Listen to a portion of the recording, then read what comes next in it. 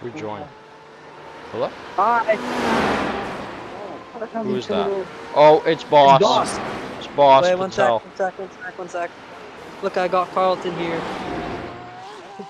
Oh, He's it's locked in Carl. everybody. Is he getting ready to drive? He's breaking What? in the VLR. He's gonna absolutely crush it.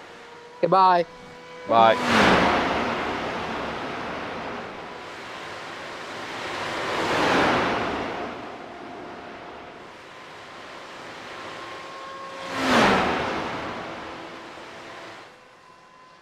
I can do it 218.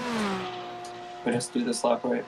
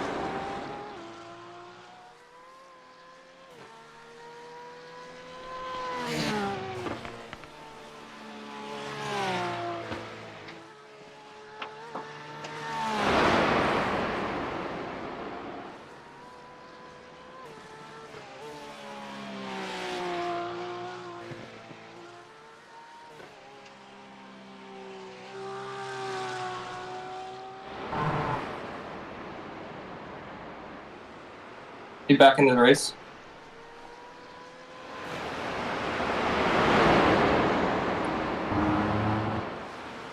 Guess not. Huh? Yeah, I am in the race. Are you back?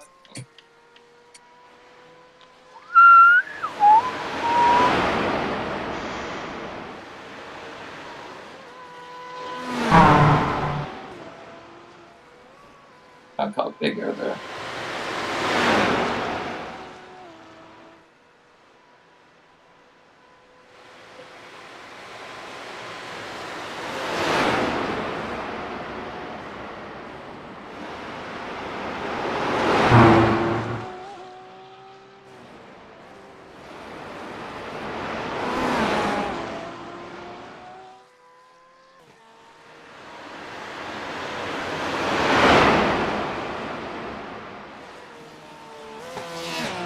Oh, I messed up the exit. No. Oh, my time is gone. Frick. That was a good lap.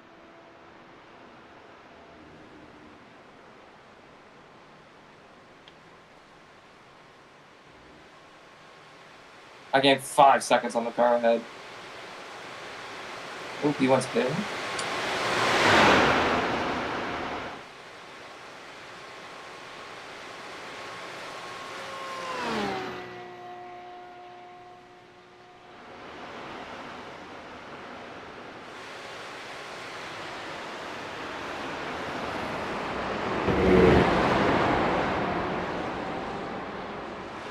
Come on. Only 2/10 up. That felt like such an amazing lap. That'll be 19 now, right? 19.8. Good job.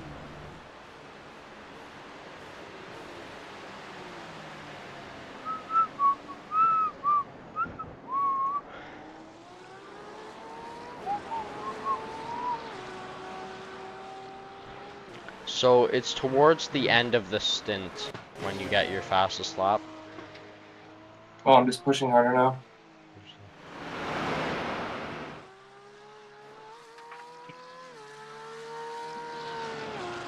Okay, we're chasing down the leader.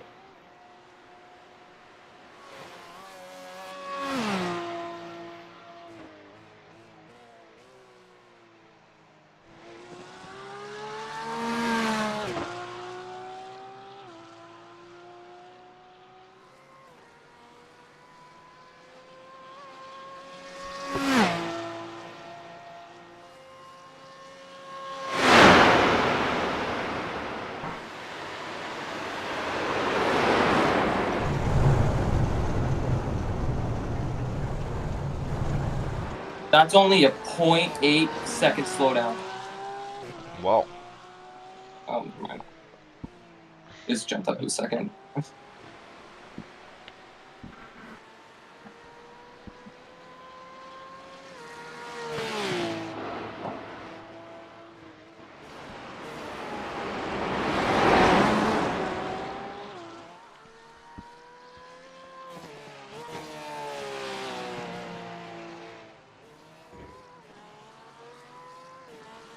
I want to go to Strata Tech Park. Why?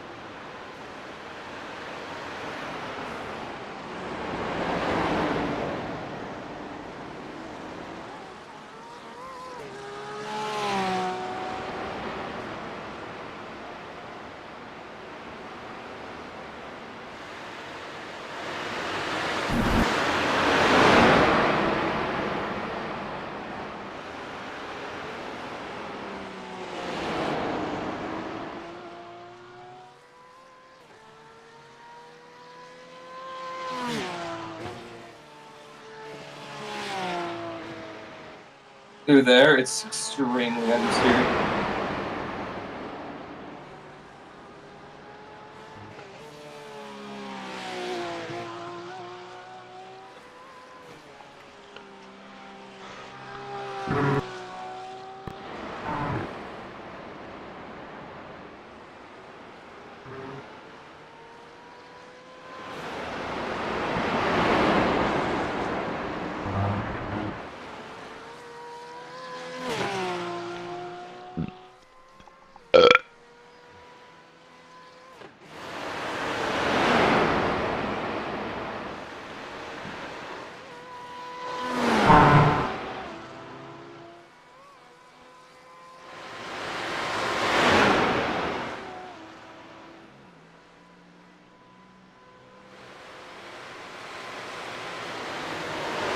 Oh my god, wait, I think P1...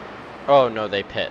That's right. They have a different strategy. They're offset by like a couple laps. So I'm driving the next stint? Do you want to? Yeah, sure. I'm just saying because you already said that we were going to do that.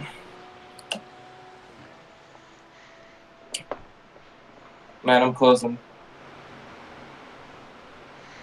I closed 4 seconds that lap.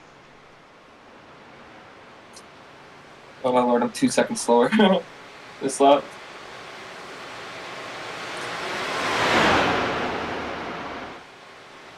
My wrist does need a break.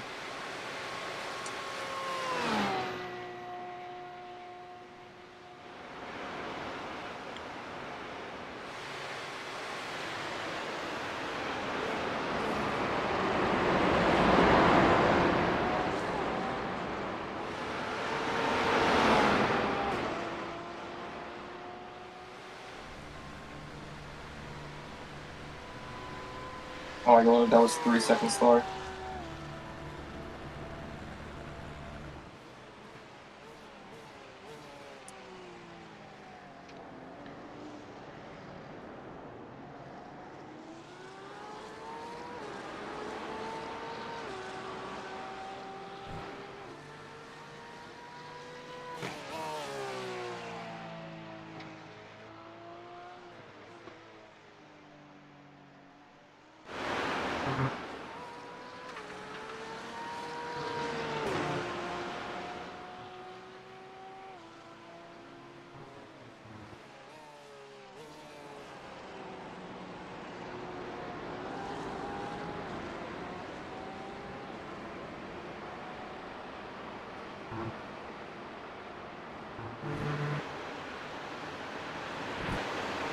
That was random.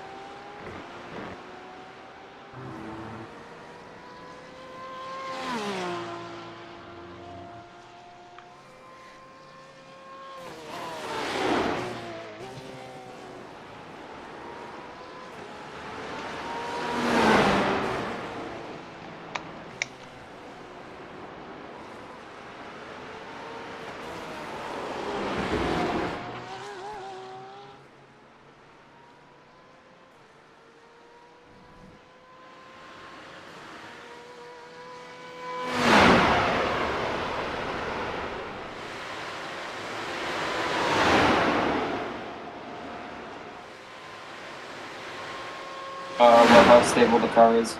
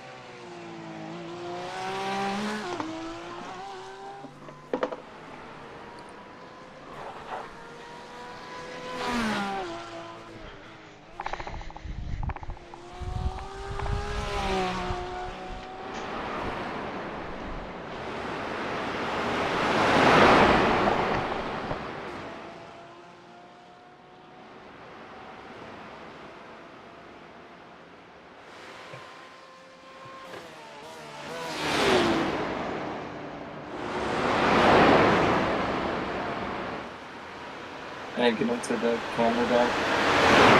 That part is super tricky.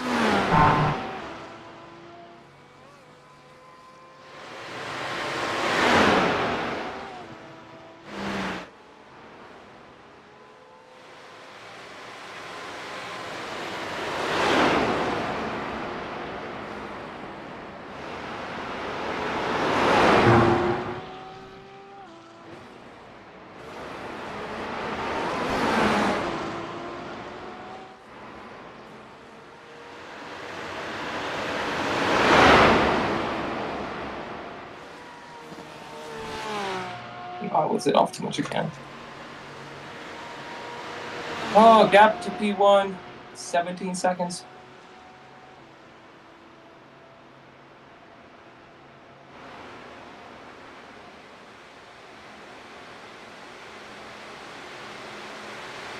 By the way, I do have the brake bias at 49.52.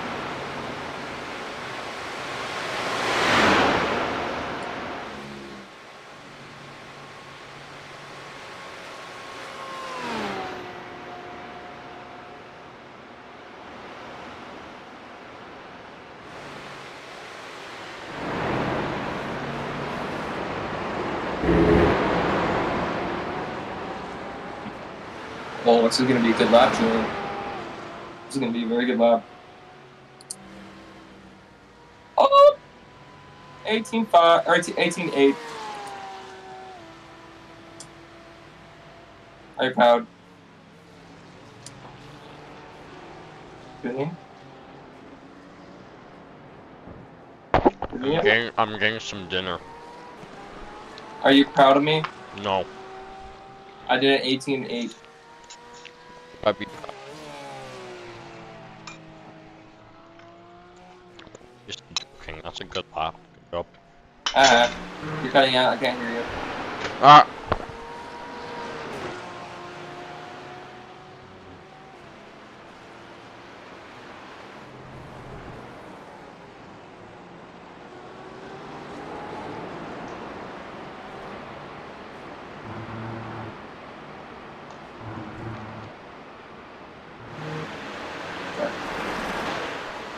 Why you give me slow down?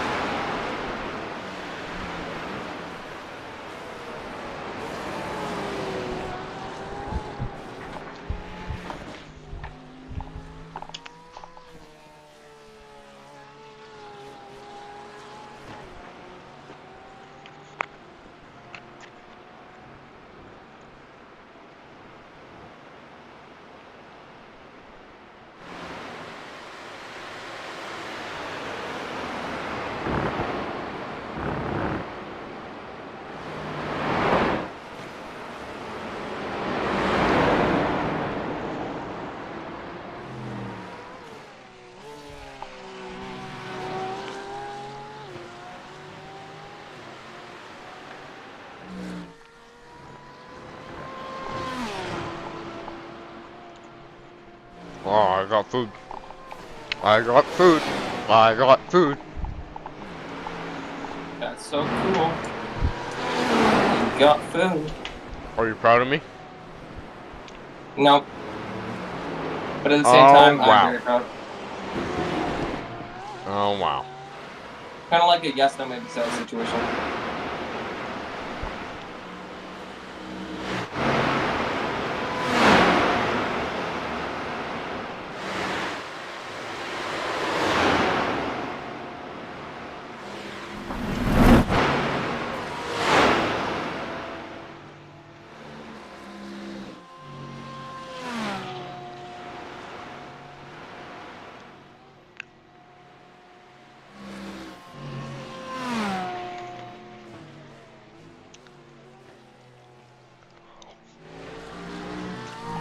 People get mad that I'm 900 die rating.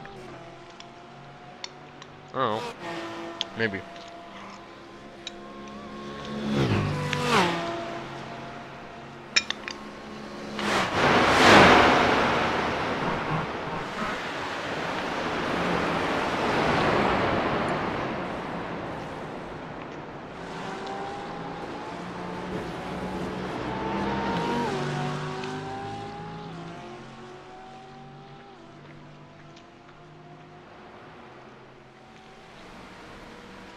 Here's some mirrors in here.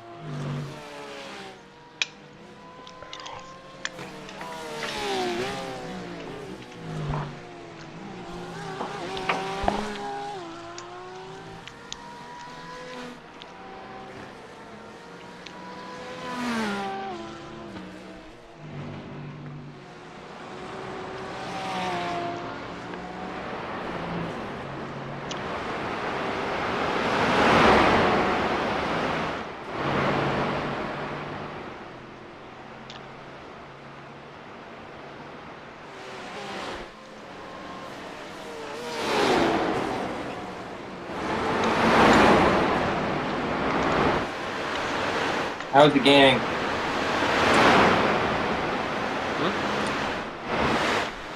I haven't gained so far.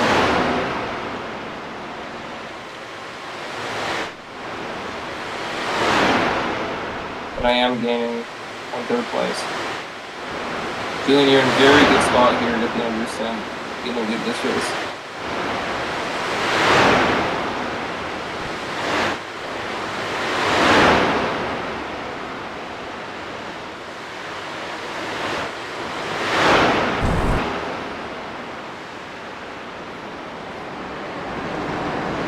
Like later in that stint, that corner isn't flat.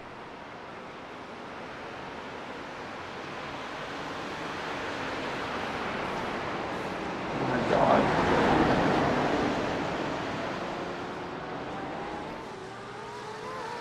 Dude, you see how slow he was through there?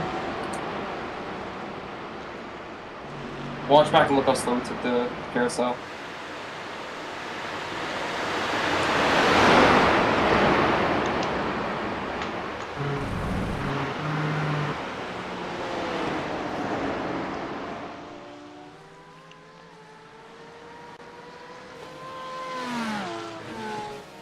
Are you watching how slow he took it?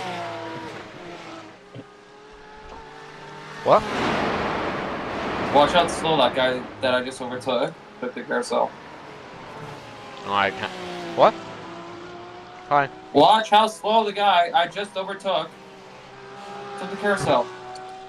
I can't. Why?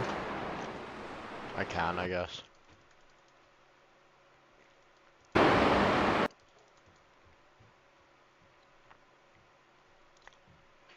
Do you want me to do the next stint? Are you not? Yeah, I am doing it, I guess. Yes, thank you. So we agreed on, that's what we do. Oh So, my so god, this he took one that is a break. really slow. Oh god, That wait, was how you, long like, until I'm plowing in the him. car? Like, Oh, really minute. soon. Okay. You're not right here. I can do 1 more. Washroom. But you probably should go. No, you don't have time for that. Chat.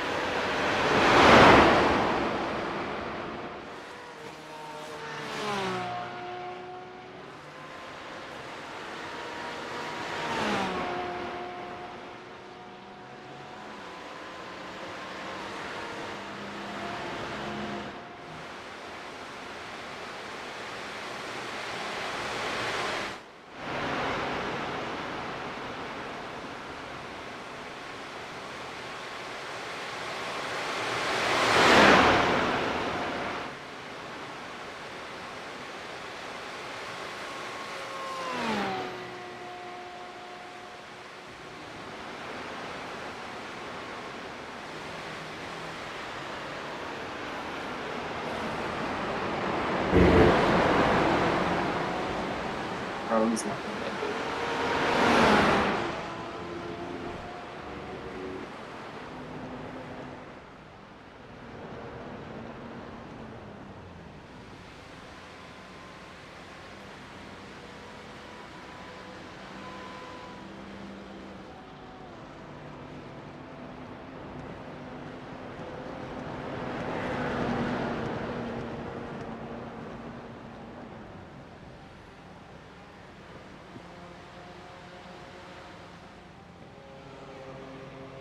Julian, I swear.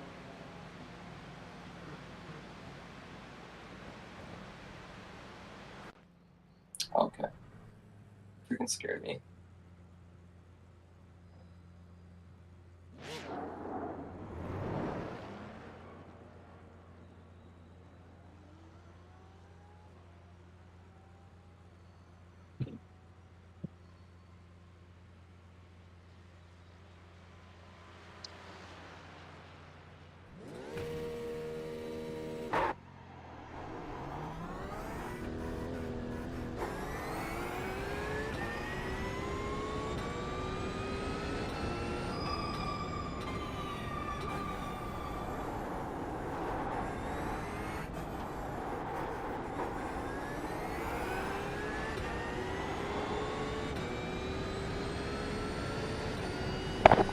Oh my god, my mic was off that whole time? I'm so sorry.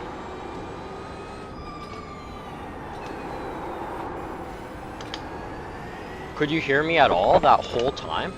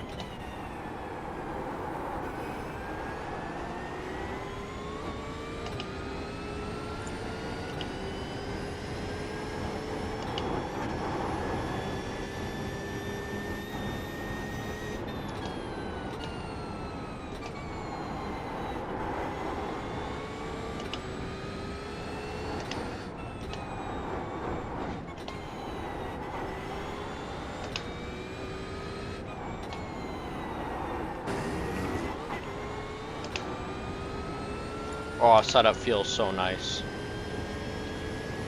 Yeah, it's really nice.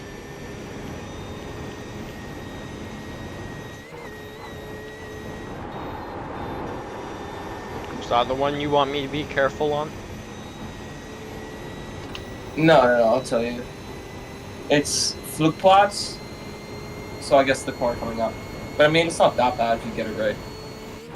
And then Bravery, and then the one after Bravery too. But honestly, I was getting able to take it flat, just so it's getting sketchy on the exit.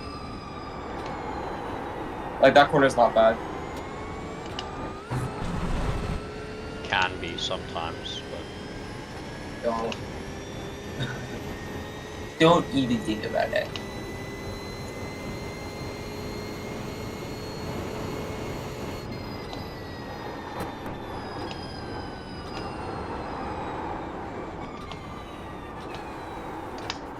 Oh, I was getting a little sketchy there. Yeah, just... Good, Just- turn it back up, the brake bias. You're at 49.77. Getting this there, just take it easy.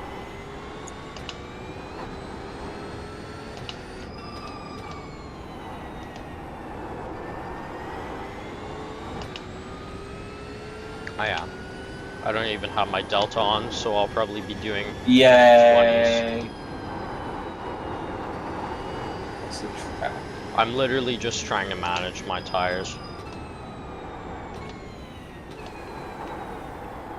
My strategy is manage my tires so that on the lower fuel, I can go even faster.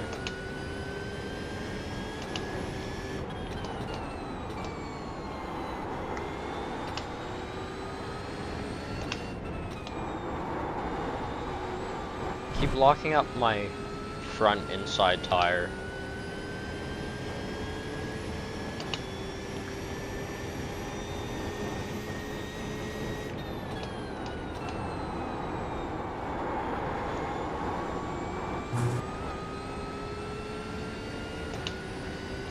Where's P-Dog? Yeah.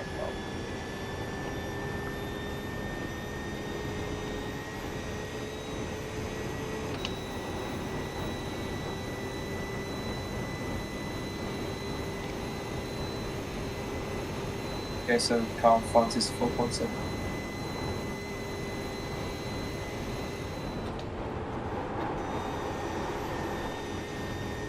That's the one you want me to be careful on?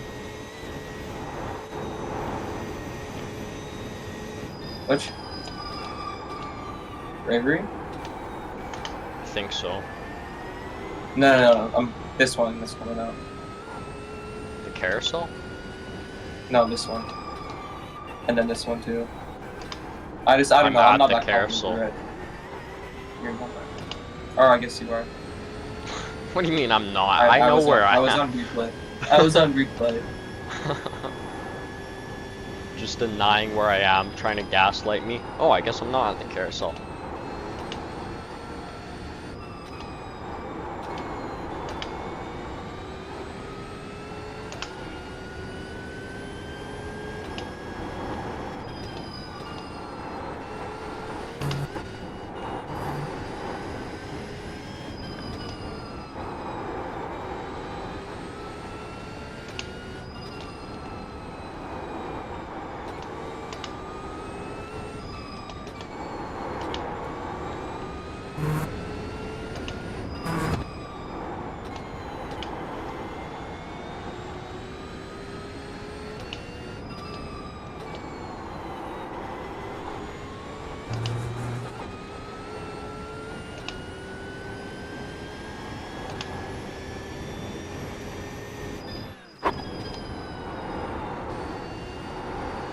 Locked there, whoops.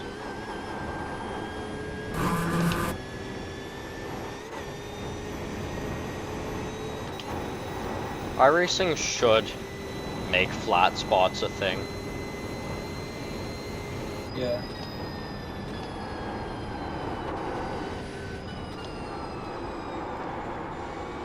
So understeery there.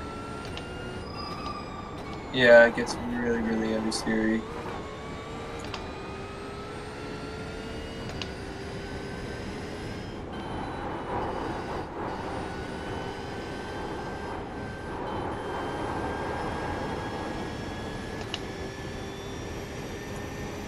Holy cow, I caught up 2 seconds on the leader in that lap. Yeah.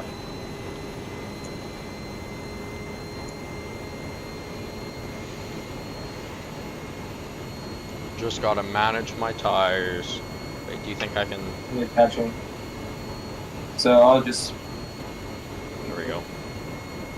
check the damage. Can you check my stream? What about it?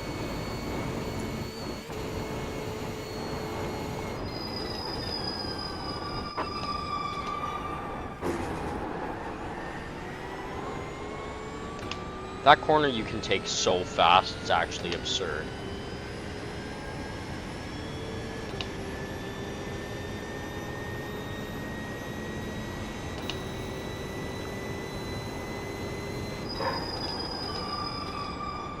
I think this guy's saving fuel. He missed the apex by a mile.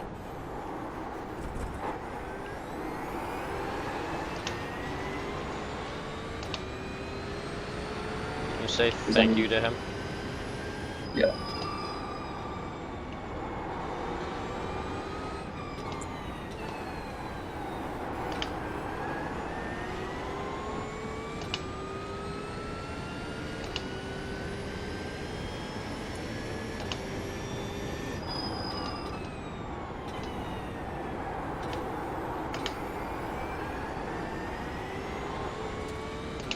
I said merci.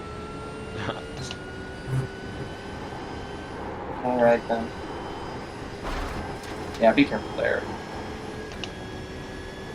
I've seen people go off and not be able to stop because of ABS.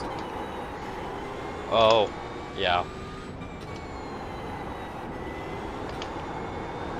Not that corner, but the one before is the one where I'm thinking of braking at the 50-meter board.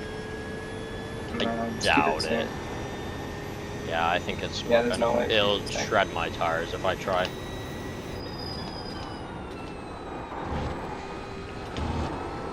Do I get off track? No. Yeah, just try and push because I got a bit too many.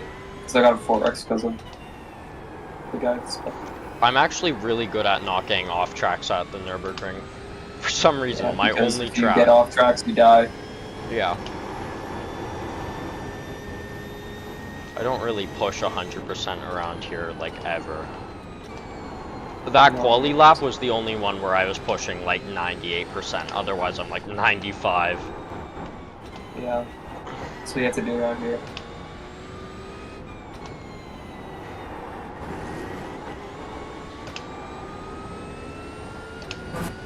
That was a fairly Nice good piece. section.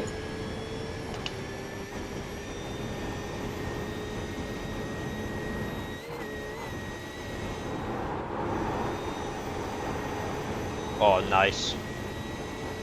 That was so fast.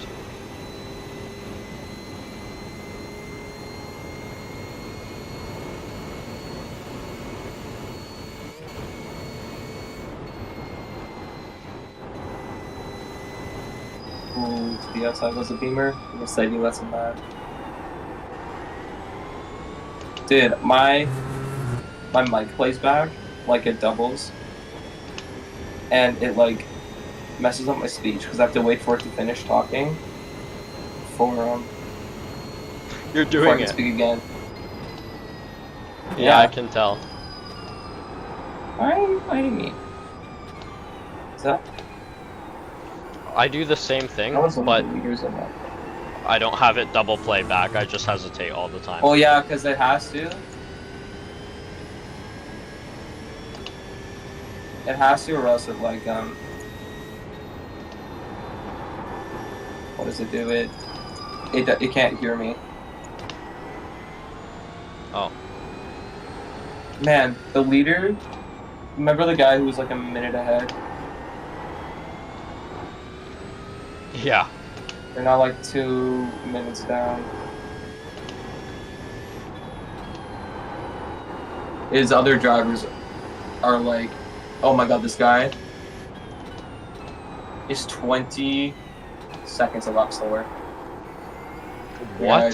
The guy that's driving right now. Wait, who? The guy for the leaders are Leon.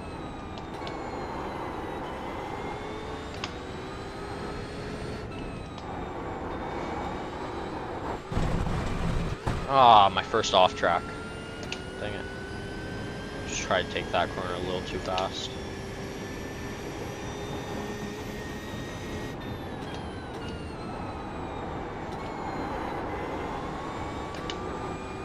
Still a little bit understeery. Nah, man, just deal with it. Just do it. It's good.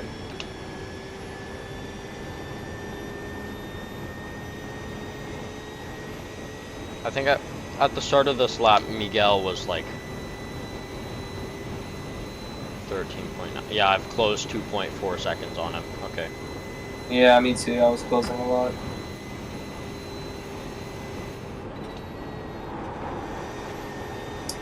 See all the incidents that happened. That corner is so much better with this setup.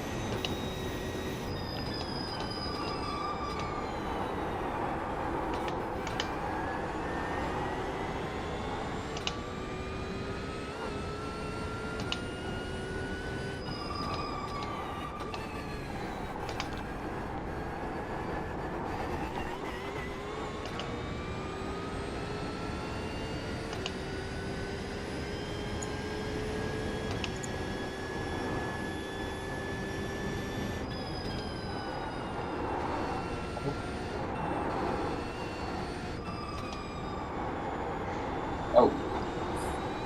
What? I'm just watching replays of incidents that happened to us. Yeah, what happened to these guys? It's close to that.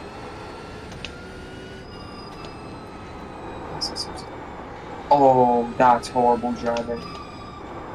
That's the worst driving I've seen.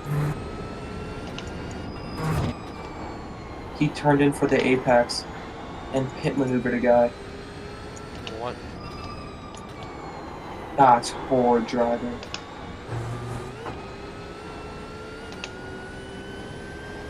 That's horrid driving. That's how you do it. I think I barely locked up there.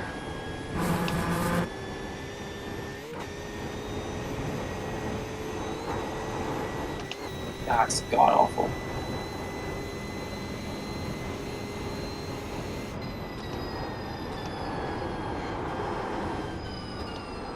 Oh, it's getting a lot darker. Yeah. Oh. What's the in-game time? Game time is 22. It's 10 o'clock. Oh, damn. It's the guy who's about to come up. Oh, we got those. Oh.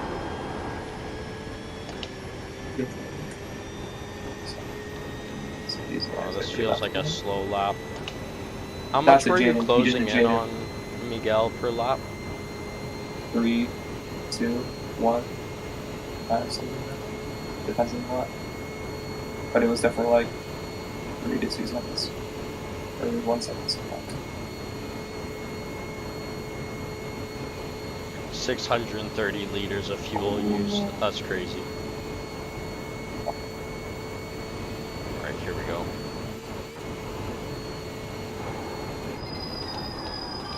You remember, you're just way faster. There's no need to push. Oh. Poor guy. Do you see how fast I go into that corner? It's so No, I'm watching scary. incidents. Ooh. Oh, he's crapping. Oh, big incident. Oh.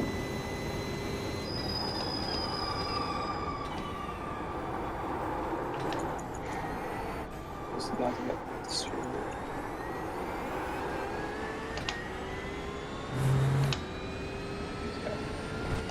What is that?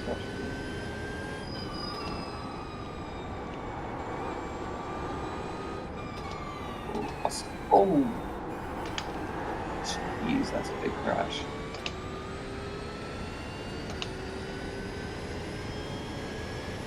Oh, he's finally good.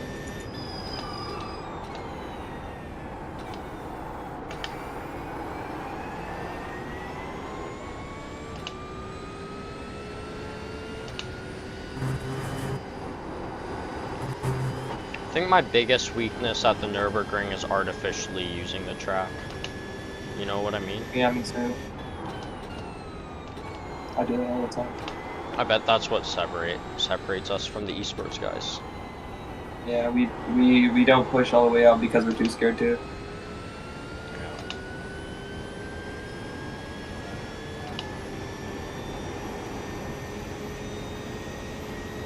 Oh no! Oh. Yeah, whatever you do not hit that curve. Dang it. Like, that's such a dumb off track to give.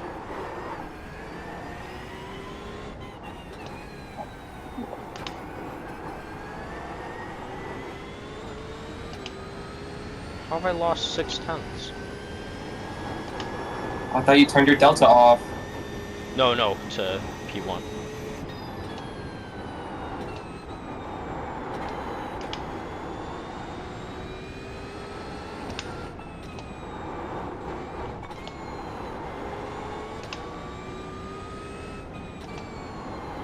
Oh, I lost 6/10 because I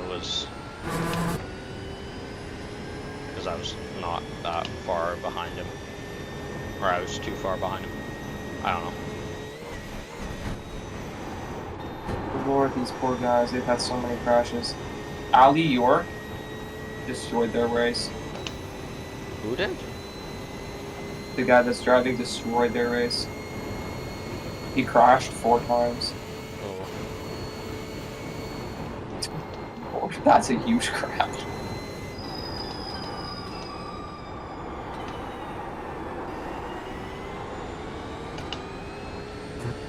Oh, the car feels so nice.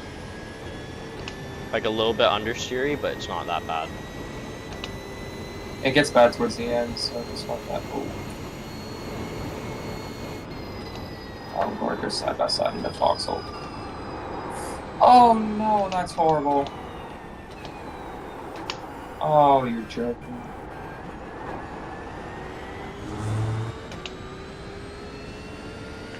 That Oh, section that's a is huge so hit. difficult. I always lose time to people there.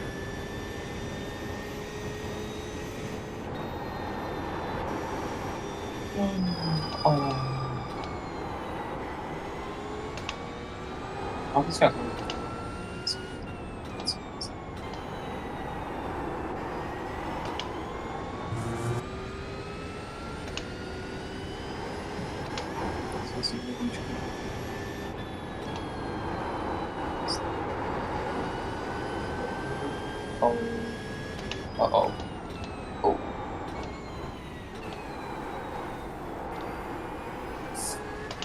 Oh.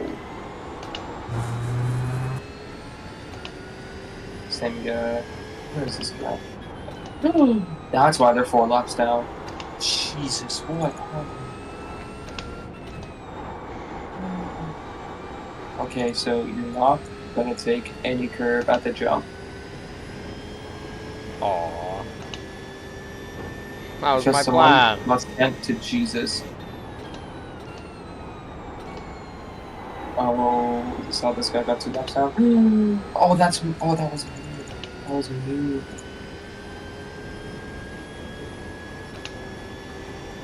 Oh. Julian, you're gonna have to walk this back. What do you think of the gap to P1? I know, I saw. They're doing it anymore. Oh, wait. There's no gap. What? What's the gap on your screen? I can't see a gap. 6.1. Oh, there it goes.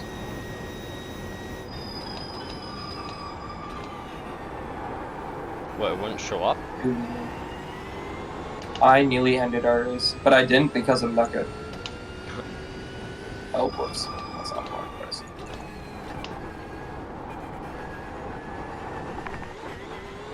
See how I launched over that? Not the sign on. The carousel? You just gotta straighten your wheel and then you're fine.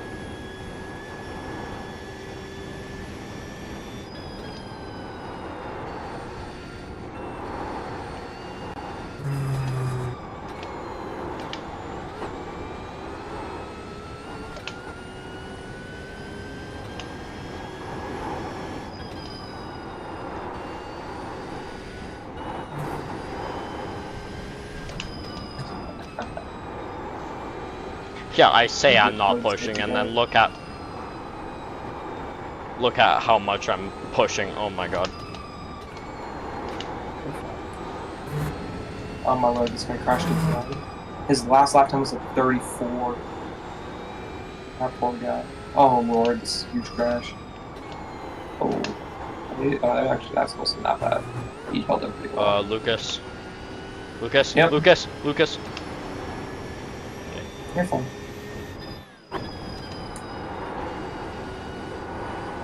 What do you mean the curb for the jump? No, some guys got sent to Jesus. But which jump? The one where you gain air. But don't worry about it. You won't. Gain air at a lot of places.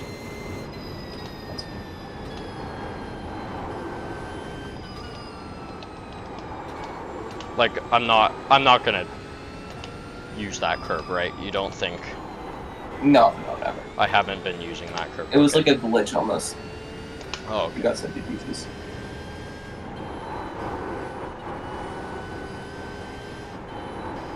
That last corner's going understeer. yeah. It's pitch black behind you. Yeah, I can't see anything. The sky looks blue to me because I turned my gamma up. It's kind of weird. I think I gained 5 seconds this lap. Yeah, you're flying. Oh. There goes my brake. I should probably reset my computer so.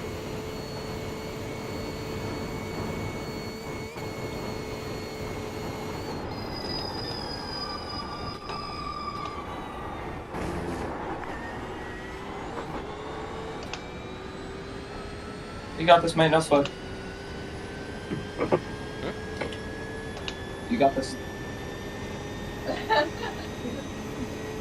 Oh, I'm coming for your best lap.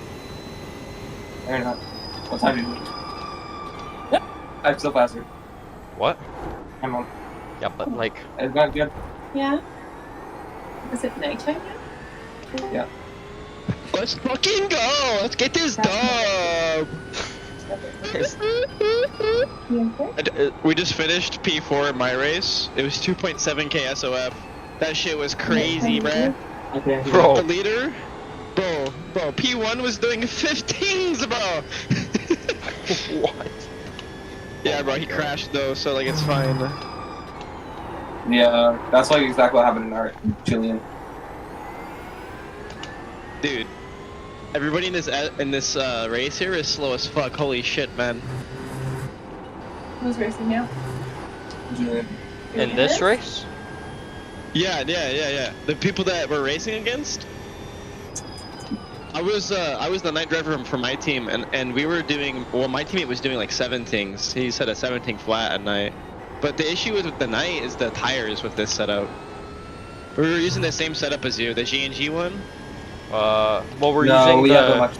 Oh, a different one. Yeah, we're running the Oh, okay. NEC.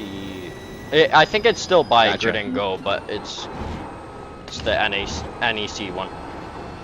Gotcha. Yeah, no, because I was using the one that you guys gave because my team liked it a lot. Oh yeah. The G&G one, but it had a lot of issues where once the track got down to 19C, like the coldest it can be, you had to overdrive the car to keep the tires to temp, otherwise you slide like every corner on ice. Yeah, so I was struggling to keep the tires above 85C, all of them. The fronts were easier. And so we were going through, in each lap, we were adjusting ABS, TC, and brake bias to change which tires were getting heated every lap. And on like which corners. Oh my Otherwise, god. like, yeah, otherwise we would just fall off on pace completely. Like, my teammate was doing like 24s, and I'm like, how are you doing that? He pulls in, all his tires are 70. He's like, it's so sketchy. And I'm like, no, let me try. So then I just go in and just go as hard as I can to get them, heated before the first lap. Yeah. In the out lap, and then once I get them heated, I just don't stop pushing, and you just push harder and harder every lap because you have to. And I'm like, all right, this is gonna sound crazy, but drive as fast as you can. He's like, why would I do that? It's a 24-hour race. And I'm like, no, you don't understand. You will do 24s if you do not push as hard as you can. Oh, dude. Remember, just no curves at fast corners. I wonder if that's the problem with this setup now. It's Our super setup is understeery fine. in most corners. It's pretty Our tires are at 81. Not bad. 81 should is probably also- try 7 down this wing. setup because this setup is very, very stable. Yeah, High speed. Of course. I found it interesting. In our session, the 6 wings was like the best. 6 and 7 wings were definitely the best because our session was hot. When it started, it was clear sky, and it was like 36 degrees Celsius on the track. Qualifying, anyone that ran a 5, like our qualifying guy ran a 5 wing and he couldn't do it. It was too slippery. Really? Yeah, it was too hot. It was way too hot. And then when the sun came up, I was driving with our we were running like I said, 6 wing. Yeah. And I was doing 19 when the track was 36C. Holy cow. And the guys that were running the 5 Watch this wings, guy. and like, Watch. holy, Julian, oh my lord. What on earth? dude, that was crazy. Barely controlled it. Wait, sorry, you were saying? Yeah, so the people that were running like the lower wings were doing like 30s, and so we were just like in like one stint we made up like minutes on people, which was like crazy because everyone was so sketched out. But we were like, dude, we have so much downforce, I don't even care. We'll just keep pushing. But the tires got up to 101. They were overheating. They started to fall off quickly. What is the optimal window? I thought it was like 90. Yeah, it's like 85 then the 95. So that area, just keep it in that area. I think we're running like 80, 77, something like that. Yeah. That's not good. The setup was good. It's just it takes a lot of driver mod to be able to drive the car on the Nurburgring quickly and then look down and see, okay, which tires where, and then drive accordingly. Like purposely go wider and deeper in corners just to heat them, because it is faster than if you were to just take the corner normally. Because if you took the corner normally, then in 3 corners you would have colder tires and you would slow down. So it was better to take the wider lines and the deeper lines, which was interesting. So That's absurd. I've never heard of that before. Not one track or car combination I've ever done that. It's So our setup's probably gonna be really different then. yeah. It's I'll have to go to a test session, test it out. But I think because you're pretty much on like almost continuous straights, the tires cool down really quickly, which is what I saw. When I came out of a corner, my tires would be at like 95C, like no issue. Then by the next corner, we're already at 85. They'd cool down by 10 degrees because of how cold our session was. How are you checking what tire temps they are corner to corner? I'm just looking at them on the dashboard. There's a dash panel that shows you tire temp and Oh, pressure. that's fair. Wait, what? Oh, I didn't know that. Yeah. Yeah. It's what you use on the Porsche to manage tires. But like the BMW, you can't because the BMW only shows you pressure. So you have to guess in the BMW. Then Me why? and Julian just driving. Yeah, we're just driving, hoping it goes well. Pretty much, that's how you drive the BMW, right? Yeah. Well, we're driving Just the drive it. Porsche, but Yeah, I know. I'm just saying, BMW drivers are just like, it's like, if you want to just like not try, you just drive the BMW. Because it'll just carry you. The BMWs in our session, man, holy fuck. There was one BMW, I swear he was running 3 wing because on the straight, he just... Dude, that's so true. On the straight, so they're just fast. overpowered. Yeah, they're so fucking fast.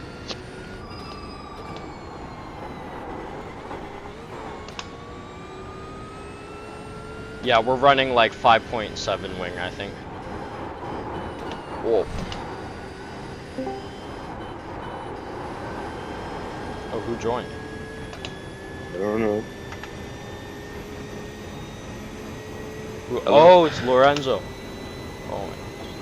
Alright, let Yo, but me everyone's try out like the being setup quiet though. sometimes because people's focus. Yeah, I personally really like this setup. I mean, it's understeery, but you can fix it with driver, of course, and brake bias. I put mine to like 49.7, maybe 49.5. I might change it too.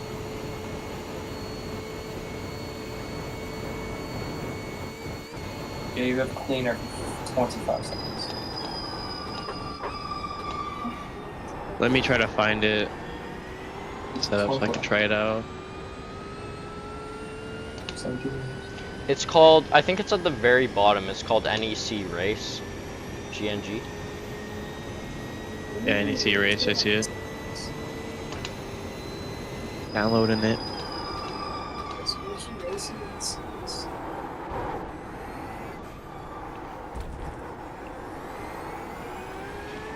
This is gonna be weird. I just drove for 8 hours in one setup. Honestly, hearing how Julian liked the old setup, or hated the grid and go, you should probably maybe like this one more. I like the setup you guys provided. The G&G. I took. Well, I'll tell you which one we used. My team used. Are you trying to double apex that, Julian? Yeah, I missed it. Yeah, you gotta slow down. The one that we used was called G&G Porsche Nurb 24. Yeah, that's the one we gave you. Yeah. It was like, I thought it was really good, but we just hadn't done a lot of testing with it because I was doing the GT Sprint series a lot. It was excellent. It was excellent. You could have held fluke plats flat, except for the outlap. And that's Oh, really seriously? impressive for a 6-wing, yeah. Cool. But only at night. Once it got daytime again, you had to lift more. Right. And then the other faster corners, you have to lift a lot, though. It was kind of unstable, and it was kind of goofy in those corners, but beyond that, it was insanely fast on the downhill. The fastest part of the track, of course, you know. Oh, Not yeah. like in speed, but like in having to corner. Yeah, yeah. Alright, I will test Ah! it out. Test session. You good? Yeah, I'm fine. Just got some dirty air and I didn't expect the rear to be that slippery. Yeah, so just when Julian's driving, just be a little bit quieter and not talk too much. Yeah. Yeah, I mean, I'm it's even not hard for being me. very talkative because just like Yeah, because he focusing, needs the tire noises to building the drive. gap.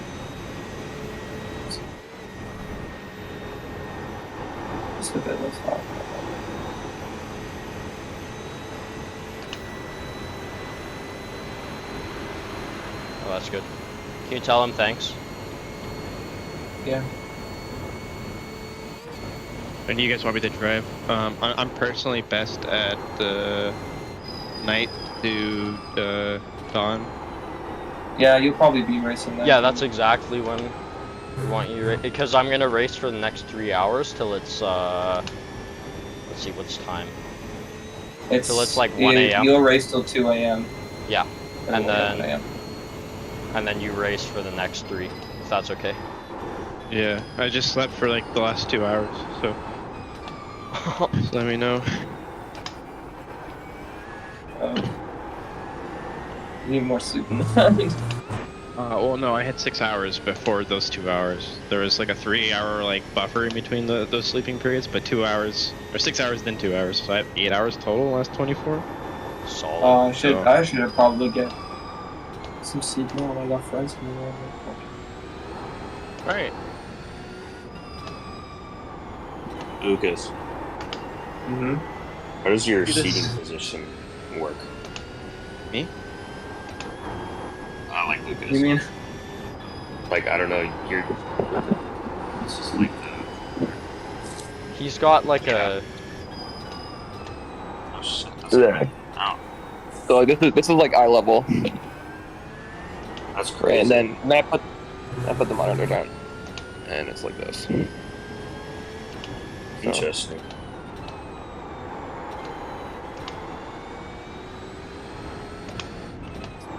My steering wheel's like 15 degrees pointing up.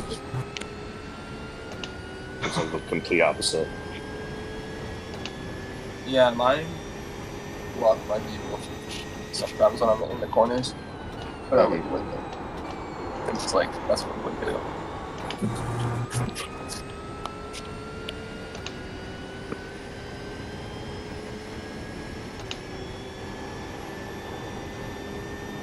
What kind of times are you running, Parker? Depends on the temperatures, but around 20s is my target typically. Oh yeah. Nice. Yeah, that's where we're all running. Yeah, like I Well, said, then at you won't be night, like- at night we were running so fast, it was actually really difficult to keep the car on the track because of how fast and how hard you have to push. So we Right. were running easily sub 18s every lap. I mean, I was running 20s with traffic, like sitting behind a fucking GT4 for like 3 corners, and then I would still run at 20. It's like, what the fuck? What? Yeah. Yeah. It's only GT3s. and It's all GT. GT3. It's I crazy. saw that. I was like, this is gonna be easy. Yeah. Yeah. Our had that for the GT4 filled us Daytona 800 24, I rating. Wait, what? We Sorry? had a. Our It was GT4. 800 I rating. The Yeah, average 800. SOF.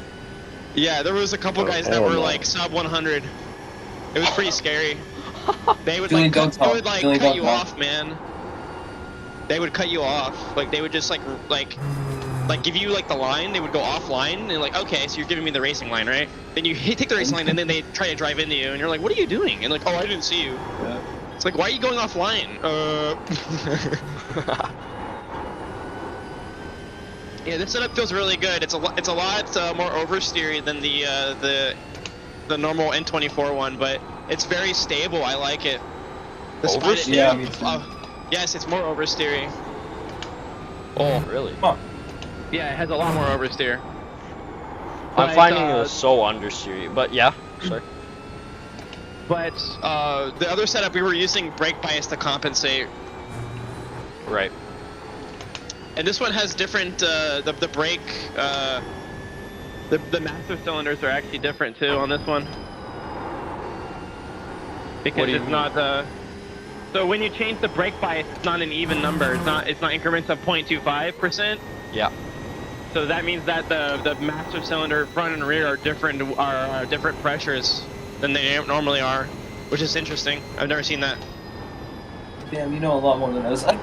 Yeah, it's just something you do on the Lamborghini typically, because the Lamborghini has a really hard issue with braking, because of how oversteery that car is.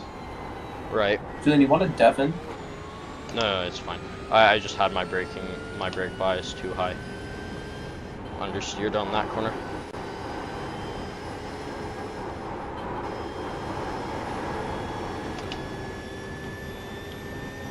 Yeah, I'll drive this. I like this setup a lot. Is it better than the? I'm just finding the what is it? The double right hand. What's it called? Blue Flip clutch. Yeah, That's the fluke flat clutch. one. Yeah, that's not flat in this setup. It seems. Or maybe No. it It's the is. only flat. But it's like it's nice though because it's just a stable setup. Yeah. Yeah, it's very stable despite it being very low downforce, which I'm impressed with.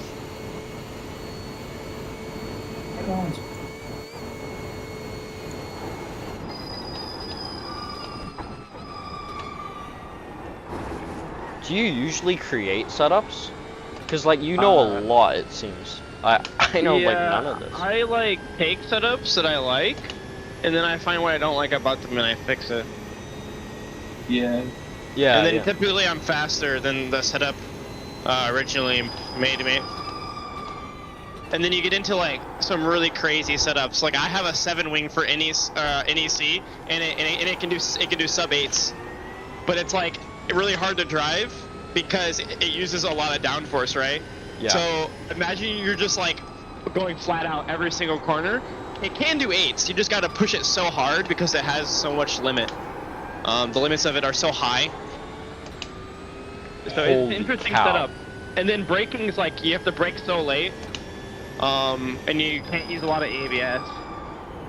So it's a really hard thing to drive. But if you can do it, it's a fast fucking setup, and not many people like it. Can you It's a send it? momentum based. I would love It's to a drive that. Yeah. Sorry. Yeah, I'll send it to you. It's a momentum-based setup, but it's extremely understeery, so you have to use a lot of, let's say you're moving your braking phase into the corner, and because you have so much downforce, the car can handle it. That's the idea, and it works. But the lines are different.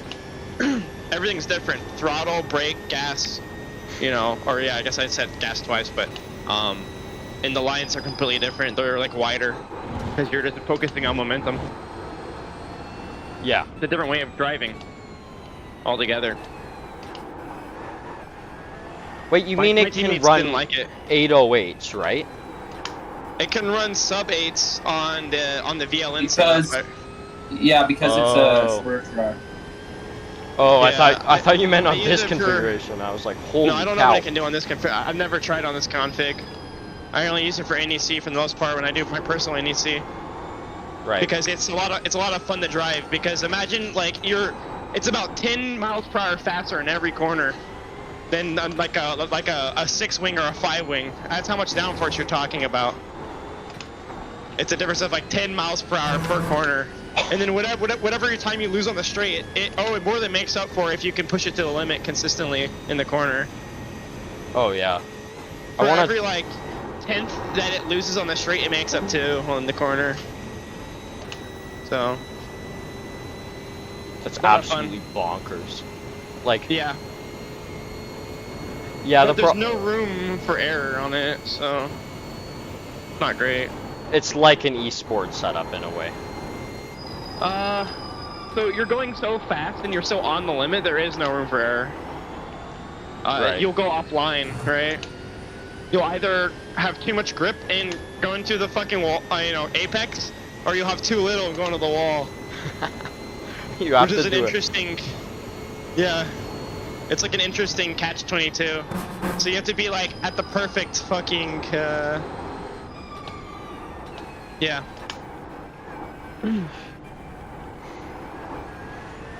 But that's always good for driver training. Like that's kind of how you can want be. to set up to be Yeah, if you're like an it carry esports driver. max speed. Yeah. That's all it's designed to do. If you're in the toe of a BMW, it's almost as fast as a BMW in a straight line. Despite it being a 7-wing, because there's not a lot of rake, so like the height differences from the rear and the front isn't a lot. Right, so that it's like less drag. Yeah, it's less draggy, yeah. But it has a lot of wing, so it pushes the ground. It pushes the rear into the ground a lot better. Does it like spark at all? No. It doesn't have height issues, but it's as low as you can make it. So Right. Do you just experiment with these setups all the time at like during the NEC races. Yeah, I just do like test session, and I have like a set settings, like temperature settings and everything, and I just compare setups at that temperature. Right. Yeah, there are some tracks where you can't do that, like Watkins Glen, because it's always hot there. But I prefer to make a setup really fast in the cold. And the Nurburgring kind of best reflects how a setup will perform because it's such a long track, and so like if you have a minor gain, then it really shows that you've gained. Yeah, exactly. But my optimal time on this track with the 7-wing setup is a 13.5, I think. Oh my god. I'm looking at it. Yeah, no, it's fast, man. And what's your I rating again? It's like 3. You're like 3,000. It used to be 3K, but I don't do hourlies usually. I just practice for the endurance races, so I don't gain I rating usually. I'm like 1.7 right now, but it doesn't really reflect anything, I don't think. No. Because I can go into any 1.7 ISOF field right now and dominate without even trying. Right. So, like, I did 3 races, and they were all podiums. They would have been first place, but I crashed. So, but I was using it to test the setups, to be honest. Because the only way you can test the setups against other cars is racing in the VRS races usually. So you lose a lot of I rating trying to test setups too. Right. That's probably. That's like the last step, is see how it does against other cars. The cool thing about the 7-wing setup I found is that you can overtake in almost any corner.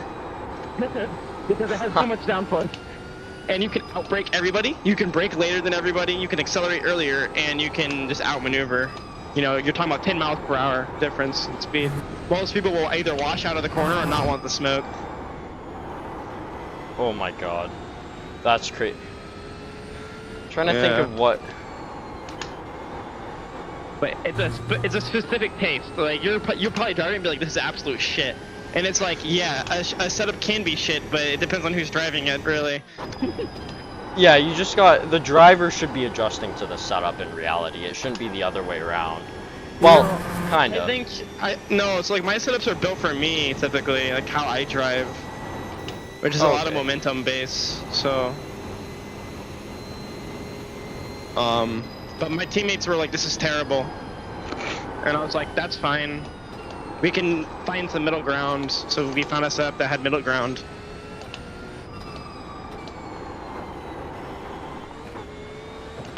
Yeah, Lucas, I saw your message. Hold on. Sorry, I'm. Oh, it's way looks great.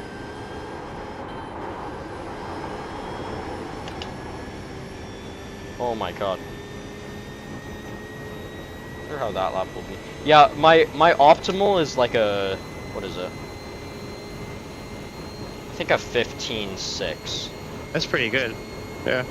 Like, I haven't really practiced this track that much. Usually I'm, like, on pace with the 8,000 I-rated guys, but this track is just so different. It's so hard. And there's so many setup possibilities from what I'm hearing, I guess. Yes. Because there's so much variance in the track layout, like the different corners. You can make a setup for a specific kind of corner on the track, which is interesting. I saw a lot of that with the BMWs, where the BMWs would only be fast in one sector and in the straight, and I was like, that's weird. Yeah, they'd only be fast in like a couple of the sectors. It's either the first half or the last half. The first half of the lap is all high speed. The last half is low speed, medium to low speed. So if you were to make a setup, you pick a half, and that's how most people do the setups, I find. And whenever on my cross-testing setups, I find that one setup will always be faster through the first half of the lap, and then the next one will be faster, and then they usually even out at the end, right? They break even because of that. Right. Yeah, The Nurburgring is mostly comprised of like medium to high speed corners though, isn't it? Yeah, exactly. When I say low speed, we're talking relative here, you know? You're cornering at like, 100 plus miles per hour. So Yeah. when there's like a corner that you're taking in like 4th, 3rd gear, that's slow in the Nurburgring, so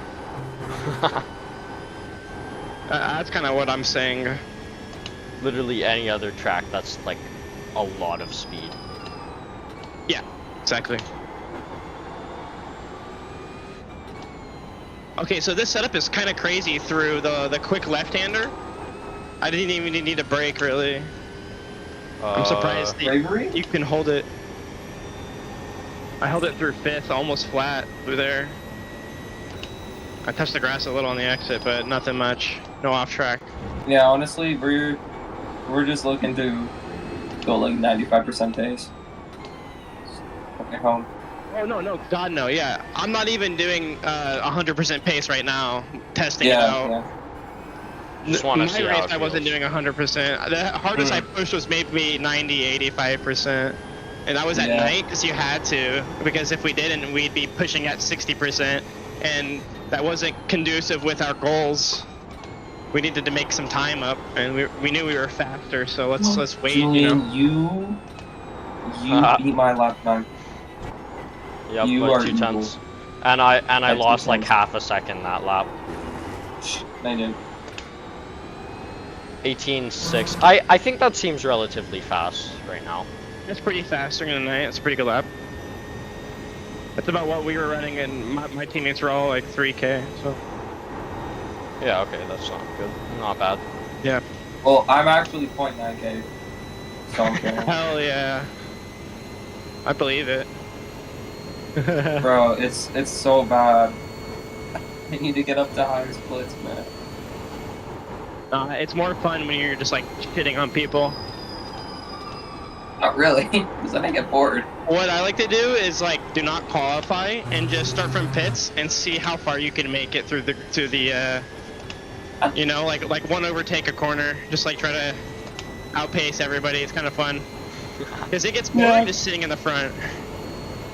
Exactly. I win so much, I don't want to win anymore. I get bored. Your staff. Yeah. I might have to go start driving an F1 just for fun. Beating Max.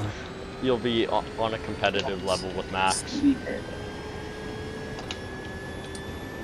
Oh, Well, am yeah. I pitting this lap? Did you see he went directly from qualifying for F1, he got pole position, and then an hour later he was in his sim rig I know. racing 24-hour. Yeah. He's racing like right now. They're in first place, they're winning, so. Oh yeah, they're winning by like 40 seconds or something like that, aren't they? Yeah. Last time I it's like- checked, it it's was something like 25. that. Alright, just let me know when you want me to get into the car. Yeah. We're like...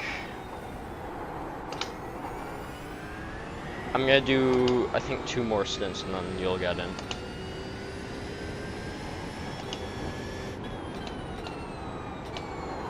Are there any setup changes you would make to the... Like, obviously we can't make them now, but I'm just curious, like, what do you think of the setup?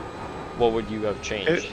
It feels fine for what it is. I just I like more wing from a personal level, so Yeah. it's a little squirrely on some of the quicker corners The where high you speed kind of need the section. grip. Yeah, Right. where you need the grip, it's kind of squirrely, but that's not a bad thing necessarily. No. It's just scary.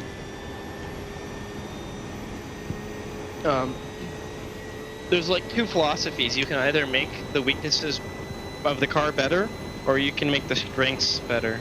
And I typically make the strengths better because it'll give you a disproportionate advantage in a certain corner, right?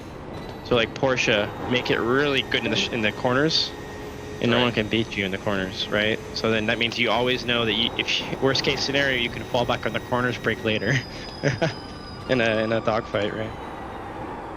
Right. If you make your car as balanced as possible, and they make their car as balanced as possible, then you're just gonna be just sitting, waiting for a mistake at that point. You're not gonna be able to leverage any advantage. Right, of course. It's just a matter of perspective. That's kind of what I'm... Is that what I'm doing in real life? I don't know. I do real life racing, like karting, and everyone just goes for the most extreme setup as possible. Like if you're not, I'm trying to think, cause it's like there's no gears, right? It's a 1-speed. It's so easy to bog, and everyone sets up their car or their cart to be really fast on the straights, slow in the, and then really boggy out of the corners. But you can still That's minimize that bog, which is where like all the driver advantage comes out of. Yeah. Like I think someone was running like 2 teeth lower than me, which is like, you know, 4 kilometers an hour higher on the straight, and he was like barely bogging, whereas I was bogging with the 2 teeth higher. It was crazy. Yeah.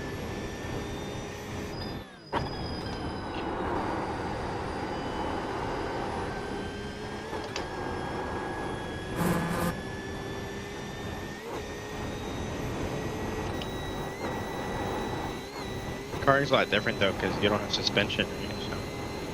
Yeah, you have to. Hold on. Your body is the suspension, or like the whole chassis is the suspension, effectively, right? Yeah.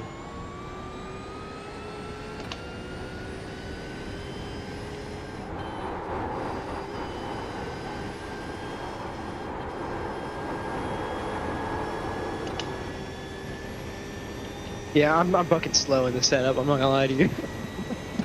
You're slow in the setup? Yeah. I hopped in. I did 1 lap. I did an out lap. Then I did like a 80% lap, and I did a 22. Okay, But that's fine. The track was like 66. Holy cow! Yeah, Yeah, no, so you'll be fast then when you get in. That's like my default setting for like testing setups. Is max rubber on the track, and then minimum temperature, minimum humidity. And see how it handles. Yellow, yellow, yellow. Oh, you meant Fahrenheit. I thought you meant Here. Yeah, I know. It's cold as fuck. It's like 19°C. I thought you meant Celsius. I was like, oh my god. No. It's pretty much the conditions you're in right now. Right. And it's... Yeah, I'm slow in it, so... It's fine. You'll I'd probably adjust. I'd like... Yeah, most likely. I tried to take a lot more speed in the corners, and then I would just wash, because there's no wing. And I have to remember, I have to like hit myself in the hand. God, there's no wing on this thing. What am I doing?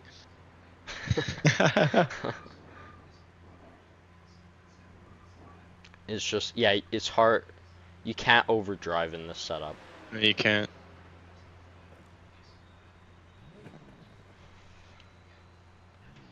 Bro's eating some cheese. What?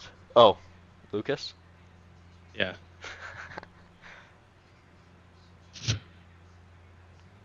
Alright, wait.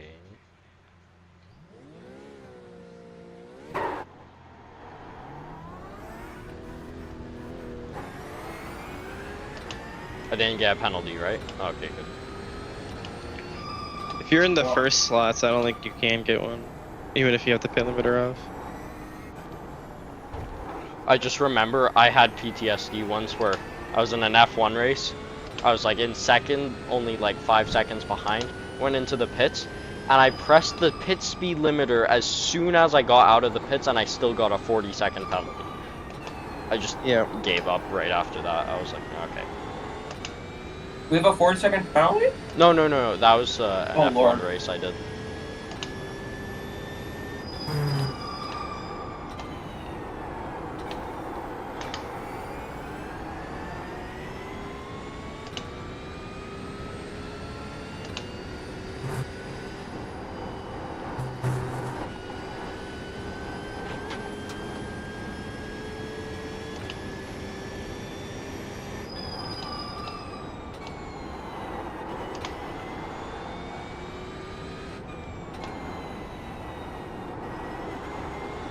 On my game crash? Did I it? don't think my game just crashed. Uh-oh. Oh, maybe not. think it's a bit.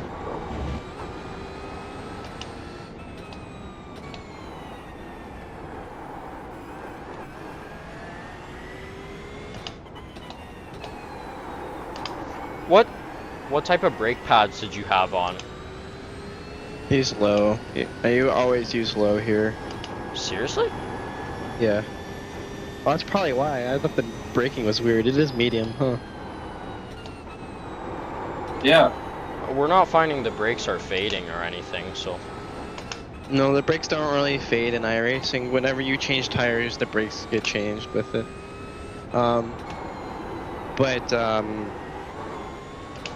When you run low, you have finer control of like the brakes. So. Yeah, You I just guess. can't brake as hard. Yeah, it's a lot easier when you're doing high speed maneuvers while you're trying to brake, which is a lot of that. So, We put it to But- medium because we were in a practice session and like just getting destroyed in the braking zone. So we were like, okay. Yeah, there's no downforce, so Oh, that's a good. Oh, that's probably part of the reason as well. yeah. For reference, a 5.7 wing is going to be a 50 meters earlier braking point than a 6.7. And Really? a 6.7 is like 25 to 50, depending on the corner, to a 7 wing. Yeah. I was doing a lot of testing on it in the different braking spots and the different lines. And I mean, the lines are different, the braking points are different, throttle's different. It's a completely different car between each, different wing level. The higher downforce you put on the car, the more like curved, the more The more drag it'll have. No, like the more elliptical the line becomes a lot of the corners, and then some other corners it's just a straight V out, right? Oh, I see what you mean. So you go for an earlier apex versus a later apex. So like the first hairpin going on the Grand Prix on like a 7 wing, that's a V. I mean, you go as steep as you can pretty much, and then turn it, and you put all your rotation 1 point on the middle of the corner, right? Go for a super late apex. Right. Versus like the 6 wing, you go for a really wide entry, and you try to carry as much speed through the corner. Because you want to keep that speed for the straight, versus the higher wing setup, you don't want to keep any speed for the straight. You just want to get through the corner as quickly as possible. And so the quickest way through a corner is a V, right? So Yeah. that's why like F1 cars, they always V out their lines. The more downforce you have, the more of a V a lot of those hairpins. No, pretty much all hairpins become. So. But then higher speed corners, it's more of an elliptical shape, isn't it? Yeah, exactly. Because you want to brake less and lift less, exactly. So you want to carry more speed. So it just depends on what your target speed is through a corner. So hairpins, it's going to be a lower speed. Higher, quick left right-handers is going to be a higher speed. So it becomes a much more wider line because of that.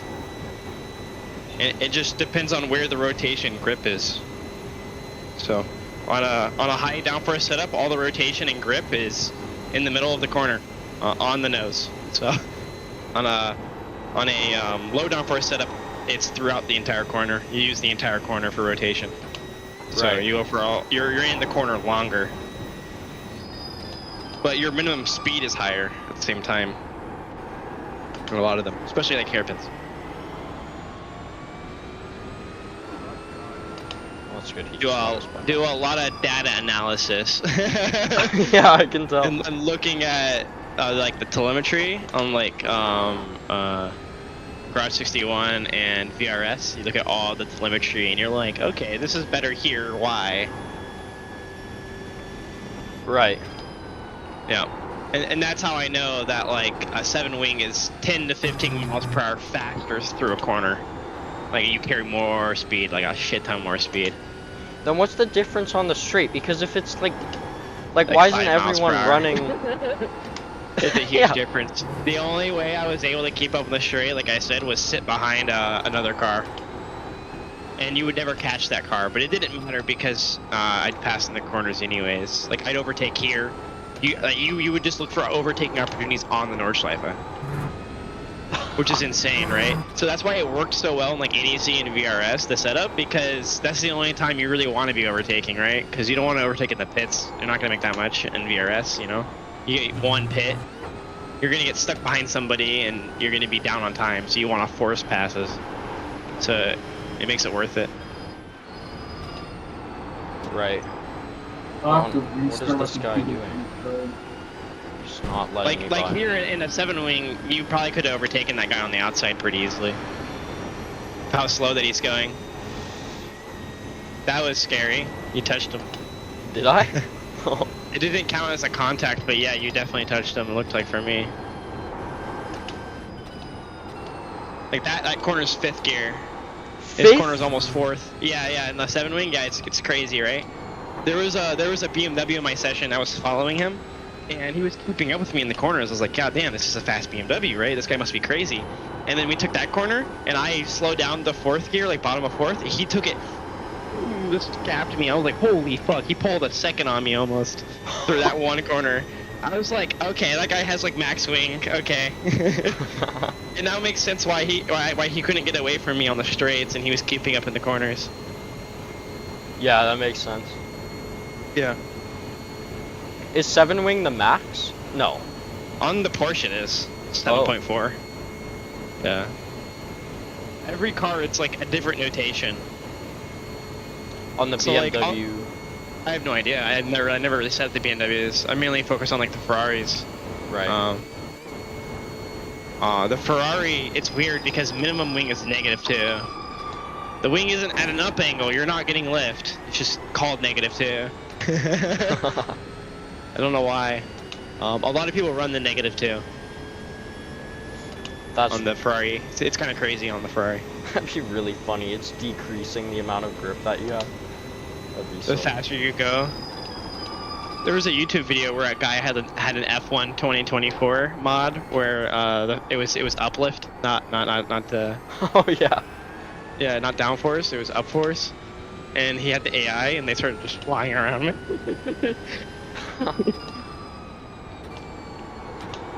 And then he added like more gravity. He was like, "How much gravity does it take to stop an F1 car from flying?"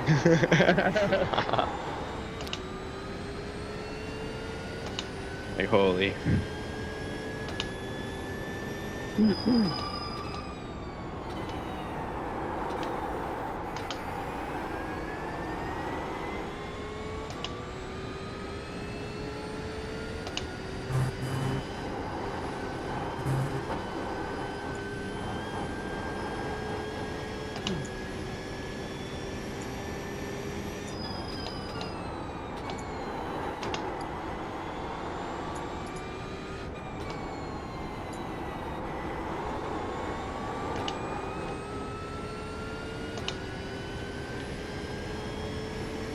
I really want to try a really high grip setup now.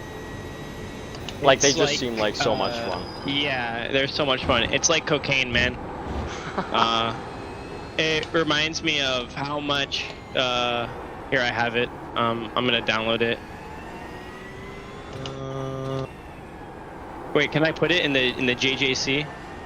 What is it? The setup? I called it NEC improved. Oh yeah, Add to sure. My setups. They go in. Hold on, let me look. Yeah, so it's called 24S2 NEC Porsche FG improved. It's a 7.7 wing setup. It's max downforce. But the grip levels in the front are the same in any other setup pretty much. So like 44% in front. So it's literally, it's like the same setup, but it just So it has so much more grip. it's fast. It's gonna feel like it's understeering, but it's just really like balanced. It's similar to how like Lewis Hamilton freaking drives. You know what I'm saying? Like Yeah. where he just understeers. So it's so stable that you can literally just slam on the gas out of every corner. And you won't just grip up. You won't lose grip out of every corner pretty much. And then like flip plat's flat. This one right here is flat. What? Yeah, it's flat in that setup. It's really easy to do flat actually. You gain like 4 temps on people by the end of that corner. Yeah. Oop. That one left-hander where you have to downshift into 5th. Yeah. It's you lift like 50%, you downshift to the fifth, and then you gas out of the corner. You don't even like. It's so fast. You don't even really lift for it. Oh my god. Yeah. It's unbelievably fast. It's like driving a prototype car. So it like. No, yeah. Oh my god. It handles like one. It handles like an LMP3 now. That's absurd. It's gonna feel really weird though, because there's no rotation on the car whatsoever. But as long as you get your rotation done early, you'll be fine. Right. That's how you're supposed to do it, right? You use a lot of slip angle. So it's just. Good. Yeah, it's like so stable. You can abuse slip angle, and just slide through the corner like you're an LMP2. That's how you drive an LMP2, so. And LMP3. That's yeah. I'm really fast in the LMP2s usually, like. Yeah, I was in a session with Thomas Ronhar and only like a 10th off. Yeah. Usually. And yeah, that's how you drive it. It's just Sliding. yeah, on the limit So, all the time. Yeah, exactly. And so then you gave me like a 6 wing and a 5 wing, and I want to slide it, and it just dies. I was like, oh god, I'm in the wall.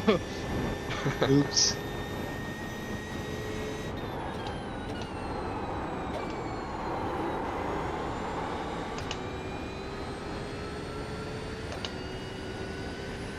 I've never really thought about how many straights there actually are on the Nurburgring, because like maximum downforce seems the way to go, but now that I look at this part, it's like, whoa, hold on a minute. You'd be going like 5 miles an hour slower. Yeah, of course.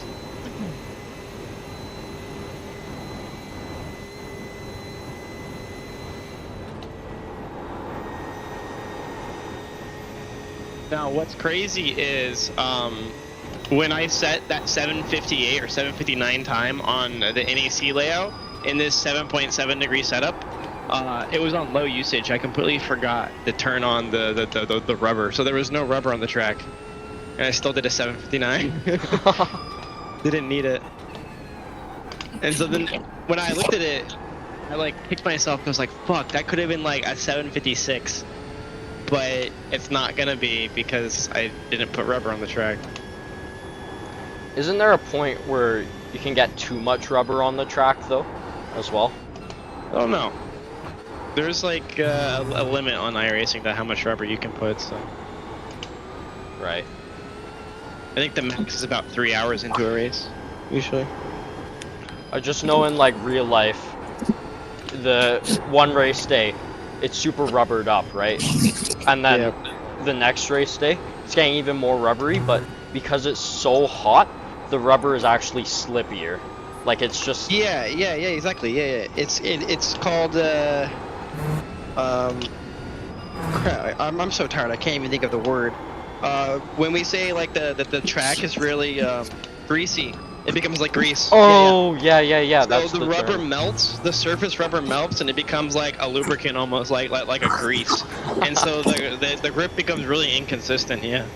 If you raced at Daytona 24, you know exactly what I'm talking about, because the Florida humidity, the second the sun came up, the humidity skyrocketed the dew point, and so then the track was wet essentially, and then it was like 5-10 degrees hotter because the sun was up now, and so then the rubber was like all greasy, and so I remember driving, because I was the night driver and I was taking it over into the morning.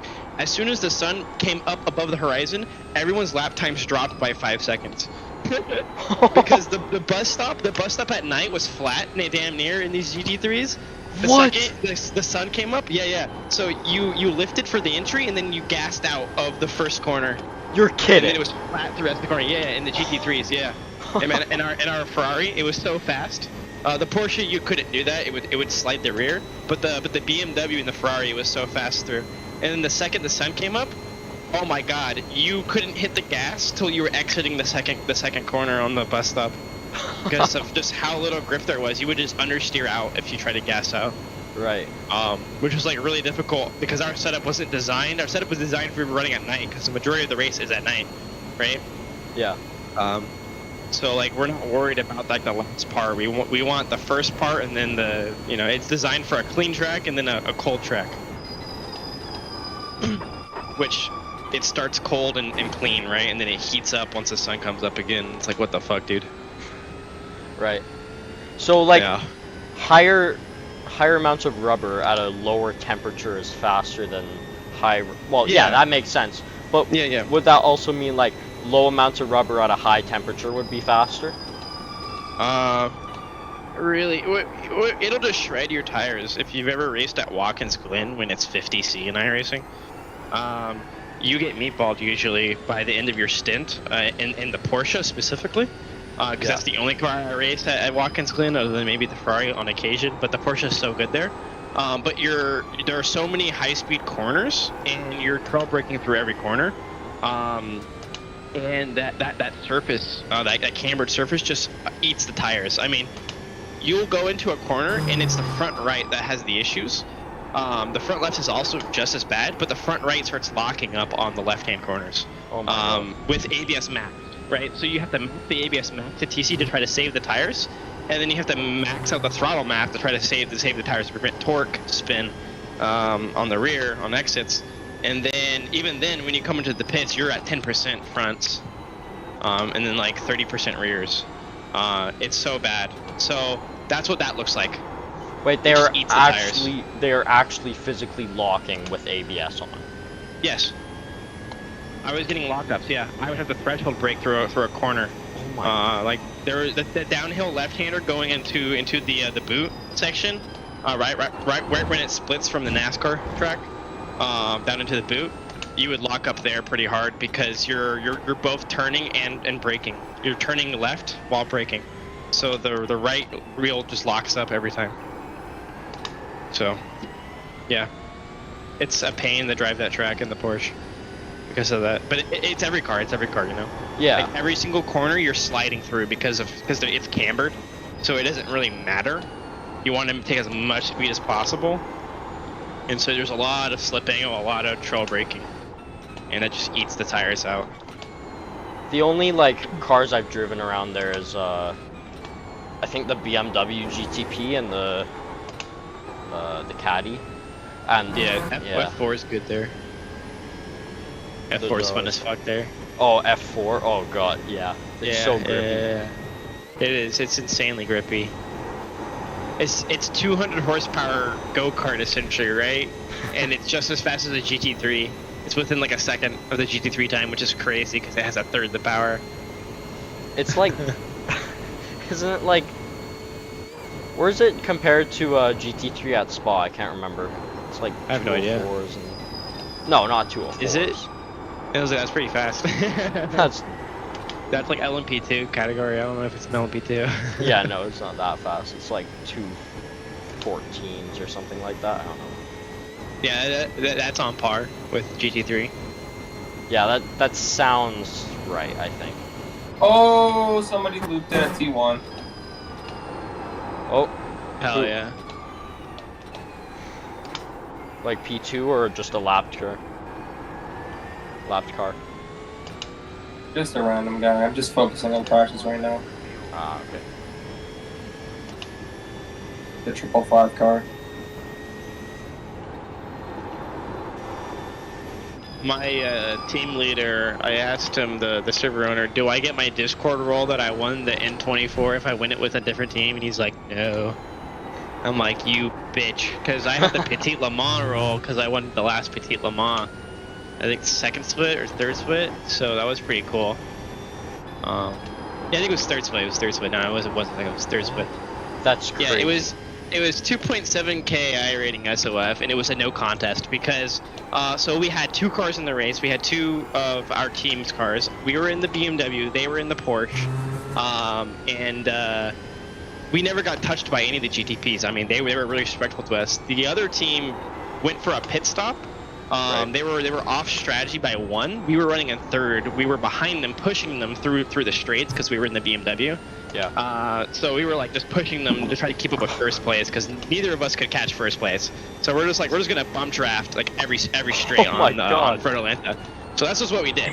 for like hours. We did that for about 3 hours, so like about half the race almost, like the 10-hour race, 3 hours. And then they came out of the pit, and there was 2 GTPs that went too wide coming through turn 1, and the GTP on the inside basically has to go through the pit entry, right, or the pit exit. I mean, Right. To take his line. And so he comes up, and there's a wall in the way. So then this 992 comes out of the pit right in front of the GTP. It just hits them. They both go flying. And I watched this happen, right? Because they were in front of us. We were like, holy shit! they came out of the pit while we were going through turn 1 behind these GTPs. So we watched the entire thing in front of us. We were like, holy fuck! And they're like, you better fucking win this. So then we were spinning the entire time trying to chase down P1, and we were keeping about 10 seconds behind this guy, just keeping with him. And then right after the S's, right, there's this left-hander. That left-hander that you have that's like really awkward. You have to jump the curbs and shit. It's like really terrible. Yeah. He went up there. He jumped the curb in his BMW, and he got wheel spin. Typical BMW things, right? You get on the gas too early, the car wants to spin. So he fishtails it, right? We go past him, right? Because we're following him at this point. So we go past him. I'm driving, so I'm like, oh fuck. So I fucking drifted away from him, and then I'm like, alright, get it back in line. All right, we're good. And then I look at my rear view, and I just see GTP hits him as hard as they could, because the GTP, the blind corner, comes through. He's like, what the fuck? There's just a car blocking the way. Hits the car, T-bones him. He's out. And so then I was like, holy fuck, okay. And then my teammate was like, the next now who is P2 is 2 laps behind us. And I was like, how fast is he going? He's like, he's our pace. And I'm like, all right, let's just keep pace. Let's keep doing 18s. And he's like, okay, we'll do 18s. So we just kept doing 18, like clockwork. Every lap we did an 18. Oh my god. Like an 18.5. Every lap we were within like a 10th of the previous lap time, and we're just cranking these laps out for like, you know, the next 7 hours straight, and no one came to contest us. And at the end, P2 was 4 laps behind, but we had 1 spin the entire race, and that's why we won, right? Yeah. We were faster. We were just as fast as everyone else, right? We weren't necessarily faster. But we never crashed. We never, you know, ran off fuel. Nothing bad happened, and that's honestly why we won. But yeah, it was pretty cool. 2-man team. There was, oh my god. Yeah. That's Hell yeah. absurd, dude. My brain is just trying to imagine all that. It was pretty crazy. I was like, holy fuck. And then we won it, and I was like, no way, we just that was too easy, bro. And he's like, hey man, it's easy if you don't make it difficult. And I was like, yeah, I guess you have a point.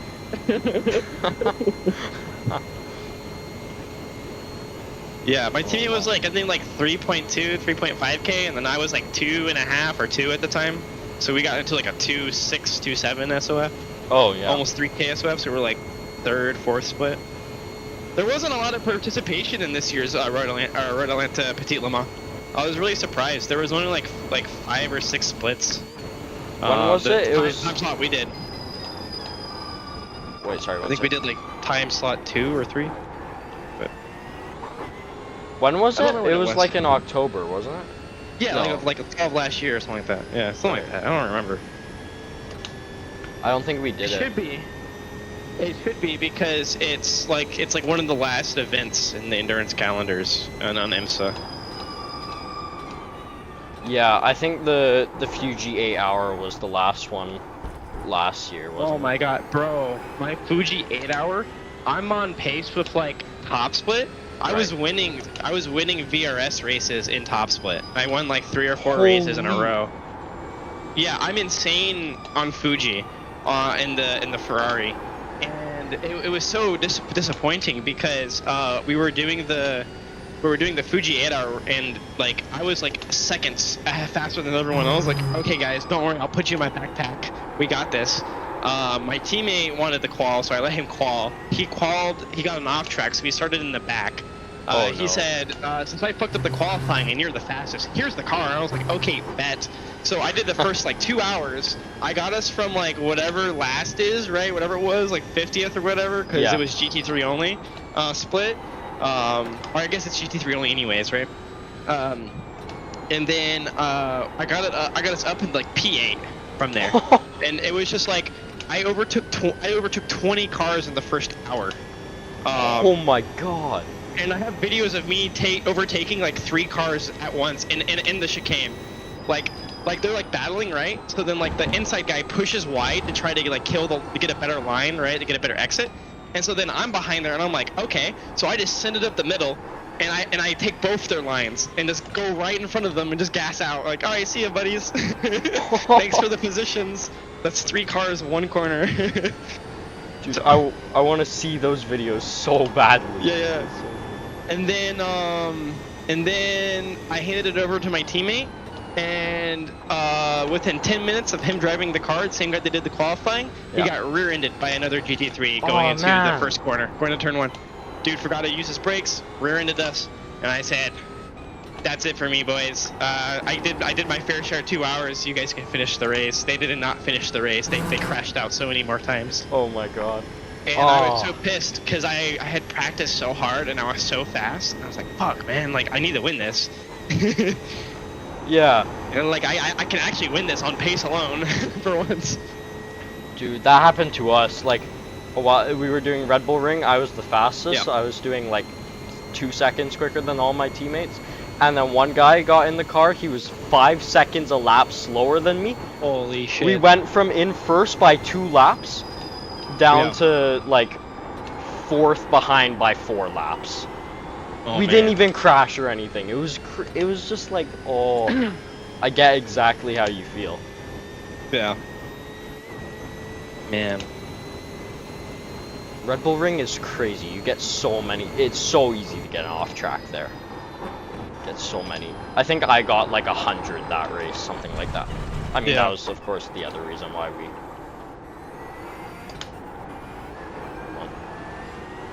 Why we didn't do good. But...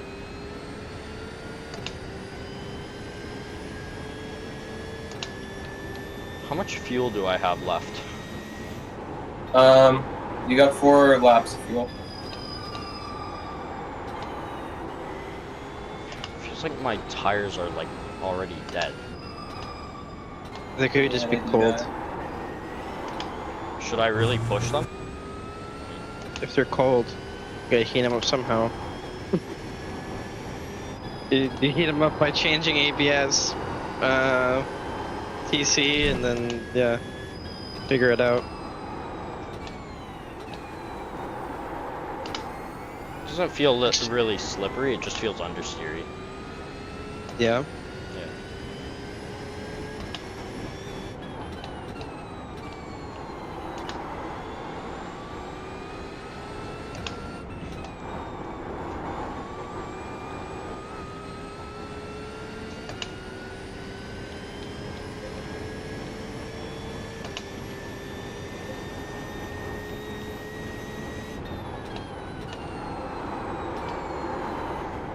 Oh my god.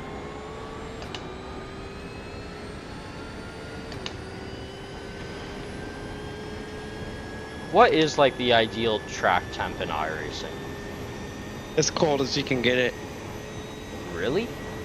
Yeah. Like, hot is never good. Like, it's always greasy when it's... Never good.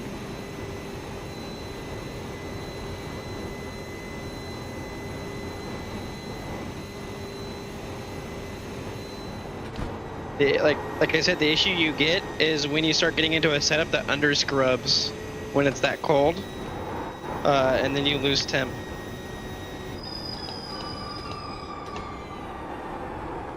Right. Yep. Then like the G&G one that we were using, the 6-wing one, under scrubbed slightly, so we had to be more aggressive on our driving to keep the temperatures so we could maintain lap time. Yeah. Yeah, of course.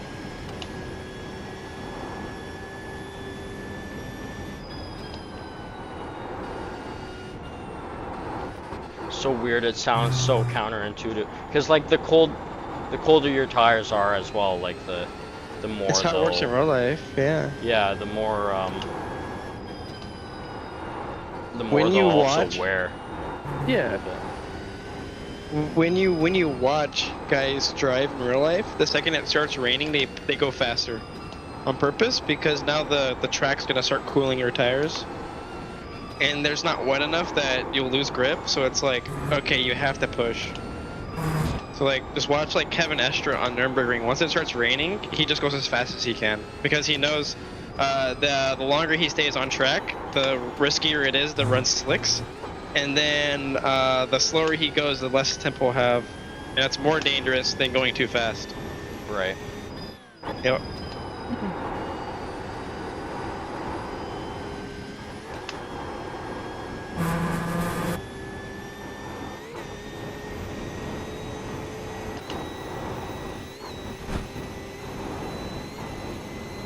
We learned that we accidentally underfueled the car by 0.5 liter on one of my stints, so I had to fuel save, and my rears were like 65 or so, and I was taking every corner in a gear lower, and I still couldn't really hold the lines. They would just slide. It was almost Oh my impossible to God. drive that thing. It was like, imagine just coming out of the pits, but now it's every corner. Just And wouldn't it heat was, yeah, they wouldn't. So I just turned TC to pretty much off, and then I just pushed as hard as I could, and then on the straights I just fucking swerved as hard as I could. To try to get as much temp into the rears, and then once I got up to temp, I was like, okay, whatever. Oh yeah, brake bias. Move the brake bias backwards too. I moved it backwards a lot, like 3 or 4 ticks, and then that allowed me to heat up the rears as well by sliding the car more. Oh my god, like a whole percentage back. That's absurd. Yeah. Well, I was braking earlier, so I would hold the brake longer, and I would brake earlier, and then I wasn't really like using the trail brake, so it didn't really matter. It was already pretty oversteery because there was no rear grip. It was Yeah. just a low minimum speed though. Wait, did you underfuel by half a lap or half a liter? Half a liter. I had to fuel Oh, save okay. for 2 laps, and those 2 laps were hell. Very difficult to drive. I started making more mistakes because of how terrible it was handling, and then I had a couple off tracks, and I was like, okay. And then he was like, no, you're good, start pushing. I was like, okay, bet. So then I went as fast as I could, dripping sweat and all, and that was like, you know, way safer than not pushing. Because remember, these cars are designed to go super fucking fast, right? The slower you drive them, the worse they handle. That's basically like, yeah. They have an optimal like speed at which they need to operate, and they have windows in which they need to operate. Otherwise, you won't get maximum performance. That's just how they're designed, right? Because there is certain compromises that were made when like modern cars, like passenger vehicles, like you drive on the road, right? That you go buy at the dealer. Those are designed to work in such a broad like amount of circumstances that they're not really good at one thing, and so you never have to worry about that, right? But then if you ever modify those, and I have 2 that are modified, I can tell you right now that they become impressively terrible in certain conditions once you modify them. Real So, Wait, yeah. sorry, you mean real cars? Yes, real cars. Once you modify real cars, for like a specific task, they're only good at that one task now, and they kind of suck at everything else. And that's just because there's a compromise, right? If you want compatibility of like circumstances and it be well rounded, then it'll never be good at one thing. But then if you want it to be good at one thing, it's only good at that one thing. Doesn't have a lot And of so, window. It yeah. has a maximum. Or like I don't know. Exactly. Yeah. Well, think about it. A gas car needs to be able to operate in below freezing temperatures, but also in the fucking desert. And then Toyota has to figure out how to do that, right? Yeah. They have to figure out how Mobile One has to figure out how to make an oil that operates in those conditions. They have to think about how an engine can operate in those conditions. How a batteries diminish greatly when they're cold. Right. So all these systems they have to figure out and make it as compatible with everything and think about everything. But a race car, you just have to run it. No. Yeah, and so in a race car, there's an expected set of parameters. It's going to be this cold. It's going to be this hot. Yeah. It's going to go this fast. And then you say, do the math. What's the optimal way of doing this? And then it's like, here you go. Here's the numbers. And you're like, okay, we'll do that. And then the second you get out of that, That's why, like, Road Atlanta, when LMP1 was around, there was a couple years, I think there was 2 years, where a GT3 won overall. It beat LMP2 and LMP1. What? And that's because the LMP2s and LMP1s were not set up for wet weather. Oh. The second it started raining, LMP1 and LMP2 at the time were, or maybe it was like another GT category. It was something. I knew it was LMP1 and something else. Another prototype category that was like weird, right? Yeah. So they were not designed to go in the wet, and they were almost exclusively generated grip from ground effect, similar to like 70s F1 cars. Right. Where like it was like the first time they used aero ever in F1, right? Where you had these boxes on the ground. Yeah. Where it's like, okay, this thing literally just keeps air under it, and now that It's generates just a grip. huge vacuum cleaner, effectively. Yeah, right. So those cars is how they worked. So when they drove into the water, and there was water under them, instead of pulling the ground, they pulled the water out of the ground. So they would like snow plow in front of these GT3s, and then these GT3s were like actually designed to operate in the wet because they're road cars. They're derived from actual Porsches and cars that are designed to operate on the road. So they're designed to operate in the wet and be able to, be reliable in the wet. So they would just follow the fucking LMP1s through the corners, and they would clear the path for the GT3s, and then they ended up winning, right? And then they would even overtake. They would even overtake, like on the outside through the water. You can look it up. It's the craziest shit ever. It only happened like twice in all of history where a GT3 won overall, the slowest class won overall. And then what ended up happening too is like the LMP1s would go off a lot too because they didn't have ABS. So they would lock up, and then they would lose time to the GT3s.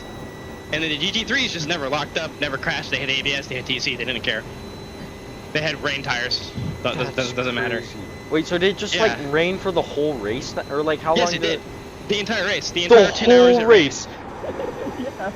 And the LMP1 didn't set up at all for that. No, they didn't. They didn't think it was gonna rain or some shit. There's a whole YouTube video I watched on it. I was like, this is fucking hilarious. And he's like, you would think that this car that is way faster than this car on the straight would win, right? No. What ended up happening was the LMP1s had to brake like hundreds of meters earlier before GT3s. So even if the LMP1 could get ahead on the straight, they would lose in the braking zone to a GT3. So then they never had the chance to get ahead. And if they tried to outbrake the GT3s, they just lock up and go wide.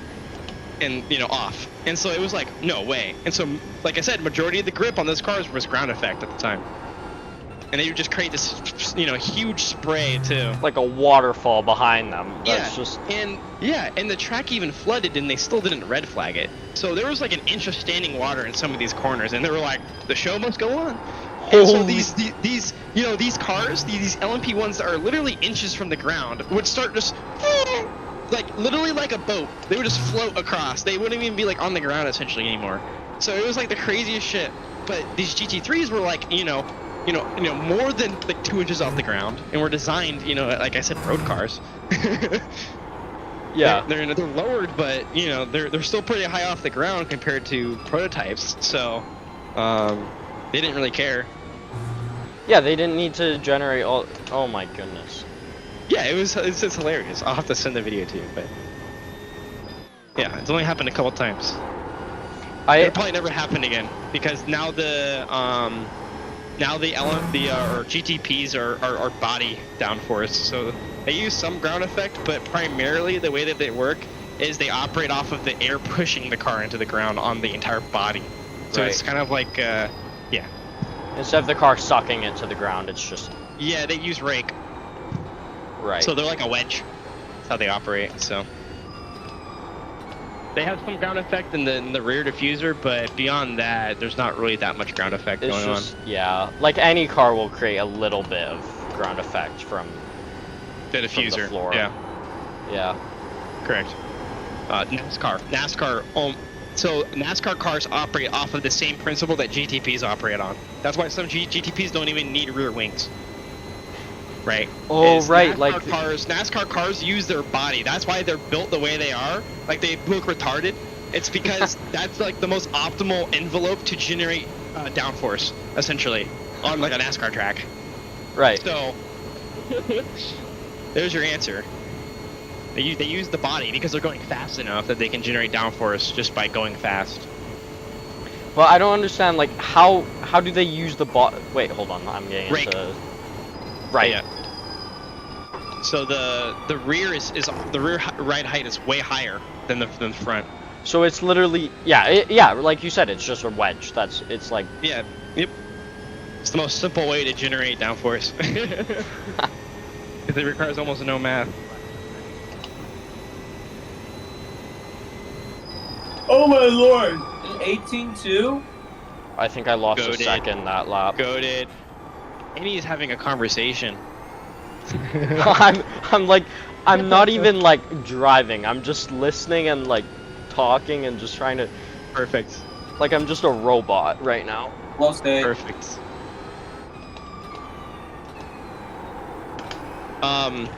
But if you look at the Ferrari GTP, it has has strakes on all like the surfaces, on all like the rounded surfaces. It has these giant wings, right? They go up and down, right? Yeah. They don't go they don't go like they don't generate downforce, but when they're cornering, what they do is they guide the air around the body so that they can generate downforce in corners through using the body. Wait, and so they what? maintain. So it's the same way that a plane, planes have like the curved ends. Right. That's to maintain lift, right? That's the same as that concept they're using here. And the thing about the way that the rules are written in GTP is that there's only a limit on straight line drag efficiency. So that means that the car is more efficient in the corners than it is in the straight because it generates more downforce because the regulation does not state that there's a regulation on downforce in the corner. It only says you have to meet this number of of drag coefficient in the straight, and you cannot generate more than this much downforce in the straight.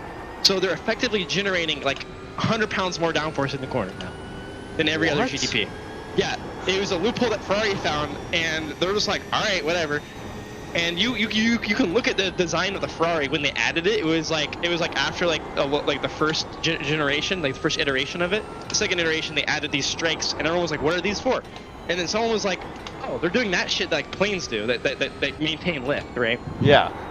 Where they're just using them to generate corner downforce, which is weird." What? And then it also helps, like, if you can imagine, it helps slice through the air. So when they're cornering, it actually adds resistance from going out of the corner. Does that make sense? So, like, how do I put it? Think of it like a rudder on like a boat, Okay. right? So if the rudder wasn't there, the boat wouldn't be able to turn as easy, right? Oh, so now right. imagine you had that rudder. So it's essentially just a wing strake, right? And so when they're cornering, it helps them with stability too. It generates downforce and stability. So it's just... Oh my god, that's genius. Yeah, it settles the air, and then if you look at like in a wind tunnel, when the air comes off of it, in the straight, it's like it does nothing. But in the corner, you can see like air attaches to it, and then it like can help with airflow, like I said, across the body. Right. Yeah, which is interesting. That's... Someone did like a whole like expose on it on YouTube as well. I watched.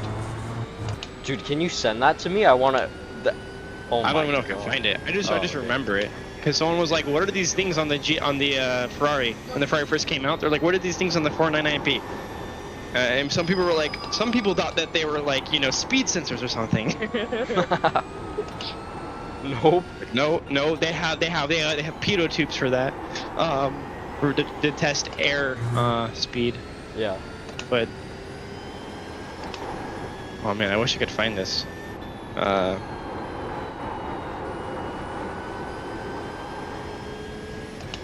So have here it is. Ferrari just won by... I mean, I know they won Le Mans, right? Did they Yeah. have that in Le Mans? Okay, listen. Yeah, they did, but Toyota suffered significant damage to their front splitter from a squirrel. So Oh! they were understeering for the good last part of the race because they didn't want to replace it. But they hit a squirrel at like 180 miles per hour, man. Oh. They had it on video. It rivaled that one time when Fernando Alonso drove over the iguana. like have you ever seen what happens to a Just make squirrel? sure to double check fuel. Wait, what? Oh, we hit gophers all the time at our karting track, and they Yeah. just explode.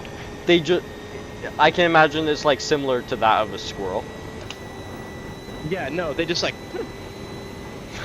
red mist and all. It was like, what the fuck? And then it's enough. Like that small squirrel is enough to bend a carbon fiber part permanently. Why? And they can't repair that.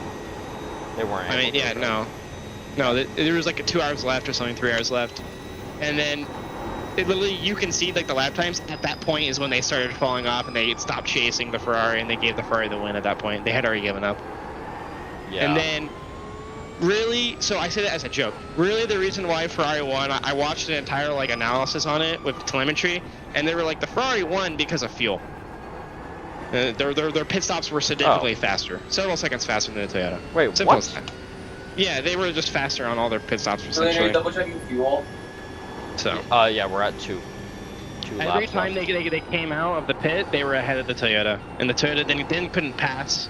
The Toyota had multiple opportunities to pass, couldn't make a pass happen. There was better driving from the Ferrari driver. Ferrari actually won on strategy.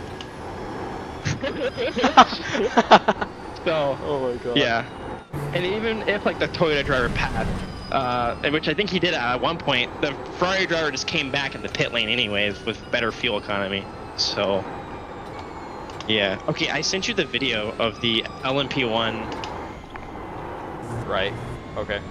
Yeah. Okay, it actually has 3 races. So it says Petit Le Mans, Porsche GT3 wins because of pure pace. Daytona 24, Porsche GT3 wins because of reliability. Right? That's the second time that a Porsche Okay. has won a multi-class race, or a Yeah. GT3 has won. And then 24 Hours Le Mans, Porsche GT3 wins because of windshield wipers?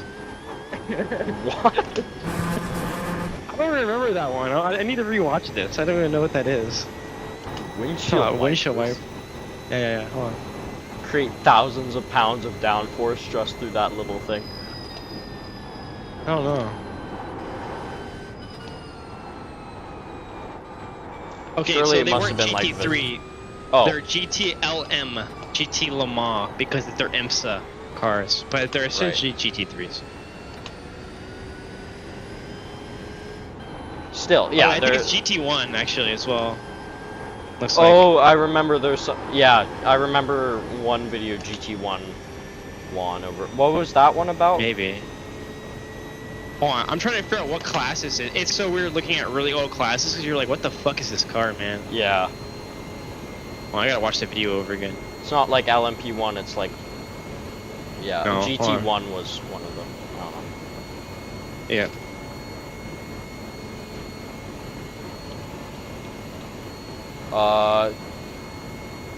So I have. Okay, I'm not pitting this lap. I'm pitting next. Okay, so it was the 2015 Petit Le Mans when it happened, and the guy announced he like introduces the Petit Le Mans as it's this great race started in the 80s. You Right. know, it's like a staple of racing history, and it's a really challenging course because it's sometimes it's wet. It has all these corners, and sometimes you're better suited to being inside a parasail. Like it was in 2015, and then he goes and the track's just flooded, but they're still racing. Like fuck it, dude, we send it. That's so funny.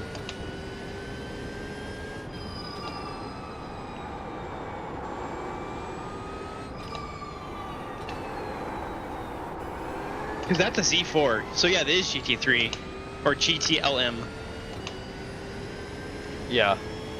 So this is it's 2015 Z4 Corvette, the old Corvette, the C7. What's the difference between are they literally the same GT3 LM and IMSA? Yeah. Just a different name. I mean, it looks like GT1 prototypes because there's a Corvette prototype, which tells me it's a GT1. Because it's essentially just a Corvette that was turned into a prototype.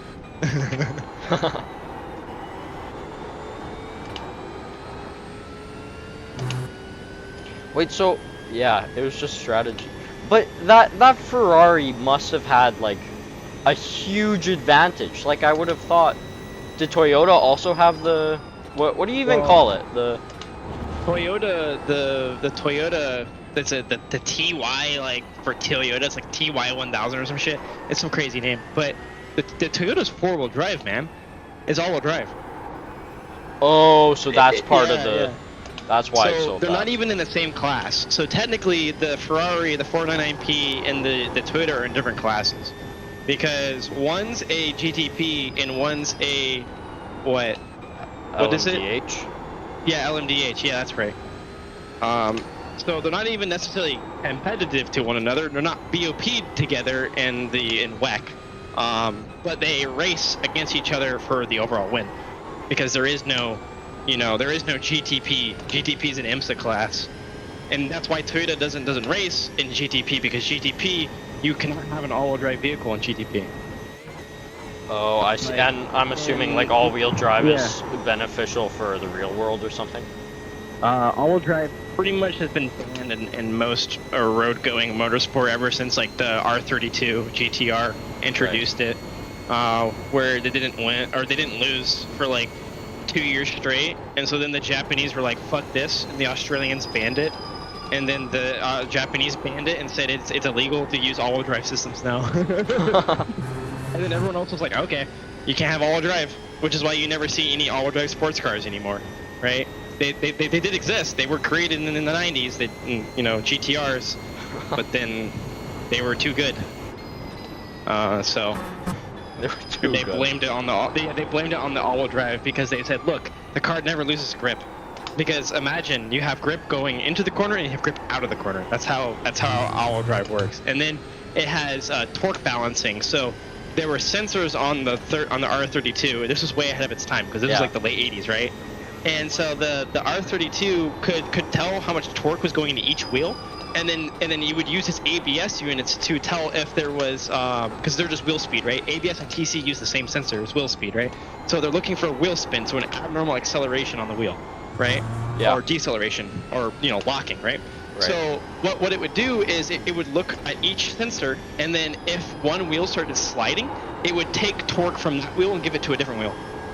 The transmission would. And then it would balance the grip for the driver. So you wouldn't have to use weight balance to balance the car through the corner. You just had to slam the pedal and the car would do everything for you. And so they banned it. Like I said, they banned it. It was OP. It was broken. They didn't lose races. They won for every race for like 2 years straight. And then everyone had enough and said, this is boring. We all know that the R32 is gonna fucking win. They also won Le Mans. You know what I'm saying? Yeah. And so they're like, okay. They didn't ban the car itself, but they banned the transmission type. That's So actually now all- absurd. Yeah. All sports cars are pretty much rear-wheel drive because of this. Because you just Historically, they're just easier to produce and cheaper to produce, and that's why most cars were. The only advantage that front-wheel drive has is fuel economy and like a road-going car. In a race application, it can go out of the corner way faster without losing grip. actually. So imagine, you know how like when you go into a corner in a rear-wheel drive car, you have to wait for the rear to grip up before you can exit? Yeah. Now imagine you don't have to wait, because guess what? Your Oh, you fronts are just- already gripped, right? Because on an exit of a corner, what is stressed? The front or the rear of the car? Depends on if you have an oversteery setup. If the car's oversteery, that means the rear is limited. So Right. that means you can put torque into the front and pull the car out of the corner. So you can set it up for oversteer and just absolutely slam. Yeah. Yeah. Yeah, that's how rally cars drive. Yeah, exactly. In low grip application, they're way better, right? Rally cars. If you ever look at WRC Actually? 1 cars, yeah, they're all-wheel drive systems, right? They're like Yeah. all-wheel drive Yaris's. They're crazy. And so those are designed. They do the same shit. They do the torque vectoring, is what it's called, where they can adjust torque numbers and use clutches. Essentially, all they really do is use clutches, right? They use clutches and differentials to basically split the torque across all four wheels. Right. You don't ever lose grip, and one tire is not being underused. So you're always using max amount of fucking grip at all times. Yeah. And then oversteer is OP when you do that. Right, that's just... Oh my god.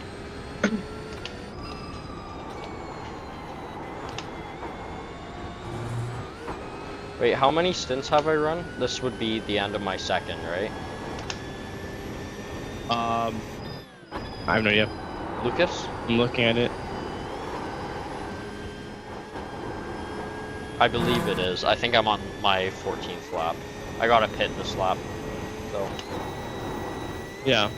Okay, so my real world car is a GT86, and the type of LSD it has is called a Torsen LSD, and that's a torque proportioning system. So it uses the same concept on a real world drive car, but it uses mechanical means than electrical. It doesn't have a sensor. It just uses clutch plates, right? And it has a bias.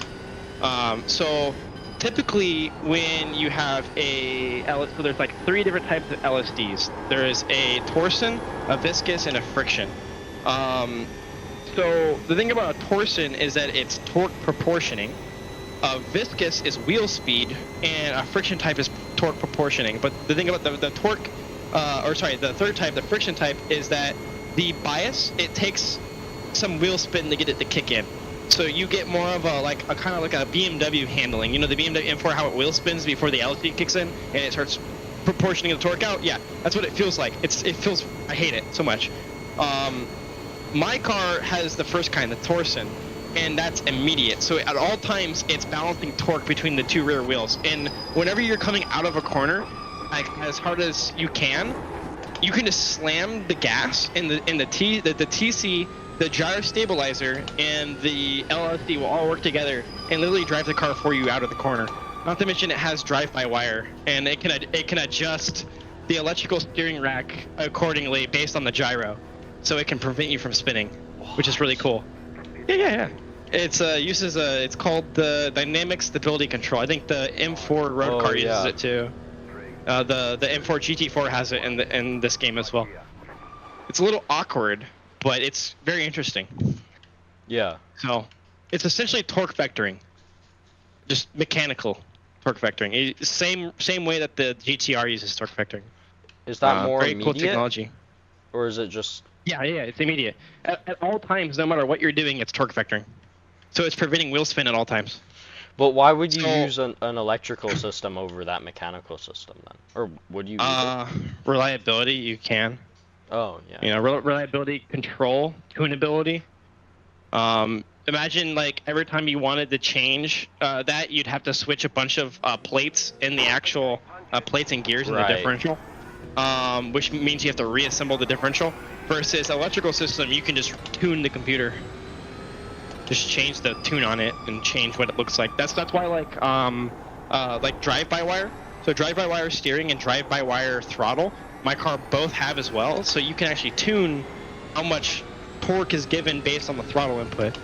Because if you think about it, a throttle body, when you apply 50% throttle, that isn't 50% torque. That's like 70%, 80% torque. So like the last like 50% of the gas pedal is only like 10% torque. Right. You know what I'm saying? Because the throttle body is only opening so little, right? Versus a drive-by-wire system, you can make it to where it's completely proportional. So the more you push the gas pedal in, the more it opens, right? Exponentially. Instead of arithmetically, right? Which is a constant rate versus a logarithmic rate or exponential rate. Yeah. Which is like pretty cool. And then like I said, it's the electrical steering rack. So like the steering wheel isn't connected to the car. The steering wheel is connected to a sensor in the car, and that sensor tells the computer to move the steering rack. So then the computer can also intervene in the steering using a gyro. It can tell how much slip angle you're getting. And as soon as you hit 5 degrees slip angle is what it's tuned to on the car from the factory, from Toyota. As soon as you hit 5 degrees slip angle, the car starts counter steering for you. And then it also it counter steers, and then it uses the differential to distribute torque to the rear to prevent the rear spin. So you get a little bit of oversteer for a second, and then it just drives out of the corner by itself. Little input needed. It just drives itself. Yeah, it's a really cool car. And think about this, that car's $10,000 at best. So you can get all this technology for like a really cheap piece of shit car from Subaru, right? That's why the 8.6 is fucking awesome. Until you blow the engine because you pulled too much G. I pulled too much G. I hit like 1.7 G, and then I blew my engine. It threw a rod bearing. Oh well. Wait, how would that even? What? Just too much load on the? It's a Subaru engine. It's flat like the Porsches. Oh, so it just. It literally. So like the oil pickups in the rear left of the engine. Yeah. Or rear right, or whichever one. So in opposing corners, like whenever I would brake, the engine would seize sometimes from lack of oil. I would oil starve. You would hear it start, and then it would turn off. Yeah. I'm like, oh. So like whenever like I like broke hard enough, it would just kill the engine. The engine would just turn off by itself because it's like I don't have any oil. Because right. the ECU sees oil pressure drop so quickly, it just turns the engine off. It's like, nope, no more. Oh my Which is God. funny because it's a PDK, right? So it has the well, it's not a PDK. It's not from Porsche, but it's a DCT, right? So it's like an automatic technically because it has a torque converter. But if you open up the transmission, it has one drive and then 2 sets of gears, which is how a manual is set up. Except for like a typical manual has a drive, a output, and then gears in between, right? Versus a dual clutch. A dual clutch has a drive, output, and then it has 2 gear sets, and they're opposing. So 1, 3, 5, 7 are on one set, on one shaft, and then the other shaft has 2, 4, 6.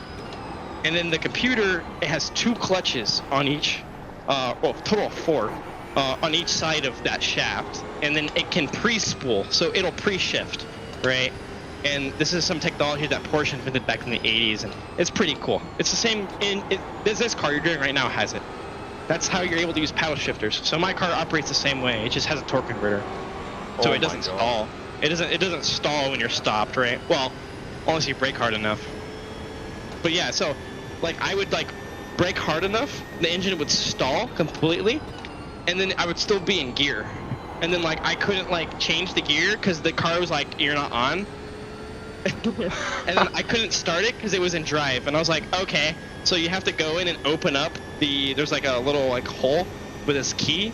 You have to pop this cover off, and then you have to put it into park manually or neutral manually, and then you can start it because the automatic. Yeah, it's so dumb. That's such a terrible like. Well, it has a reverse park lockout. So if the engine was running, right? Yeah. While it didn't shut off, it might still have that lockout applied, right? Because it was moving, it was in motion, so it has that. It was moving, so it locked out your ability to go into park, so that you don't accidentally go into park in reverse. And so it would prevent that. You could only go in the neutral, but the car wouldn't let you start in neutral, so it only allows it to start in park. But it's locked out, so then you'd have to remove that lockout by manually moving it, using the lockout key. Which is how like cars that don't turn on, like their engines are blown, that's how they put it in neutral, right? Because you can't take it out of park without the car being on, too. Yeah. Yeah, you can't put it in park or out of park without the car being on. Yeah, don't buy Subarus. Moral of the story: don't buy Subarus. Not for track use, anyways. You know, just replace the engine with an actually good engine like a V6 or a V8 from Toyota, and then your problem is solved. It'll run for 1,000,000 miles, no problems. Don't even need to change the oil, my guy. What's oil? I use vegetable oil. Okay, it works fine. Actually? No. Oh. I do have an engine in my car though. It is 40 years old and it's still running fine. So. Oh my God. So it's like whatever. It hasn't been rebuilt once. It only has like, I think like 200,000 miles on it or so. It was like 170, but it's 40 years old, never been opened, runs fine, no issues. What on earth? That's crazy. Yeah.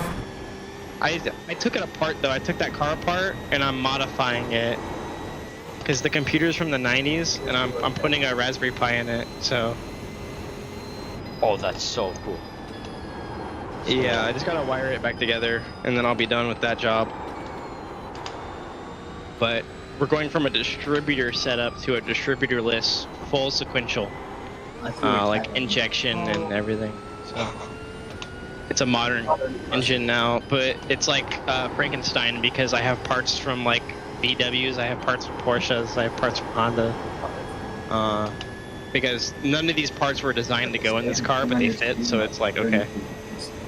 Someone at one point in time figured out that it fits and it works, so everyone just does it, whatever. Yeah. Look, it's me. The car doesn't know the difference, it's all just whatever. It's just there. Yeah. Yeah. I wonder how. I've never really heard of any. Boys, I'll be back in a little bit. Okay. Like, I wonder how one of those would run versus like a normal. The what?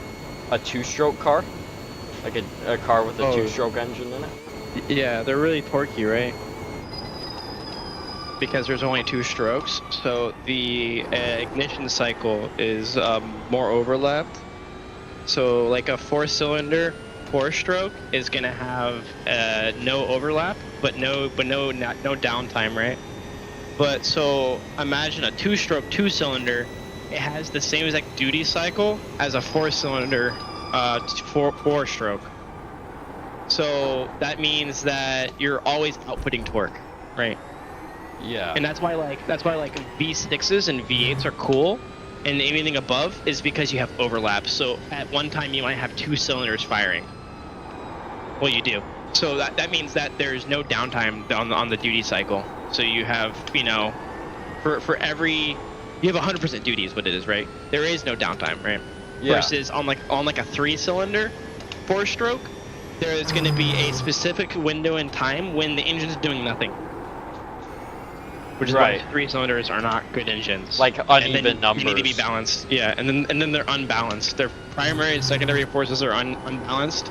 So then you need to have a balancing shaft. So there's a counterweight in the engine that's connected to the crank that basically whenever the engine is doing nothing, it wants to rip itself apart, right? Because it's doing nothing. There's no forces acting on it, and so it wants to rip itself apart because there's no equal or opposite reaction when it is doing something. So then during that time when it's doing nothing, it has this balancing mechanism that essentially gives it an opposite reaction by force that keeps it up together, keeps it operating together. Yeah, that's why like 7-cylinder engines don't exist. It's not possible to make one. It's physically impossible. 7. It's physically impossible. It had to be an inline 7 for one. Oh, But it's right. physically impossible to balance them. Or I guess you could have a V7 because there are like V5s. But Really? those have to have balancing shafts. Yeah, they're used in like motorcycles, I think, But how would or you? in some older cars. So they have the balancing shaft too.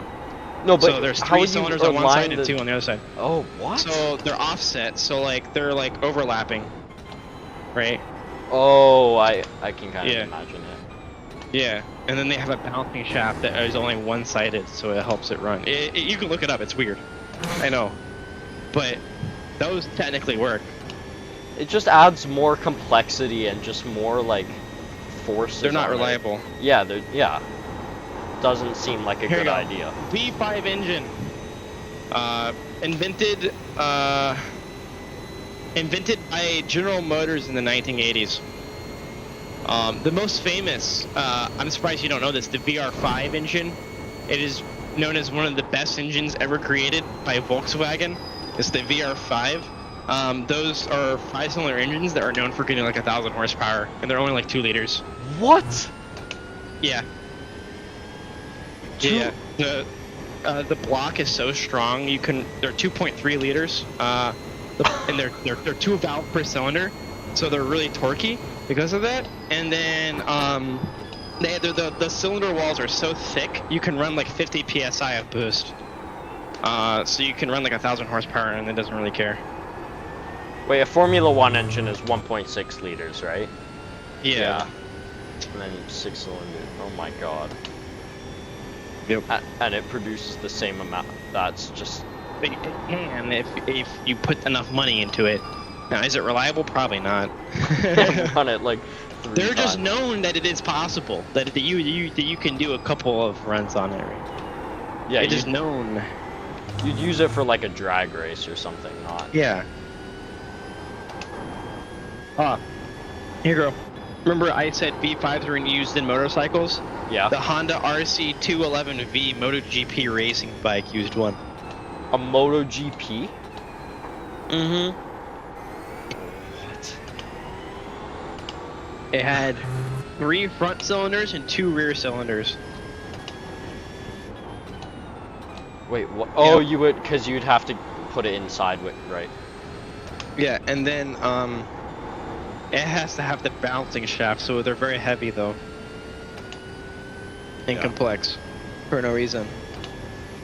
It's just like go for a V6 or like a, That's what everyone's doing now. I don't think there's a single GT3 that really, the new ones at least, that have anything bigger than a V6, right? What are the regulations with that? Is it just engine size? I have no idea. I tried to figure out the regulation. I looked at the regulation myself, and I couldn't find one. Like, I tried to look up the regulation for horsepower. There isn't one. 1,000 horsepower GT3. No, because there's BOP, so it doesn't matter. Oh. You can make a car that corners like shit and has 1,000 horsepower, and you can race it in GT3. It's within the regulation. You'll just get BOP'd. Right? So look at the Mustang. The Mustang is one of the slowest GT3s on the grid right now, right? Yeah. That's because there's no BOP applied to it. So what's going to happen next season is every other car is going to have a BOP, so they're going to lose power. They're going to get detuned so that the Mustang can race. Yeah, it's just how it works. Yeah, no, that's how WEC and IMSA run their fucking shit, man. That's how I they do hate it. that. I really Yeah. dislike that. The Mustang should just be trying to get quicker. Yeah, the driver should just try to get quicker. Is it really driver or is it the car itself? No, it's the car. If you look at the Mustang when it goes around corners, it like bounces a lot. It's like porpoising like the old F1 cars from like the mid 2010s. Oh my goodness. Yeah, like if you ever look at it from a rear shot, when it goes around a corner, it just bounces. What the fuck? So it's like so it has a V8 also, so it's very heavy. From drivers that drive it, I have heard that it's somewhere in between the handling department of a Mercedes and a BMW. Of the Mercedes GT3 and the Yeah. BMW M4 GT3, it's somewhere in between those two. What? Yeah, so it's like really torquey because of the V8, and it's very heavy, and it's like a boat. Yeah. So I'm not surprised it's getting destroyed at Laguna Seca by Porsches. I watched a video where they were going through the corkscrew, and the Porsche 992 pulled like a 1 second gap through the corkscrew on the Ford GT3s, and they were like really struggling to get around those corners. A whole second. It was like maybe half a second, but when I say they were bumper to bumper going into the corkscrew and then going into the left-hander and then by the start-finish line, it was like a whole second. Yeah. Now I don't know if that driver in the Porsche was just a better driver, but I'm gonna have to tell you that a Porsche probably handles better through a corkscrew in the weight transfer than a fucking Ford will. So. Right.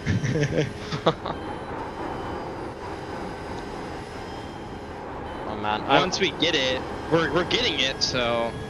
And we're getting the Corvette, aren't we? Yeah, which is they're just gonna take the GTE and then modify it slightly.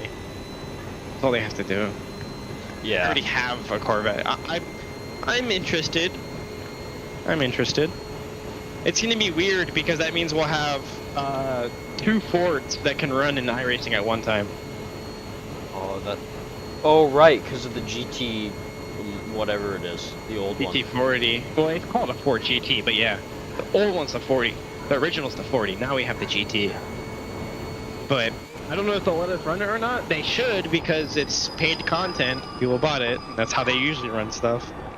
Right, and it's technically not the Mustang, like it's not replacing the Mustang, it's just another GT3. It's so old though, and it's so slow, isn't it? It's terrible. It handles terribly, yeah. Is that why it's slow, or is it just... Yeah, it just has piss handling. can't describe its handling. The best I can describe it as is like, do you know how you have snap oversteer on an exit of a corner? Yeah. Now, let's say you're braking into a corner and you're trail braking, and then all of a sudden the front just adds a grip out of nowhere. That's kind of like my experience of it. Oh, Yeah. that's horrible. So it, like Yeah, understeers, snap oversteers mid corner. Yeah, it understeers on the entry, and then once you hit mid corner, it just oversteers out of nowhere. And you're like, what the hell? And I tried to iron it out. I was in a test session because of maintenance, so I was like, it can't be that bad, right? And so I tried to fix it using a setup, but then once I like made it understeery, it was too understeery on the exit now. So now it wasn't even making the corner. I was like, this is so difficult to try to balance. And it was really weird because it's a front engine vehicle, right? Yeah. Or is it a rear engine? I don't know. I don't even know, because that's just a weird way to handle a front engine car if it was. I think it is rear, but... Wait, what did you think the solution was to stop the mid corner over? That just makes no sense. It randomly grips up. Like there had to be a reason. Why? Yeah, I don't know. Oh, also, I forgot to mention, remember going back to the torque vectoring system in my car? It also applies brake individually because it has individual, each brake, it uses a Bosch brake system that's usually applied for motor vehicles, like motorsport, where the computer can individually apply brake to each brake caliper individually independent of me. So it's not like, sorry. It trail brakes for me. Think about it. If I'm trail braking too hard through a corner, it'll go in and remove brake from from one side of the car to try to prevent a spin. That's like ABS on steroids and stability. It's magical ABS. That's it's what magical ABS. Earth? There is no driver mod in this vehicle. It's really funny because there's a bunch of people in like the car clubs that are like, yeah, bro, I'm like the fastest guy out here. I'm like, what do you drive? He's like, I drive a modified GT86. I'm like, well, no wonder. There's no driver mod in that vehicle. Yeah. You don't even get to drive that vehicle fast. It drives itself, man. He's like, what do you mean? It's manual. And I'm like, it doesn't matter. It's all computerized. The entire thing drives itself. I'll show you the technical documents from Toyota themselves that say it is. It has torque vectoring, using the brake, using an LSD, and then it countersteers for you. So, and the only way to do that is the only way to get rid of it is removing the computers, right? Yeah. There's a lot of people do because they want to drift it, and none of those systems will let you drift. Oh yeah, you just can't. So, literally all you have to basically do with that car is brake at the right braking market and turn. Yeah. It balances the entire vehicle for you through the corner, 100%. I have been in situations where I miss my braking point, go too deep in the corner, and all I have to do to get out of the corner is turn as hard as I can. And the car will grip up, probably flex the sidewall. Yeah, and then it won't spin either. I've done it before, where I almost go off the side of a fucking mountain, but because I broke as hard as I could, and then I turned as hard as I could, and then the car just turned itself through the corner. It just like. It just rips up. How does it deal with understeer? Because I know because with oversteer it just countersteers, but understeer it. Oh, there's no way. No. It's only designed to control oversteer. Yeah. Right. Yeah, I guess. Oversteer and wheel spin. But I'm also running 9.5 in the rear, and I'm running 9s in the front.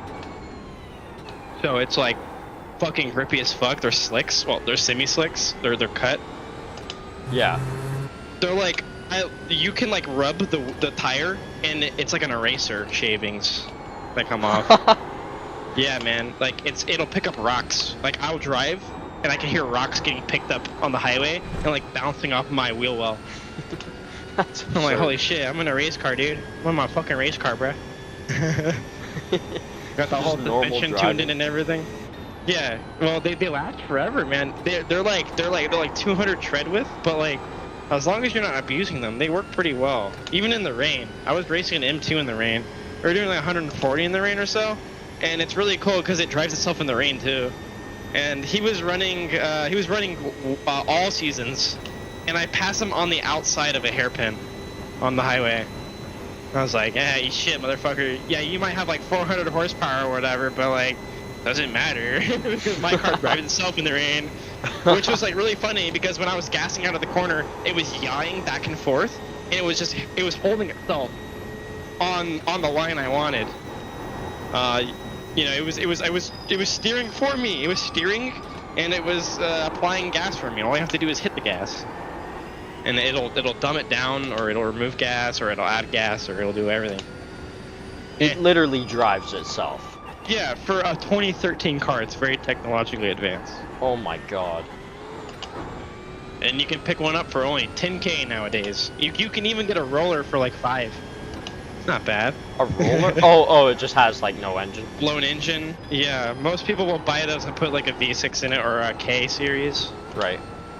I want to put a 2GR, a twin turbo 2GR in there so bad. They sound so good. And the 2GR is a crazy good engine, so. It's the RAV4 engine. Right. Yeah, they're not a performance engine, but you can build them out to like 9,000 RPM. Oh my god. When you turbo them, single turbo, you can expect like 400 horsepower, but you can go all the way up to like 800 once you build out the engine. And you're hit 9,000 RPM, but like stock, like 6.5K redline, 7K redline, and single turbo, maybe 15 PSI, you're running 400 horsepower on like a 3-liter V6.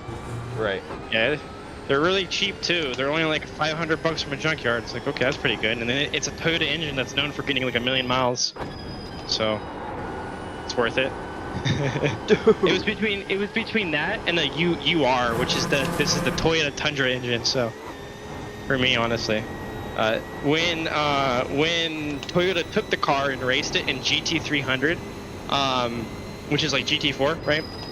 They actually put the 5-liter V8 from a Tundra into the car, and then they raced it. What? Yeah, they raced it and it had 400 horsepower, naturally aspirated. They raced it in Japanese GT300, and for reference, GT500 is GT3. So it was one peg. It's faster than a GT4 because it has aero. Yeah. But it's slower than a GT3. And GT500, these are like the wide body GT3s. Like you thought GT3s were wide bodied, look at a GT500 car. Oh. So imagine an M4, but now it's wide bodied. Imagine a 911, but now it's wide bodied. Wait, like these cars. And yeah. So they like add more fender so they can fit like 12-inch tires. So you these cars have more track width as well. Yeah. It's not just. So these cars, like the car you're driving now, is running a 10 in the rear and like a 9.5 in the front, right? Yeah. And this is considered wide body because the factory car is not this wide or this long. Right. Right. So this is a modified 911, right, for track use, right? That's what makes it a GT3 car. Now take this car and add another 2 to 3 inches on each fender, on each tire. And that's a GT500. Oh my god. And then add 100 pounds of downforce. That's a GT500 car. Yeah. What? And then some more horsepower, a little bit more horsepower. Yeah, they're fucking fast, to say the least. Yeah. So yeah, GT500s are really weird because they don't actually use the GT3 chassis. They use the road chassis, and then they just modify the road chassis, I think. Well, I might be wrong on that, but... Wait, but how do you... How do you wide bot it? Because if... You just replace the fenders with new ones that are wider. Oh, literally just the body work. Yeah, you can buy one from eBay for like $500. Will it work? Probably not. But a GT500 car is much more like a GTE. Oh. It's like a GTE with ABS, essentially. Yeah. GTE car... What... Is the only difference between a No, GTE cars have more power than GT3. More horsepower, more downforce, and they're wider. Yeah. They're just that's what I'm saying. A better... Yeah. Yeah, that's just a and then that's just a GT500. Basically. I hate that I look up GT500 and it gives me a Shelby GT500. Okay, here you go. The GT300 make more downforce than GT3s do, and they weigh less. The SLS AMG GT3 is 1,300 kilograms of 500 horsepower. Okay, here, the BRZ GT300, this is my car, right? Yeah. Is about 1,100 and makes 400 horsepower. they don't need as much power because they have their downforce advantage. The cornering speeds aren't a lot higher, but there is a gap. And then you have the CRZ. It has a restrictor on it, so to meet regulation. So it has lower horsepower. One. The Super GT cars have extremely grippy, soft tires compared to a GT3, compared to the FIA GT Pirelli rubber that the GT3s use, so the one you're using right now. So, like, for reference, the car you're driving right now is on a medium compound tire. If you add, yeah, iRacing has confirmed many times. Everyone asks what compound tire are you using from Pirelli or Michelin, and they always say we model our tires on the medium compound that's found in GT racing. And so the GT500s and GT300s use the soft compound, but it's not from Pirelli. I think. Yeah. So it might be like it won't be different company. I don't know, but it's way softer. It's way grippier. Oh. I didn't even know if does WEC like allow you to choose different compounds of tires, like. No, you have to go with the provider. Oh, I see. The Pirelli supplies they give the tires to they give the tires to FIA, like, you know, whatever, right? Yeah. Or a WEC or whatever organizer at like a significant cost cut, like 50% or some shit. But that's because Pirelli then takes the data that they collect and they use it to improve the tires, so it's worth it to them. Same thing with F1. They're official sponsor, right? Yeah. They even help pay and keep the series going. Right. Right. But they get data from the F1 cars, which. Yeah. Yeah. Uh-oh. This is a lap. Yeah, obviously it's a lap car. I just made him nervous. I didn't even do anything. This guy said, "All right, guys, the GT500 cars aren't even GTs. They're basically prototypes." he's like, a GT500 is more similar to a GT1 than a GT3 is to a GT500. Oh my god. There you go. Which is what I'm saying. If you ever look at the BMW GT500 car, oh my, it is a thick boy. I really want to look. As soon as I'm done driving, I'm gonna have a look at all this. Send you a picture. Yeah. Wait, and you don't have one of these cars, but you have like what? I don't have a GT500. No. It was an SRZ. BRZ. But that's a modified. What they raced was a modified version of the car. Oh yeah, I see. Yeah. Okay, I have a picture of a bunch of GT500s. They're thick.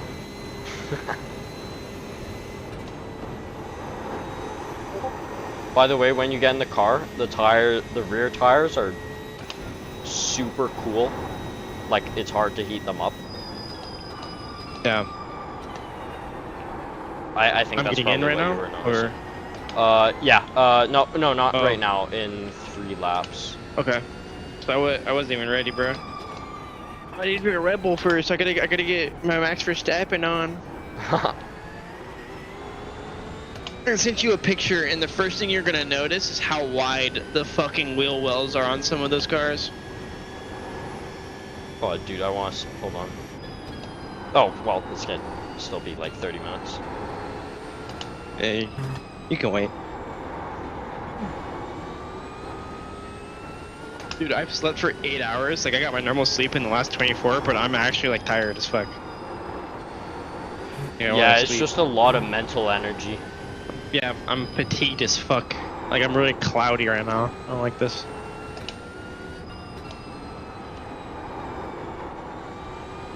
My brain is literally just turned off. Just driving. I don't even know what I'm doing, Oh my honestly. god. Yes. Yes, GT300 MR2. What? You know what an MR2 is, right? No. Oh, it's such a cute little car. I want an MR2. Okay. So, I'm gonna send you 2 pictures, and they're the same car.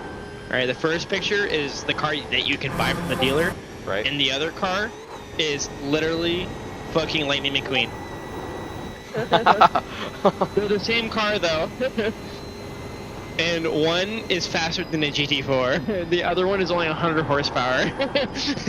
Oh my god. It's actually retarded.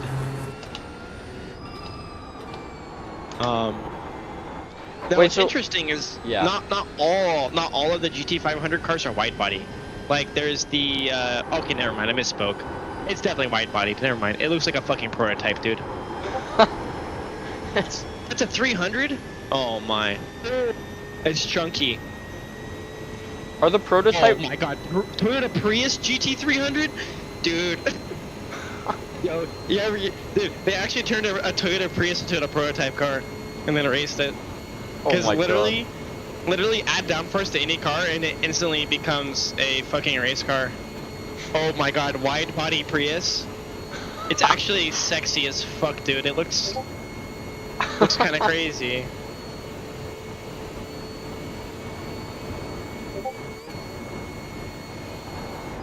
But yeah, no, the first thing you notice about these cars is they're fucking wide.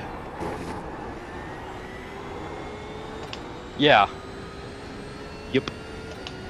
Wait, when you say 12-inch wheel or 10-inch wheels, does that mean like that's the width or is that the? That's the width of the wheel. Oh my god. Yeah, I run 10s in real life, but sorry, 9s, but GT3s run 10s. So the cornering speed of my car in real life, like my daily car that I daily drive, Yeah. is similar to a GT3, just without downforce. So imagine you go into a setup and you remove all the downforce, and that's just what I feel. It's about 1.5 G. And it's actually crazy how crazy 1.5 G is, and then you realize that GT3s corner at 1.7 usually, and you're like, holy fuck, like 1.8? Really? Only 1 point? I mean, Yeah, I know it's that's a lot. That is a lot. That is a lot. We went. You think that like 1 point something isn't a lot until you feel it. Like I when know, you're cornering I at know. 1.5, it like pushes you down into your seat. Cause I'm strapped in to my racing seat, so it pushes you down into the seat. It pushes you out of the seat, and then your arms on the wheel, they want to fly off the wheel. So your arms are getting pulled off the wheel, right? Yeah. And that's what it feels like. And I'm like, and then I realized that F1 drivers corner at like 4 to 6 G, and I'm like, how? Yeah. It's 6 absurd. times this? How do they even keep their hands on the wheel? It doesn't make any sense. In karting, I went to this one track. It had like probably a solid 20-30 degrees of banking. We were pulling 3 Gs in and out of the corner. Yeah, so you know how crazy that is. Yeah, it's absurd. I couldn't hold my neck up. By the end of the day, Yeah. my neck was so sore that like I had to. It didn't heal for the whole weekend until afterwards. One of my friends had to almost debated going down a class because there was too much tire grip. Because it was Yeah. just like, 3 Wait a Gs, minute. come on. That's my team in front of you. It is? Yeah, that's Team Red X. That's the team I race for. That's my team. I'm gonna say hi to them. Is this the one? Oh, Adrian Nguyen. I feel like I've heard of that name before. What? 559. Oh, my team that I just raced with was 558. Holy shit, there's 2 of them here. Really? There's 2. Yeah, there's 555 and 559.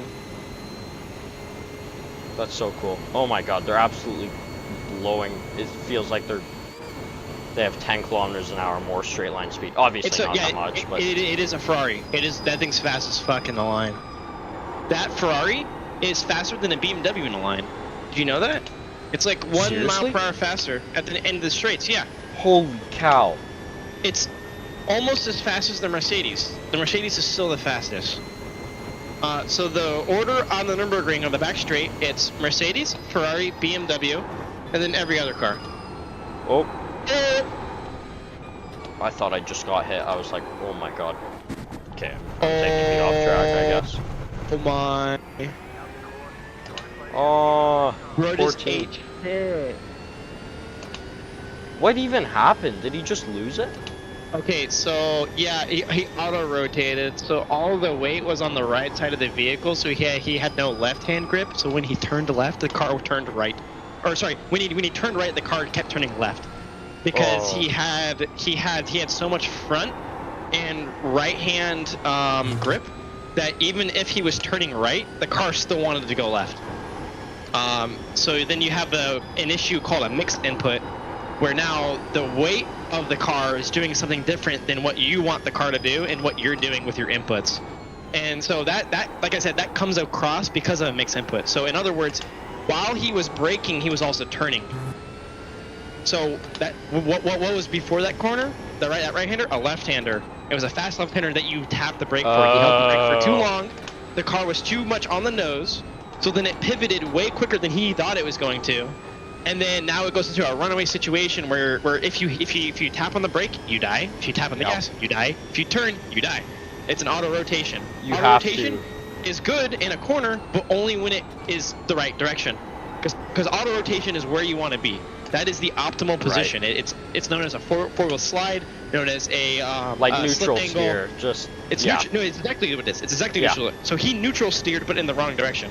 Oh, poor guy. And I've had that like I happen said, before so many times. Caused by mixed input. And it's really funny because when you're teaching somebody how to drive in a performance environment, the first thing you do is say never mix inputs. And then once they get to the intermediate to advanced level, you say, okay, now you're going to start mixing inputs. Yeah. Why? Because that means you can brake later, which means you can go faster. But now there's more finesse to mixing the inputs so that you don't spin. But I remember the first thing I learned when I was racing Formula V, don't mix the inputs. You mix the inputs, you will spin. Yep. And then I learned, no, there's this thing called trail braking, and you can mix the inputs. But you need to know where the limit is, and mixing the inputs to the limit is the skill. That's literally what the best drivers can do. They can mix the inputs the best. Yeah, that the car they can blend all the inputs and all the weight transfer into one cohesive picture. Right. Yep. And that's why I like high downforce vehicles.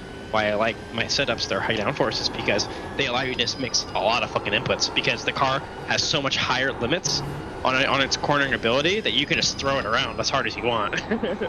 Yeah, it requires... Is that kind of why it requires less skill to be... Not necessarily less skill? No, your not lines need less. to be a lot better. Yeah. Your lines have to be so much better because you're going so much faster that if you're offline by like a little bit, you'll die. In a setup that allows you to oversteer, you can be offline and you can save it by tapping the brake and sliding the car. That's how rally drivers drive, right? In rally, you never have an understeer car. Because if you can understeer, that means you can understeer into a wall. In worst case scenario, you rip the e-brake and you slide the car through the corner and gas out. Which you can't do in an understeery car. Which is another reason why, like on the Nurburgring, people prefer oversteery car on Nurburgring, because you can control oversteer, you can't control understeer. Right. Well, you can, but you have to pre-plan it. Like, you can't... Exactly. So if you mess up one corner, you mess up 3 corners on the Nurburgring, and if you're in a BMW, you're in the wall. Exactly. If you're in a Mercedes, you're in the wall. That's exactly why I hate understeer so much. It's just like... And plus, it's easier to be on the limit with oversteer. It's... Yeah. It is. The limits are, you can approach the limit and leave the limit very quickly. Yeah. And change where the limit is very quickly. Yeah, yeah. Understeer setups, you have to be way smoother. And when I say smoother, I mean smooth on inputs. When people say smooth is fast, they mean like weight transfer. They don't mean inputs necessarily. Because there are times when your inputs need to be aggressive. Your hands can look like... you shouldn't be sawing at the wheel, of course. But pedals. yeah, it should all be within the pedals. Okay, so yeah, so the steering wheel is for macro adjustment, getting you into the corner, getting you in the ballpark. Then the pedals do everything else. The pedals are for through the corner. It's for the micro adjustments. It's for the weight transfers. That 1% difference.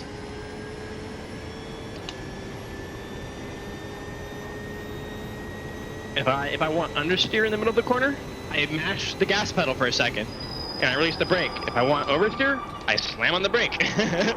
Yeah. Right? But guess what? My actual steering angle, my actual wheel never changes its position. Why? Because if I do that, then I mix input, and then I get more oversteer or more understeer than I wanted. And so then I start going into a back and forth of a pendulum, and it's like, oh, and now I'm no longer in a straight line. I'm no longer following my line. I'm now zigzagging. So you use the pedals to keep you on the limit on the line that you want, and you choose the line using the steering wheel. Yep. Yeah. The steering wheel is to kind of guide the car in the right direction, and the pedals are like, well, no, not really. It's like, I get what you're saying, yeah. Yeah, so like in the middle of a corner, you'll watch me you watch me drive. In the middle of a corner, I'll just like start like hitting the gas like on and off, like not like a light switch, but like I'll be modulating gas and brake every single time. Ever watch Senna drive? Same fucking idea. That's how he drove, and it made sense. If he was under limit, you know, he'd smash the gas and accelerate. If he was over limit, he smashed the brake and decelerate.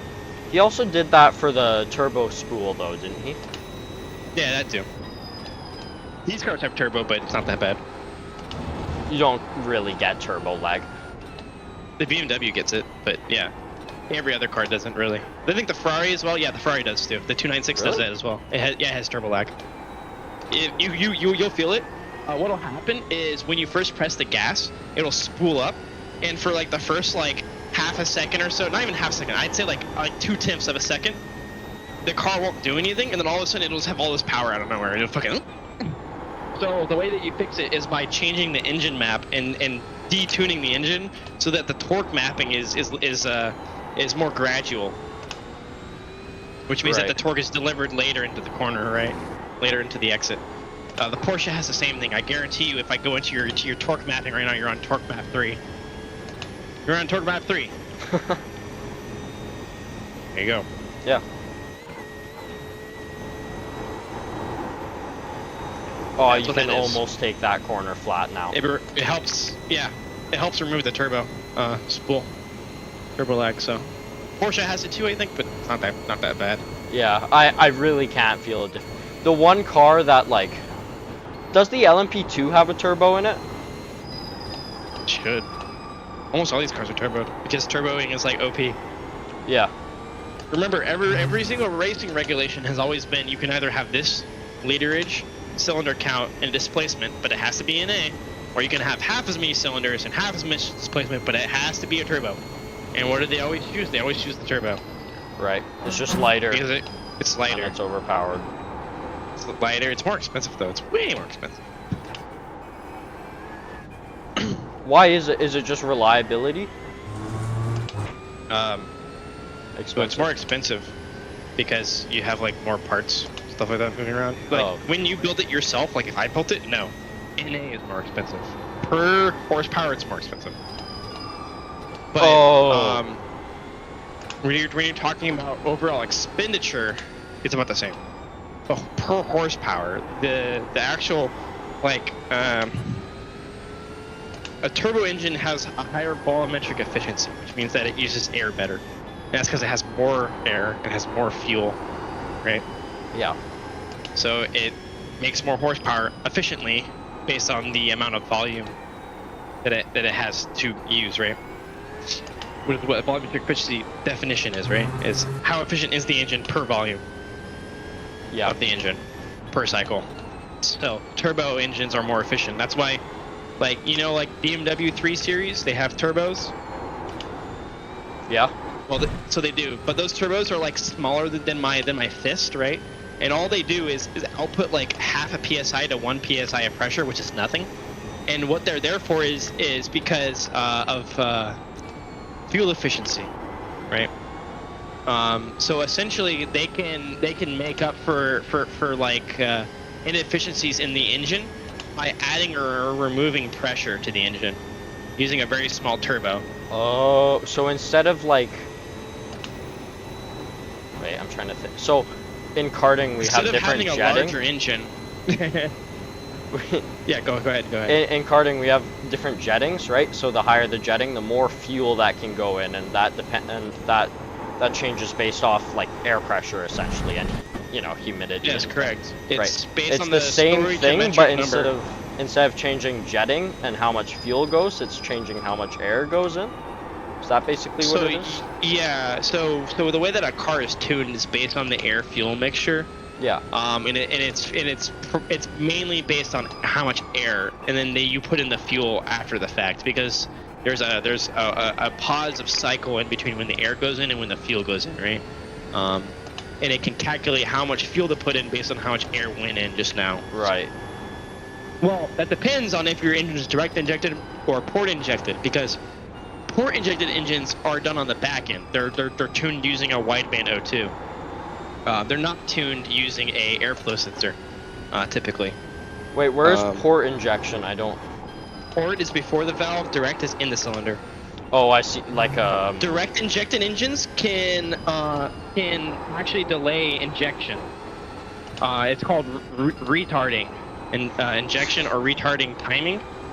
You can retard this is in a full electronic sequential, right? Which means that everything's electronically controlled, none of it's mechanical.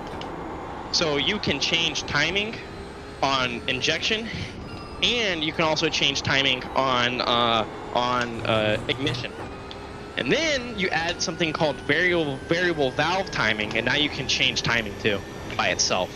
You can completely retard a cycle on the intake, so now that your cylinder is literally a vacuum now. It's a very expensive vacuum pump. Yeah. Yeah. Wait, what's VVT again? Variable valve timing. Not to be confused with VTEC. VTEC is right. That's the other one I was completely thinking different. No, completely different. Yeah. Has nothing to do with valve timing. Nothing.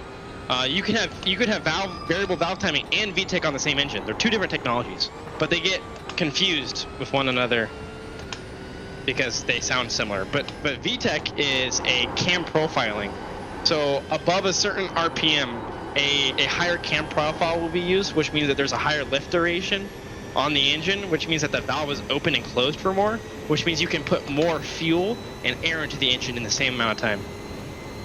Right, I remember I watched a video on that.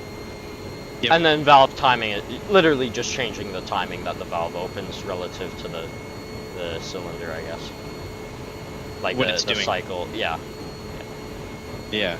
So the advantage of a VTEC engine is that you can have torque down low and higher horsepower up high. Oh, so it just makes the engine just more efficient throughout the entire power band. So it has a higher volumetric efficiency. The higher RPM you go, typically the more inefficient an engine becomes. With VTEC, and so the reason why it becomes more inefficient is because you have a set lift duration, which means that in order to make another 1 horsepower, you exponentially have to increase RPM, which is why like F1 engines used to rev to 20,000 RPM in NASCAR cars, was because that was the only way to make more power with the regulations that they had set in place. Yeah. So another way to make more power is by increasing lift duration. The issue of increasing lift duration is that you have a higher probability of flame out and stall at lower RPM and a lack of torque. And that's because you have too much oxygen coming into the engine too quickly, and then you're not able to give enough fuel, and it won't ignite, and then you'll have a misfire essentially. Yeah. On that cycle, and that's when you have high lift duration. VTEC solves that problem by giving you a variable lift duration based on engine RPM, which makes it extremely efficient. And then variable valve timing can delay the ignition cycle. So yeah. So like let's say you wanted to get more air into the engine because you're running up higher, you could change the timing on it and produce, So for reference, a positive biased timing would essentially make more power down low and more torque down low, but the engine would also run hotter, and it would run leaner, which means that you have less fuel going into the engine too. Yeah. And then the reverse, if it's if it's negative biased. So then what people do on variable valve timing solenoids is when you're on a low RPM, you run like plus 20 degree, plus 40 degree, and now you have instant response. And then once you go enough, you start going higher in the rev range, you start removing that, and you start going negative biased. And so now the engine is literally combusting after the cycle. So now so now the engine is combusting closer and closer to the exhaust cycle, which makes it basically able to sustain higher RPM more efficiently. Right. Which makes it better for that use case, right? That's what variable valve timing solved, was that before there was no way to change that. It was set, and typically it was 10 to 15 degrees was the sweet window, because that's the optimal for every situation, for every RPM range. Yeah. The issue with that is that, like I said, down low there's no torque. You don't get torque till about 3,000 to 4,000 if you do that RPM. So then that means that now you have this engine that has no VVT, and its power band is only useful 4,000 to 7,000 RPM. And each shift removes 3,000 RPM, so now you have to build a gearbox that is built for that power band, and now you have that. But on an engine that has VVT, now the engine is optimal in every situation, at every RPM. Yeah. Yeah. So, and then there's some different applications of how VVT has been implemented, and there's a whole thing about that. Different ways of implementing VVT, not just like the different technologies of VVT. Because every company designed a different way of doing it. Some used like gears and sprockets and like little like motors, electrical motors. And then there was fucking Subaru. Subaru and Toyota implemented VVT into their engines, and the way they do it is using oil density. They use friction. What? So there's essentially a squirter on the inside of the timing. So it's a timing chain. So it's an oiled system. And then the way that they basically change timing is by adding or removing oil to the sprocket. It's called a timing sprocket. And what this does is it essentially increases or decreases friction of the sprocket, and the sprocket's free moving. And so it'll rotate with the actual cam itself, right? Right. And it actually helps move the cam, but it only locks in one direction, right? Unless, friction's added or removed. Pretty cool, right? Yeah. You wouldn't even think that, like, that oil would make that much of a difference. It does. It makes a huge difference of friction at those speeds. Oh my in god. an engine. Yeah. Pretty cool, right? Yeah. versus the way that like Toyota had always implemented it. Initially, VVTi technology, they used electronic motors that would just spin and basically change the timing based on a specific degree, right? Because when you're changing timing, you're just changing where the belt is located relative to the crank, the cam, or the belt or the chain relative to where the crank is. Yeah. Because they are fixed together in time.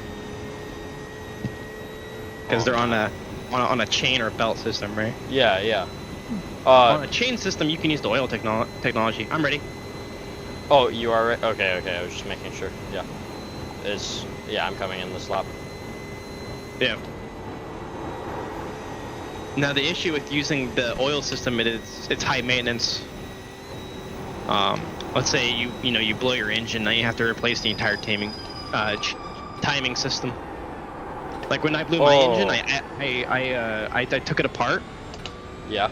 You couldn't use a single part of it because the metal shavings had got into every single part of the engine. Oh. Because where it gets the oil for timing is the same place where it gets the oil for the rest of the engine.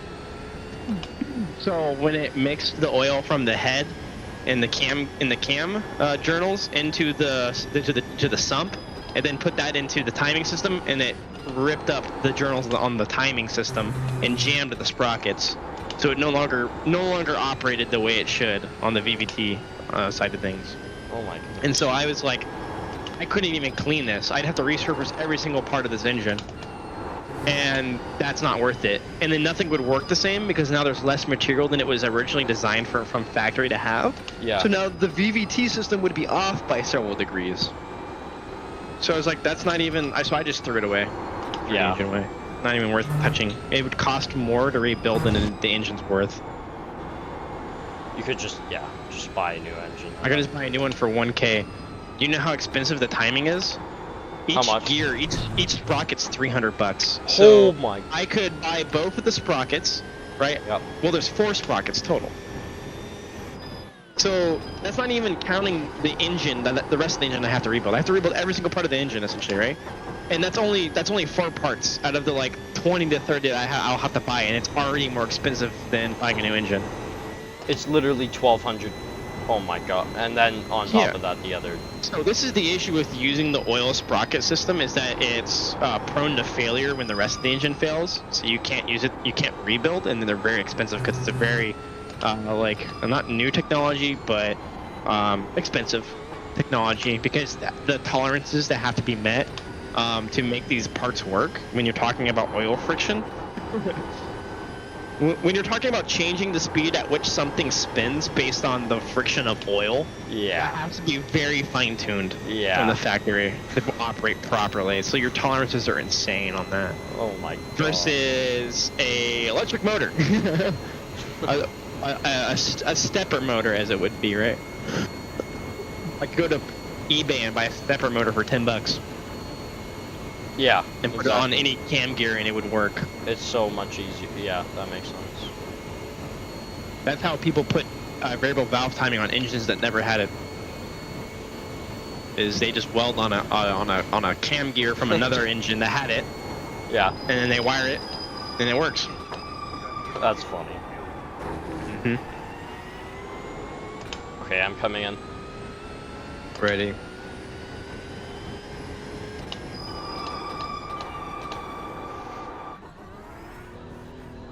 I didn't get a penalty, right? What? I didn't get a penalty, right? No, it doesn't seem like it. No. Okay. Oof. How confident are you feeling in the car? We'll see. You do have to overdrive the rear tires a little bit, not too much, but it does get a little bit slippery sometimes. Okay. We'll see. Oh.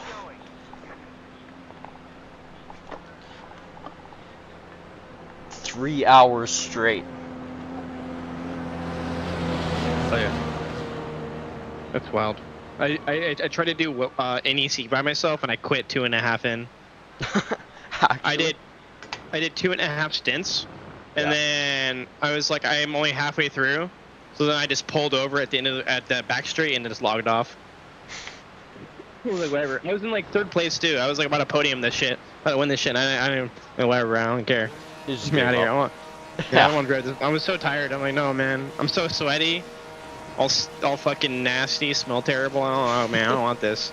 After my like 3rd or 4th stint today on my other team, I had to take a shower, man. It's so stinky, so sweaty. I might go take a shower right now. I smell Probably a horrible. good idea. Is Lucas here, just so that he can spot you? He said he was staying away. I can spot myself. You're fine? Yeah. Yeah, I do like the weekly endurance races by myself, like the 3 hours. Right. I'm fine. Okay, I got plenty of time on this track. I'm gonna go take a shower. I'll be back in like 20 minutes. Shouldn't take that. All right. All right.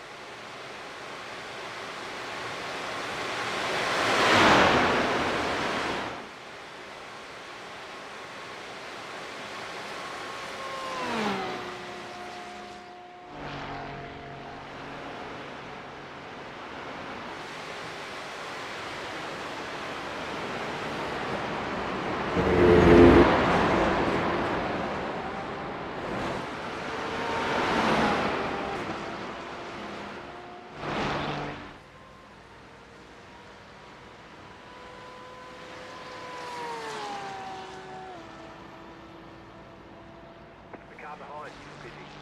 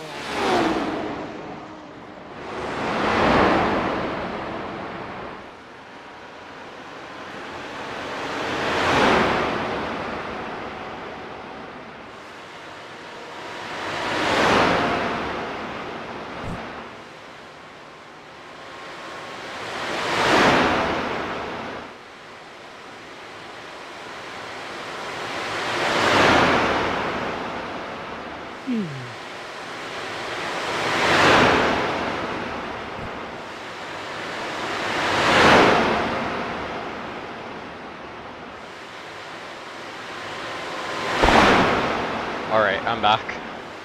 Howdy. Howdy. It's okay. Holy. 2-minute gap? Yeah, they're slow as fuck. That is absolutely wild. Okay, wait. They were a minute 30 when I started this and they were a minute 30. They're already 30 seconds back. I don't know what they did, but must have spun or something. Yeah, I saw that. It was like, I checked the stream and it was like a minute 35 or something like Yeah, that. you see that oversteer through there? That's kind of crazy. Wait, what? Let me see. That quick left right on the entry to this downhill section. The oversteer is kind of crazy there. Oh yeah. Tires are, you know. Good amount of auto rotation just in the wrong direction. Gotta. So if you get auto rotation, the way you stop auto rotation, it's just like drifting. Because in drifting, you're constantly going the wrong way. So the way you weight shift is you do this. You tap the brake like that, really quick. Just stab Really? it. And Oh, so yeah. stab the brake while turning the direction you want to go. And the car will naturally fishtail that way. Now the thing about it is if you're already over the limit, you risk spinning when you do this. So it's a very precise movement when you do it. That's good. You gotta leave that extra 0.5% of a gap in a way. Yeah. I'm not really pressed on pushing here, to be honest. Yeah, no, don't. We have a 2-minute lead. I don't think there's a need to push. And you're doing the same times as everyone else is, so everything's fine. Difference is I'm taking it easy through these higher speed sections here. Yeah, because it's super oversteery, isn't it? I was really rear gives pushing out. hard there to keep the rear overheated. Yeah, Oh, the that's rear good gives then. out. Those tires are cold, man. Oh, sorry, did I say overheated? I meant cold. Yeah, they're really cold. The rear Yeah. just gives out on half these corners, man. I hate it. It's alright, though. Yeah. We deal with it. This will be my second event win. Let's go. Really? Only second? Yeah. Petite Le Mans and this one. Oh, like you mean special event? Yeah, we won the Yeah. Sebring 12-hour last race. I think we were like one of the bottom splits though, and we won by That's like fair. 4 minutes or something ridiculous. It was everyone crashed in the rain. Yeah, I was busy, so I couldn't do it. But Oh, I'm looking at all the photos that you sent. those are all Oh. GT500s. See how wide they are? Yeah. It's weird, right? What on earth? And then you have the, what do you call this? The MK5? No, MR2 MR2. Oh yeah, Lightning McQueen. Toyota sports car. It has about 110 horsepower. They ripped out the old 110 horsepower engine and put in a 400 horsepower engine, and then so turned it funny. into literally a prototype. And then you have the Toyota, another Toyota. What's the last picture you sent me? It's a, I can't tell what that is. I have no idea. I can't look. Yeah, fair. VR. What? So, I'm in VR. Oh. Oh my god, your license is fully maxed out in B class. I just saw from that photo. I thought it was only 3 races needed, but they changed it this season to 4. So I only did 3 races. I think it's all. And Oh no, I guess maybe it was. it's 4 now, and it maxed mine from last the race. So maybe I go quickly do a register for a VRS race. Do that really quick, the 40-minute VRS race. Do that really quick, and then I'll max out my A class from this. Oh, that's a good idea actually. Do I need to do? Oh, I should check. I'm back down in B again. Yeah. But motherfuckers be crashing people, bruh. Yeah. You can't get away with a single race where someone doesn't crash into you in turn 1, I swear. I know. It's ridiculous. I did like 6 VRS races. I went from A 2.5 down to B 1.2. Yeah. Like. It's like, most of the tracks don't have enough corners that you'll actually gain safety rating if you get even a 4X. Yeah, that's the thing. I just wasn't able to finish any of the races. Yeah. Like, just kept crashing. That's why I'm so low rated on iRating. I'll have like a winning streak where I'll like win 7 races in a row fairly easily, and then I'll crash one, and then I'll just crash every single one after that. Yeah, it's ridiculous. Same thing here. I did like. But you're 3.1K and you can hold it. I got 3K because they added rain, so I just started grinding rain sessions, and I was just I quali pulled, and then I just drove away in the rain. Oh yeah. Because it was the first week that rain was introduced. I raced 140 races in the span of a week, and I went from 800 I rating to 3.1K in 1 week. If I'm honest, I don't even know if I've done 140 races. Wait, let me see. It was hard, man. I was racing for like 12 hours a day, bro. Yeah. Oh, okay. In the rain, nonetheless. I've done In the Ferrari. 360 starts. Yeah. My teammates were like, since when were you 3K? Because I put the 3K rule and I showed them 140 starts, and there was like 100 wins in there, and they're like, okay, buddy. Well, what's your secret? And I'm like, they added rain, dude. I drive in the rain in real life. This shit ain't no thing. I drive on gravel too in real life. You do rally? Or No. The roads are fucking shit, is what it is. I have one car that I just like spin around corners because it's fun, and it has no grip on purpose. I got fucking like 4-inch tires. They're like $50 each. like a Skip Barber or Like something. Ling Longs, dude. They're fucking Ling Longs, bro. That's what they are. I'm running the Ling Longs. And then I have the other car, the one with the blown engine that pulls like 2G. Yeah, that's the fucking. I send that shit. That's the car I actually drive to be fast. Yeah. Yeah, you're not gonna catch me hill towing at 100 miles per hour. No, thank you. I'll just push this lever right here. Boop. Downshift, boom.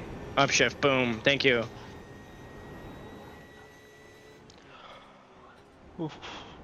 Wait, sorry, one second. Someone texted me.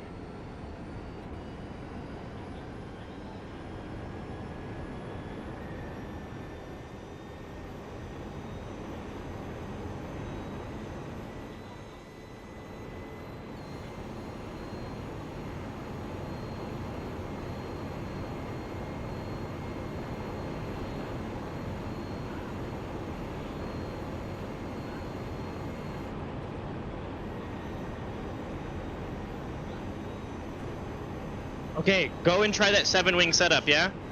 Oh yeah, I gotta do it. It's gonna be really fucking weird at first. Okay, remember, late apex, brake late. That's all you have to do to be fast with it. It's really hard to be fast with it. It's different braking points, different throttle points, different lines. All right. Imagine you're in an LMP3. That's the line you follow essentially. Just a slow LMP3 because LMP3s are way faster. Did you So- wait? Where did you put the setup? It's in your guys' Garage 61. Oh, it's in the folder. Okay. Yeah. What's the time in the game right now? Do you know? Oh, probably not. Wait. Oh, I can I don't check. know. I can check Yeah, myself. check it. I'm about to go to that fucking downhill, bro.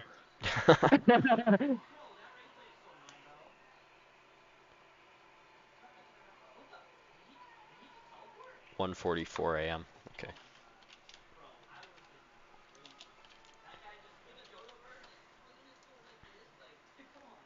Probably 100% track condition, right? Yeah. Oh no, it's 100% within the first 3 hours. Seriously? Oh. Didn't know that. Yeah, it doesn't take very long for it to rubber up, and then it stays like that forever. Pretty much.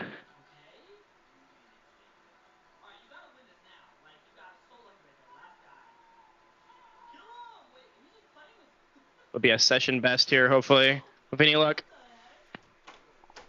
Oh no. Oh. Maybe not.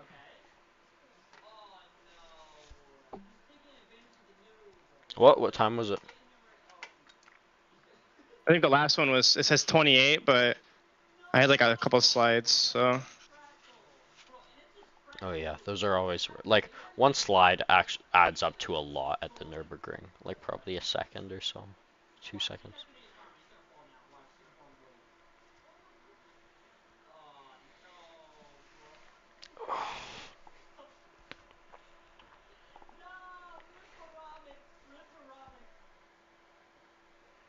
I also messed this corner up, so it was like I lost like a second here on the straight.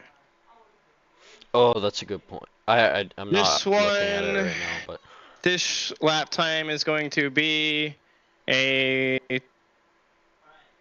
27.3, okay. according to it. Oh wait, no, 27.3. Oh my bad. 23.2. Oh, okay. I'm looking at the wrong fucking number. I'll look at the last, not the best. I was like, no way, that's not right.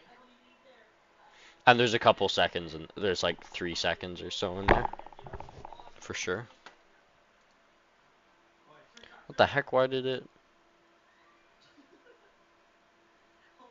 put me at 1:45 p.m.?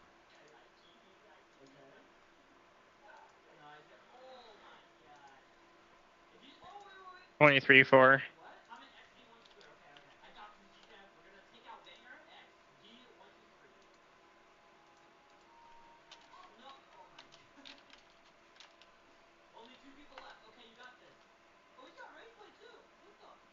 Oops. How many X do you have? I've gotten your team like 4 so far. Okay, that's They're all not bad. off tracks. They're so fucking annoying. It's like the chicane, and that's about it. Yeah. Get Wait, the one like. almost every lap. Okay. Grand Prix chicane. Oh yeah, I know which one you're talking about. That one's so annoying. I have no idea where the track limits are there. I just guess, and I usually get It's it right. the sausage curb. It's that little bump. But sometimes I can hit it and it's fine. And then on the exit of the curb. It depends on if your rear wheels go over. Oh. So you can sling the fucking rear, fishtail it through. That's how you do it in a higher downforce setup. You fishtail the entire car through that corner. Yeah. You like back in the second corner. You back in the first corner. Yep. You're just fishtailing through the entire time, sliding.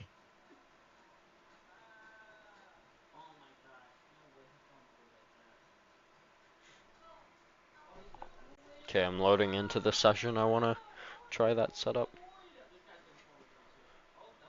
We had one with like 6-wing on, and it felt super grippy, but Yeah, that's the one that I used on my previous race. We were running around this time. I was running 19s, 18s. My teammate was running 17s, and with this setup, I can't do more than like a 20, 22, 21 here. should we have used the sixes and across the board seem to be better. Yeah. Especially in qualifying. The qualifying was so hot that the fives couldn't grip on the unrubbered track. It was too like not greasy, but there's just no grip in the fives. I had a hard time doing anything better than a 19 in quali. I did like a what did I do? I did like a 16-7 or something in quali. Yeah, it's not bad. 5. Or actually, it might have been a 6. It has to do with differences in driving styles, the way that the car's actually driven by each person. Yeah. We're completely different sides of the spectrum, so. I'm fairly good with low downforce cars because. Hold on. Oh my goodness! It just has so much grip. Yeah. Yeah, I'm good with low downforce cars because I did Porsche Cup for so long. I'm just. And that doesn't have a lot of downforce, right? It's just No. It's mostly so that setup you're running right now, good for a 13 in quali trim. Seriously? Oh. Yeah. That's the best I've gotten out of it in quali trim. Let's see. Oh yeah, I'm improving all my optimals. Wait. I improved one of them at least, and this is full fuel. Yep. Also, curiously, this setup is worse on fuel too. It's worse by 0.2 liter per lap, meaning that you have to carry 1.7 more liters every single lap compared to the 6-wing. That's because you have to slow down more. You're not carrying as much speed to the corner, so you have to accelerate more. So for reference, we were running 96, 97 liters per stint. You're running a full 100 here. And so the difference across the entire 25 pit stops, we gained 50 seconds on everybody that was running a lower downforce setup. Whoa. Because our pit times were 5 seconds quicker than every single person, every single lap, every single pit. I mean, seriously? Yes. Another reason why we went with the 6 is that it used less fuel than the 5s. The 7 is horrendous on fuel though, so it's weird because the 7-wing does like a 14 to 14.2 per lap, depending. This one does a 13.8, 13.9, and then the 6-wing does fucking 13.6. Yeah, it's crazy good on fuel in this car. So I don't remember. You're learning. Yeah. You're learning. I don't know how much fuel I was using with that setup. It was. I'm looking at it right now. I for had me, like at least half a lap left of fuel when I came in. on 100 full liter, right? Yeah. Yeah.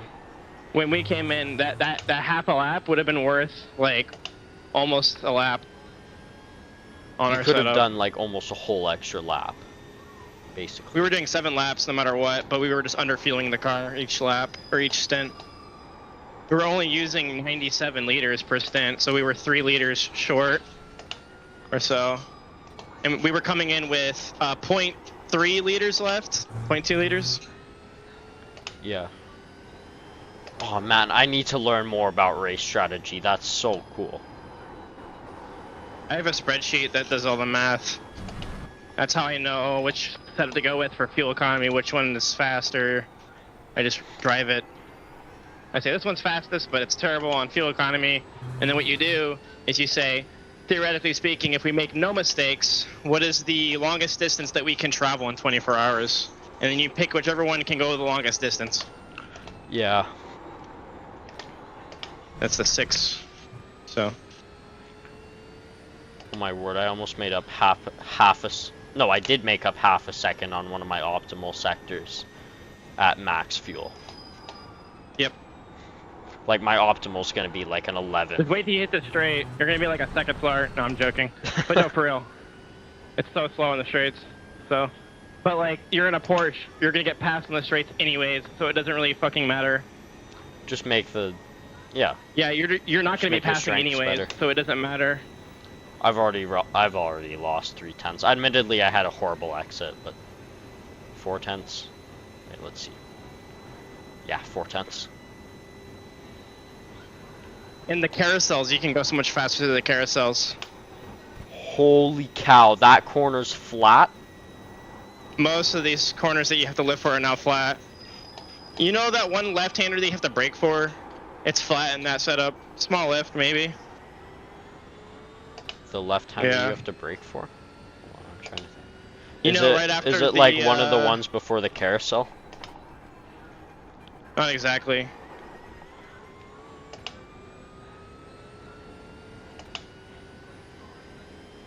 Which one is it then? Wait. I don't Oh explain yeah, it. I'll let you focus. I don't know how to explain it, so. Yeah. Fair. I got 2 laps left. Do you want me to drive next, or are you happy driving Yeah. another stint? Oh, you do? I only What? do an hour. Okay. I only do an hour at a time. This is easier to drive though for an hour, to be honest, because you're not going as fast. Okay. I'll get in the car or I'll come back in the sim in a Do second. a lap. Do a lap. See what you get on cold tires. I'm still on my 'Cause out in lap that though. setup, yeah, in that setup, I was setting records on my out lap. I was beating my teammates on my out lap they were on 5-degree setup. I was like, dude, you ran no fuel and you had hot as shit tires. I was on my out lap on 60-degree tires and I still beat you with full fuel. Yeah, I'm beating every single one of my optimal sectors, and this is like, there is no grip in the tires whatsoever. Yeah, you don't need grip. You just need downforce. Yeah.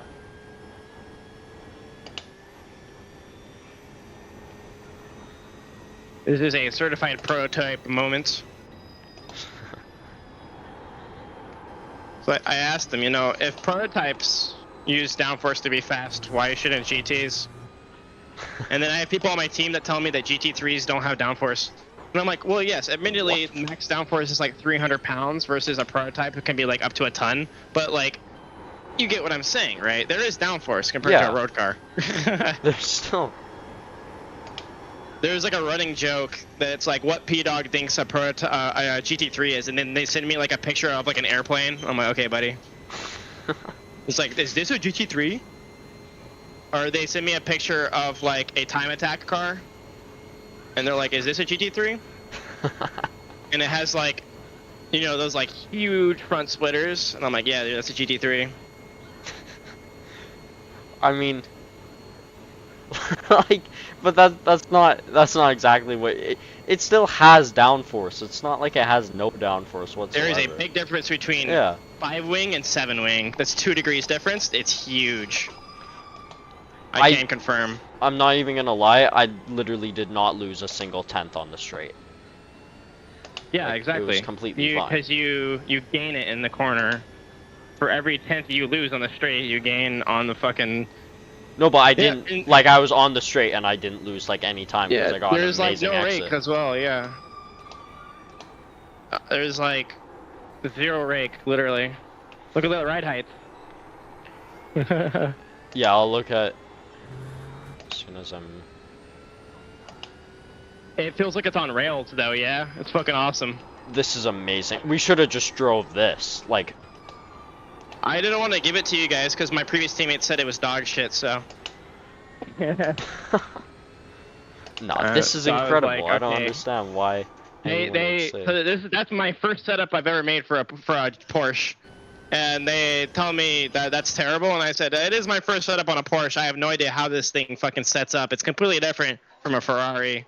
Yeah. And BMWs and Audis and everything else. It's more like an Audi and Lamborghini, but Lamborghini has its quirks, and that's what's different about it. Is that like what would be true on a Porsche is not true on a Lamborghini. Right. It's just different car designs and stuff. Well, no, the Lamborghini is just fucking retarded, is what it is. I saw on the balance of performance, the fastest average lap time was Audi. Was it Audi? I thought it was BMW. It was Audi. The Audi was like a whole second faster. But it's so hard to drive here, so. No, but then I looked at like what the fastest average lap time was for the Lamborghini. It was, I think, 14 seconds a lap slower. It was something absolutely Not ridiculous surprised. like that. That guy had like the 1,000. Lambo at Sebring. What? I said I'd only drive the Lambo at Sebring. Yeah. Only track where it's good. Do you like only primarily drive prototypes, or do you or not prototypes? What do you call it? GT3s? GT. I drive GT exclusively. Really? I can drive the prototypes. Are too easy to drive. It's not as fun. Too easy. No, dude. I agree. I literally, my teammate was like, "Hey, can we do the Porsche GTP for Sebring 12-hour?" When I was gonna do it, instead of using the Porsche GT3, and I was like, or the Lamborghini, or Audi, and I was like, "Why would I do that?" And he's like, "Well, it's a lot more fun because it's faster and it's easier to drive." And I'm like, "Bullshit." I hop in, I beat his lap time. I literally bought the Porsche GTP. Within 3 laps, I was on pace for like 2.5 KI rating, and I could smoke his ass. I just have no idea how to dogfight in it. So I'm like, no, this is too easy, man. This isn't fun. Yeah. Because the entire like the way I drive is like perfect for prototypes and high downforce cars. That's why I'm really fast with downforce. And people say, well, downforce means that you have less skill, and it's like, no, dude. I'm just utilizing the grip in a different way. I'm getting grip in a different way. You might get it from weight balance and this and that and having the perfect line. I get it through pure brute force of going as fast as I fucking can. That's literally how you drive, like all down. Like it requires a lot of skill. It's not. It requires a lot of focus. Is what it is. Yeah. And I don't know if I could do that for 12 hours. That's why I didn't want to drive it. On top of me being on pace already without any practice, having just bought the car. Okay. Yeah, it is really. I'm trying to think. It's the easy LMP2, to be fast in them. It's hard to be consistent. I almost got the LMP2 lap record at Long Beach within like 15 laps. I was like, okay. Didn't really even want to do any races because of that. I did the LMP2 24-hour Le Mans because the GTs were GTEs and I wanted ABS. For a 24-hour race, and that was fun as fuck. Oh yeah, I bet. Because the LMP2 is fun. LMP2 through the fucking Dunlop curves, man. Holy. You're on like the edge the entire time, and you're just like sliding the entire time. You're at full throttle while sliding and just throwing the weight around. Oh yeah. Like this section here, where it's like the fastest section on the track, where you have the jump and then you have that quick right-hander and then the left-hander. Now that's what Dunlop is in an LMP2. That's what it feels like. Oh, that's so. Yeah, I know. It's just like perfect. Yeah, and now that's also what Porsche curves are like. And now every other thing is just like boring. I'm up a second and a half on my time here. This is a really extend right here. What's it gonna look like? What time? Well, it's 4 seconds off my best, so it's a 22. Oh, okay. It says best. I've been able to do a 13, but I got a 1 off on the downhill. Oh, I man. touched the grass. Hold on 1 second. I need to respond to this person and tell them. Alright, one to go, one to go. Yeah.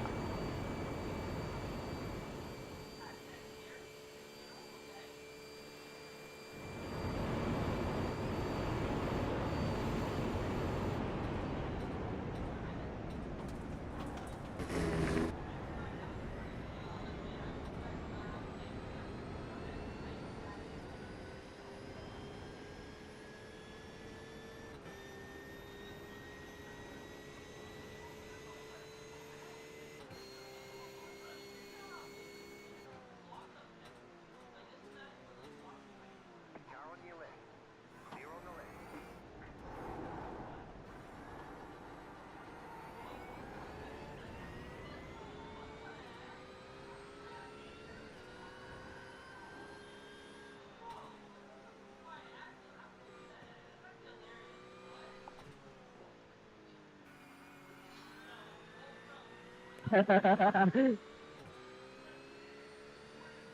Oh my god. You see that drift? Wait, let me look at it again. So I saw you weaving on the straight, and I'm like, what? this Porsche let me through, so I hit a drift for him. Oh my god. Pretty good, yeah. That's a left foot braking drift. Yeah.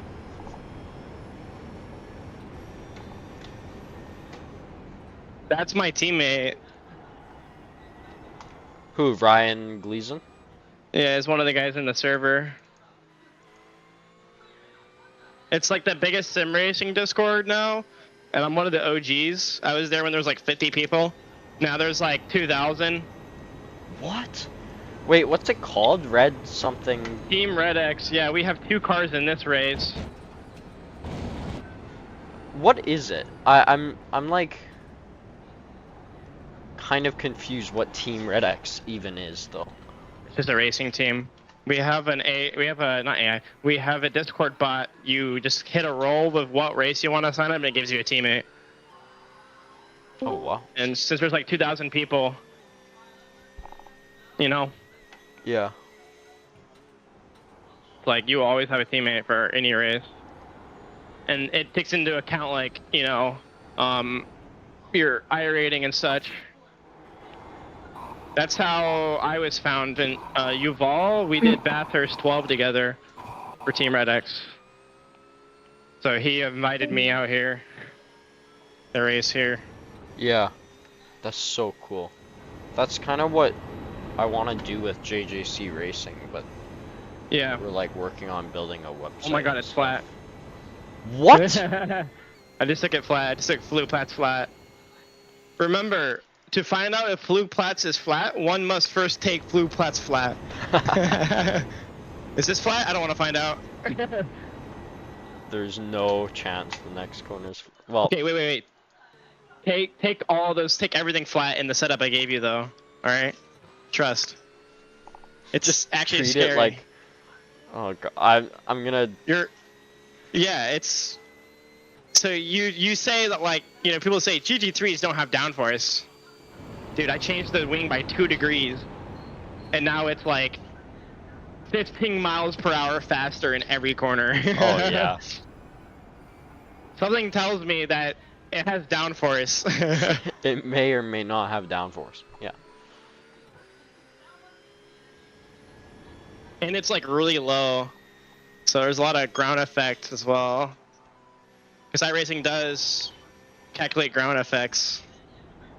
Yeah, can't you I do don't know how porpoising they on do it, the Yeah. F1 car? Yeah. Funny.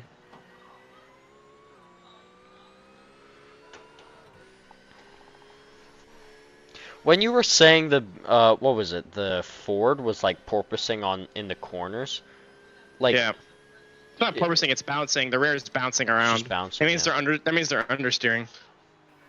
Really? Oh, Actually, yeah, Yeah. that is exactly. It means on corner exit they're understeering, so that tells me that they're trying to like this. Watch, I'll do it in this corner, like this. See? Oh yeah, yeah. See how I'm Oh, sliding it's in the just rear? I'll do it here. See? that's what they're doing in every corner, but there's just no oversteer, so they just go straight instead. That's exactly what happens in like karting. Because it doesn't have a differential, right? You have to lift up the This. rear inside tire. Whee! Whoa. And so it's it starts to bounce if you understeer out of the exits. Yeah, of corners. exactly. That's what I was confused about. I'm like, but the Ford like has a it's literally lifting up the inside tire and placing it back down. Yeah, exactly. Yep. That's It's losing grip through the corner because God. it's not balanced properly. And this was during testing though, so they were like the Ford GT or GT3 getting tested at such and such, and I was like watching it and looking at how it was driving, and I'm like, dude, that thing looks retarded. Like, first of all, it's huge. It doesn't look like it should be able to corner that fast. Second of all, it's not cornering fast. It just looks like it is. Yeah. Because it's so big, and you don't expect a brick to go around a corner that quickly. And then like it handles like a go-kart from what I'm hearing. It's just like It handles what like on the earth? Mercedes and the BMW. How does the Which is like how do not you like describe a go-kart, that though? like a brick on wheels. Like just a boat. Yeah.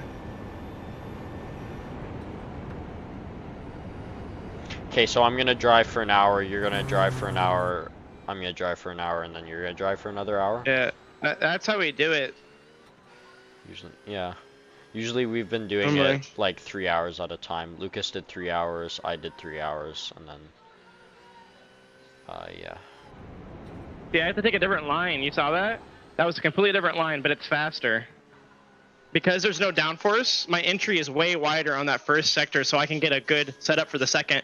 On the higher downforce, you just stick as close as you can to all the curbs.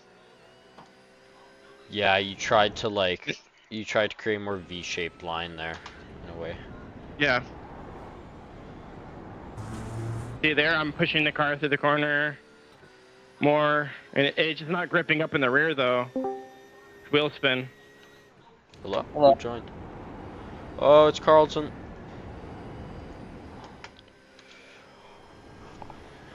Okay. Yeah, I changed the ABS, or I changed TC, ABS, and brake bias. Oh my god, I don't know if you've looked at the gap to P2, but it's What is it? 2 minutes and 48 seconds. Oh, that's nothing. Really Our go race, faster. the gap was like fucking a lap, so there was only one car in the lead lap, and it was the lead lap car in P2. And P2 was like still like 5 minutes behind P1, and then P3 was like a minute, and then us P4 were 7 minutes. And we had P1 nipping at us, trying to lap us down, and we're like, no, motherfucker, we're staying on this 1 lap down status. Oh my goodness. 250. Are Wow, you they're driving? they're 3 minutes, man. They're half a lap behind us already. Who's driving? Parker is right now. I'm driving like right now though too.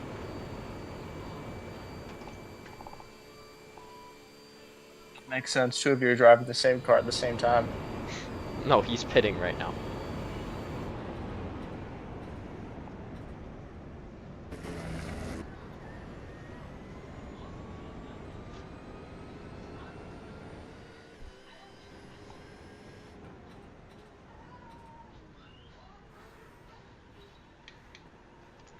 Okay. Bro, my fucking teammate, bro, I gave him my setup and I said, this is my new tech, and then he said, your tech's dog shit. And I said, what do you like more, high downforce or low downforce? He's like, low downforce, that way I don't have to be fast in the corners to make up for the straights. And I'm like, that's a skill issue. That's not even true though. You have to compensate or you have to still try and be fast in the. It's just harder, right? Yeah. Why would I want it to be harder? Did you?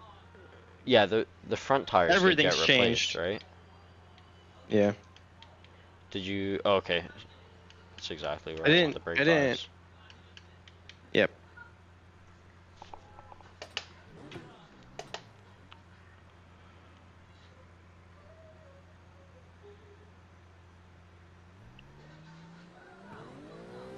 Okay, go. Oh, why was my pit speed limiter off? That was weird. It's because there was a amount of time between us switching, so that the car turned off by itself. It has auto off, so you don't blow the engine. Oh. There's enough time in between driver swap, then it'll auto off. But if you remove me and then get in, it won't turn off. Yeah. Only after a certain amount of time. It's like a couple seconds though. If I get out and then you get in, it's different. It'll turn off immediately. Did you change the ABS?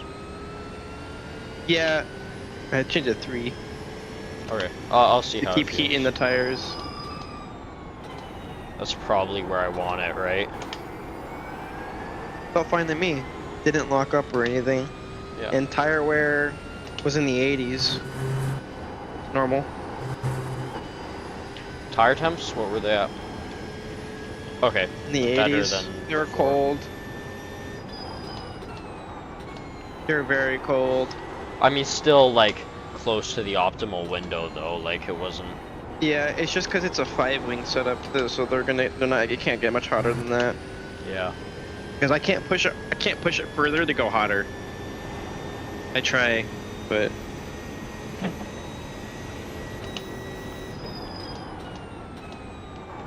You just gotta like. Yeah. Like get oversteer on purpose, and then it'll correct. do it. And then gas out of the oversteer, so you spin the rears. Yeah. You can understeer the fronts. That way you're over scrubbing on purpose.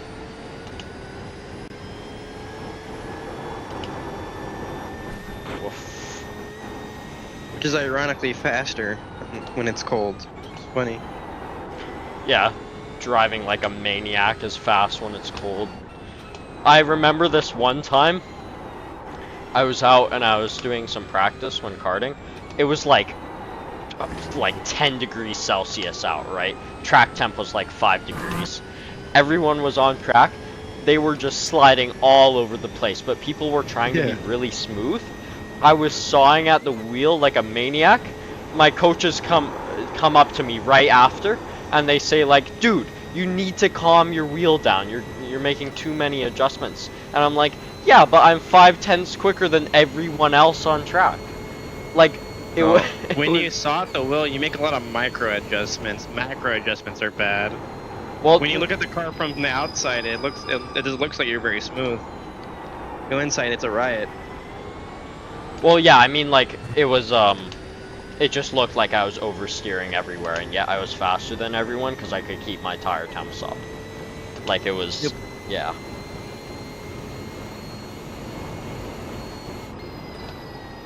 Like everyone else in this server, not the server, but in this this race, right? This race server, they're clearly struggling with tire temps because their qual times are fine, but they're doing like 30s, 40s, man. They can't push the car and they're too scared to do so. I think it's just gonna give out on them. I bet they also think their tire temps are too high.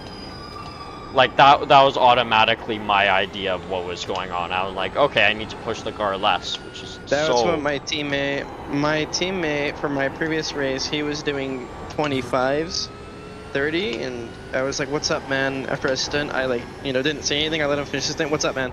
And he was like, "Bro, the track's too cold." And I'm like, "No, your tires are cold." I was like, "What do you mean?" I'm like, "They're at 70. I'm looking at them, 70 Fahrenheit or Celsius, right? I mean, they need to be in 90." And he's like, "Right, so how do I do that?" And I'm like, "Watch me drive." And I just start sliding and drifting every corner. And he's like, "Oh, hell nah." I come into the pits, I have 15% more tire wear, but my average lap is like 5 seconds faster. And he's like, "Hell nah, bruh." I was like, "No, give it a try." And he tried it, and he did a 17 the first like out lap. He's like, "Okay." He was Oh like, my "Okay, God. you're right." And I was like, "Yeah, I know I'm right." Like, I always drive at night for my teams. Julian, how do you already have a 8 hours on American Truck Simulator? I do. Holy. He's owned the game for about a day. I gotta see this drift I hit. How sick was it? Oh, alright. it's pretty cool. Yeah. Pretty good, pretty good. It's about as good as you're gonna get with fucking TC. Yeah. I want to see that the clip I did earlier where I like drifted and overtook 2 cars in that really tight corner. Like, you know, Wild. the one that you saw and you were like, what the heck? Yuval was like, or no, not Yuval, who was it? Lucas was like, why did you do that? Yeah. Not a wise decision, but it worked out. You so, never overtake in that corner unless you have to. Yeah. Everyone slowed down like 20 kilometers or 30 kilometers an hour, so I was like, okay, no, I'm just going. Dude, 3 minutes. We pitted. When I pit, 3-minute gap. They still have to pit.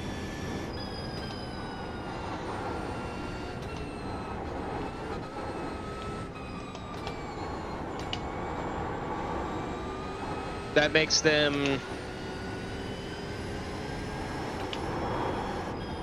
On.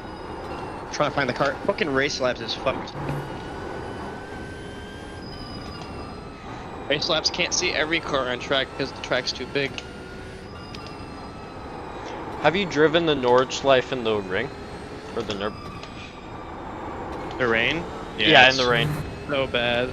So hard. Because there's only one line anyways. Julian, you know how mad Lucas would be right now because you said the Nordschleife? The Nurburgring. I'm just gonna call it the Nurburgring. I don't know how to pronounce it. The Nurburgring? Nurburgring. Did I say Nurburgring? Yeah, bro. No, I'm just saying. People say the Nurburgring. Yeah, bro. Where the Nazis go to race. Oh yeah. My favorite racetrack. Oh yeah. No, I just call it the Nordschleife. Nordschleifer. It's close enough.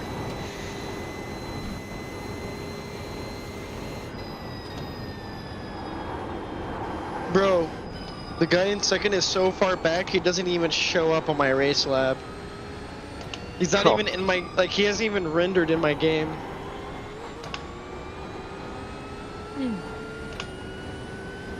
Oh, I have to, like, actually go find his car on track by switching all between the cars. We could get like, I'm not going to, but we could get like 3 drive-thrus and we'd still be fine. Oh, I found him. Oh my god. He's doing 40s. Oh. His last lap, 43. Average 30. They just don't know how to drive in these conditions. How is he P2?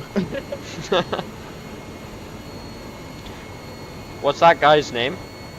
The guy who's driving? Gabriel Nidu. Oh. I think one of his teammates, like, oh, I can't remember what his name was, but it was,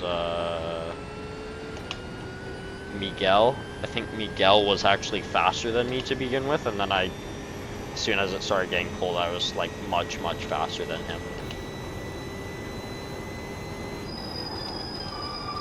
Was it Miguel? Really? Maybe. I don't know. Actually, I don't know. Oh, not the Miguel I know then, because I'm looking at them. It's not.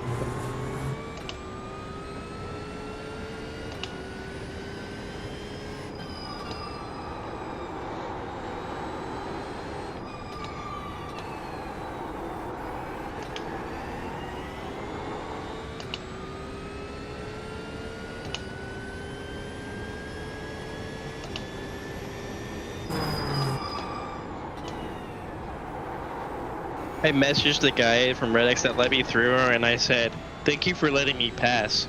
I hit that drift just for you." Did he respond? No, he's driving. Oh, right. But his We'll team- see it when he gets out. It's on Discord. I sent it through Discord. Oh, I see.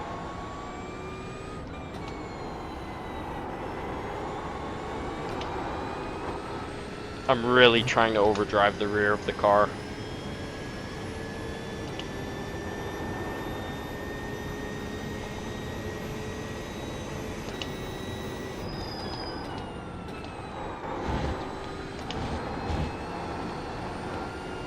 Well, P3's doing 20s, doing like 25s, so he will catch P2. That's good. Woof. There he is, the boy. The next car is my boy. The guy you hit the sick drift for? Yes, bro. Just for him.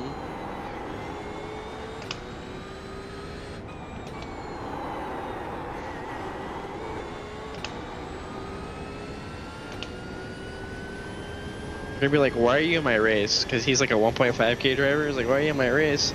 Not smurfing. What?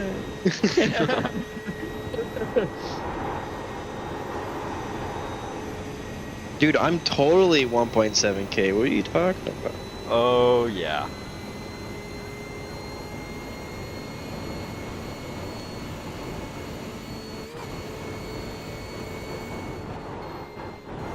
Oh my god!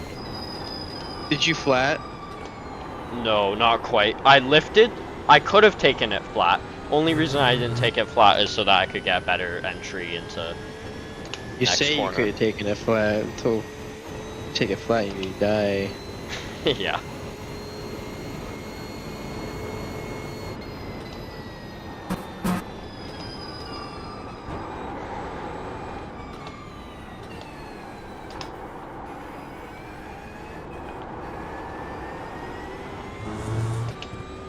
Technically, you could take any corner flat if you wanted to, it just wouldn't be particularly fast.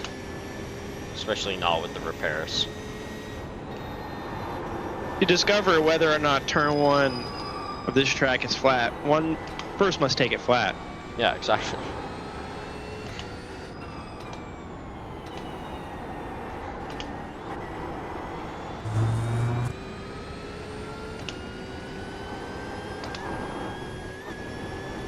How long are we driving for?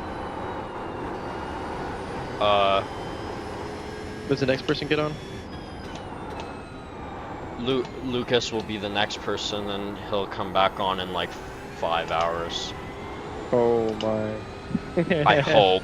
Actually, I gotta text him. You're driving for 5 hours? No, me and Parker are alternating till like 2 a.m. Oh, okay. I'm like, bro, I couldn't drive for 5 hours in a row. I did 3 hours in a row. This is I did- gonna be my 4th. I did 4. But not in a row. The Petit Le Mans that I won, I was on 3 teams that weekend in 3 different cars, and I drove between those 3 a consecutive 5 hours at one point, which is half the race length of the Petit Le Mans, and then proceeded to win the last session while also doing that for 5 hours, but non-consecutive. So that weekend I had driven approximately almost 10 hours for 3 10-hour races. I drove almost 1/3 Oh my of the total God. race time. Only the hard carry, because the only way I could make it work was I had a triple stint the first session, double stint the second session, and then I would have a break, and then I had to alternate on the last session. And they would overlap, and it would be a triple double, so a penta stint between 2 teams, and then I could have a break, and then I could hop into the other car on the other team, the last team. The first 2 teams crashed out completely. They all quit. I did my laps. I left, and they got mad at me for leaving. And I'm like, dude, you know I was gonna do this. I have other obligations. I drove my fair share time. I gave you 2 hours, of this team, 3 hours on that team. That's like half the race time on one of the team almost. That's 3/10, right? Yeah. 2/10. That's a reasonable amount of driving time to give you, right? Because in a 24-hour, that'd be 4, right? And each team had like 4 people in it. So I was like, that's fair share. Yeah. And they were getting mad at me for just like leaving and not supporting them or whatever. And then I would check in on them between stints, and I would go, and the cars in the pits completely disassembled, like everything gone off of them. And I'm like, how do you fuck up that bad? Oh my God. Yeah, that weekend the only cars to win were the BMWs. Let's be honest here. Petit Le Mans is not. The road Atlanta is not kind to anything other than the BMW. I've never driven it in a GT3. I drove it in LMDH, Super Formula, and something else.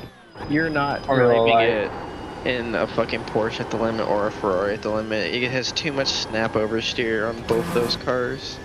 On steer. 3 of the corners out of the like 10 corners are snap oversteer. Yeah, dude, I don't like those odds. You know what doesn't have snap oversteer? What has The 0 snap BMW. oversteer on every corner? The BMW. Does Oh, it yeah. understeer a little? Sure. But you can do it. You just gotta be careful with the throttle. If you put the throttle in the right place at the right time, it won't understeer terribly. You use the understeer to use your line, right? You understeer on the line. Yeah. Some people don't like to drive like that. That's how I drive. That's why I like higher downforce cars, because that's how you drive them. You drive them understeering on the line. Right. Why I have trouble with this Porsche. I'm way faster than the Ferrari.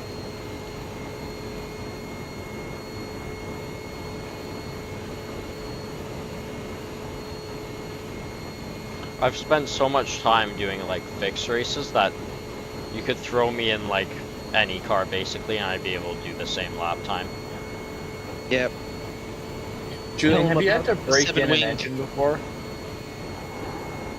Hold on. What, sorry? Have you had to break in a 2-stroke engine before? Yeah. It sucks. It's the most painful It's so slow. process ever. Yeah, I know. It's so slow. Is what you broke in the? Is it the same in road tax? You go like a certain RPM, you go up to there, and then you lift for 15 seconds, and then you go back to that RPM and lift for 15 seconds. No, you just drive normally, but you can only drive up to a normal RPM, and then you go down to like 5,000 Oh, in the RPM. VLR, so it's started with go to 10,000 RPM, then no gas for 15 seconds. So like, I would basically almost crawl to a standstill before I could get on the gas again. What? Oh That's my how you god. break. That's how Joey told us to break it in. How long it did was it so take? painful. Just 3. It was 3 sessions. First one 10,000 RPM, then 12,000 RPM, then 14,000 RPM. Goes up to 14,000? Oh. No, I think it goes up to 15,000. Holy cow, I didn't know that. I thought I The only went funny up to part- 7,000. What? 15,000 on a 2-stroke though is like only 7K on a 4-stroke because it's half as many, combustion cycles, right? Yeah.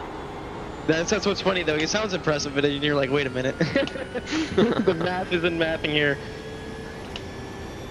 When we switch to race school, we'll probably get like 17,000. Jeez. See that's awesome. They're actually doing it for the club, right? They're probably gonna let us run race fuel so we don't keep popping pistons. Yo, Yeah. when does the VTEC hit in? Well, no, Parker, last year I entered this class for 2 weekends and I blew up 2 engines Yeah. just That's from bad alright. gas. Just because the gas that they made us run was 4 octane under the spec. Wait, 4 octane under, so then it's retarded. What? I guess it doesn't combust then properly. Yeah, You get bad engine runs like shit then, yeah. yeah, and we kept Yeah. blowing them up. So we're gonna switch to race gas, get like some 109 octane, because the higher the octane, the better. Well, I never can't to take an it flat. Once you get too high of an octane, you can no longer burn the fuel technically because of how stable it is with the compression ratio. Yeah, So, but like 109, you'll burn that nicely. yeah, you have to be running some crazy compression though, like 14 to 1 to run 109. Well, you have to, 13 to 1. Wild. but it'll Right? go faster or than is it, pump or is gas. it the opposite? Oh wait, no, it's the opposite. My bad. Yeah, it is. I'm tired. I meant to say the opposite. So you're running like a 7 to 1 compression then. Wait, are you You turboed probably then? will, yeah. No, dude, it's a go-kart. why? I don't know about two strokes, but why would you ever run a low compression on an engine, on an NA engine? Curious. Honestly, I don't know how we run it now because we got it from the engine builder and we haven't played with it. So Yeah, with four-stroke like car engines, the lower amount of compression ratio, so the closer to 1-to-1, the less horsepower and torque you make. That's why I'm saying it doesn't make any sense. The only time you run a low compression is if you're turboed, and that's to prevent pre-det and engine knock, which will just completely destroy your fucking venting rods. What is this guy doing?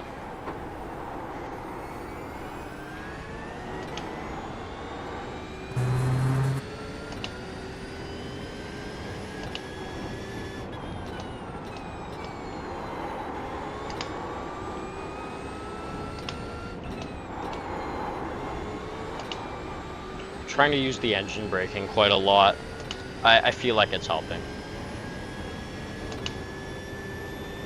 Yeah. Of course. don't use engine braking in karting. It doesn't work very well. Yeah, so like Group B rally cars ran a 6-to-1 to around a 7-to-1 compression, but that's because they were running upwards of 40 psi of boost, which is fucking retarded. Wait, what does compression do? I'm confused. What? Oh, is that just how much the oxygen compresses? No, it's the ratio from when the piston's at bottom to top. It's the ratio. So the closer the compression ratio, the less travel the piston has to make. So you can actually run a higher RPM at a lower compression. So for reference, Formula 1 running like a 14-to-1, 13-to-1, they need like 120 octane, you know, or better essentially. As a result, to prevent pre-det, and then they're boosted too, but that allows them to go to like, you know, 17,000 RPM. I'm talking about not like modern day F1, like I'm talking about like fucking yeah, like the fucking V10s. Yeah. Like those things were the turbo V10s. Yeah, they were running like 12, 13-to-1, and they were running like upwards of 125 octane at like 2 psi boost. They didn't even need that much boost because the compression ratio was so great. Yeah, but like on like a road car where it's like, yeah, no, you wouldn't. You want more boost over more compression on a turbo road car. The only time you up compression is if you're running NA, no turbo. It's the only way to make horsepower other than RPM. Yeah. I mean, like I said, a byproduct is that it runs better, but also it's more deep than that too. Once you get into the nuance of engine design, you start to realize, like, oh, you know, having a larger block, like a longer, taller block, but the same exact displacement versus a shorter block with the same exact displacement, one's going to be torqueier, and one's going to last longer. Right. Because of the side forces on the actual journals of the crankshaft. You good? Well, it's a good thing we're like 3 minutes up. Yep. How's the front end? Oh, you're driving. You tell me. That's a good point. Fill it out. I can't tell. It's so dark, man. To be honest.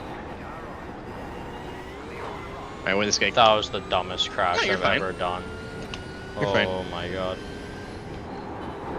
So yeah, so like, my 40-year-old car, there was a rally spec, a Group B rally spec version of the engine, essentially. Yeah. That was a derivative of the... So their engine's actually a derivative of this race engine from the 60s that Ford made. And then Ford put it in their Group B RS 200. It was a 1.6 liter engine. It ran 450 to 600 horsepower.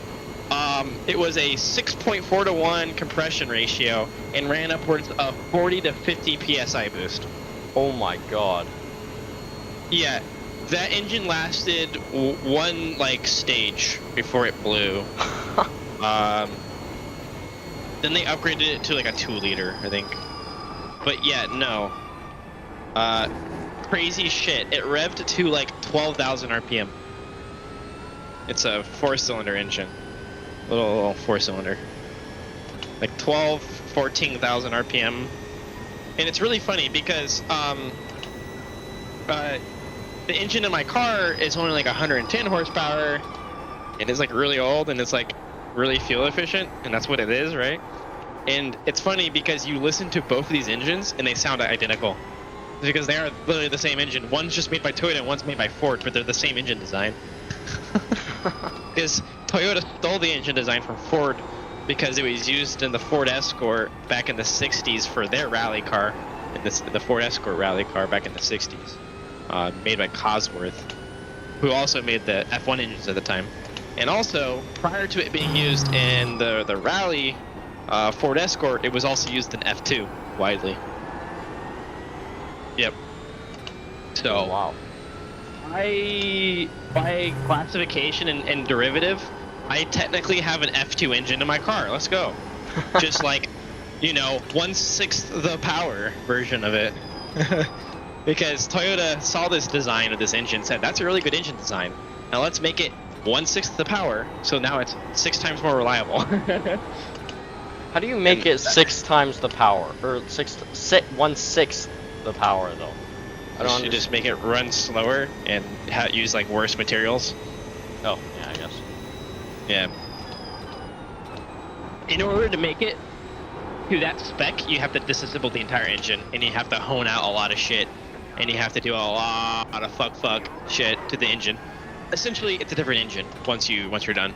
The only thing that has in common is the head and the block. That's the only thing that's the same. But the block is gonna be no. So you're actually taking a block from a 2-liter engine, and then you're converting it to a 1.6-liter displacement. Oh, yeah. And remember when I was talking about the length of the block? So Yeah. there's less side force on the crank, so the crank doesn't warp. 11,000 RPM because that's where you're going to be pushing it to. So the crank doesn't warp. The block needs to be reinforced, so you have to put girdle plates on the block too. So now the block's like extra thick. And then you have to modify the oiling system because the engine wasn't designed to run at 11,000 RPM, so you have to modify the galleries and start drilling holes in the block to change where the oil goes. And then there's a weird issue because it's a non-priority engine, which means that the oil will just go where there's flow, like space, right? Yeah. So once you rev above 7,000 RPM, all the oil goes into the head. It gets stuck in the head. It doesn't come out. Oh my god. Yeah. Because the way that the oiling system works is that the oil gets picked up, goes up to the head, and then it drains down out of the head through a single hole in the top of the head, at the front of the engine, front left of the engine. It just goes down that hole into the block and then squirters through the galleries, etc., etc. So when you rev above 7,000, that one hole isn't enough. So then what you have to do is drill a second hole, and then you have to drill another hole that's connected to the oil pump so that the oil pump pumps the oil out. So then you have this redirect tube that comes out, and it's this you just take this basically piece of oil line, and you just have that go to the bottom, and it gets sucked out. It's really weird design, but this is like some old fucking shit, man, that people figured out so long ago, and this is how you do it. Alternatively, if you don't want to do all that, you just modify the block so that it's priority. And you do that by blocking off some of the oil passageways. And then the cooling capacity of the engine is like 4 times what's needed. So like the actual like passageways for the coolant in the engine are too big for their own good. So if you want to improve efficiency of the actual cooling system itself, instead of just brute forcing with a large volume, increase flow rate. And then you can also increase rigidity by filling the block with cement. So you just pour cement into the engine, where the coolant's supposed to go, and then you let that dry, and then you pour a resin. This resin will harden and protect the cement from going into your coolant and mixing with the coolant and degrading over time. And now that's water coated and whatever, like it's watertight now, that you can run the engine. The coolant will go faster through the engine and actually cool better, but have a lower cooling capacity. So that means now you have to buy a larger radiator, more fans. You see how quickly this is how you build an engine for natural aspiration, right? Alternatively, you just put a turbo in it. Yeah. And make 50 more horsepower. Or you can have 250 liter 1.6 all motor. Then you turbo it by 5 to 10 psi, and now you're looking at a 1.6 liter 400 horsepower engine that'll last you, if held at redline, for 48 hours will not blow. That's how reliable it becomes. Yes, and it revs to 11k. So like the lifespan on these engines is rated at like time at redline. So they say anywhere between 24 to 48 hours it will most likely blow. So like people have seen as low as 24 up to 48, where essentially they just kind of like, I don't know how they do it. I guess they use their ECU and they can see when it hits redline, and then they just logs it when it hits redline, and then it calculates the time. But they said, if you were to go and put your foot on the pedal and hold it for 24 hours, this engine will not blow at 11,000 RPM. Yeah. What on earth? Yeah. Now, if you don't do the 2 liter conversion, the 2 liter block conversion, it'll last less than like 5 hours at redline. It'll blow almost immediately. Which is why you do. And what that has to do with is a phenomena called chatter, because the tolerances on the cylinder walls and the pistons is large enough that you know what chatter is, where the piston starts bouncing. Not So really. there's enough. Oh, okay. There's enough side force because of the angle at which the crank is moving the connecting rod. There's enough side force where the crank is literally pulling the piston into the wall. So the piston will collide with the cylinder wall, and it'll do this at 11,000 RPM.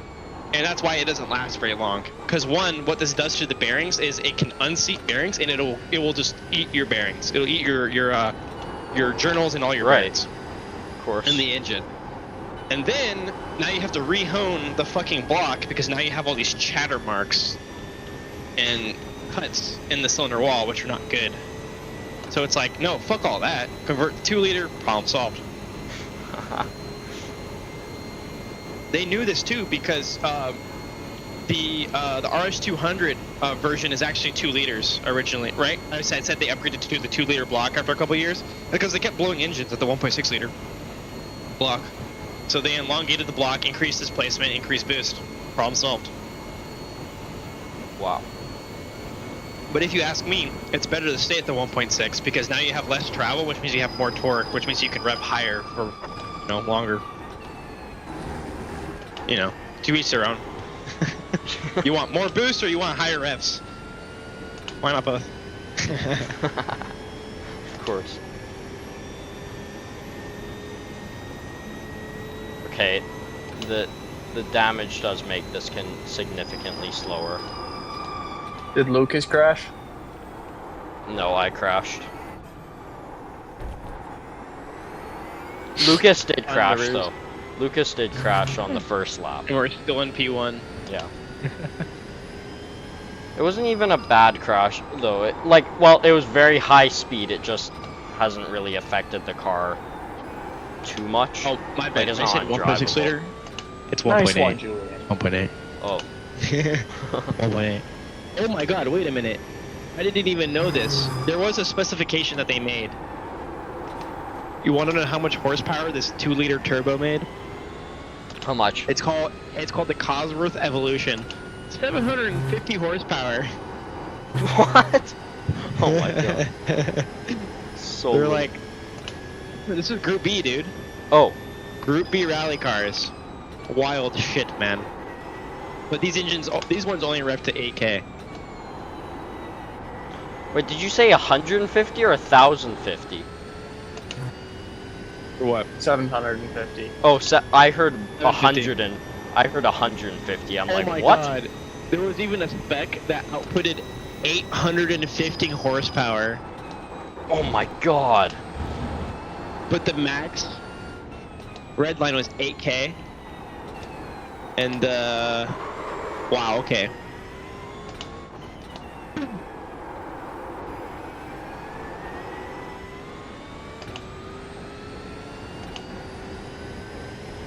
It had a Garrett PT2 turbocharger, ran 23 PSI on this spec.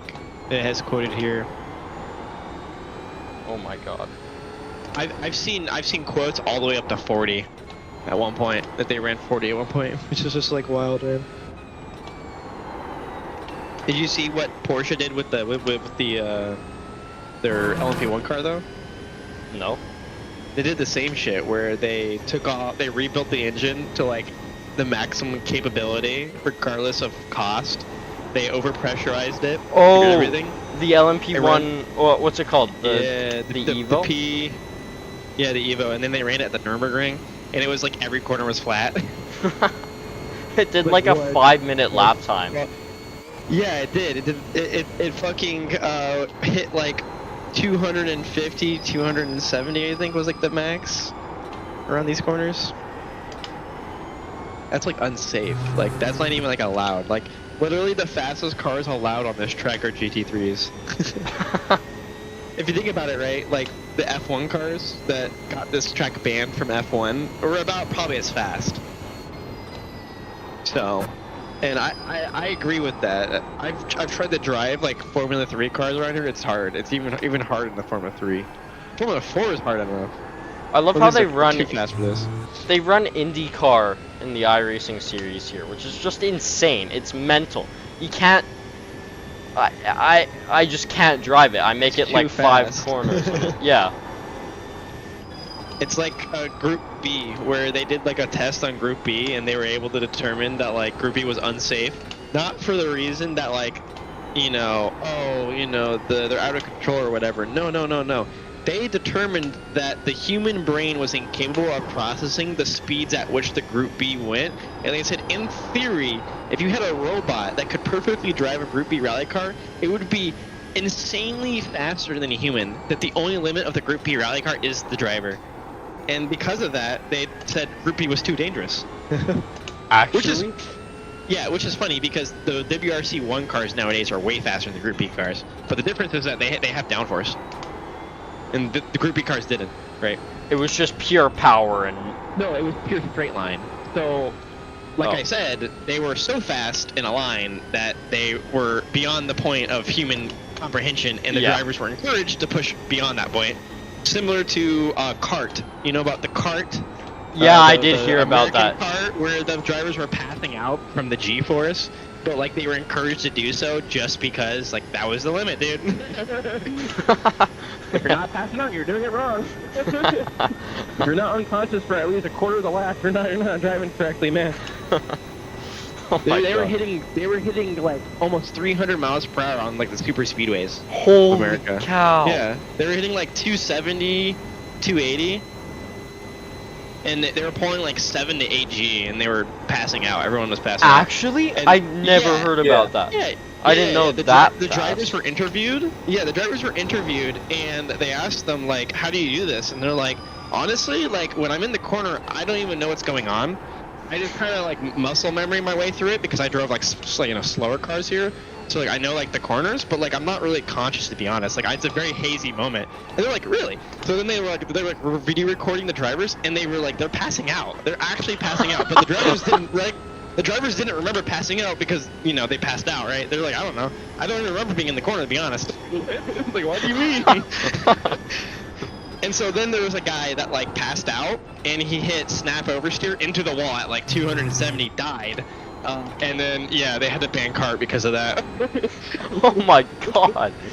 Imagine hitting a fucking brick wall at 270 in a fucking Formula 1 car, essentially. But like that's faster than like the W11 is, isn't it? Yeah, correct. And this is like back in 1980, like 1990. No, cars Well, aren't Indy much cars are faster. still faster than F1 cars and ovals. Yes, correct. Cars are not much faster than, like, cars have gotten slower over time. Like, every single race car has been getting slower and slower. The difference is that They they're just got faster more in corners. downforce. Yeah, they're just faster in corners. Yeah. The engine inside the 499P is the same engine inside the 296 GT3. The difference is one has downforce. They make the same horsepower requirement. One has hybrid motors, which make, 50 more, so it's faster out of the corner a little bit. And it has better gearing, so it's built for a higher top end, but beyond that, it's the same fucking car.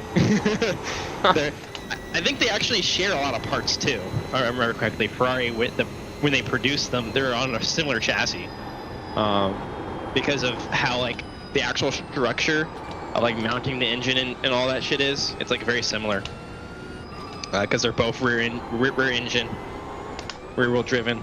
So it's like the same engine and similar transmission, different gearing, obviously higher gearing, but Yeah. they're built to this very similar spec. So most of it's interchangeable. It's literally But yeah, the no. same engine though. Like that's. It is, yeah. It's just like slightly different spec, but cars have not gotten faster in the last fucking 40 years, man. Pretty much speed, just outright speed, capped, and then looking in the 80s. Honestly, you can thank Mercedes and fucking taking flight to Le Mans for like getting this shit banned. Between car Group B and Group C, like that's why all this shit got banned, and they put speed requirements and chicanes everywhere. Because they're like, dude, if we don't put this chicane, they're just gonna fucking die. Like if they crash, they will die. There's nothing we can do. Like you cannot make the car safe enough. No. There was a time in Group C when Le Mans had no fucking chicanes, and they were hitting. I think the highest recorded was like 320 miles per hour in a Oh Group C my car. god! The braking zones were like 500 meters long. Like they could not brake hard enough. So imagine you're in a fucking GT car and this. Because back then the GT cars were like, Porsche 911s. They were like 300 horsepower. Yeah. Yeah. And they were racing on the same track as this car that literally goes 300 plus miles per hour at the end of the straight. Oh my god. Yeah, no. Now we have, the hypercars, which are like, hypercars sound super cool. No. They only go 180, alright, bro? Yeah. They're not much faster than the GT3s, to be honest, in a line. The difference is the acceleration and the cornering. Yeah. It's just Top end's very similar.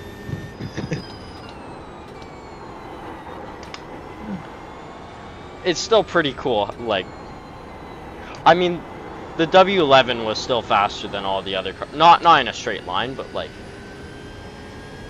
F1 cars haven't been as fast in a straight line since 2005.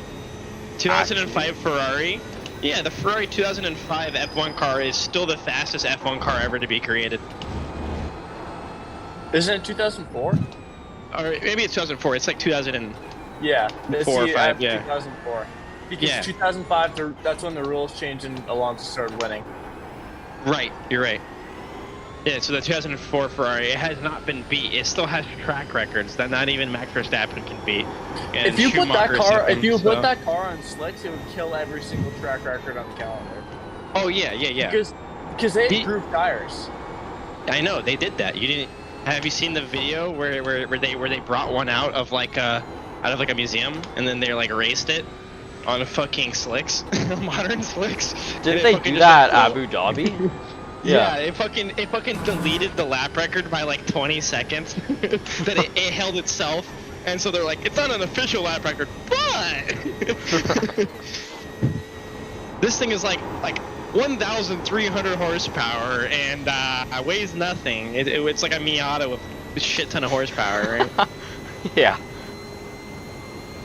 This is a rocket, my guy. This thing accelerates at like 5G. You don't even know about it. Dude. Engineering. What you know? I still find it comical that an F4 car is still faster than a GT3. Yes. 200 horsepower, that's all you need. That's all you need. Horsepower go-kart and some downforce. That's all you need, baby. That's basically what F4 is. It's just a big go-kart with some downforce. Yeah, it doesn't even have suspension, basically. Yeah.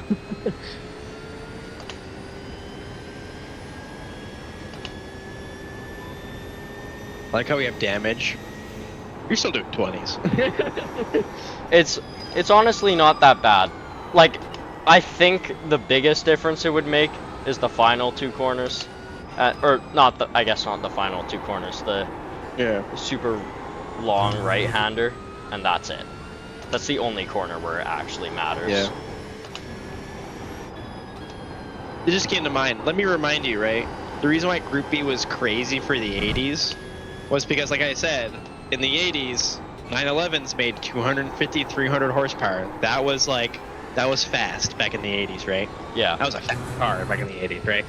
And consumer cars were starting to make, 100 plus, and that was considered very quick, right? 0 to 60 in 8 seconds. That was unheard of from a fucking commuter car. That was like crazy, right? That was back when like all the 4-cylinders started beating like the V8 cars too, because of the emissions issues in the US. Yeah. Where the fucking Ford Mustang was like 0 to 60 in like 12 seconds, and then you have this you have a Toyota Corolla, and it makes like 100 horsepower, and it can go to 0 to 60 in like 7.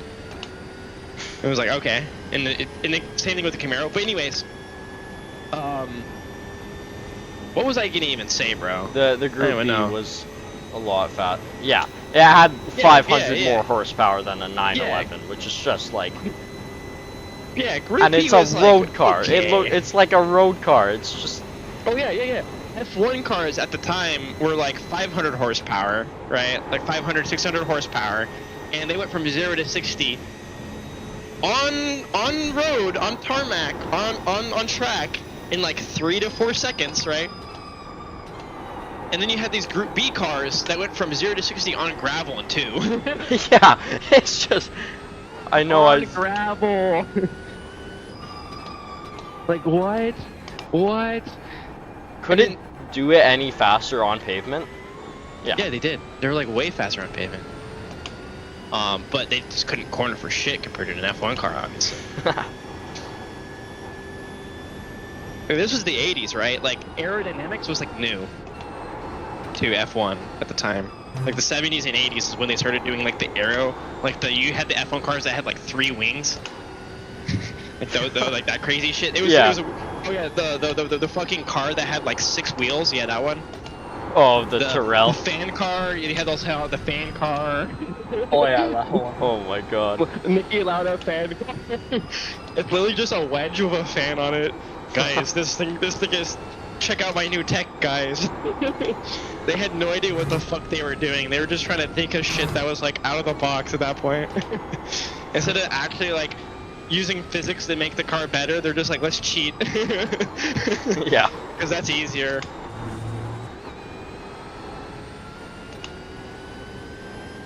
Hell yeah, dude. That's why people loved NASCAR back then, because that was like the 60s and 70s of NASCAR, when like guys were like taking the body of their car and dipping it in acid to make it lighter, but like still meet the safety regulations. Oh yeah. You see what they would do with the pit stop? The fuel was like 20 feet in the air, so that the pressure was so high that the flow rate. Yeah, so the only rule in NASCAR at the time for fueling on pit stops was literally there was no fuel rate cap, right? They just said that the fuel had to be gravity fed. It could not be fed by a motor. So they would build this contraption of scaffolding, put the fuel tank 20 feet in the air, like 2 stories up, and then have a hose that went down, and then this thing would fill like almost instant, bro. And they're like, what the fuck? And they're like, where in the rule book? Where in the rule book? Oh my god. Yeah. Not only that, they had they also used to have, they would have guys that they'd have to, I can't remember which side it was, but no, one of the one of the jackmen would purposely fall into the rear of the car because it generated downforce. Yeah, they would. They create like they made a big dent in it. Yeah. Like golf balls. They pretend to fall into the car and make a big dent to make it go faster. Every single race. Oh, what about that one time that they built for one race? There was a NASCAR car that they built that was the entire body was slanted, so the front and rear tires didn't line up, so the car drove sideways. And the crab one. Yeah. The nice were like, "What the fuck, dude? Like, why is this thing a crab?" And they're like, "Where are the rules, motherfucker?" And then they banned it after that race, but it was like it set like a lap record, and they're like, "No." And they wanted to take the lap record away because it's clearly bullshit. But they were like, "Where are the rules, motherfucker?" And they're like, "You're right. There are no rules about this. So therefore, you can in have the your lap smaller record." But in the smaller stock car series, they would have the car like in the Cup series it got banned right away. They didn't get banned right away in the smaller series, like think like super late models and stuff like that. So there'd just be years where all the cars would just be crabbing down the straightaway. They're like dirt cars at that point, like the dirt, the sprint cars, the dirt sprint cars. They're like built sideways. Yeah. Hell yeah, dude. And now in NASCAR, if you say the F word, you get a penalty. Same thing with F1. Remember the days in karting, you get disqualified for flipping someone off. Yeah, Carlton, he flipped someone. He went past someone, flipped them off. He came off. He got 10 penalty points. You only need like which is the maximum you can get in one penalty. The maximum. If I came off the track and I knocked him out, it's the same penalty as if I flip him off. Deleted him off the server. Yeah. Holy.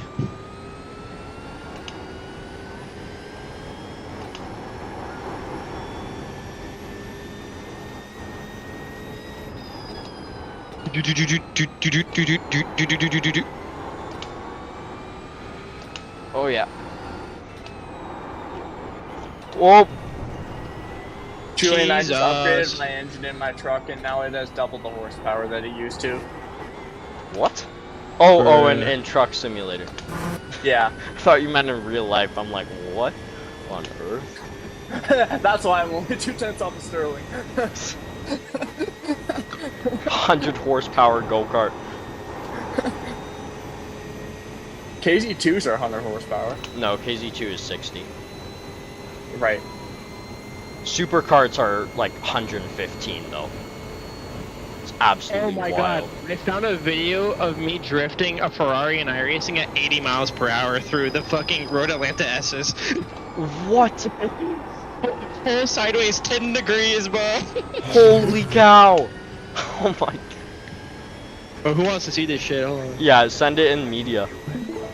Bro, I can't. It's on my Instagram. I can't. I can't do it for some reason. It's gay. That's why. Bro, look at this.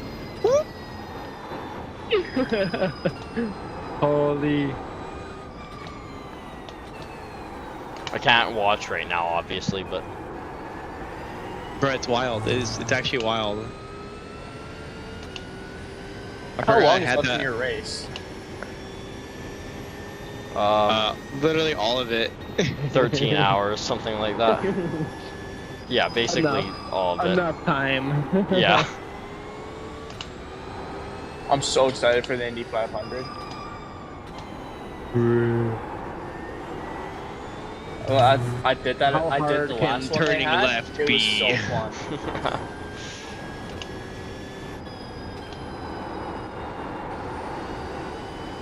The last time I did it, it took 4 hours. And back then, my sim rig was a folding chair and a folding table with a Logitech G29. That got pretty uncomfortable. Yikes.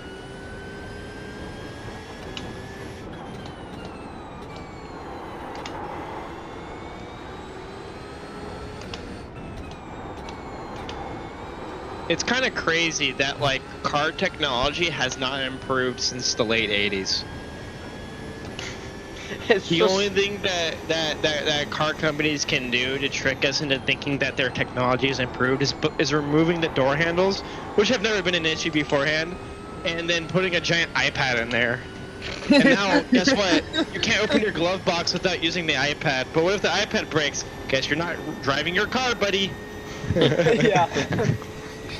And then we'll just completely remove the engine and put a battery in it. And make it It's better, dead. I swear. It's better, I swear. And now, if your car dies, if battery dies, now you can't even open the car to open the hood to charge the battery because now there's no more door handles. Now you have created an issue that never needed to be there in the first place. And then Wait. how did they solve this? Oh, now you have a lockout key. This is such a dumb solution to a problem that never existed until now. And in the end, I'm just going to be using a key to open the door. Like, what? Huh? Back to where we Door started. handles, dude. Where are my fucking door handles? Thanks a lot, Tesla, bro. What the fuck? Teslas license are so registration. stupid. Yes, officer. Let me just hop on my iPad real quick to open my glove box. Give me 30 seconds.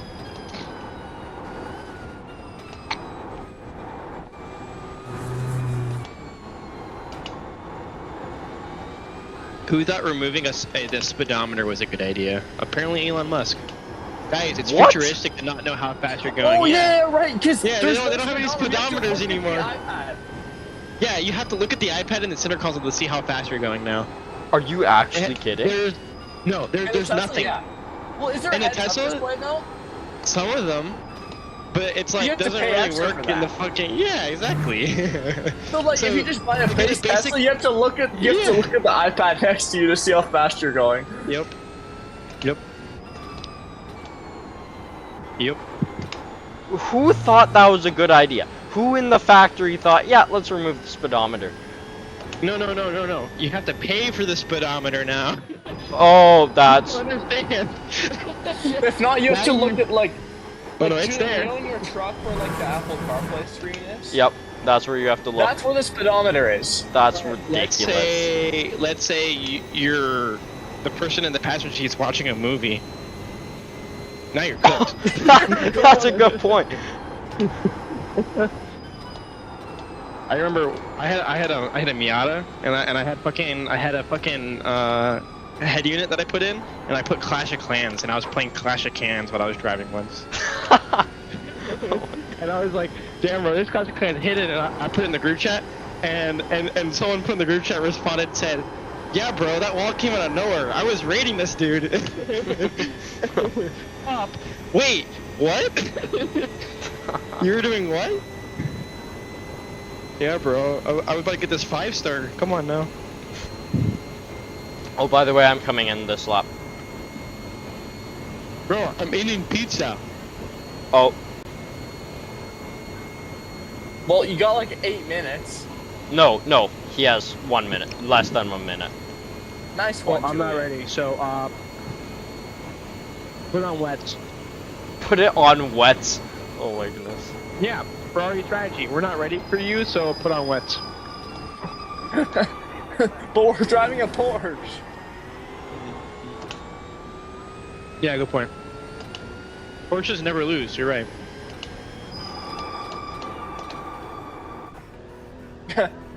World War II. Are you seriously not ready, or do you need me to...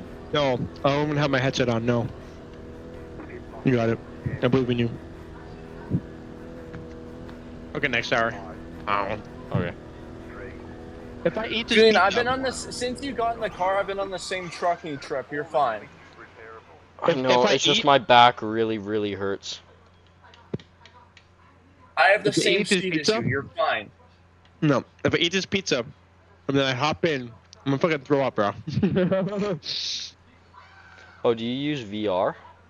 Yeah, I have VR, and I have a fucking 40 or 20 Newton meter wheel, so it's like a workout, bro. Oh my Like my god. hand went numb during the first 24 hour I did, the one I got P4 in.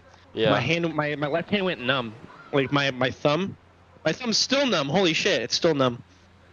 Like, cause there's like a nerve that runs right where you put your hand on the wheel, and Yeah. it's a clockwise track. So your left hand is always up, and you're always pushing against your thumb.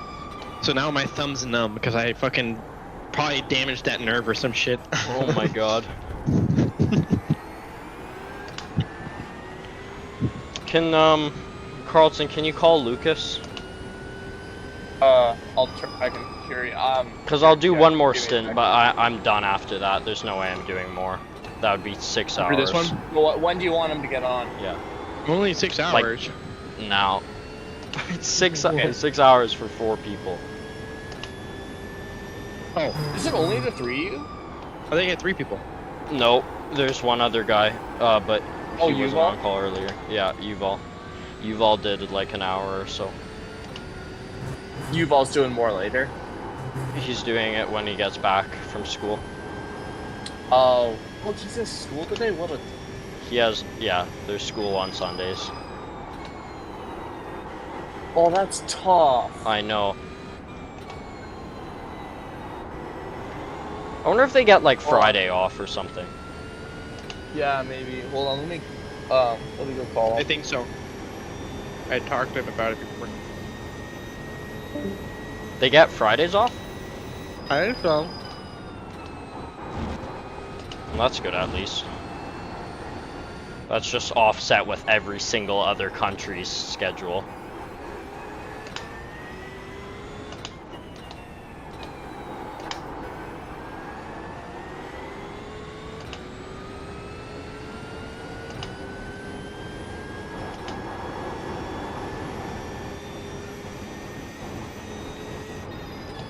I finished my pizza. Okay, that's good. Well, now I have another hour to drive. Excellent. Build a even larger gap.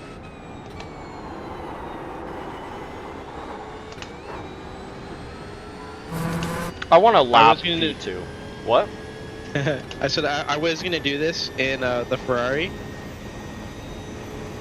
but you know that one meme where it's the guy in the chair and he's singing "Payphone" with like his boys in the Discord chat and they're all happy and shit, and that's like the experience of driving the Porsche, and Yeah. then the guy that's like typing and he's like sweating like that's like driving the Ferrari on this track. It's so heavy.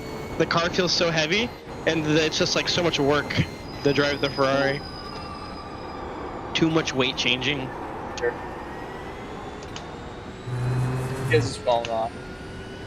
Because to drive the Ferrari fast, you have to constantly shift the weight around onto each side of the car. But like you do that in every car, right? But no. The Ferrari, it's like that's the only way to get it to turn. And to get auto rotate. And you have to fucking really work for it. Is that why that other guy crashed? Like Yeah, he auto rotated. Yeah. And now that he's auto rotated that way, the only way to prevent that auto rotation is by tapping the brake and fucking fishtailing it. Yikes. Yeah, he's gotta hit a sick drift, dude. Sick drift into the wall. Probably.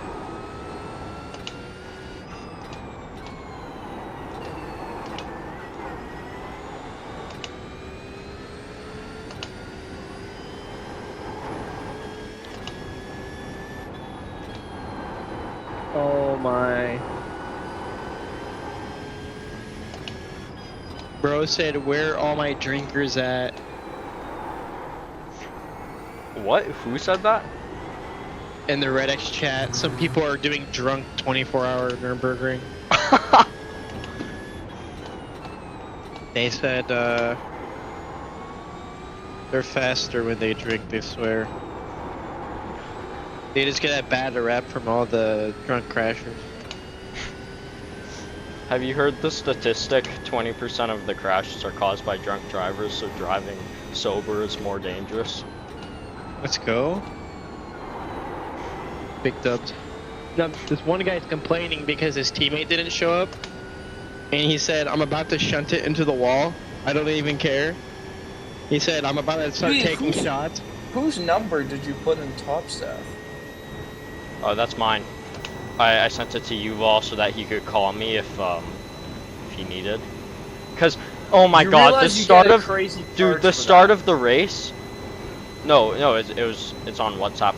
The start of the race, I set my alarm. So I went to bed at 12. I set my alarm for 5 a.m. because, you know, I took a melatonin before I went to bed. That was a little bit scary. Sorry, there's just a car. No, but I took a melatonin, got to bed at like 12:30, and then I set my alarm. It went off. I didn't hear a thing. They called me like 5 times, and I didn't hear anything. Nothing. My ringer went off and everything, and and then it was like 6:40. We were just finishing qualifying, and then I was like, oh wow. And then Parker wasn't registered either, so we just decided to do the last So who split. qualified? Lucas did. He was like, That's not too bad. Lucas is pretty quick. not around here. I'm like a second and a half quicker around here than him, which actually is, well, originally when he did the quali lap, he was 8 seconds a lap slower, and then he improved as the race went on, right? But on the Nurburgring, that's really good, honestly, for him, usually. Although the Nurburgring is like a really flowy track, like you just do not have to overthink this track. You just drive and you're fine. Yeah. Unless you're an esports driver, but that's Unless different. you're that one guy that got banned 4 days ago. Oh yeah. I wonder what he's doing. Bro, that guy, I like joined the server room and said, alright, I'm gonna come help you out. Let me drive for like just like 3 hours or like 2 hours. I'll be chilling. Like I think the minimum you can do is 3. So I was like, I'll do 3 hours just to help you guys out so you guys can rest and help you out. And he was like, no, I don't think so. He's like, you're gonna crash it. And I'm like, no, I don't think I will. He's like, no, you're gonna crash it. I don't know what his name was, but he had like 4 months on iRacing. Yeah, he was. The guy that got banned. He was doing 27s. We banned him. like 20. Yeah, his like fastest quality time was like a 23, and he was like, I'm gonna win. We're gonna win so good. It's gonna be so good. I'm like, you ain't What winning. team is he shit on with now? 23. He made his own team. I don't think anyone's gonna join. Nope. I don't think anyone's gonna join it because like. Is he doing this race or no? I have no idea. He asked if he could be on our team just for this race, and then he'd leave, and I'm like, nah, no way. Just back Like off. after we banned him, he asked Yeah, that? yeah. I Dude, just straight my up didn't favorites- respond. Well, but then My- that's after he told us like, oh, and then that's after Yeah, he told yeah, us, I know. like, oh, After F he you guys, insulted me, we like hate- I yeah. didn't know what to do with this team and stuff. Which, Yeah, admittedly, like I'm not the most like productive guy on the team, but that's because I have other things I have to do, right? Like real Yeah, racing we all and do. stuff. Because Jaden hated me because I had stuff outside of the team. Yeah. It was Jaden hated ridiculous. me because I couldn't put as much time Yeah, into the team yeah, I know. because he's a no life loser. My favorite was when he said like, guys, you don't know how difficult it is being a team manager. And then I was like, who the fuck is this guy? And everyone Yeah. was like, LMAO, I have no idea. Everyone started messaging me, DMing me, like, don't listen to this guy, he's not even a team manager. I'm like, LMAO. I know, it was so I dumb. was just making shit up at this point. He was literally managing the team when I told him Yeah, not he to. started Like, managing. He started kicking people off the team. We're like, bro, you can't do that. You're just a, Who you're are just a you? member. yeah. Yeah, I was like, Yuval was telling me, don't say shit. I don't want you to start shit. And I was like, nah, fuck this guy. I don't give a fuck if I race because guess what? I already have a team with fucking people that are like double his I rating. I don't care if I race with him. I'm just trying to help him out. And if he wants to fucking be a dick about me trying to help him out and help his cause, then I'm gonna be a dick back. So then I messaged him and Because said, like, as who soon the as fuck do you you think you are? As soon Yeah. as you joined, Then I he was came like back. questioning you and asking like if you're quick, and I'm all like, bro, chill, you suck. It was like, bro, I joined your Garage 61 and immediately set like 50 lap records. I think I'm fast enough. Honestly, yeah. I was like, dude, you're not getting those back. 'Cause you're not gonna beat my time. he was like, oh, I'll just kick you from the Garage 61, and I'm like, you're not the manager of the Garage 61. I was like, this is the only way you can get them back too. Yeah, like he can't even do that. Oh. He can't do 'Cause we anything. He had him has as- no Because we control. had him as staff before, then we removed him as staff, and he just got worse. Let me up. He just kept harassing people to practice, and I'm like, dude, you crap. This guy. Yeah, I know. You You, don't believe the audacity. but like, Yeah. So Yuval messaged me, and Yuval asked him why I wasn't going to be on the team, and he told Yuval, well, you know, I never met this guy, and I was like, okay, that's fair, right? Yeah. I agree with that. Like, if you don't know this person, they didn't practice with you, like, okay, sure, whatever. You don't trust this person, okay, fine. But then he said, it doesn't seem like he's committed, and I'm like, what? What? It was like, dude, Bro. I have 3 days driving time on this track, and then he told me, well, you know, it's different in practice, and I'm like, I drive NEC every single month. Do you think my driving time is on practice sessions? it's like, dude, look at what cars I've driven here. What lap records I have. I drive LMP2, LMP3. I've driven fucking Mazda Miatas. I even drove street stock here. Like, come on, bro. you do like all the Ringmeister, all the. It's like, it's just Yeah. ridiculous. I play Ringmeister every chance I get, man. I've driven almost every single car here. You name it, I've probably driven it here. I was like, that's ridiculous, man. I was like, fuck this guy, bro. It's actually so dumb. He's so annoying. And anytime that something went wrong, like, I don't know, like I got Like other off people. track, he would start screaming at me like, dude, stop getting off track, stop. And it just made it worse. I started getting Like, it more off wasn't- track the second that like, he said stop getting off track. Sometimes we do that as a joke, but he doesn't do it as a joke. He genuinely gets mad. Yeah. It's your guys' fault he could ever win. Yeah, exactly. No, it's not like he was 2 seconds a and lap the one- slower at every track. The one race he won, it was so sad how excited he got. Oh, man. Do you remember the Sebring 12 hour, how happy he was? It was kind of No, sad. because I was in Phoenix. Oh, Yeah, he was he like, told me he won the Sebring like- 12 hour, and I was like, okay, cool. Like, the thing is he didn't really even, like, I don't know how much time he spent on track, but he was probably sandbagging the whole team. Yeah, it's like my Petite Le Mans time. Do you know how many seconds off top split I was? I was like 1.5 seconds off pace on top split. I was in a 2.6K SOF. We led for 2/3 of the race. I was the fastest on my team out of the two of us by like almost like half a second or so. Yeah. I wasn't the fastest. I never set the fastest lap, but my laps were consistently faster on average. And so Right. it was like that's like a fair win there. That's a legit win. Yeah. You know? That's a difficult split with 4K rated drivers, 5K rated drivers. Like, okay, like third split, that's fine. You know? Like, It's of course you it's want- cool you to wanna win say. bottom split? Yeah. You want to win bottom split, well, buddy? yeah, and this guy, with 2 laps to go, was like, oh my god, we're gonna win! Oh my god, we're gonna win! I'm like, Buddy, you're dude, gonna it's jinx not it. that- It's like, And well, and I'm like, hey, dude, it's not that deep. It's a video game. Yeah. it's still fun to, like, Well, yeah, it's no, just- like winning is still fun, but it's not like, oh my god, I'm gonna go out and party because I won the sim race. No, you're gonna be like, oh yeah, that's Unless cool. you're Max for, like, Verstappen because this is your full-time job.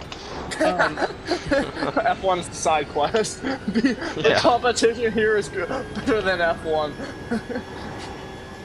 yeah. Boy, that guy, like, just, he made me crazy. He was okay sometimes.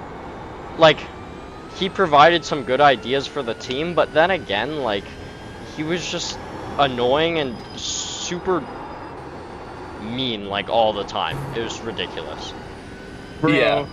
That's how I am in every server. Whenever I always get people banned in all my servers. Like literally, I had so my team for my 24-hour, the one I just finished was a 4-man team. We raced with 3 people. I got 1 guy banned because he was complaining that the setup had too much downforce. And then he was telling me about how like you only like high downforce setups because you have no skill. You're trying to mask your inability. Bruh. And I'm like, my boy, I have a faster track time than you on the same setup. What are you talking about? I'm faster in this setup though if you want to run that. If you don't want to, fine, I'll run the one you want to run. And I told him that, and he said, nah, get me the fuck out of here, this and that. He started being a child about it. I was like, dude, you know how adults solve problems? Yeah. We come up with solutions and make compromises. You're over here bitching and moaning. He was like calling me shit and stuff that I don't do anything for the team, and I was like, dude, I've spent the last month and a half making a custom tailored setup that you guys aren't even gonna use. I spent weeks building this for you guys, ran it in multiple NECs, right, for you guys, and you're not gonna use it. Fine by me, right? Also, I'm providing you this spreadsheet that does all automatic fuel calculations based on lap times and conditions. Awesome, right? What do you do, Brennan? What do you do for the team? And he couldn't answer it. And I'm like, exactly. All you do is bitch and moan. Yeah, that's exactly like kind of. Yeah. Oh man. It's good you got him kicked though, cause like those people will stick around for so long. And no one wants because everyone else is scared of getting banned, and I don't really care. Yeah. But no, and then he was like, "Oh, I'm so bad, huh? Well, check out my BMW M4 time around the Nurburgring." And I was like, "Brennan, are we driving the BMW or the Porsche? Which one is it, motherfucker?" And he was like, "That's a 15. I can do a 13 in the Porsche still." And he's like, "Well, that's not 15's not bad." And I'm like, "It's not." You did it in a qualifying session at the lowest, like that's optimal conditions. You should at least be able to do a 13 in optimal conditions. Because if you're going to be a 13 in optimal, that means you're going to be hitting a 20 in the race. Yeah. So, do the math on it. And I'm like, you ain't winning shit doing anything more than a 20 unless you're, sub 2K SOF essentially. If you do like the stat trackers.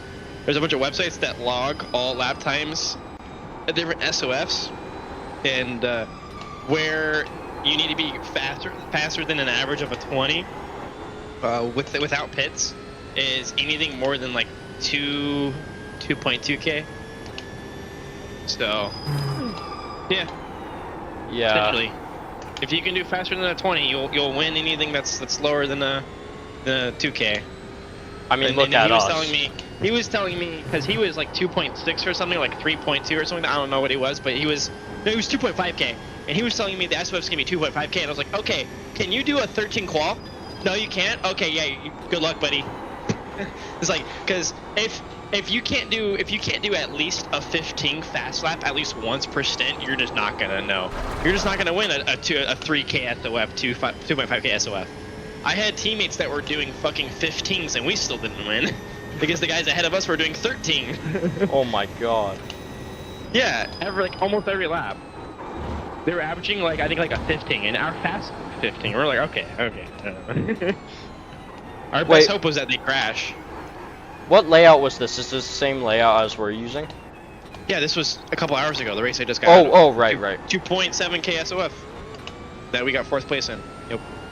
Remember, I'm a 1.6K driver though. Hell yeah. Oh yeah, definitely. Dude. Yeah, I rating tank like crazy. Dude, I was driving and I was laying down like 17 18s, and I drove up behind P3, and then I was tailgating P3, just going max speed behind him, made him push. And then his teammate, chill. In the chat, chill. And I was like, nah. So then he tries to slow down on like the back stretch, but then I just push him. I keep him like, no, motherfucker, because he was like laps ahead of us, right? He was like a lap ahead of us, and he was like chilling, right? He was like trying to ride it out to the end, take the podium, and because he wasn't faster, right? So I made him push, and he started making more mistakes, and I kept pushing him. Yeah. Like, nah, motherfucker. I'll make you work for this shit, right? Oh my god. And his teammate's like, no, chill, bro, chill. Please. Don't make me go fast.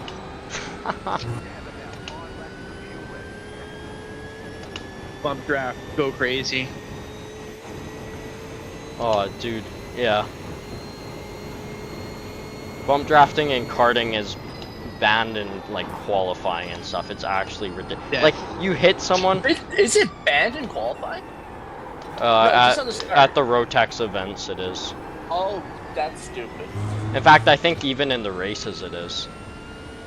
Like Well, at big national events, you can't in bump road draft. tax isn't as vital as it is in brakes. No, but it's still, you know, it's still a technique. Like, sure, it's only worth like 3/10 at most, but 3/10 is like the difference between P1 and P6. Not I wanna even, like remind P1 you- and P10. I want to remind you the difference between a 2.5k SOF driver and a 7k SOF driver is about a second.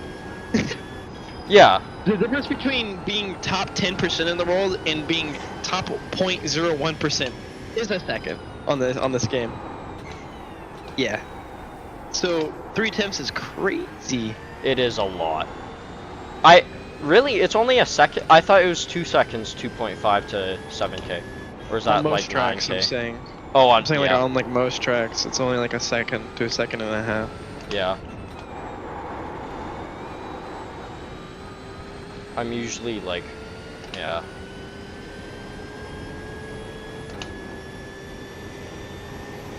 Five, 6k ironing is usually only like half a second off. That's usually where I fall. Without like hours and hours of practice. I don't practice. I just drive the race. So usually I'll like tank 500 or 600 before I start gaining back. So then I just never gain I rating. Yeah, I tried that this race. I really dislike it, but I could see how it's beneficial. You're both like, you need to start focusing. Dude, they're all telling me to focus because I have a reputation of crashing in these races, but I have less incident points than all of them. He said at Carlton, tell him that.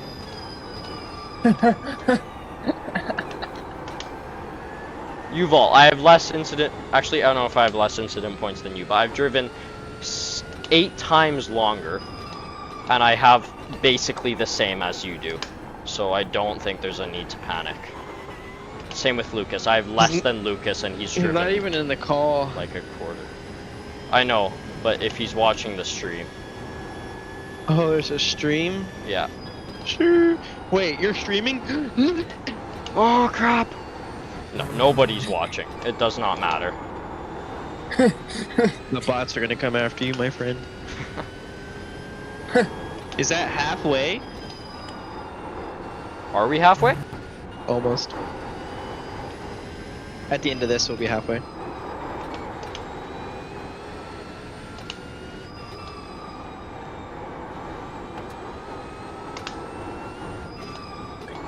How am I in Grand Canyon Village? I don't see no canyon. Bro.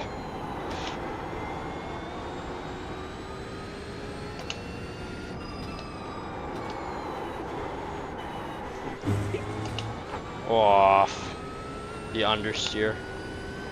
Bro, this gap go crazy. What is it? 312 right now, it says. Oh, why did it reduce by like 6 seconds? Because you crashed. Skill issue. I guess I did make like 20 seconds on him.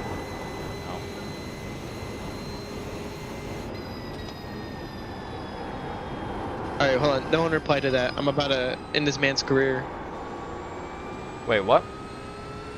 There you go. I have voice chat off, so I Perfect. can't see or can't hear No, no. what anyone's saying. Team 1 general. Oh,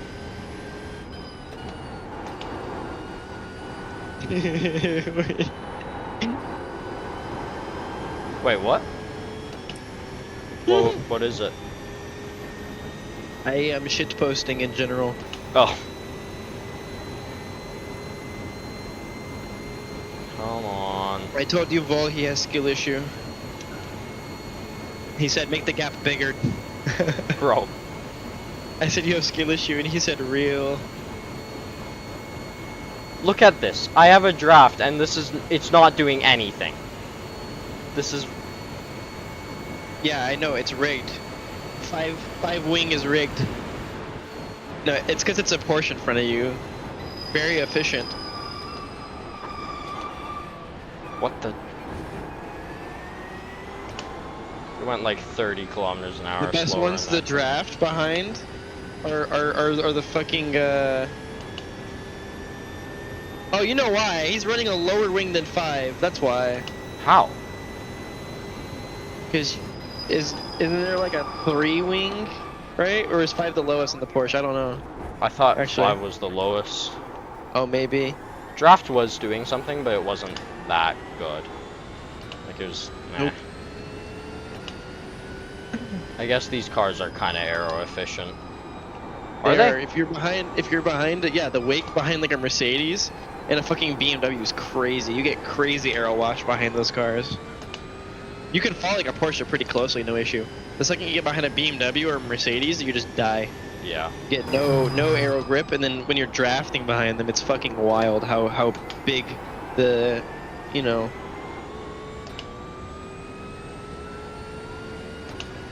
Yeah, I know what you mean. It's because they're physically a larger vehicle, so the aero envelope behind the vehicle is larger as well. That feels like an advantage at some tracks. Having the larger car? No. Oh, a disadvantage, sorry. Yes. Disadvantage. You make up with it with having better fucking top speed though, right? Yeah.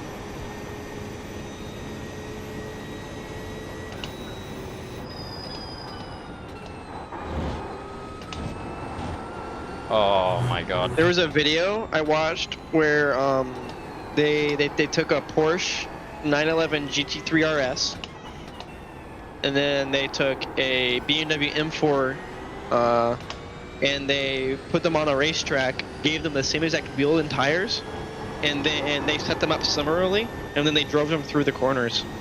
And the Porsche always pulled ahead in every corner. The Corvettes, they also had a Corvette too, a C8 Corvette, and that one also pulled ahead. But the fastest through the corner by like 5 to 10 miles per hour was the Porsche, which is crazy. And this is like the point at which they start understeering. So they were throttling through to see the max speed through a corner, on like any corner, and they're like, so here on this line. So they had them following each other, and they determined that the fucking Porsche was wildly faster on the corners, in real life, of course. And the C8 somewhere in between. But the other cars are much faster on the straights. Probably. Yeah, the M4 Lily made that gap up on the straight.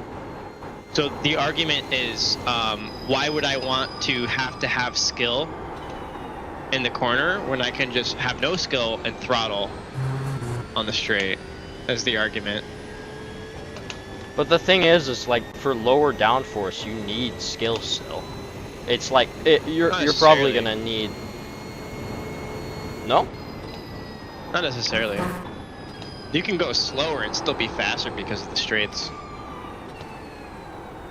Oh, I guess I see what you mean. So then the argument becomes, how good are you at driving higher downforce vehicles? Okay, there you go. Problem solved. Yeah.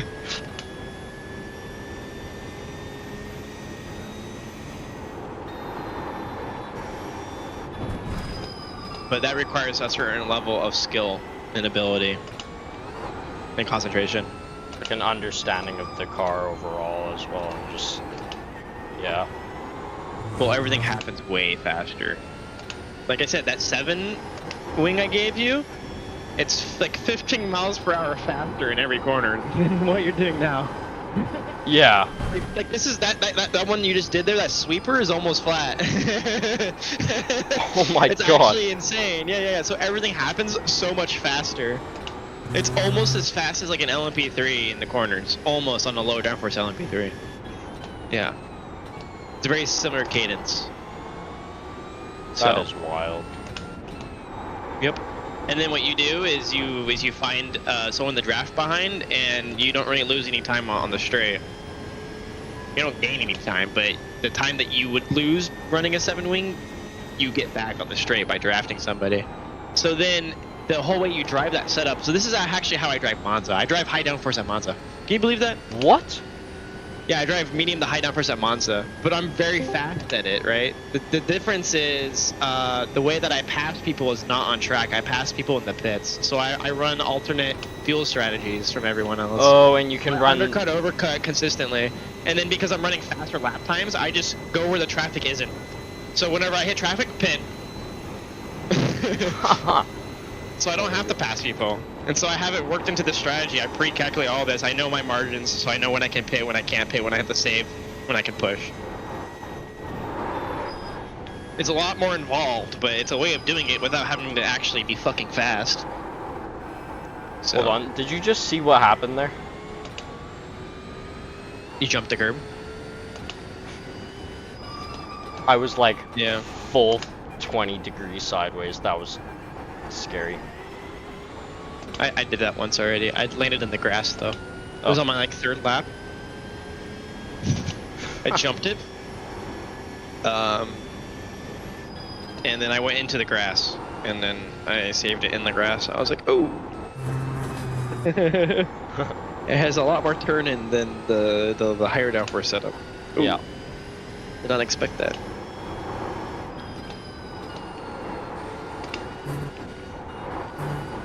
Hold on. He said, Julian, what the fuck?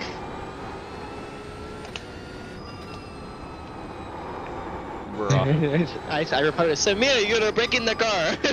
I'm gonna say Julian right now, or not Julian, Yuval right now.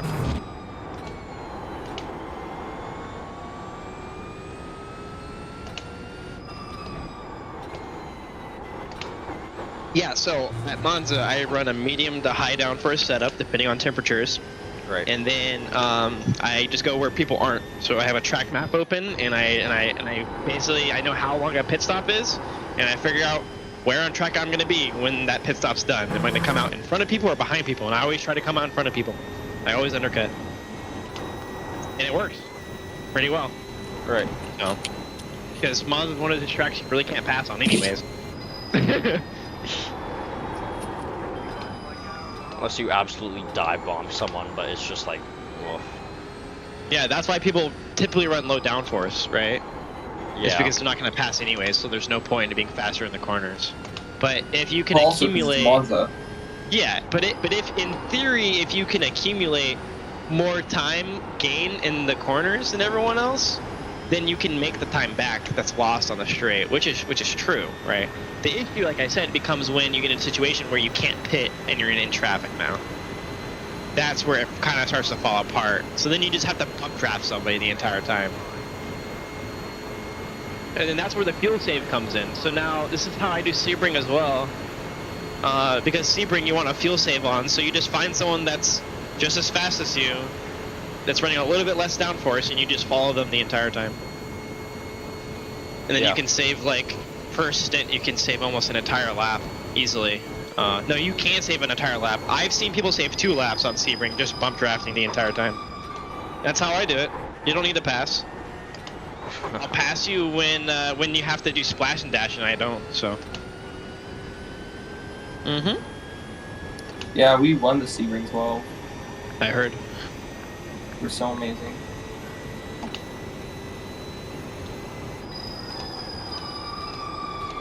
Does it take more thought and like execution? Yeah, it's easier than just driving, but there is an advantage to be had. Yeah, definitely. How's it been going, Julian? Good. Look at how far ahead we are. I saw. I'd like half When I got into crashed the car, once. He was fine. Yeah. It's Nurburgring. Whenever you crash, they're just glancing blows on the fucking walls. The only time you really crash is if you like T-bone somehow. Which is like very hard to do. Yeah, I didn't get as bad of a damage as you did. Yeah, because my damage was. When I started, there was like a 1 minute 30 gap, and when I got out, it was 3 minutes. Yeah. The guy behind us was doing 40s the entire time. What?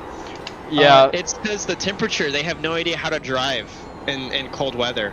So in cold weather, you push harder so that you can maintain tire temps. Even if you're overdriving, you want to overdrive so that you have grip at least. Otherwise, you'd be really slow. What? Pressures. I just turned them out. You're right. Pressures look fine. It's No, mainly but, the like, you temperatures could- that are the issues. You could turn up Yeah, the pressures, you though. could, but the way that iRacing works is you're gonna want to just overdrive the car instead. Tire wear isn't a factor here, right? So everyone Tire wear else is isn't like a factor. edged out on the cold tires, right? And their tires will stay cold because they'll never push them. So then they think it's sketchy, so that they think it's a feedback loop, right? They think they can't push because the tires are sketchy, but the tires are sketchy because they're not pushing. Yeah. My teammate, his first stint out in the at night on my last race, he's like 3.5K, and he was doing 30s right now, like at the same time, right? It was right now. And I told him, listen, you need to push as hard as you can. Do not back off. And he was like, are you sure? And I'm like, 100%. And he did it, and now he was doing 17s, right? Immediately. And he's like, wow, you're right. And I was like, yeah, I know I'm right. I drove fucking Daytona at night. Yeah. The same shit. It's the same exact fucking idea. Is that you're on a long straight the entire time, with very few corners. So the tires get really cold really quickly. You'd go into a corner, come out at 90. By the next corner, you're back at 70, 80. That's why I've been super good in these conditions, because I overdrive like crazy, usually. Why I drive at night, 'cause I overdrive as well. Yeah. But So what is Everyone our else plan not for go- stints here? What? What's our plan for stints? I think Parker wants to do another one. Wait, I we've can done do. one do at stint least so 3. Yeah, yeah. I think. Parker has to So do what at least- about Julian? You sleep off. You go to bed. Me and Parker drive. Once I'm done my stint, you wake up and you come back. I've done 5 stints in total, just so you know. Okay, well never mind. He's pretty Uh, much done. I just need one more stint. Oh yeah, so I can do like another 3 if you really want me to. no, I don't. You But- don't have to at all. I'm just saying I can. I can't. So. We just have to find time to go to bed here. When have you not gone to bed yet? No, because I had to stay up with friends, so I wasn't able to go to sleep. Okay, so it'll be 2 hours between you and P-Dog, and then you can do. Wait, what'll be the time that it'll be 12? Can you run until like 2 a.m., Lucas? Yeah. Okay, and then I'll get 4 hours of sleep. I'll drive from 4 to like. Oh God, I don't know how this is You gonna only work. have to do one. You only have to do one. I know, but No. but can you do more laps, Parker? Yeah. Okay. I have nothing else to do. I've already slept 8 hours in the last 24, man. Okay, so I got 8 hours in my last race. So. you and me will alternate again later then, I guess. Wait, here, I'll come up with a spreadsheet plan or something. I'm soon. really mad because I should have been sleeping that one time, but I just had. You hear a Red Bull? Yeah, Start just checking, get a my Red friend. Bull. Start fucking checking. What you don't want is to be like me in my last race, where so I was, that first flat right on the Nord, and then that chicane that's there. So I came out of that flat right-hander, and then I thought I was on the straight going up the fluke plots, so I didn't brake for the chicane. And just jumped the chicane, dude. I was like full sit the chicane, gripped up, went into the next sector, and said, "Okay, we're okay." My teammate was like, "What the fuck are you doing?" And I'm like, "I don't know, man." the new braking zone is that grass right there, bud. I thought I was on the back straight going up the fluke plots, man. It confused me. God damn it! I really should have been sleeping. I'm so really frustrated. Ah, damn it. And that's I should have slept. I thought you said you were going to Bro, sleep. I fucked thought that's up. why you were gone for so long. No, I have friends over. Tell your friends that Dude. sim racing is more important. Real. Yeah, but Max That's my Verstappen friends. completing the 24-hour on a controller, colorized to 2024. Wait, what?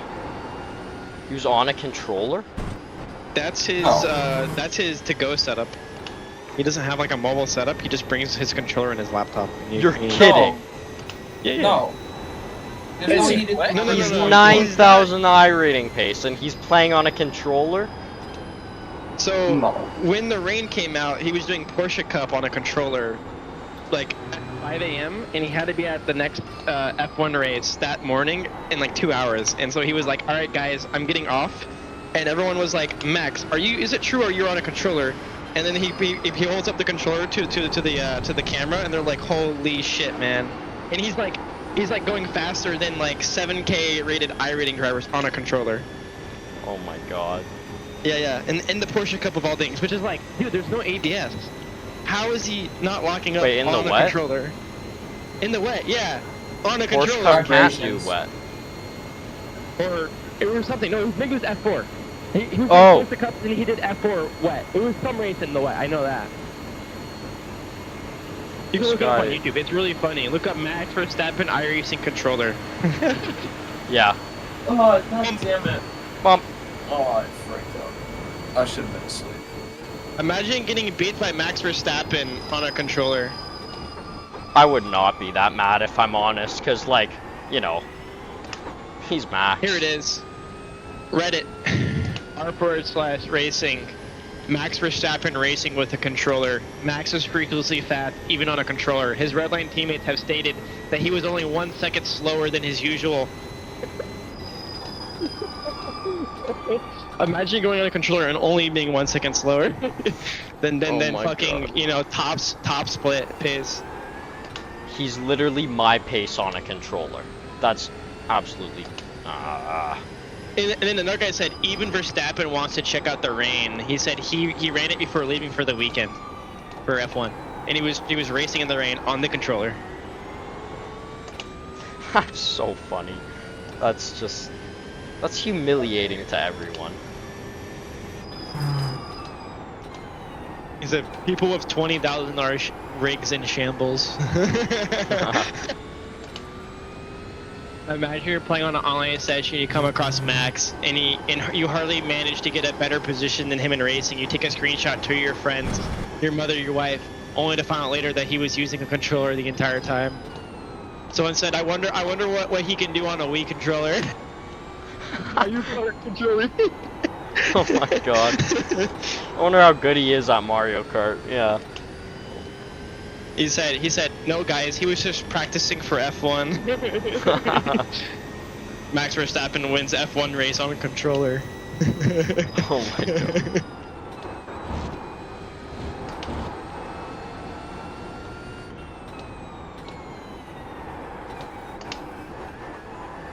I just realized that means like no force. That's just crazy. I just thought about it. You have no like feeling of what the car's doing. It's unbelievable, man. Well, who's that one That's guy crazy. who's on our team? Ethan played on a controller, and he was only like a second slower than me. Although I wasn't very fast, but Still, Your that's crazy. information is visual. yeah, I guess. I could never train my brain to do that. I find it hard enough to train my brain to only feel with my hands. I know it's hard enough in a sim, let alone like I don't even know. I'm faster. It is crazy when you hop into a car and push it to the limit in real life, and you're like, holy shit, I can filter my ass. Yeah. Where was this? In the sim rig. It's literally that though. You don't feel it from tire noise or you do feel it from the wheel, but not really. It's the same sensation though. The way like for me at least, the sensation is identical. Like the way my brain the interprets the information. Yeah, it's like identical to driving a car in real life, but I don't get the feedback from the wheel. I get it from the different vibrations going through the chassis because Yeah. that means like different wheel or different tires are on different limits, and when one part vibrates, I can feel on my ass and on my thighs through my seat because I'm pinned into the seat. I can feel which part of the car is vibrating, and I can judge, hey, that's probably the front right tire. And Yeah. I can like I don't have ABS on one of my cars, and I can threshold brake that, and I've locked up a couple times, but like I know where that limit is, and I can feel it out. And I only locked up because I was on gravel. And yeah, no, that's like a real fucking thing. But like the way you get it is different, but the way that it's processed in my brain is identical. Like the conclusion is the same, you know? It's kind of, it's easy to adjust from sim to real life, I find, but from real life to sim is hard. Yeah, because there's less information. Yeah, exactly.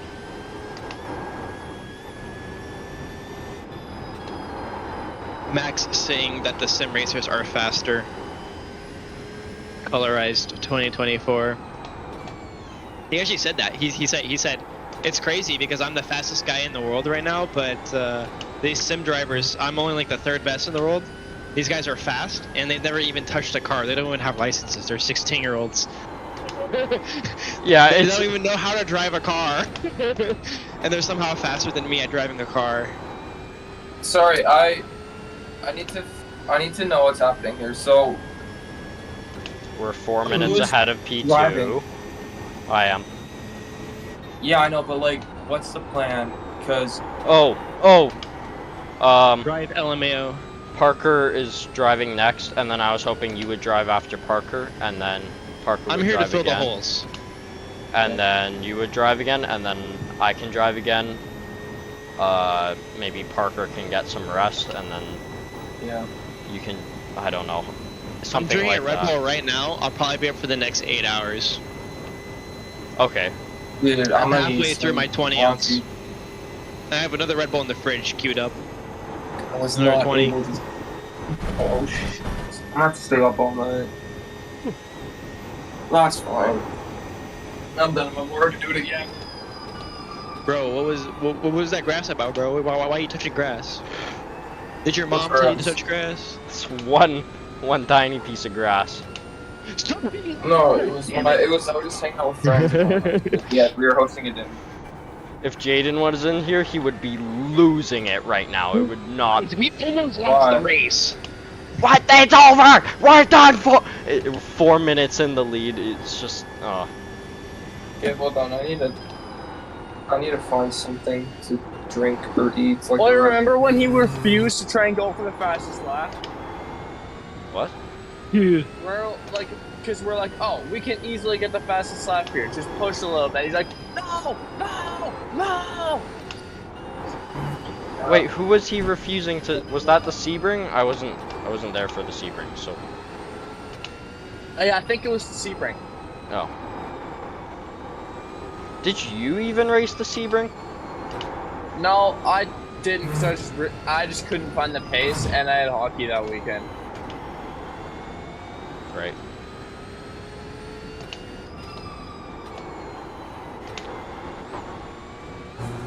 You know what time I it had a is? meeting with an NCAA You know what time it is? recruitment agency today. What time is it? It's time to drive the car. Oh. How many more laps do I have? 1. I don't pick this lap, right? No, next lap. No. Release, sweet release. Oh. JK, good luck on the next 5, buddy. Excuse me! Time to do the length of 2 NECs just for fun. Oh my god.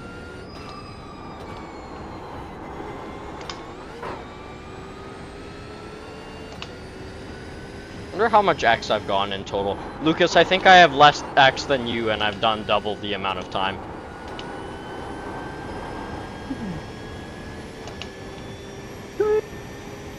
I got a bajillion. Oh my, 4 minutes. 4 minutes. What? For what? 4 minutes. Half a lap. P2, half a lap. Oh, you mean the gap to... Yeah. Wait till we come across the line. It's gonna increase by more. Much more. We've already consumed 1,000 liters of fuel.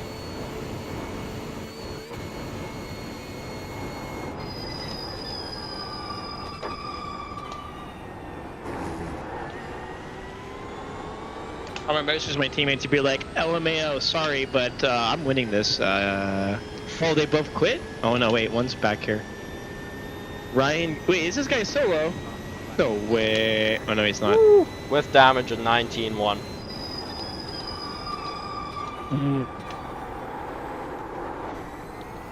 LMAO, LMAO.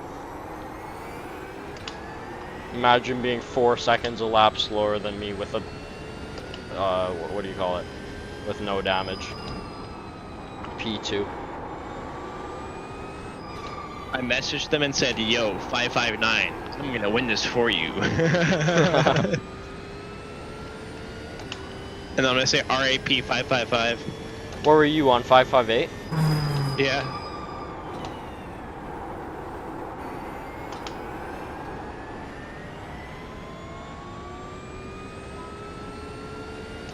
They got that auto rotate.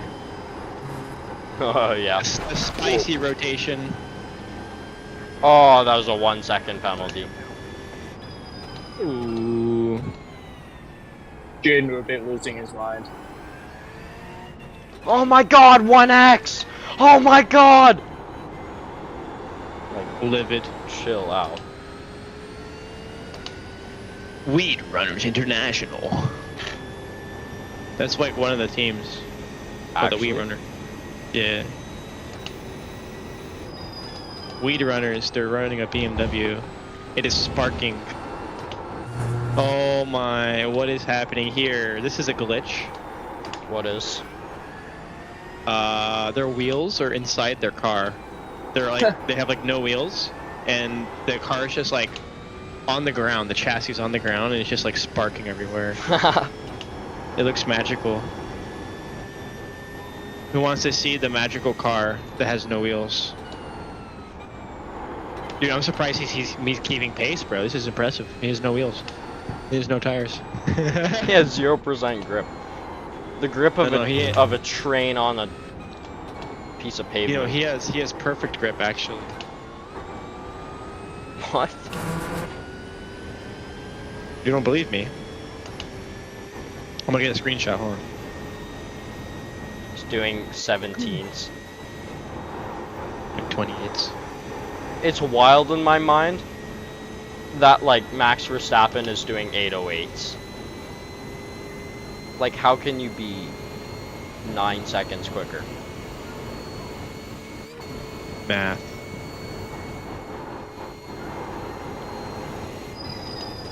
Yo, this image goes hard.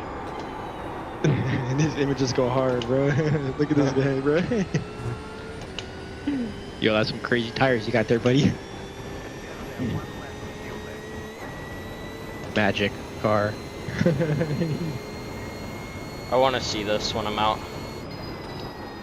You are ready when I come out this time, right? Meow. Yo,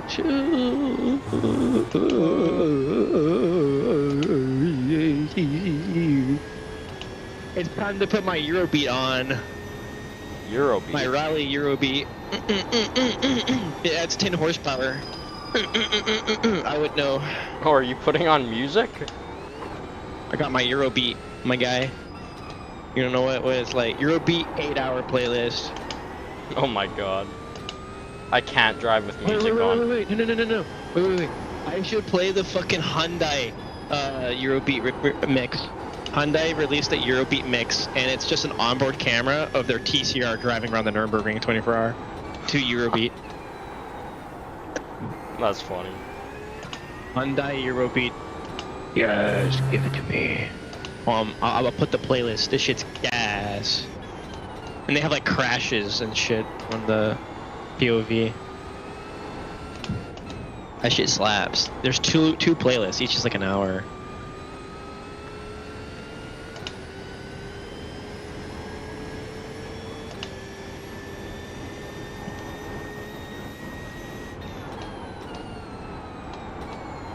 Images that go hard.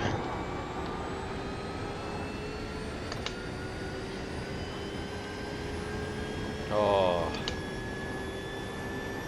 Carlton, Just when you thought the Hyundai Veloster couldn't get cooler. What? Carlton, does your back get really sore from the chair? Yeah. Why does this chair exist? It's so dumb. Actually, no. Like, my butt starts to hurt before my back. Your what? My butt. Oh, why did you have to remind me? Well, because now it hurts now. Yeah, it hurts now. Now my legs are starting to get a little sore.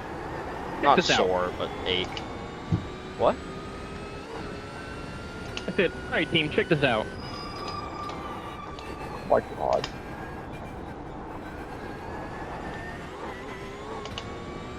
Hold on.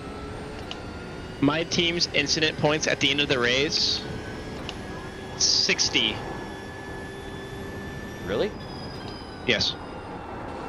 Alright, only 10 more. Yeah, but we did 24 hours. You did half the time so far, and I I know. have almost the same amount. Yeah. I spun once. My teammate spun once. And then my other teammate didn't spin at all. Oh no, he spun once maybe. He just spun like once. Bad That was it. news. My mom is drunk and she can't drive me to get Red Bull. It's over, guys. Pack it up. Alright, we're quitting. Race What over. is bad? Race over. Race over, My guys. dad's also drunk and he can't get me Red Bull. What are you having a party? Okay, okay. He did. Like, I had friends over, so I didn't sleep just now. Okay, guys, Because I thought my mom guys. said I had to stay up. Guys, we need And to it retire actually the car, happened. guys. Need to what? Guys, I we need to thought my- retire the car. Okay, stop the Yup, car. it's over. Do you need me to do you need me to get you Red Bull? Carlton, you literally could for him. My parents probably wouldn't let me, but I have my license. I probably could. Just sneak out. That'd be Oh my god! Well, okay. It's fine. Airborne. Jesus Christ, don't say, oh my god. out I've loud. almost flipped over. What do you mean you Guess almost what? flipped over? Like, I went airborne for a whole half a second there, which Oh, my doesn't seem lord, like a you're lot of pitting this time. lap. You're pitting this but, lap, by yeah. the way. Yeah, I know. Okay, heads Oh, it my on. Go, go, lord. go, go. Go, go, go. Carlton, it'd be much appreciated if you could get me Red Bull. I can't. It's too late. Go, go, go. CSGO.mp4. Come on. So, unfortunately, guys, I've gotten 0 hours of sleep. And I've been up since 6 a.m. My ankles. Dude, my left ankle is killing me. My brake ankle, dead. I'm dead. Oh,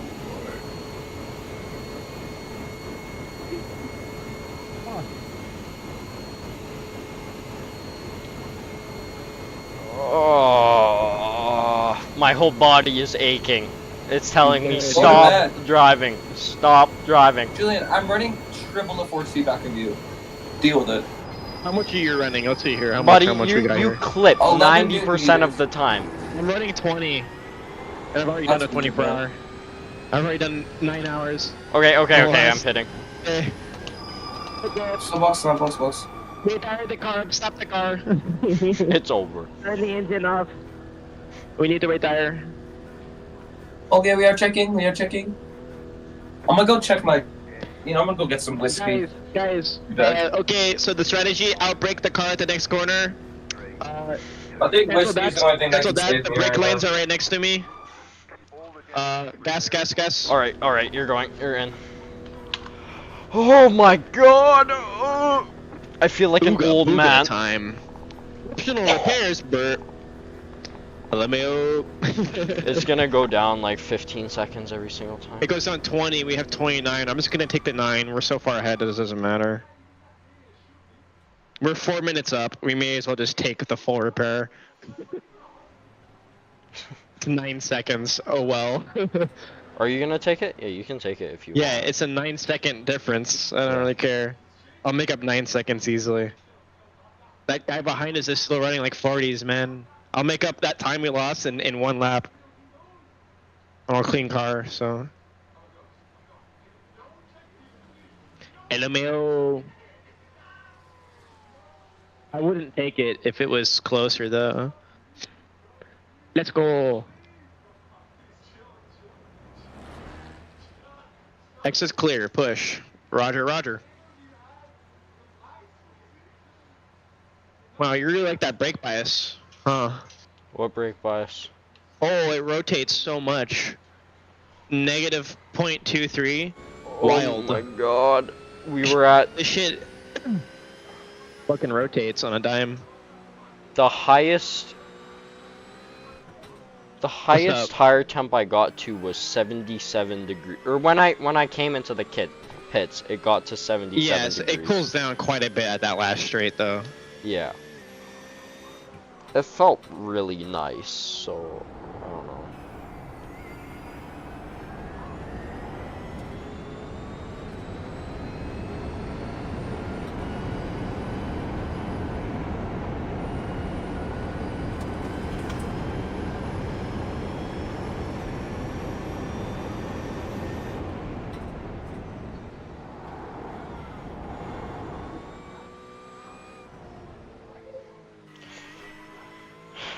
Okay. Is that the sun? Oh no. Uh-oh. LMAO. It's time to fucking drive on shit. It's shit time, boys. Actually, this track's not that bad because it's not very humid. So it doesn't get greasy. And it's not gonna heat up that much. It'll heat up to 36°C though on the track. It gets pretty hot. Yeah. Towards the end, but like lunchtime it gets pretty bad. I didn't drive during lunch. I had my drivers that were better at that kind of thing drive for me. I only drove at night because I'm a gamer. Ha.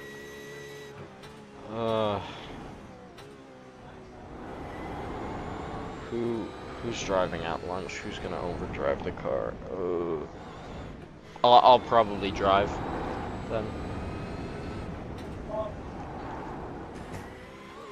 Oh my god, this is awesome. Eurobeat, here we go. I never knew I wanted to watch a Hyundai Veloster lap the Nurburgring to Eurobeat, but now I know. Why do they have trucks on the circuit during the Nurburgring 24? What are you talking about, trucks? Oh, that's their yellow flag procedure. It's called a 60 zone. You can only do 60 kilometers in that zone. Yeah, because they have localized yellow flags. Yeah. So they don't have safety cars, and so those trucks, they'll tell you which side the truck's on, and it's a penalty if you fucking, If you hit it. go too fast. There's a speed limit. It's a 60-kilometer speed limit. Well, it's 60, so. Then you get a notification on your car. Hey, dickhead, next sector, yellow. Yellow 60. That's what it's called on the because you get yellow flag, but then there's also a yellow 60 notification, and that's that yellow 60 notification. It means you got to put pit limiter on.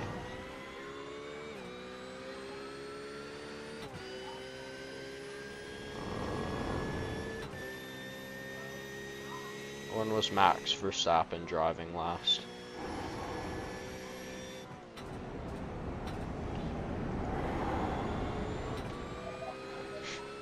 Okay, it's way better with this brake bias that you have. Yeah, right? I was scared of spinning it, but it's so controllable actually. So much nicer. I would have even turned it more down. Or down more. Brain. It's the rear more, Yeah. but you were struggling with front temps, I'm guessing. It was just So- understeering. You know the funny part? What? We're gonna struggle with overheating during the day. I know. When I was driving, I was hitting over 100 on my fronts. Oh, it's terrible, isn't it? Yeah, you have to be so careful. I had to shift my brake balance rearward so I could. I was like every corner, my tire temps front and rear were identical. Just sitting at 99 the entire time. Oh my Like 95, 99. I was like, oh no.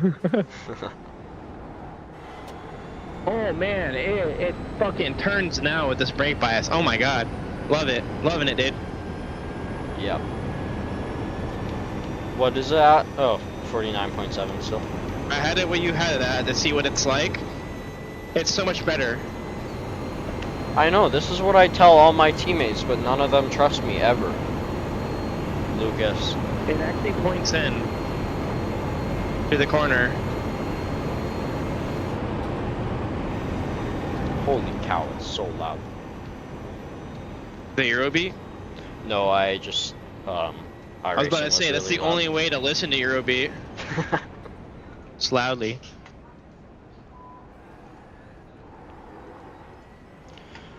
Oh, I think I'm gonna go to bed so that I can sleep for a couple Bye-bye now. hours. Alright, see you guys. I'll stay on call, but I'll just mute. Bye-bye.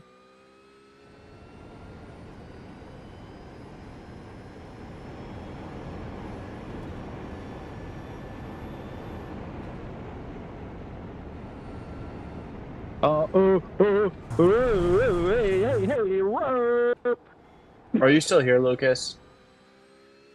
I hope no one saw that shit. Holy. Over-rotated.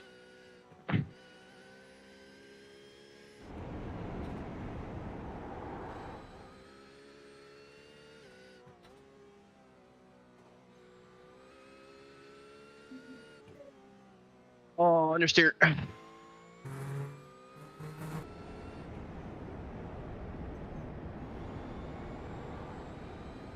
7 seconds ahead. Okay.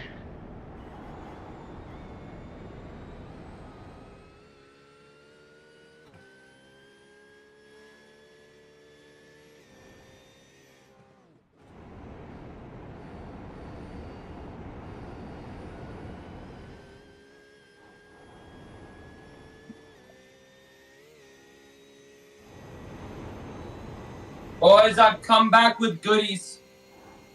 You got Red Bull? Here, y'all. If you wouldn't mind to look at my screen. Look at my camera. If you wouldn't mind. Okay, Julian? yeah, I'm looking. Okay, yeah. Julian So left, he here went to bed. we got Nighthawk, Vineyards, Okay. aged from 2017. Got it. It's a German wine. Are you gonna drink that? No, it was just a bit. Did you drink any? No, it's sealed. Don't mind me That's called- almost that's crashing called- the car twice. Don't drink, kids. Oops. You're fine. Oh, did you not get Red Bull? I don't have time to get Red Bull. So I do have time to get Red Bull. I'm gonna put this back now. That was a funny bit. Put that in the clips. Sauce!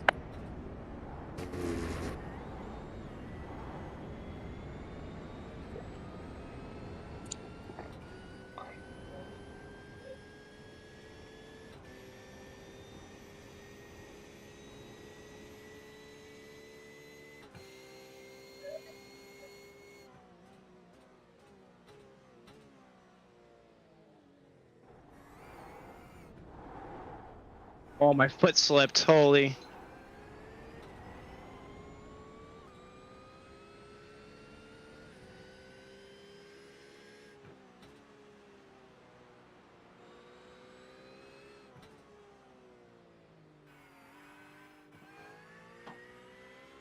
Okay. More brake there.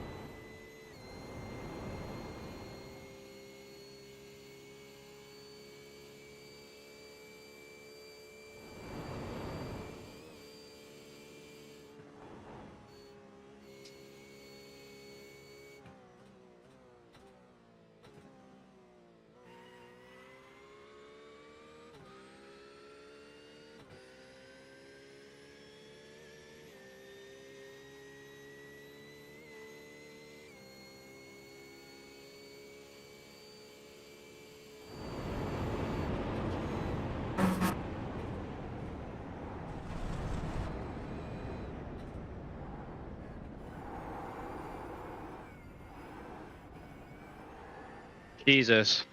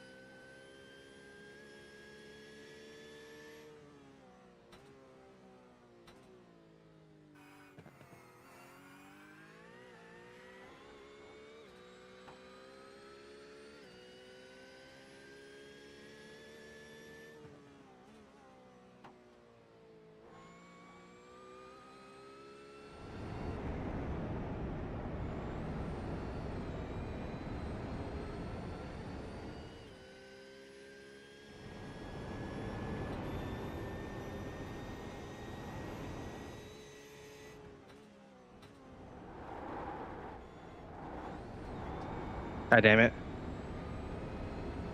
Needed more speed.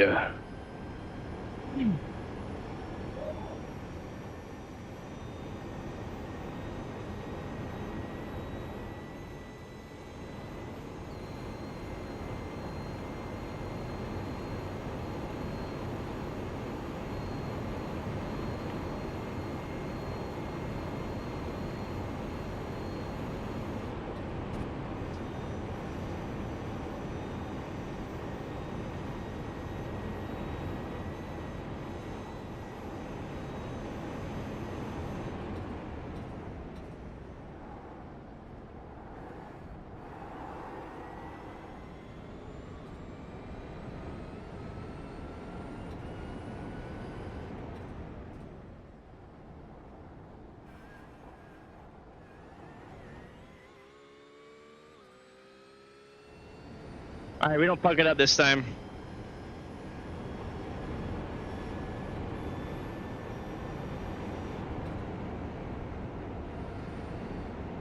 I almost did it again. Oops.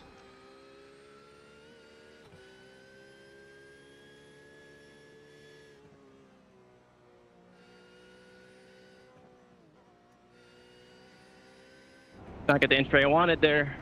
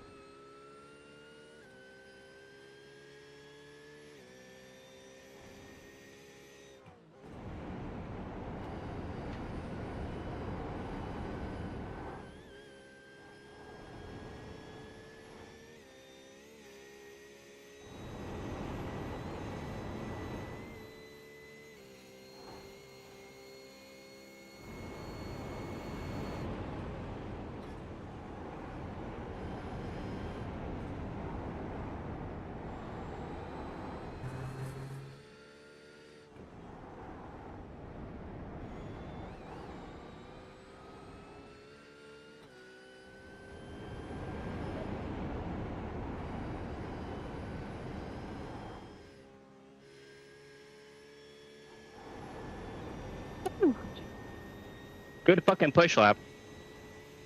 That was solid.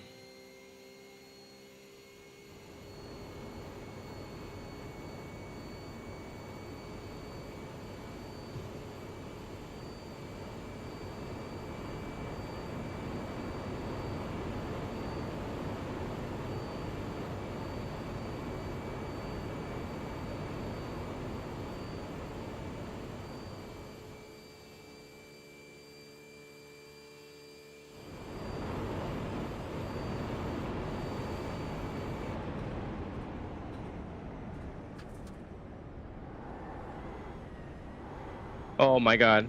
Fishtailing all through there. No fucking grip. That's a lot of time lost. Yikes.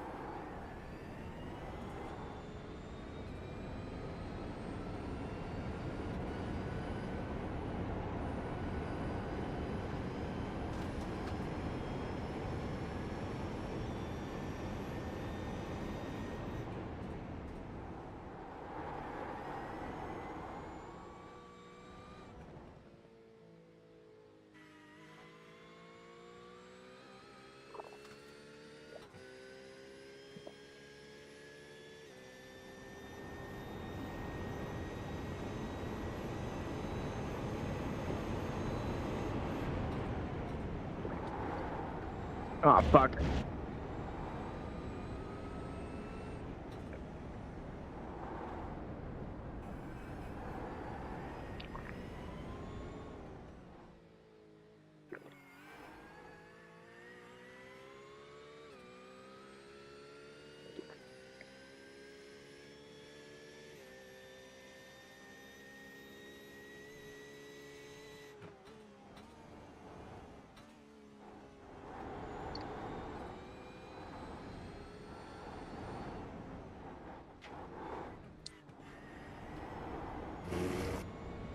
Fucking curves, man.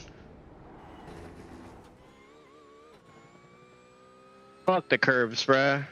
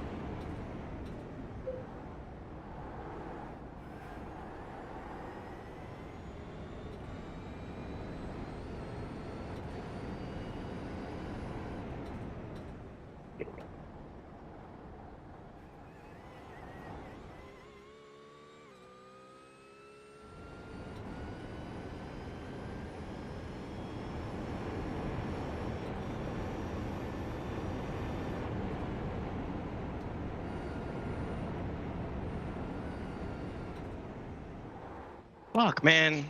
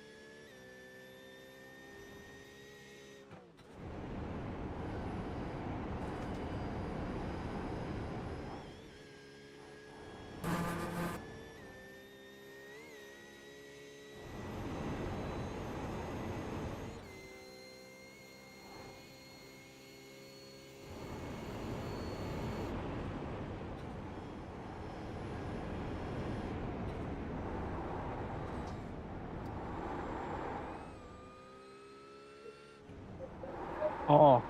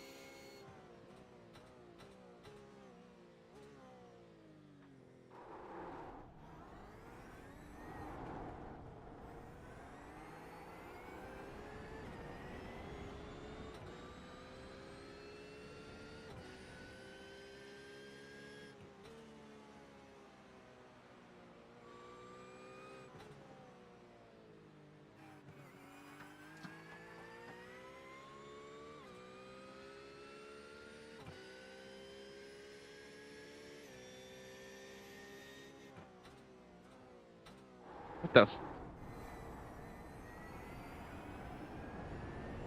Okay.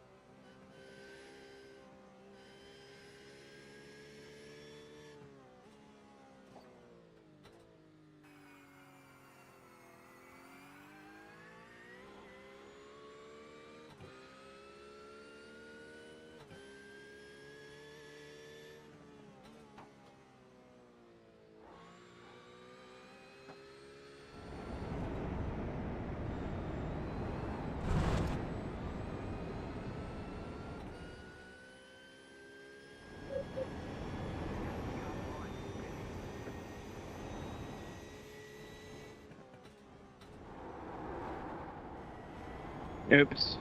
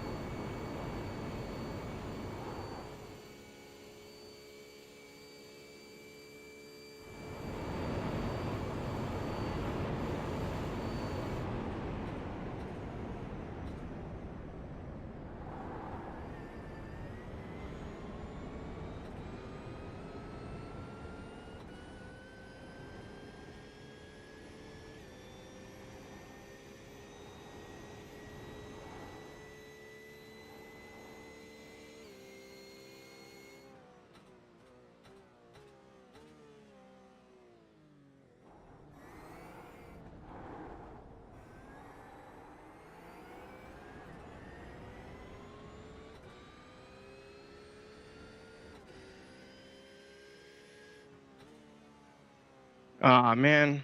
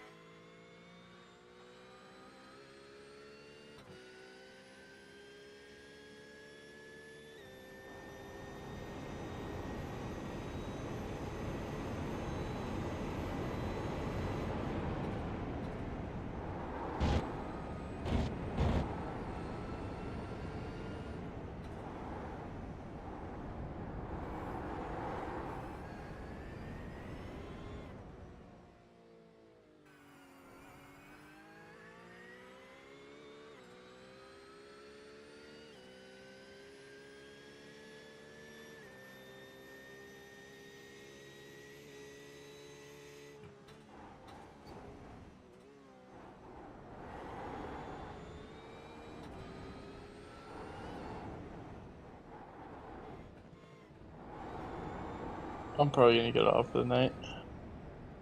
What? I'm probably gonna get off for the night. Okay. Yeah.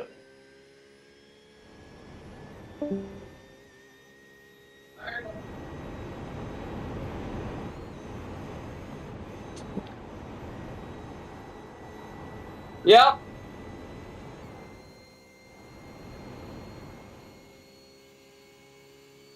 Yeah, okay, Mom.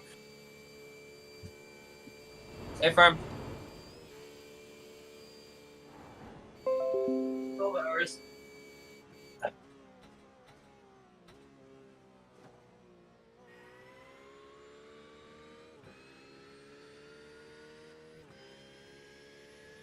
Good.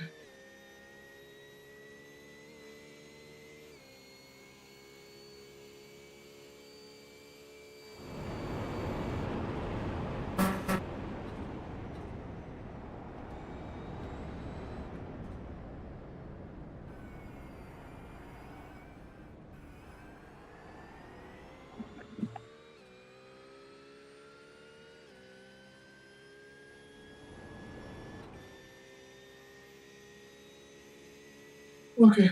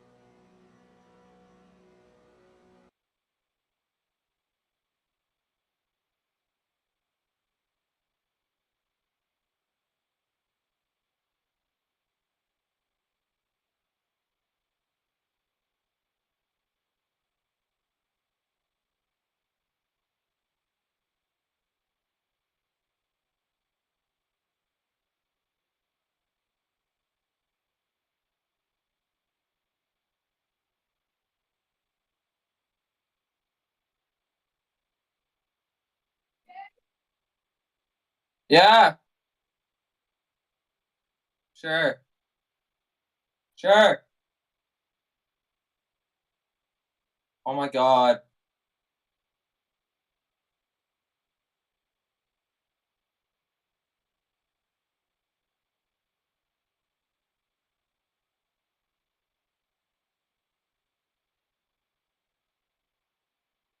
So for some reason P17 is just doing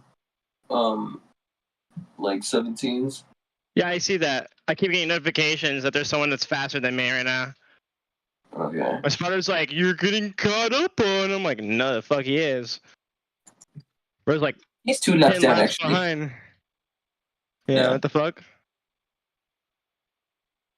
The fuck he is.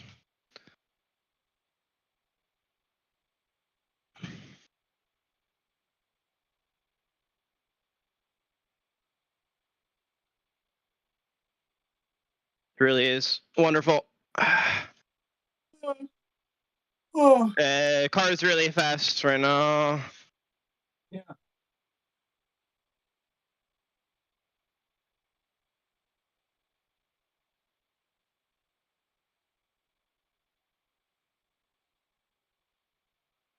Lucas. You okay? You ready? Yeah. You ready for it? I drunk Mom. They can see you. Look, you're right there. You're dancing on stream. We should see That's not true at all. Everyone just saw you. the 2 people that are watching.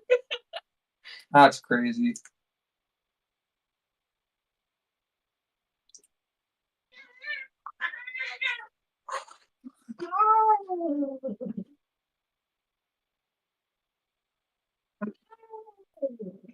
Dude, this Eurobeat is fucking invigorating me. Holy fuck. I've never been this focused in my goddamn life. Woo! And when I'm done, I'm gonna Eurobeat my meat.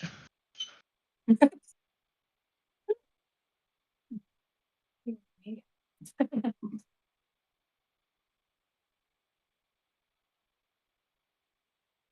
can pro brake on the carousel there to go faster. Mhm. All right, up 1.3 seconds on this lap. Nice. That's gonna be like a 20. Oh, I'm so sweaty.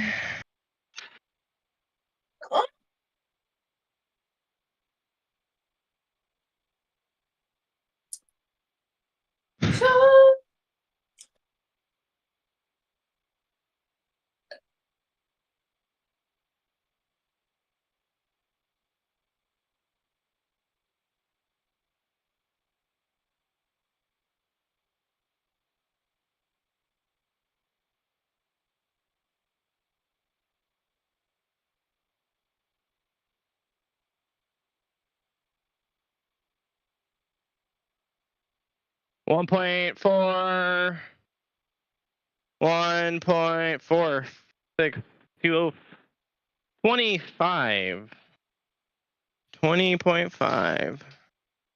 2.2 laps of fuel. Yeah.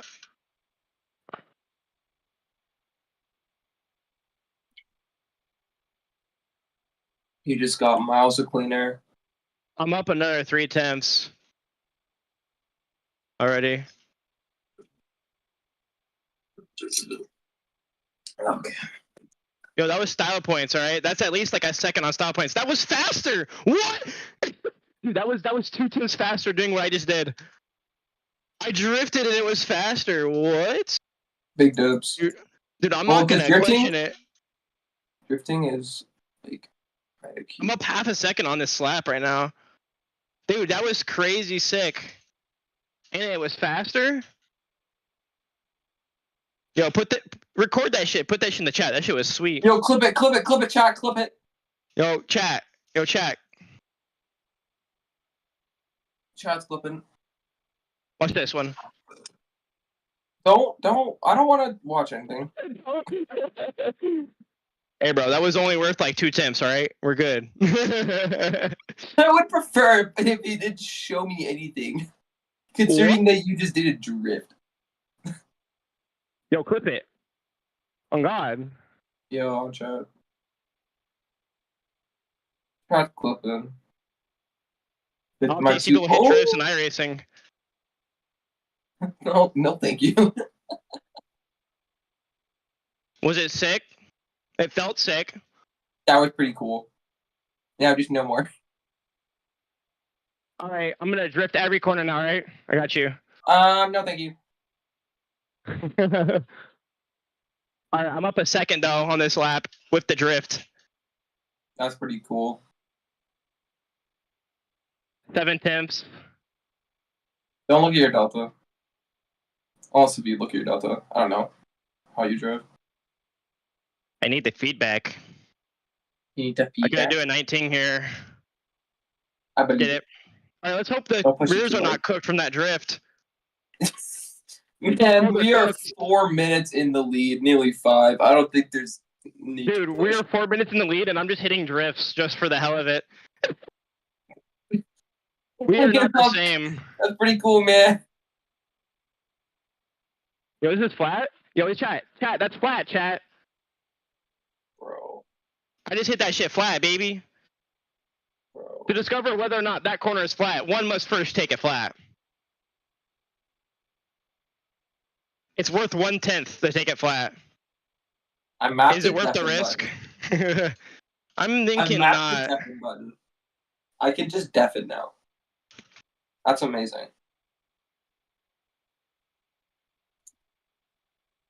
What? Understeer. You overcooked the tires. It was still fast as fuck, is what it was. You just overcooked the tires. Just, dude. I guess. I didn't even brake for that. I'm just that guy. I don't know if you're messing with me or not. I didn't brake. I didn't even really lift.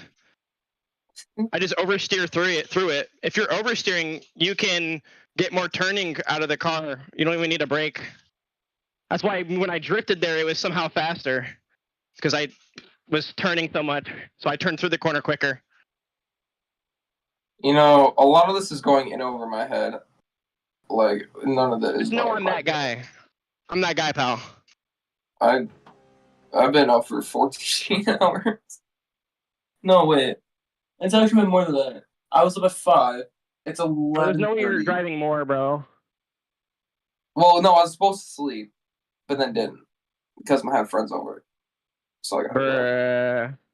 You were a detriment to this team. No, I'm just joking.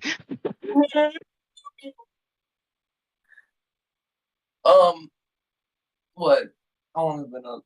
Let me calculate. Plus 12 would be 5. Dude, I'm already up a second. I'm absolutely like locked in right the fuck now. Every single sector is fucking green right now. I'm just I got like 2 green sectors, and they're green by like barely.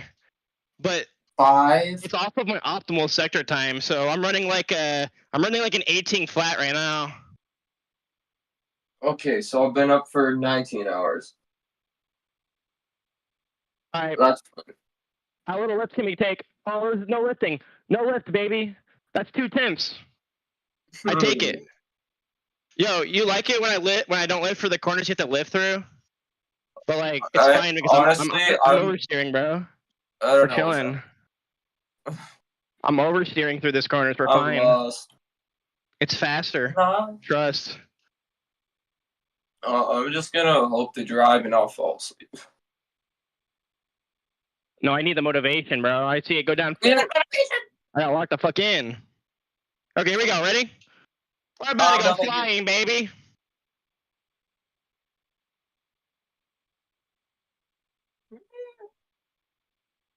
Uh-oh. Okay, maybe don't go flying. Okay, so we literally went flying. I'm still up a second, though. We're good. Please, please, for the love of Jesus, just tone it down. Oh, no, we're good. We're good. We're good. Pretty please. Take this one to fourth. I don't know if you're being serious or not. Just. I just took it in fourth. What do you mean? I've been taking it in fourth this entire time. I know. Yeah, I just don't push it hard. Dude, I'm pushing. A lot. I'm pushing, bro. You do you, man. Just please look good. That was not luck. That was skill, my friend. Yeah, okay. I'm not cooked. You're cooked. I'm definitely cooked. I'm so still up cooked. a second, even though I made that massive mistake. I would have done like an 18, but this is going to be a 19. Oh, wow.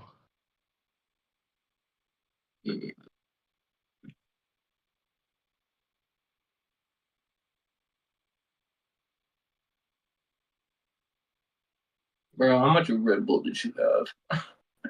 How much grip? This thing has no grip. This setup is not grippy. Oh, I meant to say how much Red Bull. Oh, Red Bull? 40 ounces in the last 24. I'm going to try to do 60. Oh, RAP, I just lost 3 temps. Oh, fuck. Bro, I'm only going to do a 19. No. Yeah, Euro beat. Chat. Yo, chat, clip it. Chat. Clip that save, chat. Chat, clip my save. I literally went flying, you know what I'm saying? Oh, you thought when I said we're going to go flying, we're going to go fast. Oh, you read that wrong, my sir. Yeah, he's just drinking so much Red Bull. Become an airplane. He's drinking so much Red Bull. He's just flying. Because dude, I'm locked in. Gives you wings. Fuck, man. Only 9 temps up on the fucking bullshit, man. What the hell, man? 19.6, man. What the hell, man? That's with that giant fucking slide, too. And I was drifting. Oh my god, bro. Alright, cool down lap. You know what? I think this is what it's like driving with me sometimes. Because most of the time I'm not tired and I talk. and I'm just like I'm talking. crazy. No. I'm like usually just hyped up. Bro, did you like my sick drifts though? Did you like them? Man, I don't. They were what? pretty sick, man. And somehow one was Okay. faster than just like gripping it. I don't know. I don't know how that checks out, man. I'm gonna have to hit the review on that one. Yeah. Alright, we're no longer pushing here. There you go. What time is it for you? Enough time. What time is it? Like your time? Enough. I don't know actually. So what are you doing? I don't know what time it is, bro. Alright, who's getting in the Is fucking it- car? Hold on. Who's getting the fucking? Is it like daytime? I don't know, actually. God. Like, you put the headset on and time doesn't... Like, I'm in Nurburgring right now, bro. I don't know what's going on outside. Yeah, so it's actually 5:05. The sun's coming up, therefore it's daytime, bro. I don't know. Yeah. It's like I take off the headset, look outside, and I'm like, goddamn. Yeah. Excuse me. It's probably like midnight or something. I don't know, maybe.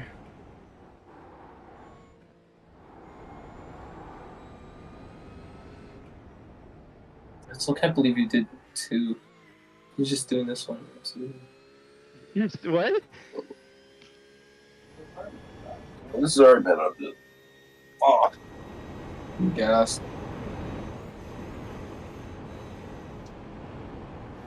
Ooh. Oh, man. No, how much? No. I have sweat in my fucking eye. You should just eat it then.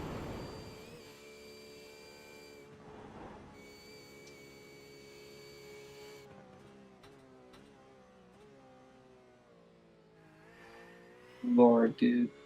Just bring it home. What are you doing? We having fun out here, gamers. Please don't Goddamn, have 5 fun. minutes on P2. Bro, when I Just started, it drive. was fucking 3. What the Just fuck? drive, please.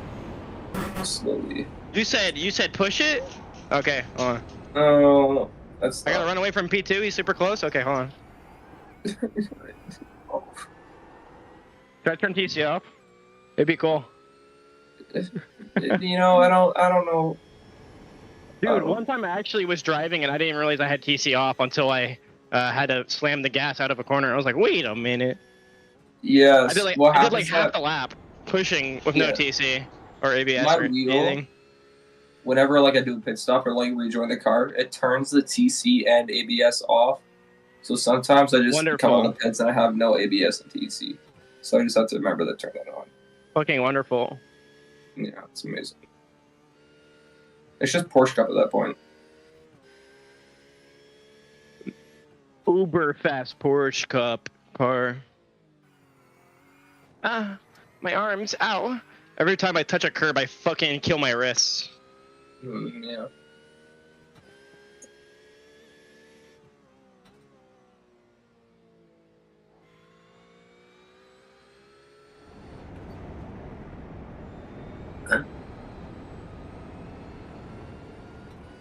Oh my God. Holy.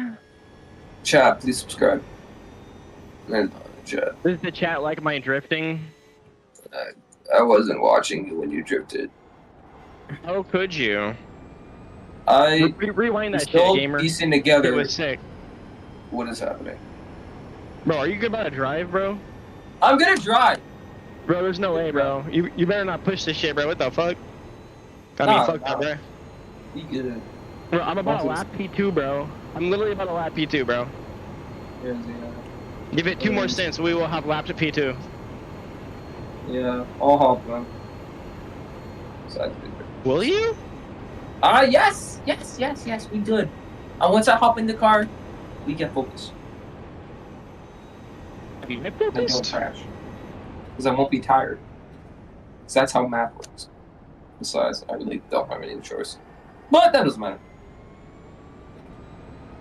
Bro is zooted right now. Holy. Just a little.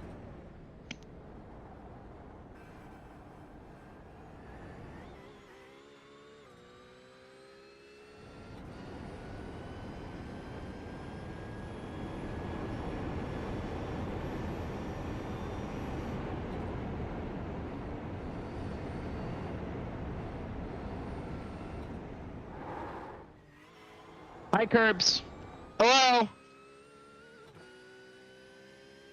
I fucking love Curbs, dude.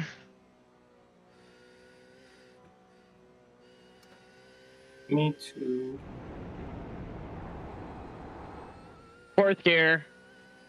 Hell yeah. Easy game. I'm not even pushing gamer. What are you talking about?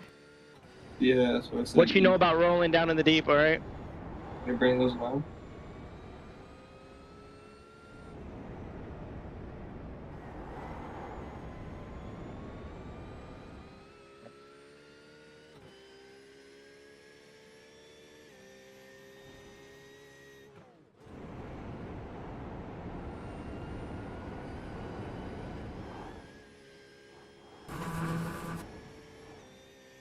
Damn, boy. You understood, boy.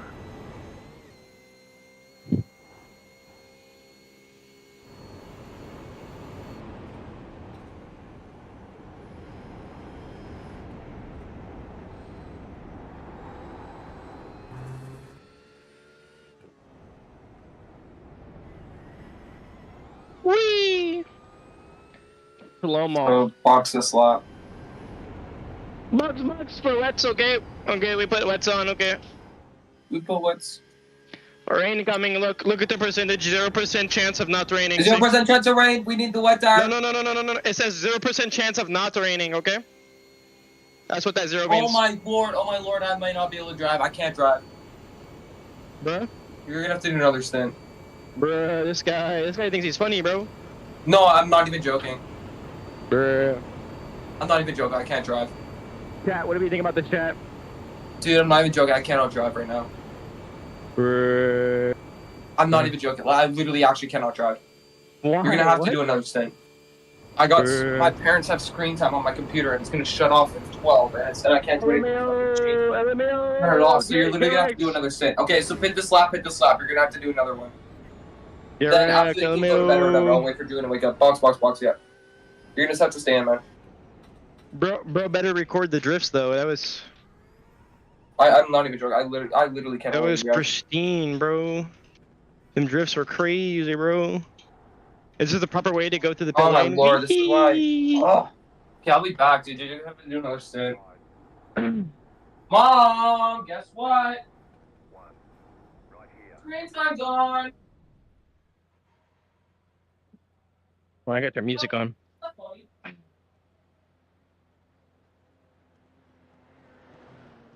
Dude, where's my music, bro? The hell?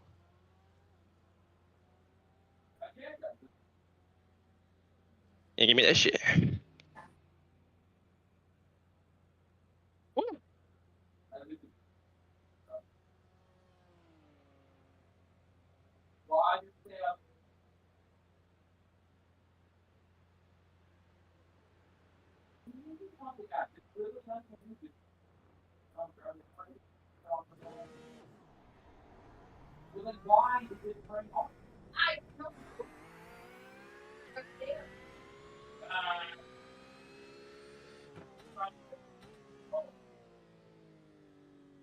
It literally said on my computer, turn off.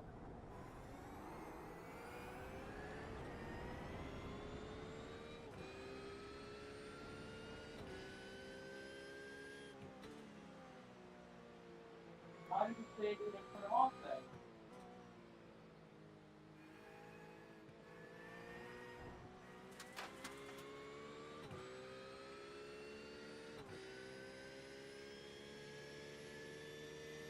No.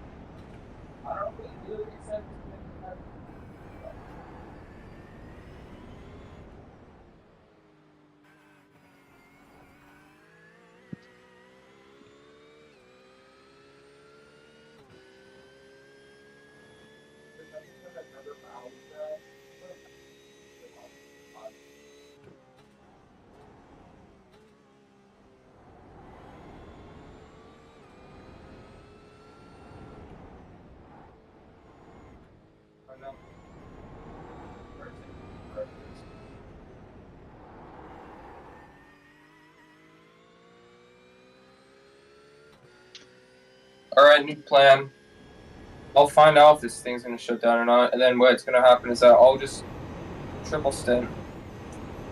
LMAO. I think I'll just triple stint. LMAO. Okay, box, okay. LMAO.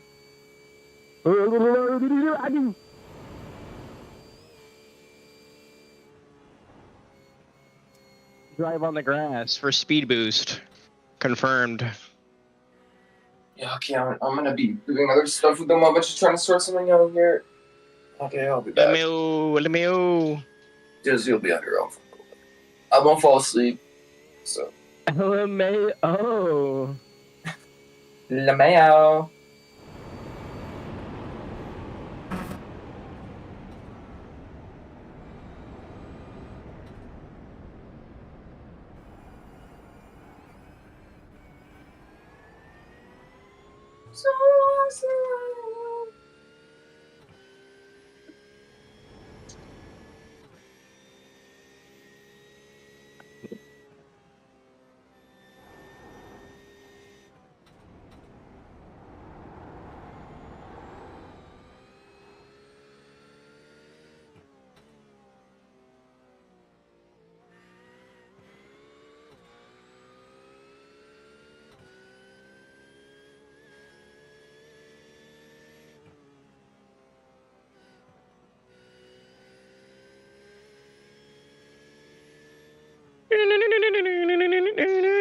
Go, go, go, go.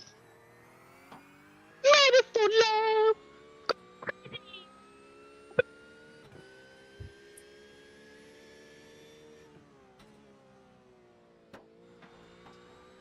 Yeah, is this guy real?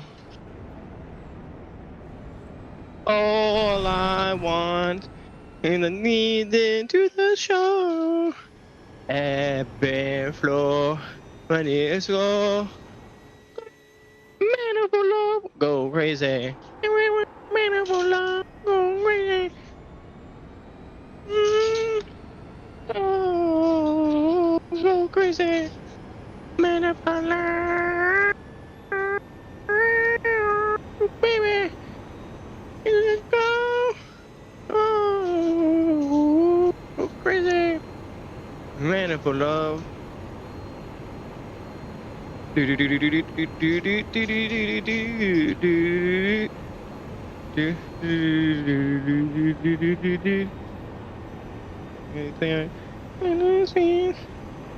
Just coming fast. Remember again. This kind of love. All I want. I need it in the show. And more flow. I mean, it's more. Oh, man for love. Crazy. Go, baby. Go. Go. Go crazy. No man for love. Baby. And I'm gonna go. Go. Crazy. Man for love.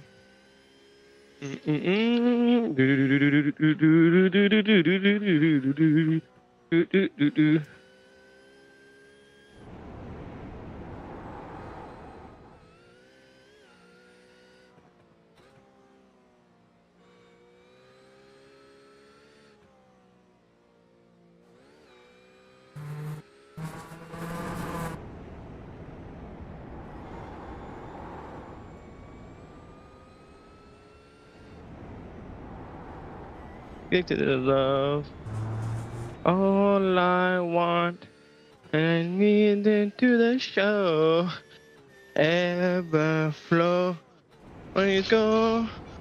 Oh, man for love. Go, baby. Man for love. Go crazy. Go, go, go, go, go, go, go, go, go, go. Man for love. Baby.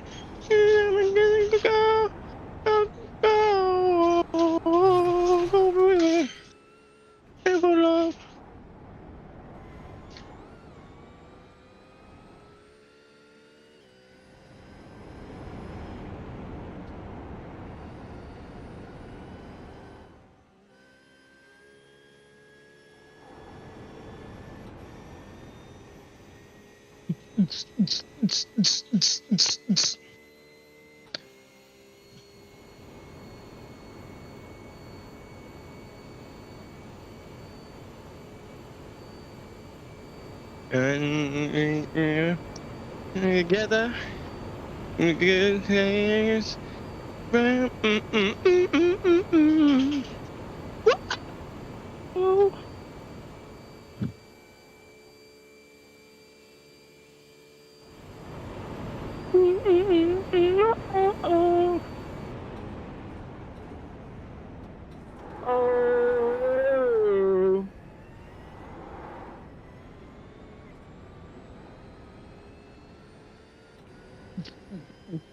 It's like a club up in here.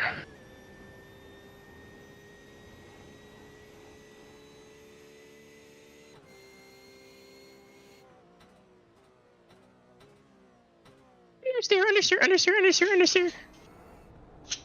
Turn, damn it.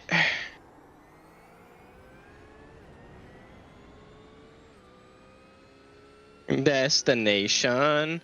Remember, together, take you to the stars.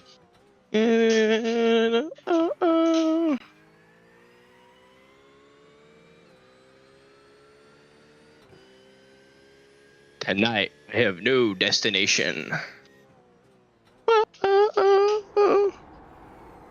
Slam on the gas. Whoa.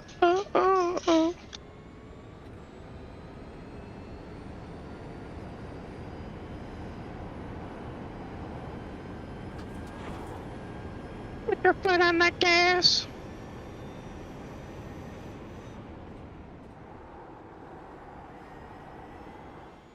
Damn, this bitch understeery all of a sudden.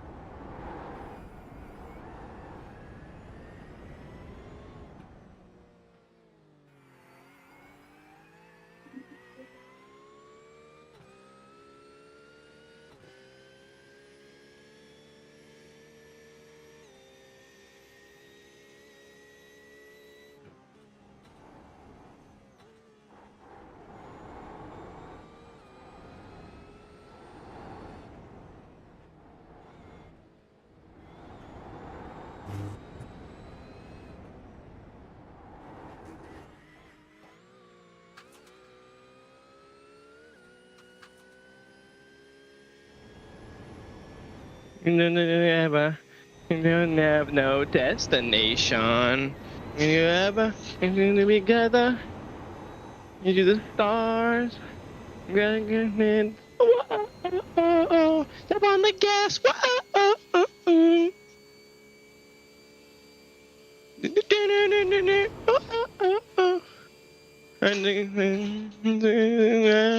Step on the gas.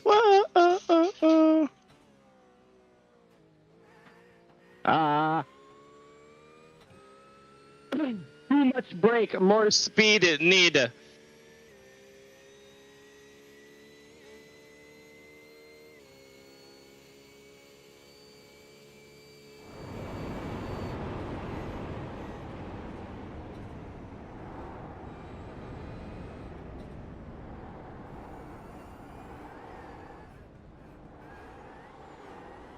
God, keep hitting that fucking curb, man.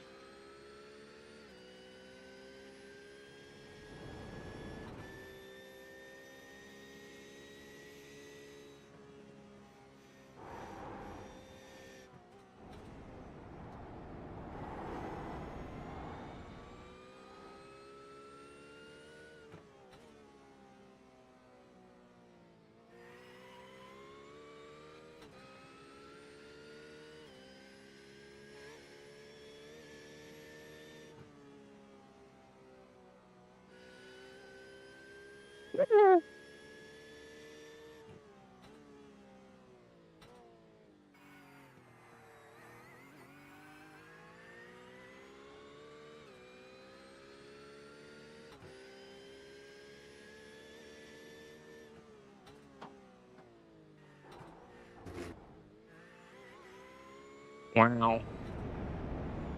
How about that? We're gonna touch the curb on the outside. Nice. Good going. Good shit.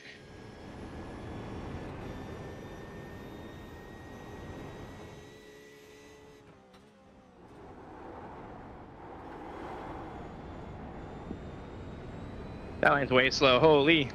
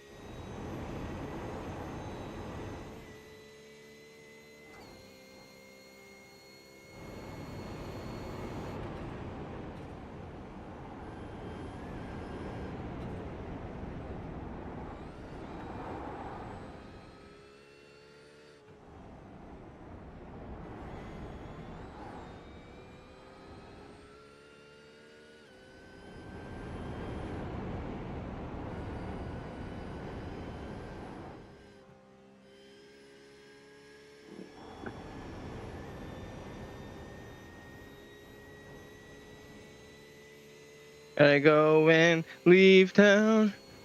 To the rocks, baby.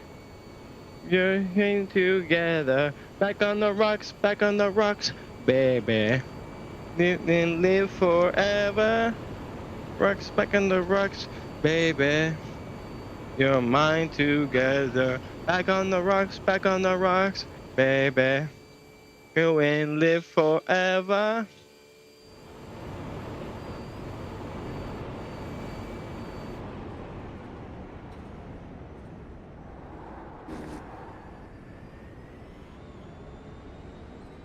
To the rocks. You're in the rock. Listen. Listen.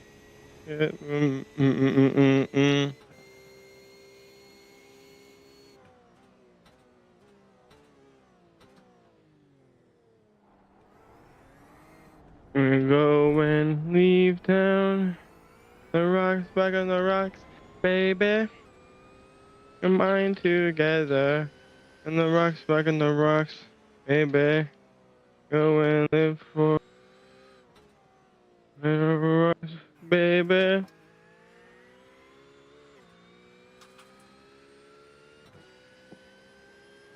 Go and live forever.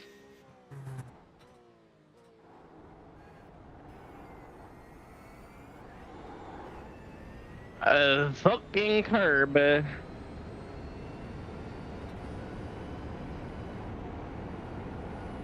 You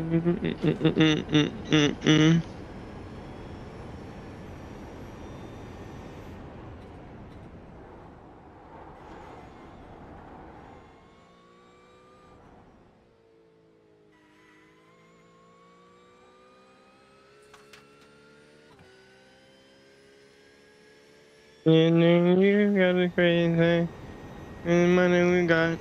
No one that love you now. You have to go and leave town. The rocks, back on the rocks, baby. And live our mind together. Back on the rocks, back on the rocks, baby. You gonna go away forever.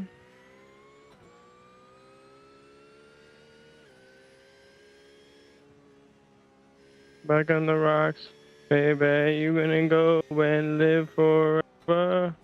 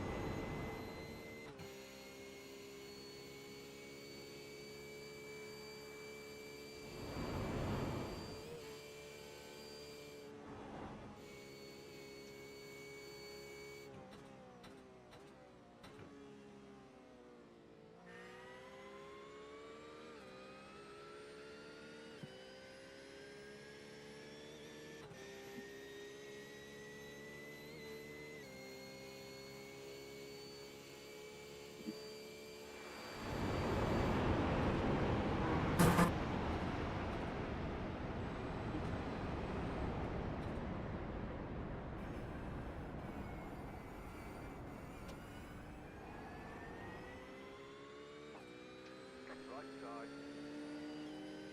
Clear on the left.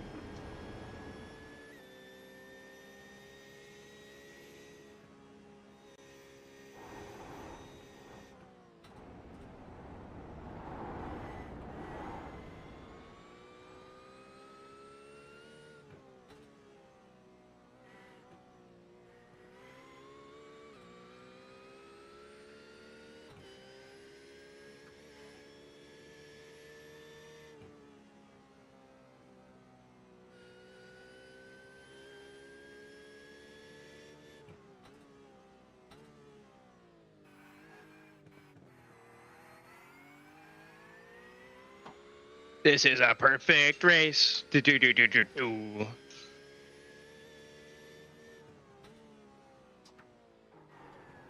God damn it, dude.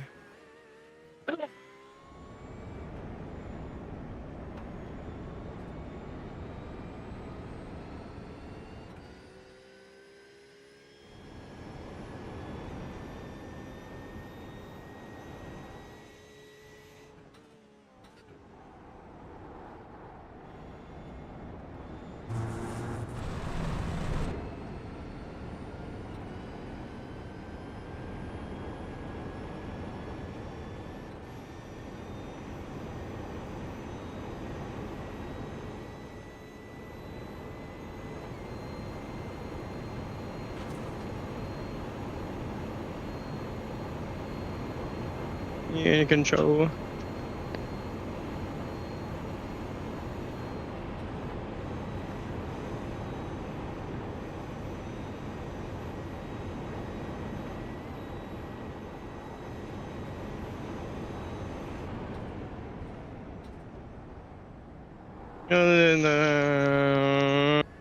Mm-mm-mm-mm.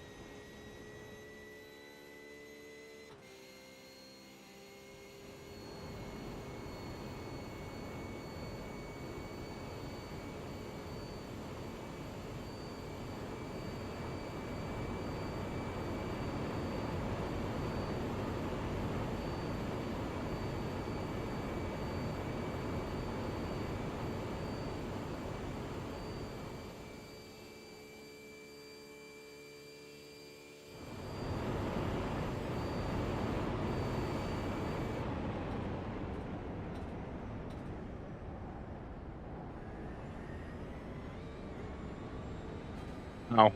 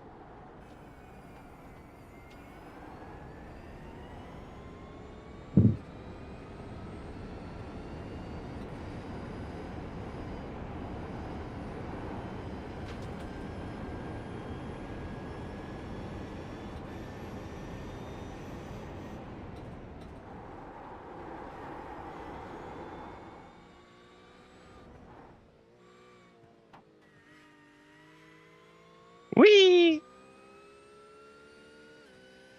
Saturday, Monday, Tuesday, Wednesday. Hey, me.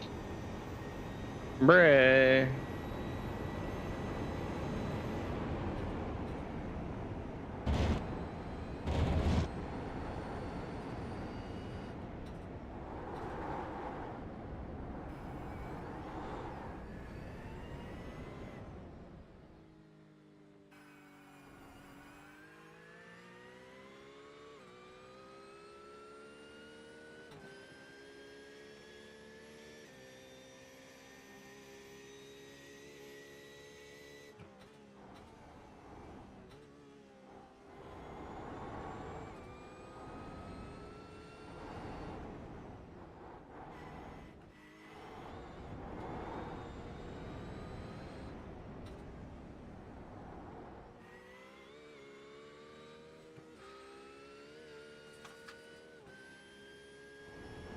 Saturday, Monday, Sunday, Tuesday, Thursday, Friday, Saturday, Sunday night.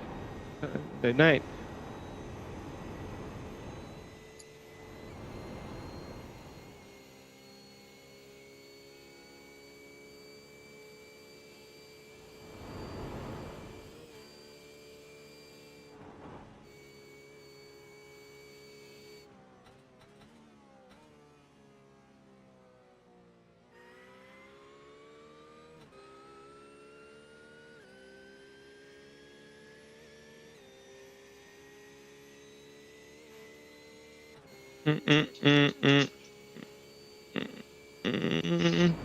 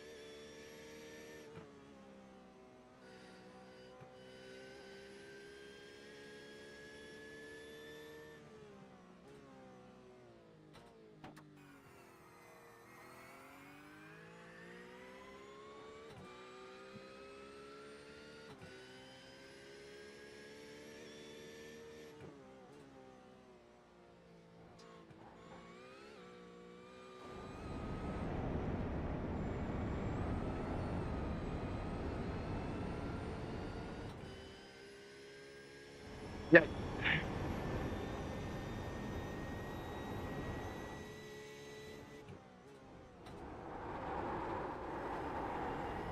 Wee!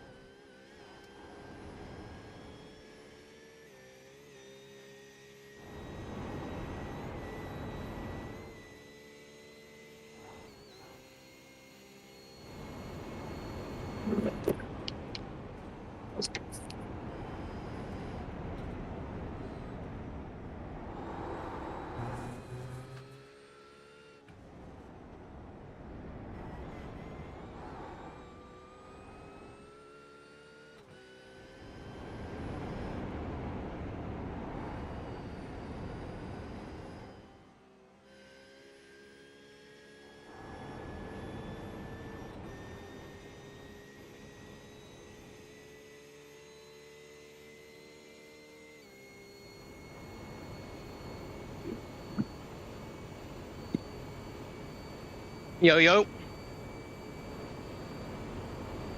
Hello? Ain't anybody home?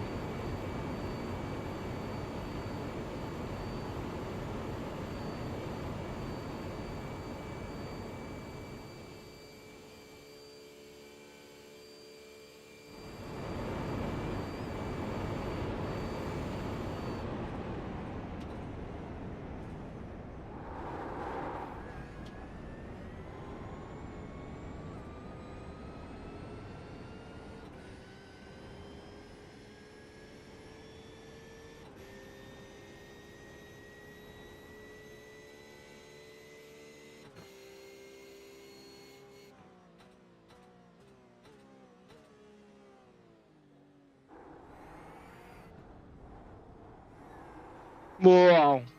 Whoa.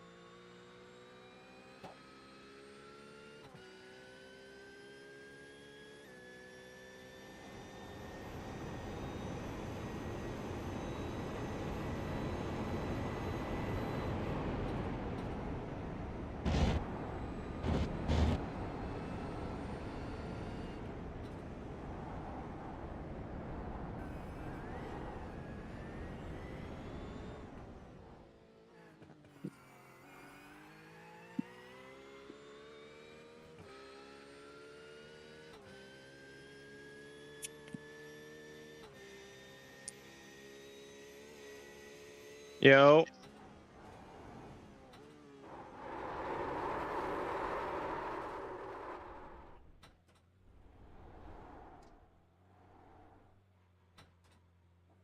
Oopsies.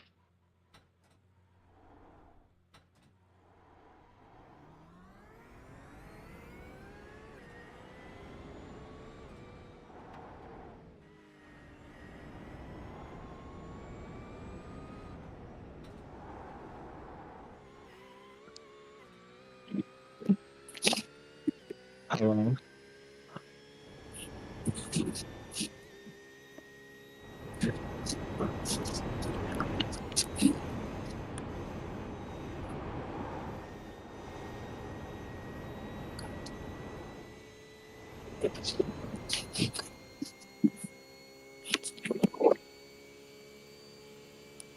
Oh.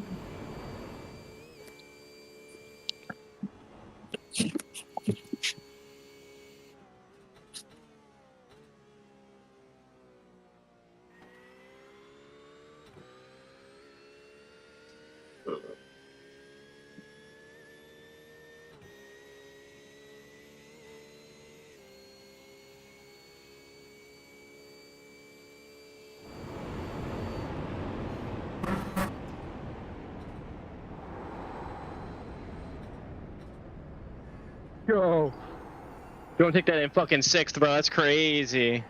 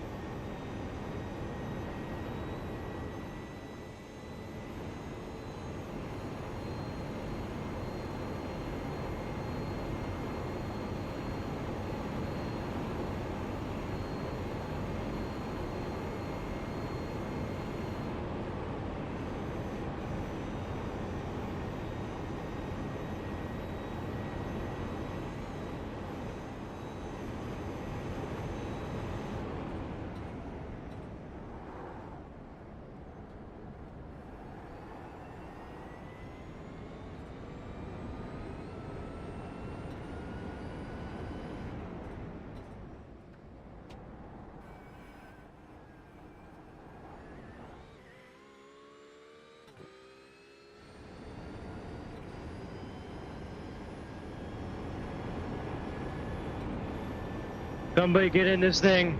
My arms are fucking tired as fuck. Okay. Hell yeah.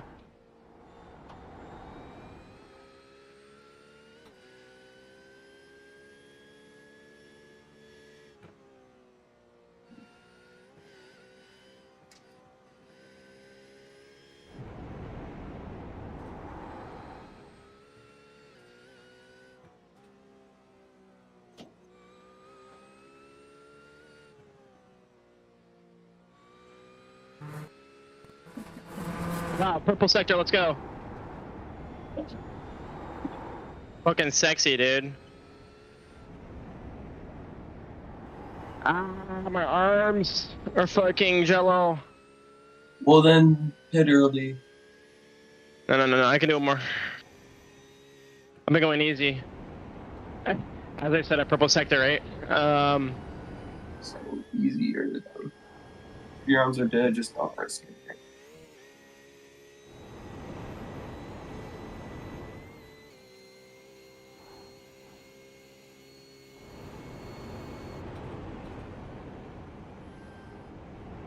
Oh.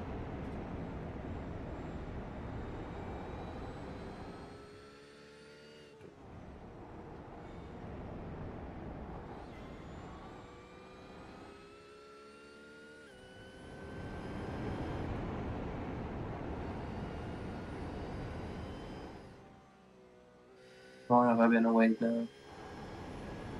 Still very serious. I've been awake for 19 hours. And there's still 10 hours left in this race. I've driven 12 hours in the last day. You're crazy, man. My arms are mush. What wheel do you have? VRS Direct Pro. Ah.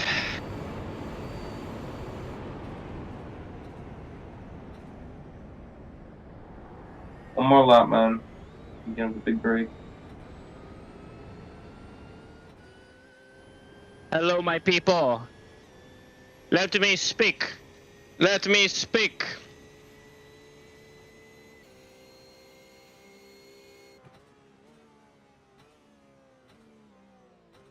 Oh fuck. And man, just honestly, just take it serious. Oh, my hand. My Just hand's take it fucking really numbing. easy. Man, honestly. No, it's like my left hand's just like tingling and shit. So take it fucking easy. Bro, there's only one other car in the lead lap. P2. Exactly, so don't push. Oh, my hand's fucking numb.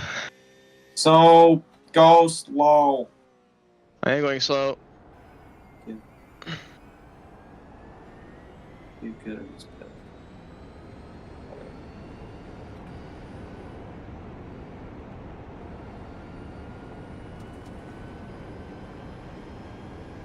Let me turn on this fucking force feedback. You do that? Oh, hell yeah. Yeah, just take it easy if you turn it down. This force feedback is so light now. Whoa! Oh, bro, just. I can't see! Oh my god! Ah, my eyes! Bro, what is happening? You're scaring me.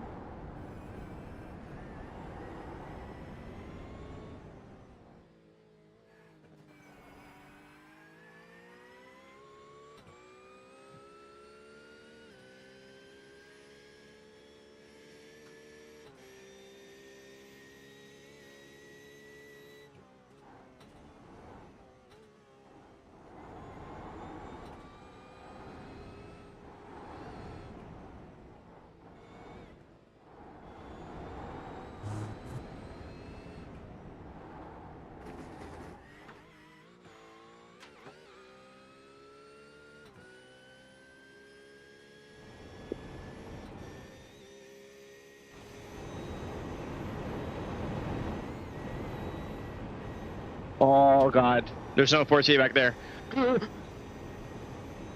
Bro, just go slow.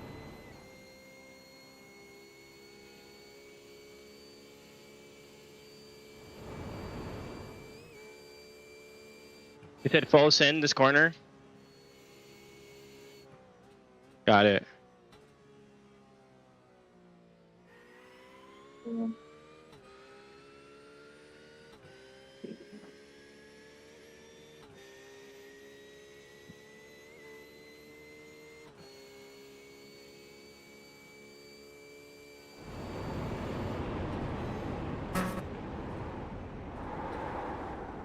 Dude, Dude, that's what happens when you turn force feedback down. just go slow, bro. I am going slow. I'm 4 seconds off pace. All That's of fucking this slow. matters because you're still I gotta turn the force feedback back up because I'm losing feeling. Oh yes, much better. Slow. This is really slow. I'm not even pushing. I know, overbooked but it you're because I have going no force fine. feedback turned on.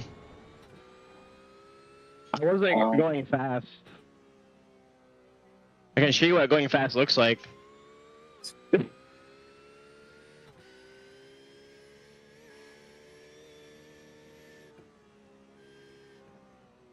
this is going fast. Cool.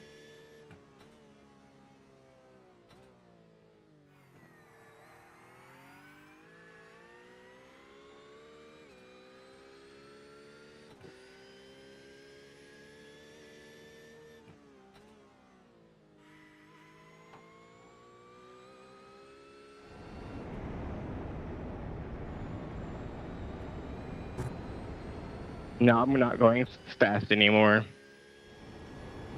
Okay.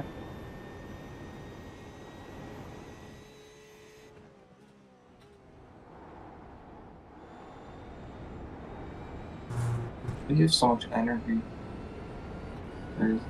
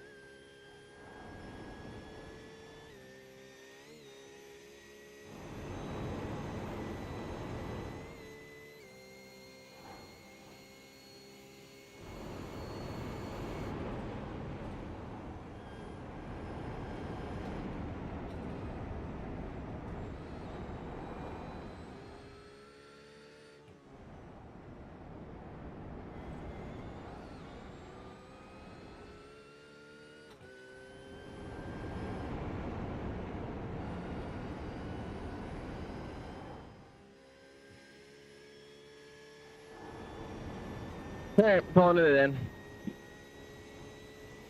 Box. Box.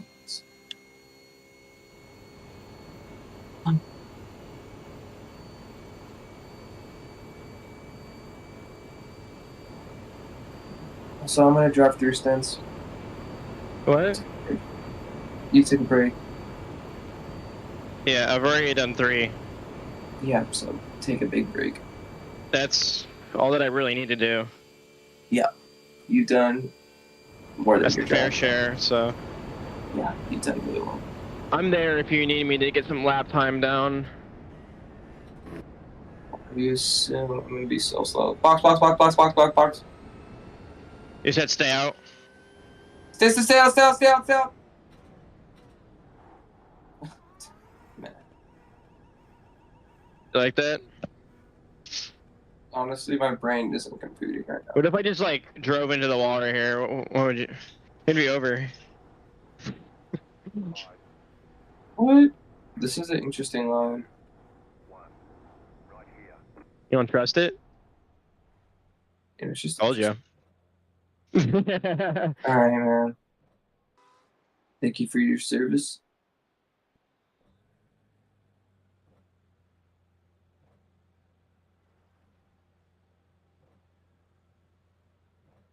See you later, alligator.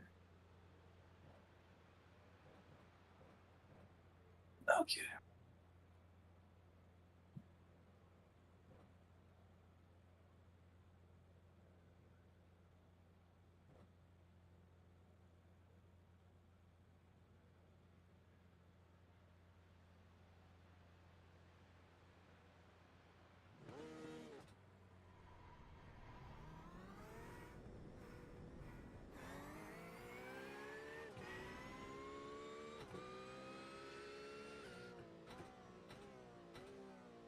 I can't believe my fastest lap resulted from me drifting and just fucking around in general.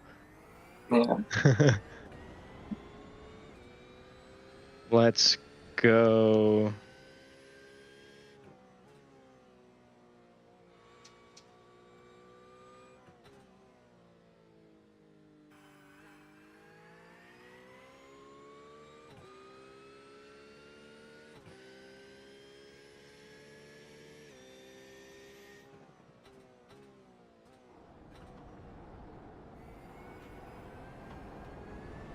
Yo, Jack, clip it.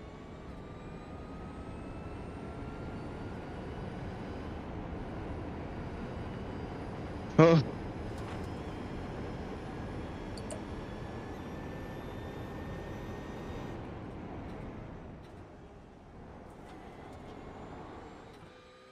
Stinky boy. I'm a stinker.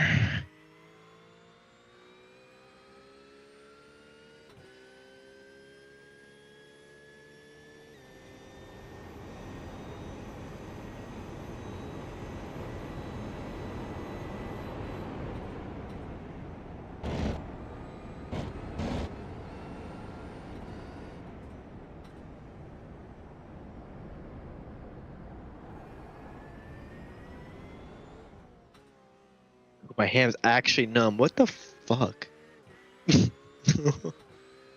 That's what hours and hours of driving does. Yeah. Oh well. The price of winning.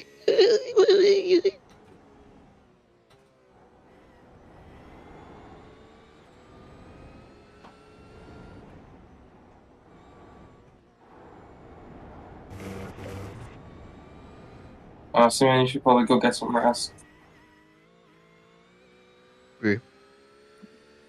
Turn into a lawnmower right now. $50.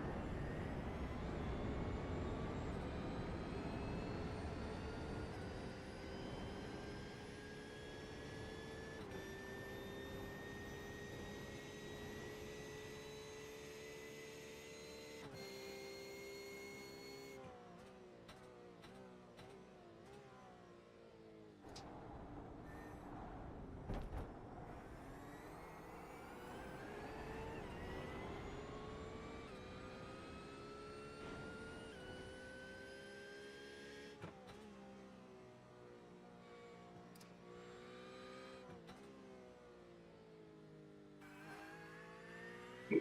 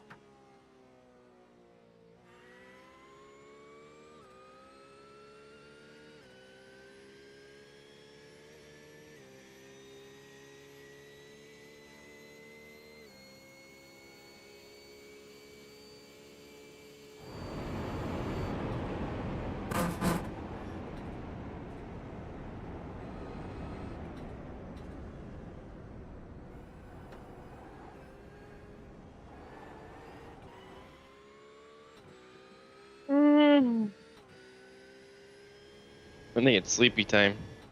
Again.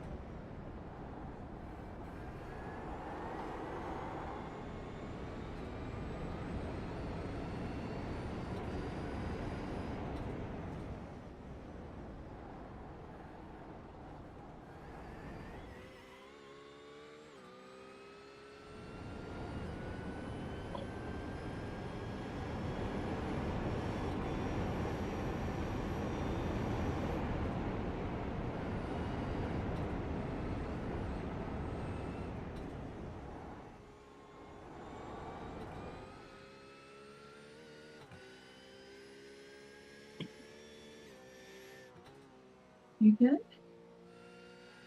I'm good.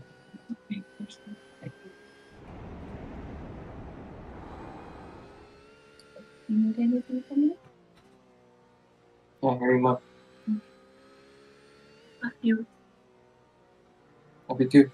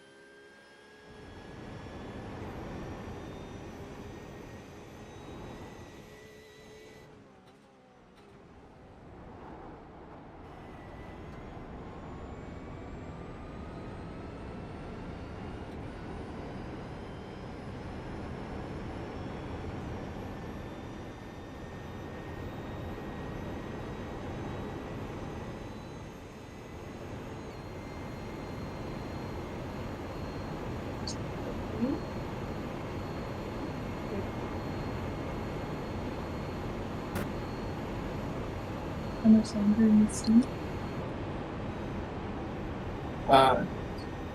This is all first.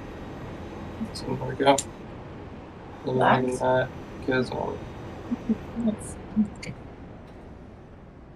because because I don't know if working on better or not. I think I told him to. He should. He's been up so long. you've been up the longest, no? Yeah, but I can deal with it. Yeah. Who cares? Thomas Allen. Okay. You do not. Let me know. Yeah. Do you need me?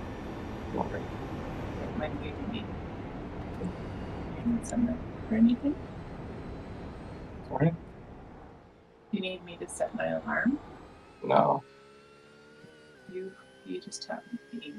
Bill's there, water's there. You've got the fight. I love you. What's this for you? Can you open that window? What? Can you open the window just a tad? Open it? More.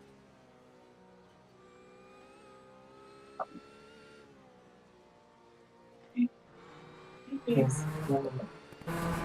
Good laugh. Thank you. Are you laughing somebody? Yeah, it's just a kind of. He's kind of even with me though. He's just kind of even with me though.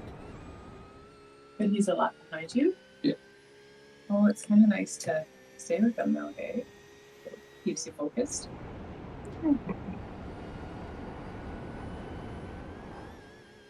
Looks like how dreams are. It's like the dream system. Oops. Yeah, exactly. Okay, buddy. Good luck. Love you.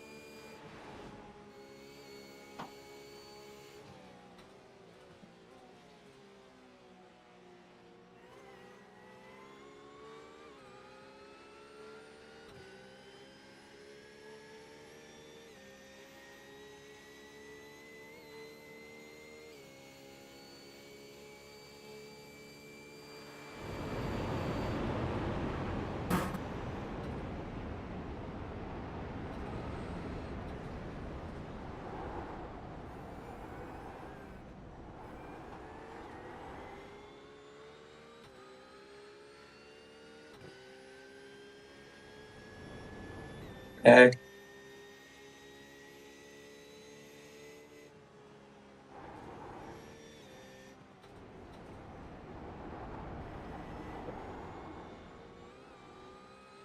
I'll just update if I can.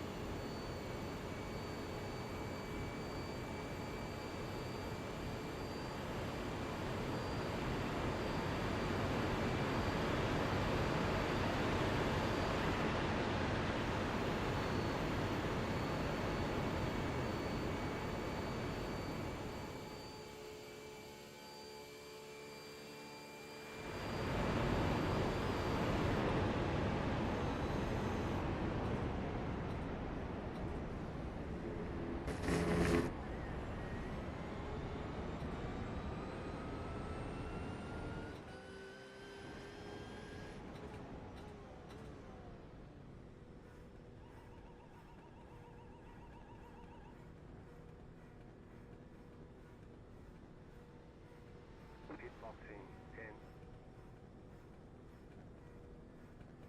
5, 3, 2, 1. Right here.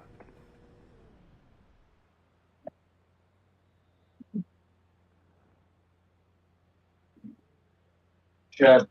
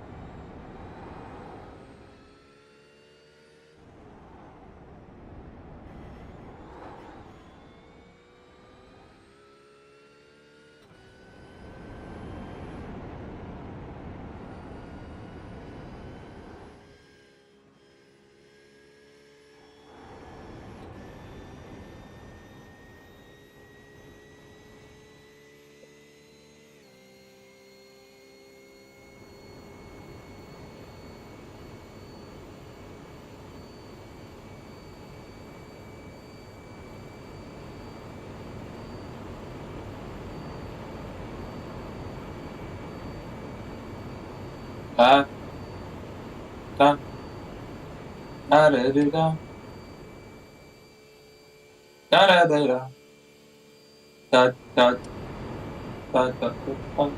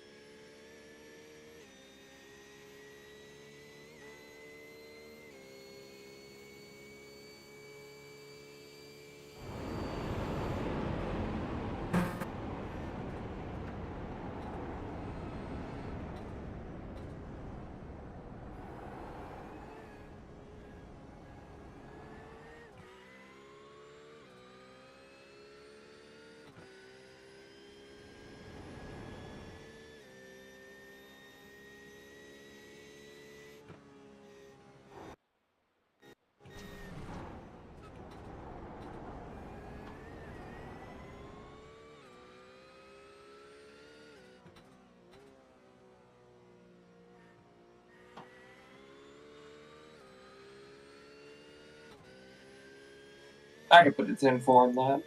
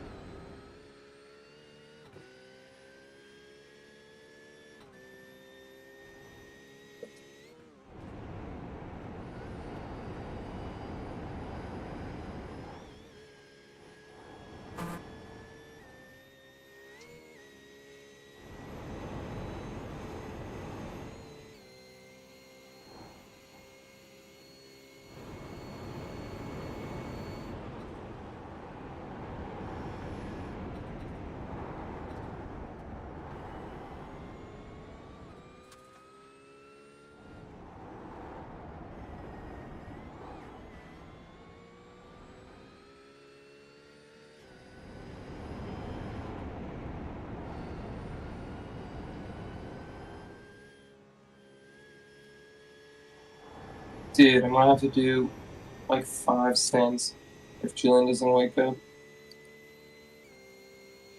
Oh lord. Boys, this might be a long time until I'm not driving. This is gonna be crazy. This is gonna be probably the longest I've ever driven straight.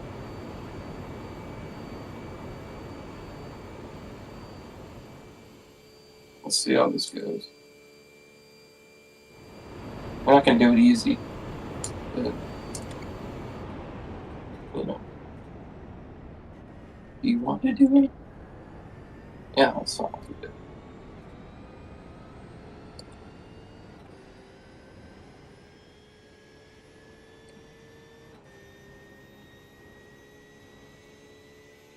Starbucks.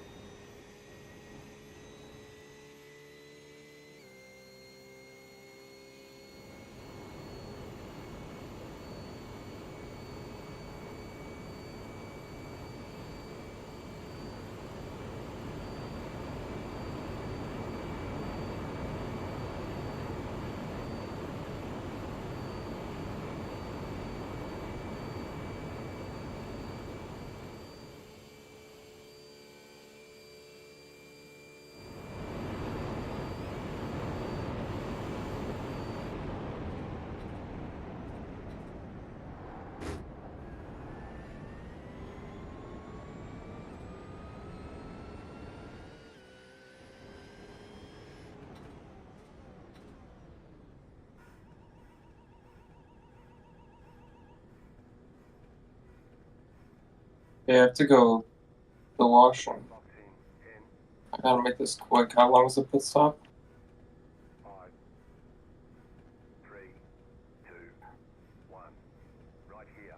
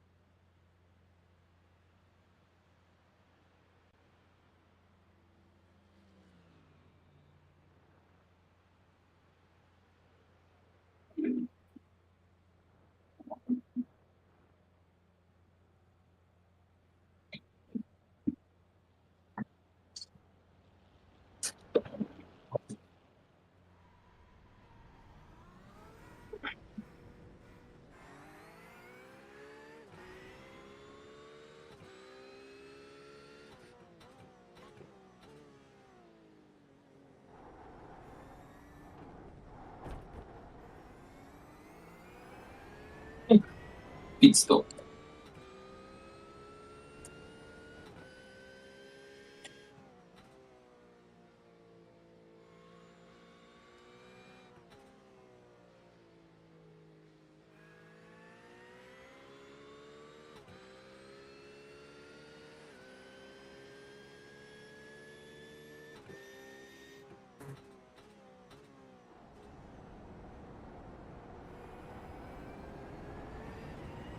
Now there's one problem. I don't think Jillian's gonna wake up.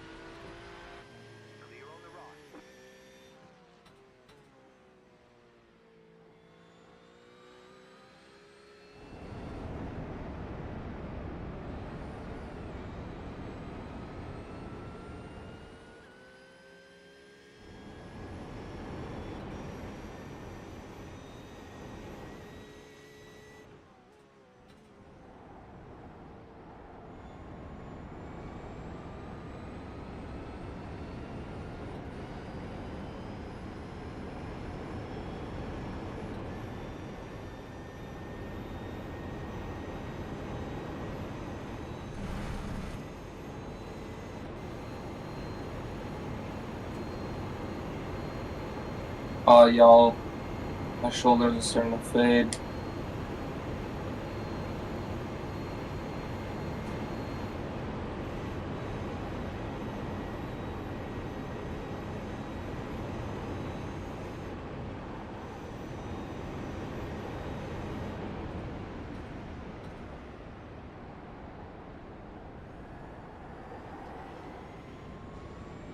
I couldn't even call Julian.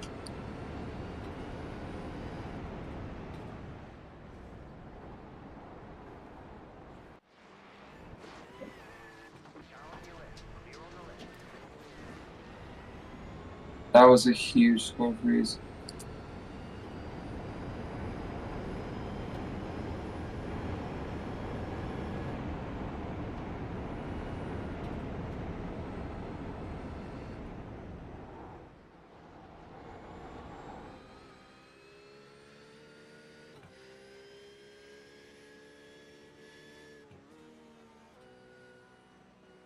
Careful.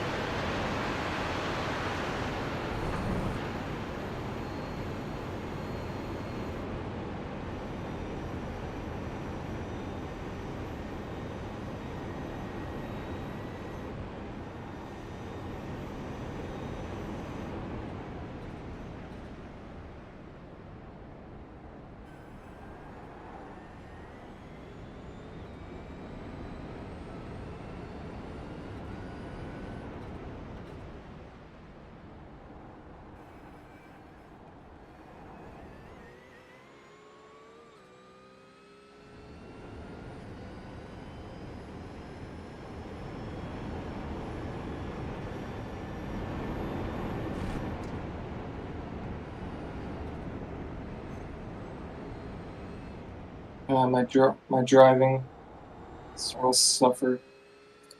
Frick.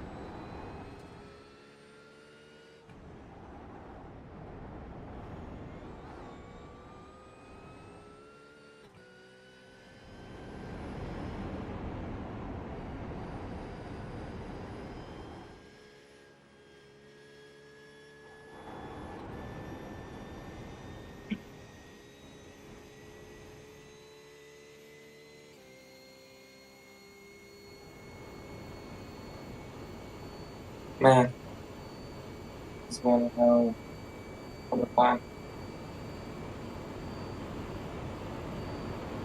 Oh, Rick.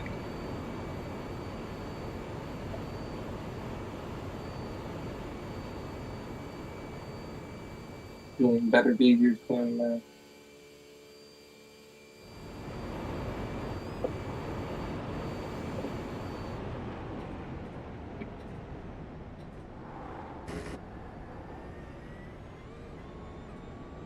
arms are starting to hip sore here, which is a first for me.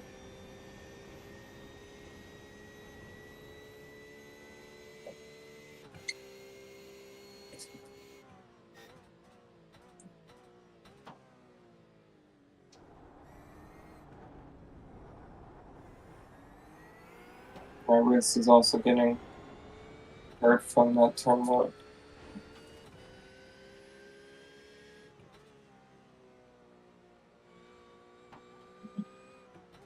My body's feeling this race, man.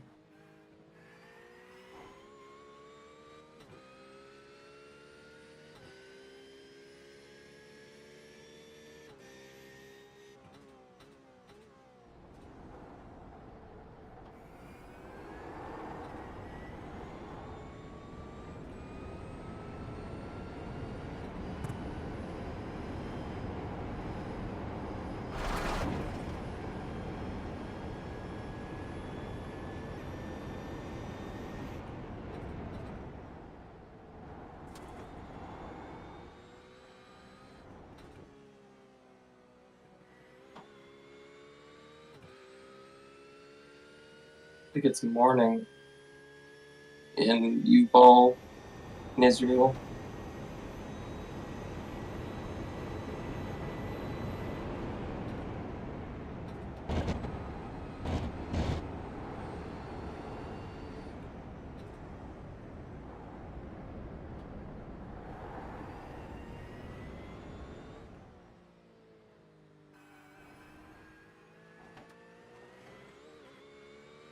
$44 for me. This is a lot of driving.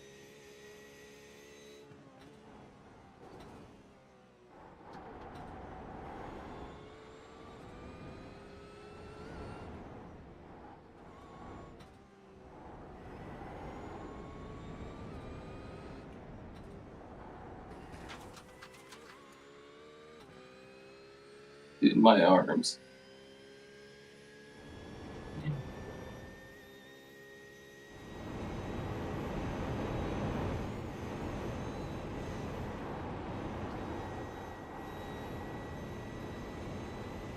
I'm gonna force you back on.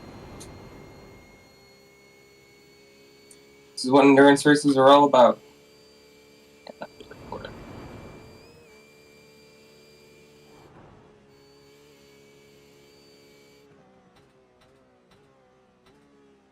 You know, it's amazing when you're here for it, but when your teammates are, it's correct. So when your teammates are, it's a bit early. Maybe I could drive 8 hours. No. No.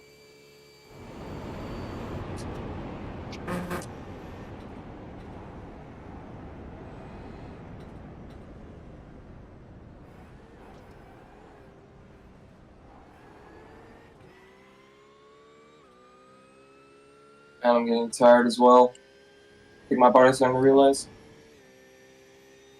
Shoot.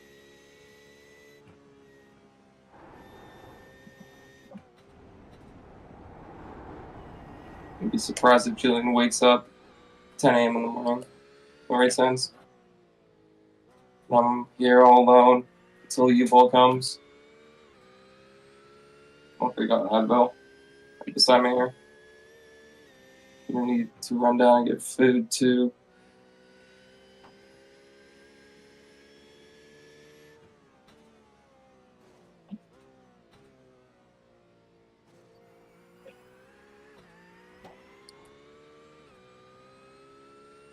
Oh, please, Julian. I need the break.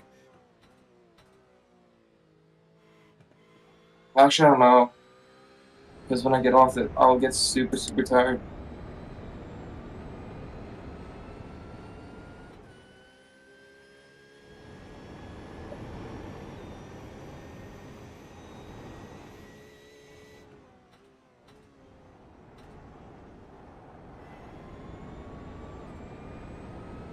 I've been driving for so long.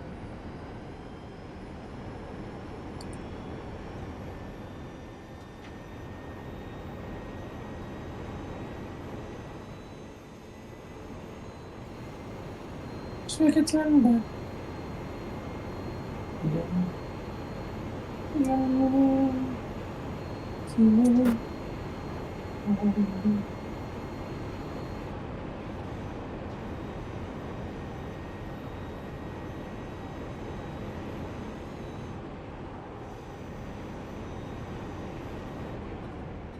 I think I'm the only one on call right now. This is not good. And I can probably drive before my arms give out. 2 more stints. Then I gotta do something.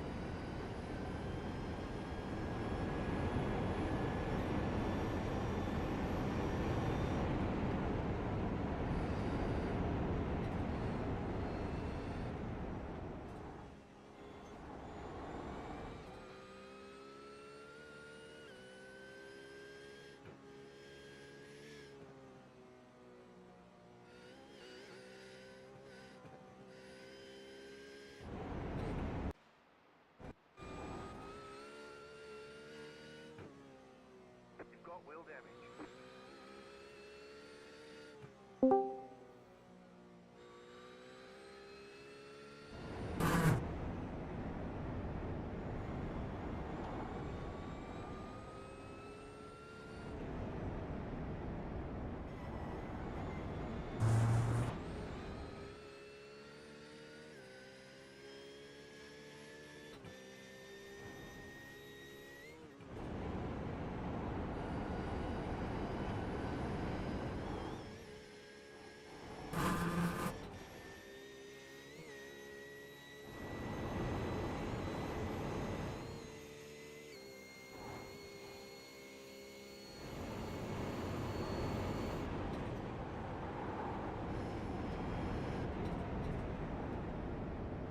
You know, it always comes down to practice. If I would have been doing those VRS races all week, I doubt my arm would be this bad so early into a stunt.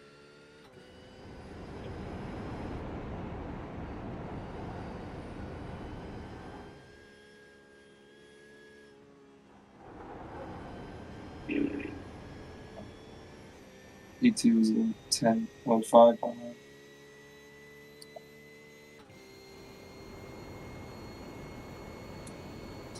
Lord have mercy. Oh, like my body's just getting tired, man. This is not good. Julian, you got 4 laps. Please, man. If anyone's watching this on Julian's stream and has his number or something, please call him.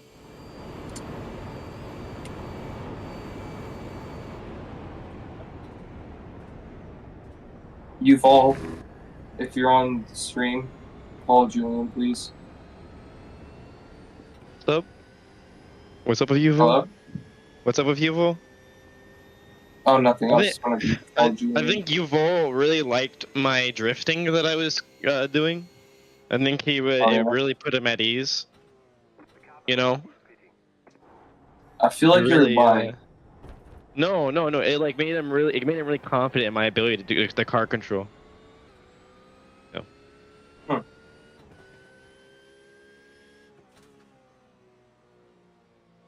Aren't you supposed to be sleeping? I'm not tired because I drank an entire 20-ounce Red Bull. Oh my lord.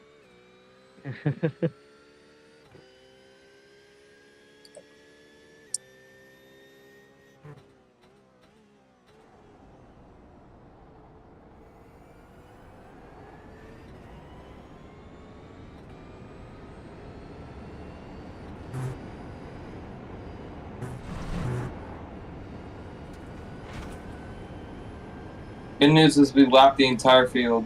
Yeah, I saw that.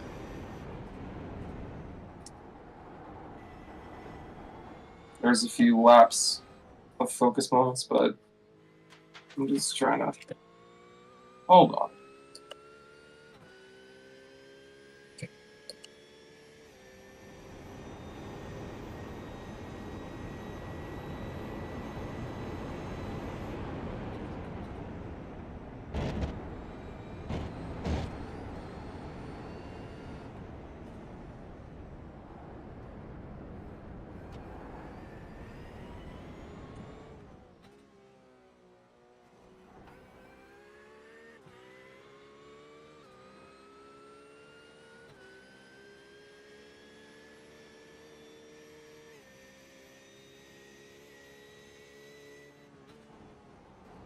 Can you call Julian on Discord? Yeah. Hold on. Just trying to get him awake.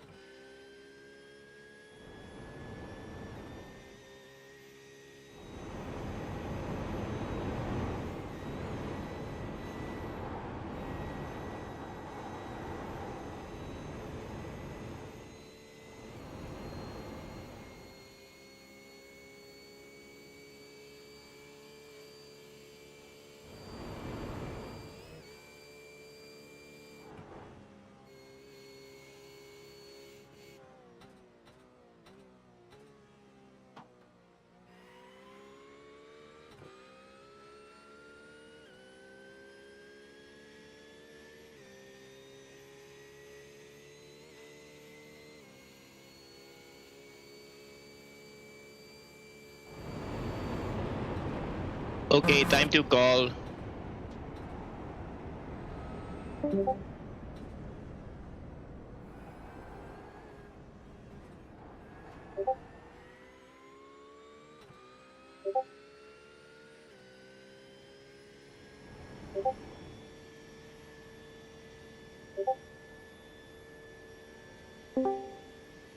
Okay, hopefully.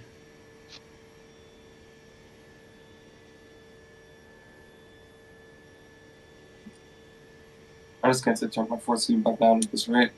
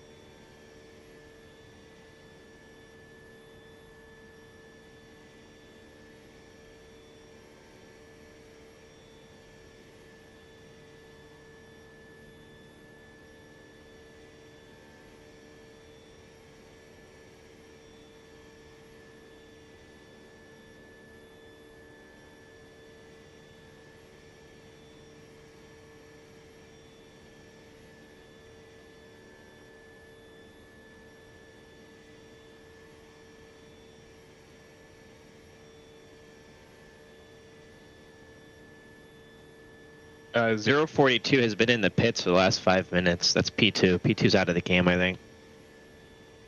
They're still in the pits. That puts P3, which is 1 lap back, or actually 52 seconds behind P2, which makes them almost 9 minutes behind us. So P2 is now 9 minutes back. God, so far. Yeah.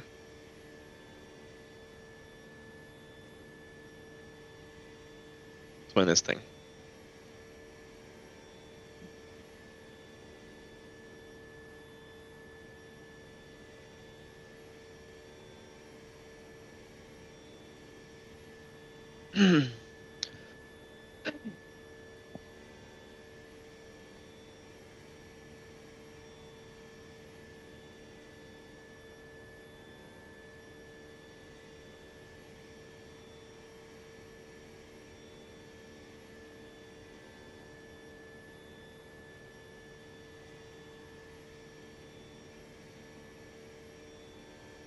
The amount of safety rating I'm gonna gain from this is gonna be crazy.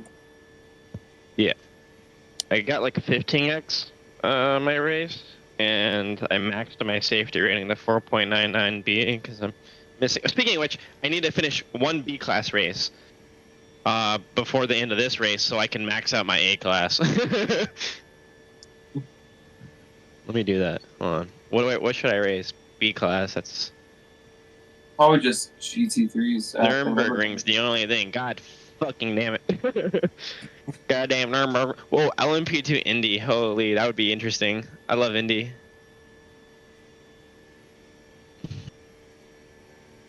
Maybe I just do GT3 fixed and I run the fucking BMW or something. It's easy. Just run around on a fixed setup.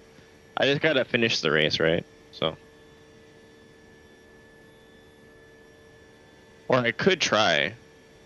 I just don't know if I want to do an entire stint, you know, in a GT It's only VRS 3 sprint. laps. Or the fix is 3 laps. Yeah, it's an entire fucking 100-liter race. The fucking VRS one is. It's one stint. Stint maxing. Julian. Bye.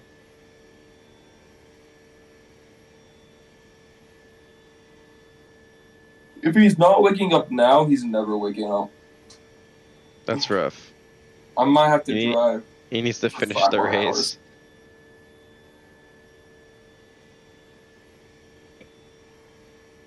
Where's Yuvol? When he's he getting on? He's in school. When is he getting on though? Or is he done for He'll the come race? out for like the final 2 hours. So we need to figure out how we're gonna get the car from here to 5 hours from now. 5.5 hours from now. That's me. Wow. That's terrible. Julian just tends to sleep through everything, so I expect it. But just annoys I'm not my optimal fitness because I wasn't able to do enough VRS races.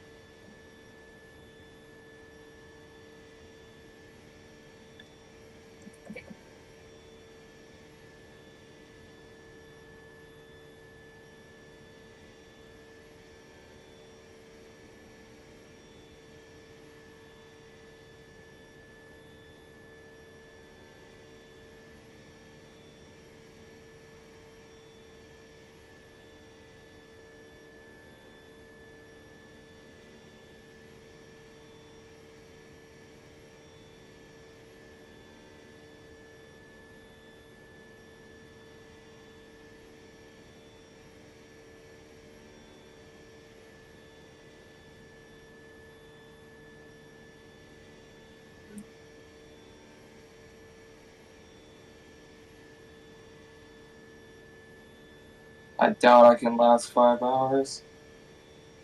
Yeah. Julian needs to get on.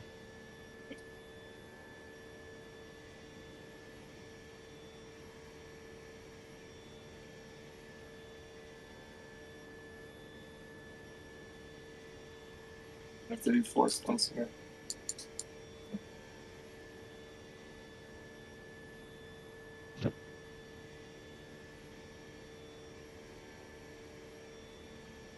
Dude, I had to use the washroom in a pit stop. So I hopped out of the cockpit, rushed to the washroom, and like lost 2 seconds because I wasn't fast enough, but it was still funny. Bro needs to pee faster. For real.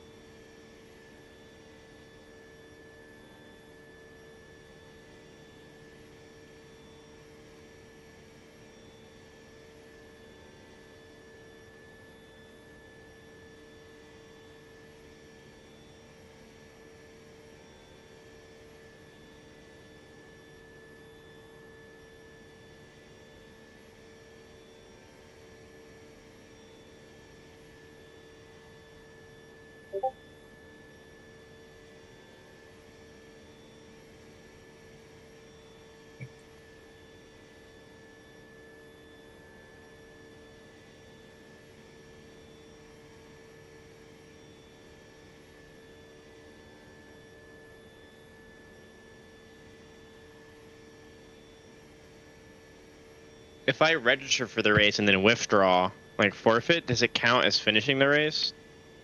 I lose No, I you can rating, come. right? So Uh, if I just like hop in the car, do a lap, and then leave, it counts, right? I don't know. I just take the 100K. I don't even care. It's on my A class. I mean, it doesn't really matter. I just want to max my A class, though. To be honest, Yeah. I guess it doesn't matter because I can race A class at 499 anyways. So, what's the track next week? Oh, Suzuka. Hell yeah. Dude, Suzuka endurance race. That'll be plenty. Suzuka's fucking great for safety rating.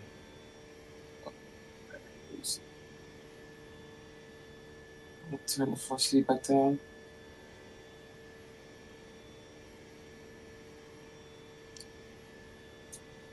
I'm getting too much. IMSA's at what? IMSA is at Misano. Misano? Yikes. That's yucky. Yeah. Yeah. Misano just doesn't seem like a fun track. No, I bought it and I regret. Oh yeah? Yeah, it's not great. And if I'm thinking about the one I'm thinking of. Misano. Magello? Misano. No.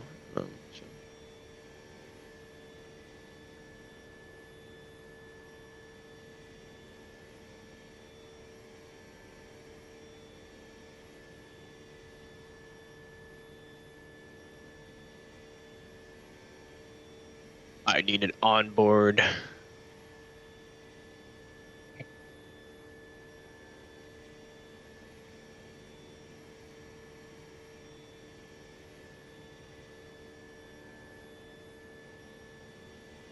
Okay, I've never raced Misano. This is not the one I'm thinking of. That one Mugello? Oh, you know why? Yeah. You know why I never raced Misano? It's because in a GT3, you're on fucking edge the entire time. You're edging the entire time? Yeah, but it's like a different kind than like, actually pushing the car. The rear end wants to overtake through every corner, and I just don't like that. Yeah. It's not fast. Like you're just oversteering everywhere. It's like that's not fun. I mean, it can be fun, but it's not gonna be fast, you know. But you have to be like doing that constantly and like abusing the tires. And I'm like, that's not. That's like if every single corner was fucking. You know what I'm saying? Like, it looked really difficult and very very like hard track to learn in a GT3. Maybe it's good in the GT4, but just watching the onboards, I mean, you're mixing inputs on almost every single fucking corner, it looks like. Yeah, just very tight corners. Yeah. Oh, a rest for my arms. Oh, big stretch. Oh.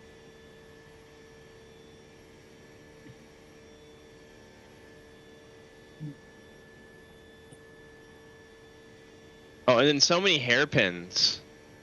I just fucking hate that. I hate just sitting there waiting to turn the gas pedal on through a hairpin. It's like, come on, just let me go through the corner. I'm not sure if I'm gonna be able to drag another stint, man. My arms are jello. Here, let me try turning the port seat back down.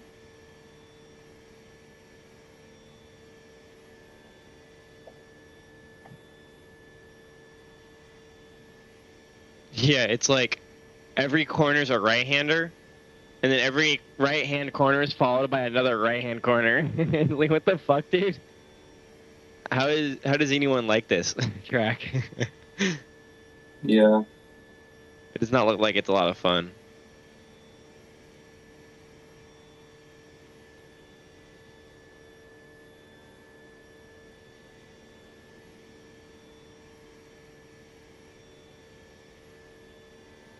Nah, I have to have it on higher. That's how I've been doing it.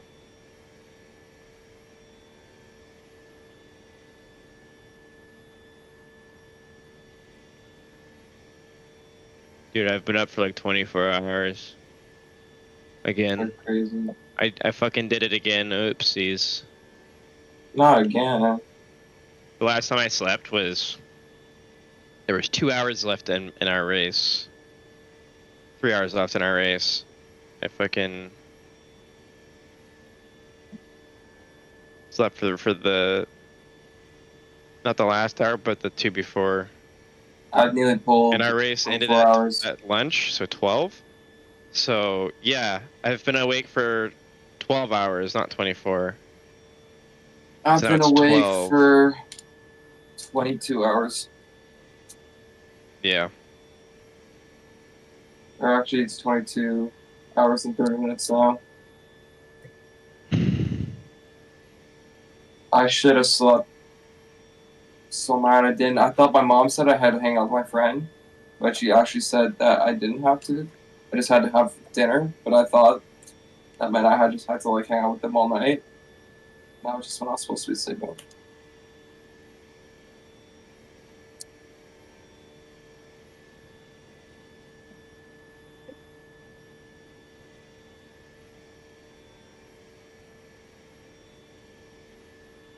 A grueling 24 hours, indeed. Oh, thank God. I did not want to have to get back into the fucking car. Holy shit. You've all get in the fucking car. You got one lap, buddy. You got like 10 minutes to get in the fucking car. I don't want to hear no fucking excuses, buddy, okay? We're fucking winning this shit, mama. Yeah? I'll be home in 2 hours, I believe. That works. I can do that. Okay, I do an hour, you do an hour, or how do you want to do it? I think I could do another stint. I think I'm getting a second one here. I have Advil beside my desk. Dude, I felt that same way. But that hour that the hour before I handed it to you was so bad, bro. But the hour before that, I was like singing and shit. Like I had my music going. I was feeling it. I was fucking cranking out like 19s. I was like, oh shit, I'm good. I was going crazy, bro. And then fucking the music stopped, and I was like, oh shit. And then I just got really tired really quick. My hands started hurting, bro. So, Yuval, hurry up. 10 minutes. Dude, I can't feel my fucking hand, bro. Why can't I feel my hand?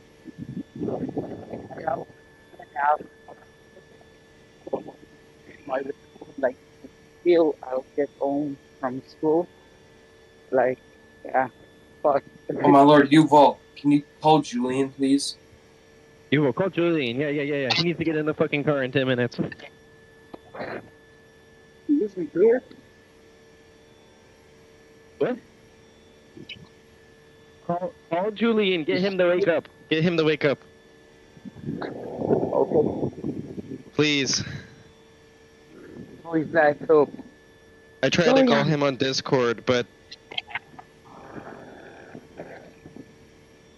please he take the work driver in distance.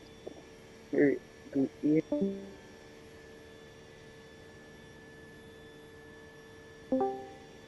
yeah, it doesn't ring. It doesn't ring. It just goes No, directly to Lord. me in the call. Frick sakes, Julian. What the fuck? Call Julian, please. Quickly. Both my hands are fucking dying, and one's numb. Dude, I can continue driving. If it's that, Are if you it's still the way sure? you left, I'll keep going. Bro, we need to win this, bro. Yeah, don't worry. Like, my hands are bruised from where I was holding my wheel. Cause I have a GT wheel, right? So I have that fucking hand grips, and my hands have bruises on them, bro. Oh, I wear gloves. Yeah, I don't have gloves, bro. This shit hurts. I'm like Damn. fucking 20 Newton meters through my fucking hands. Every time I hit a curb, bam, fucking slapped my hand. That shit hurts. Every single goddamn time. It shakes my arms. I'm fucking. Oh my god.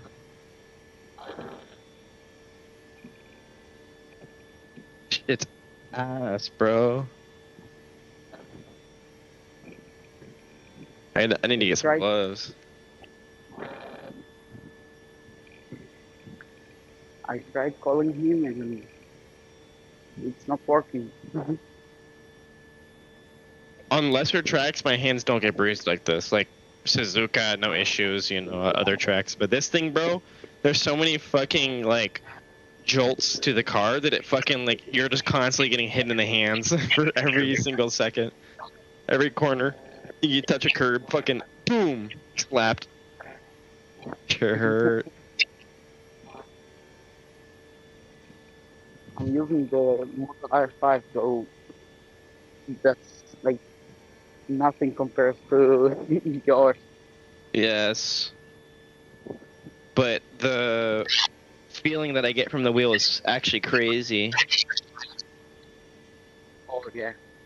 Yeah. I drove a Sima Cube Pro something, and the feeling that you get from a high Newton meter wheel, just crazy. Yeah, mine's basically a semi-cube. It uses the same motor the semi-cube uses. Different software.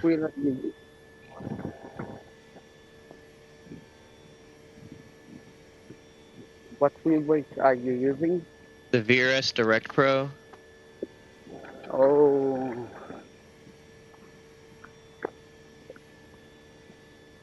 Is it any good? I've never heard about like. It's like. Never heard someone using it's it. like $600, dude. Oh, I got it. I got it for the 600.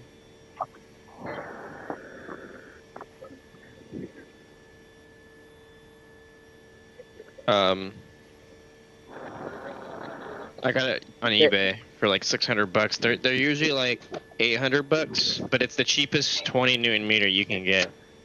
Every other 20 Newton meter wheel is like at least a K. Wheelbase is at least a K. So.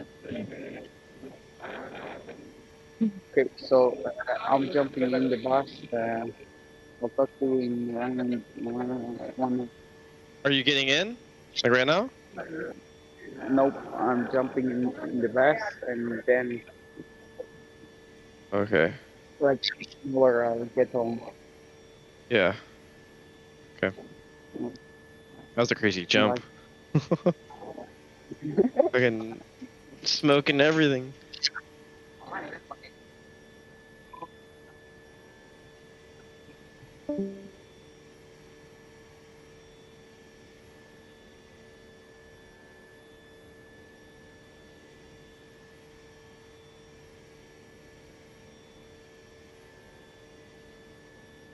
Fucking hands, dude.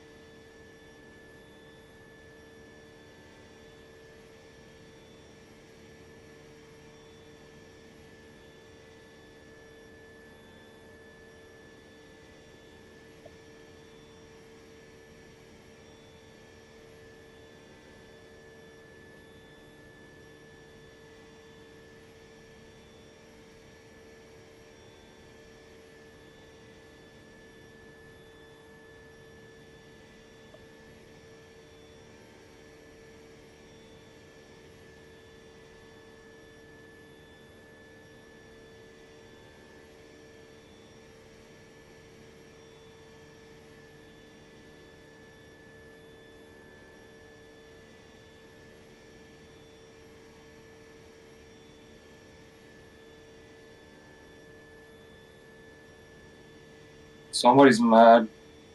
What happened? He just brake chested me, man. I just hit him, man. My wing's broken.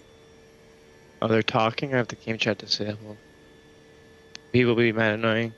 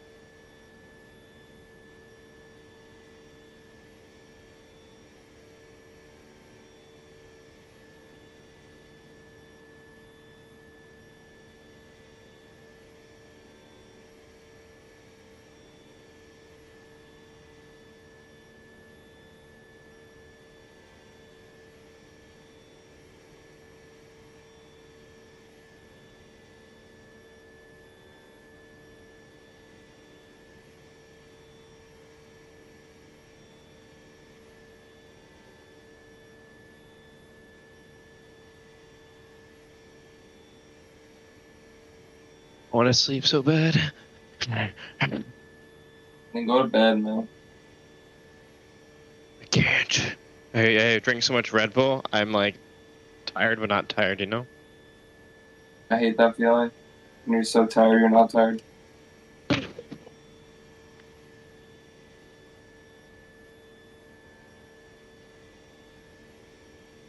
Or you're just high on Red Bull. Makes you not want to go to bed. I had a Red Bull because I was planning on driving like 6 hours, but my hands hurt so bad. And if I turn the force feedback down, my driving gets all fucked up because I Yeah, start me too. overcompensating and overcorrecting, and I'm gonna spin, and I don't want to spin. Especially here. Yeah.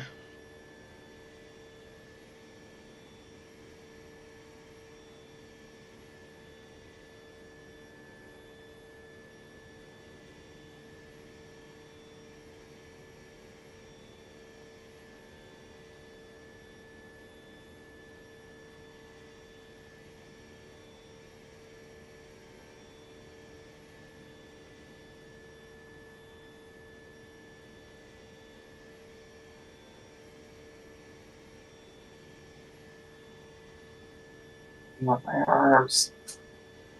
Frick. I saw my hands. It's like shoulder, like my biceps,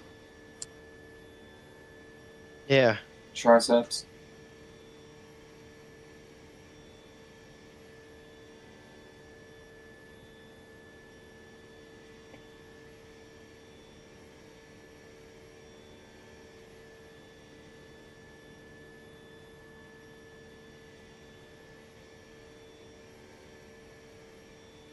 Want to look at that brake check to see if it's really a brake check? What? Are you in session right now? Yeah, I've been just watching. Watch the incident where that the guys are talking about, because apparently they got brake checked.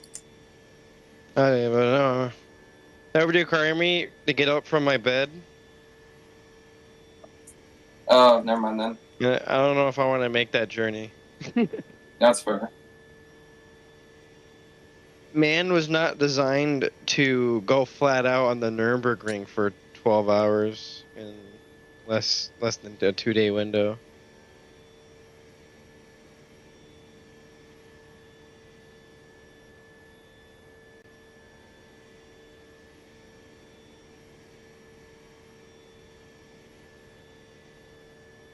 Three hours is fair share, right? Because there's 170 laps. Bro, what are these guys yapping about? They literally Wait, hold brought on. up the thing I literally talked about earlier. Wait, You just probably testing me, 170 man. divided by 4 is 42.5. Multiply that by 2.25. That's 10. So you need to complete 10.6 laps to be qualified for fair share requirement. No, I'm just trying to figure out if 3 hours is enough so we don't get DQ'd, or if I have to race How much more. laps have you done? Well, so it needs to be 25% of the fair share between all drivers. There's 170 laps in a 24-hour Nurburgring race. Exactly 170.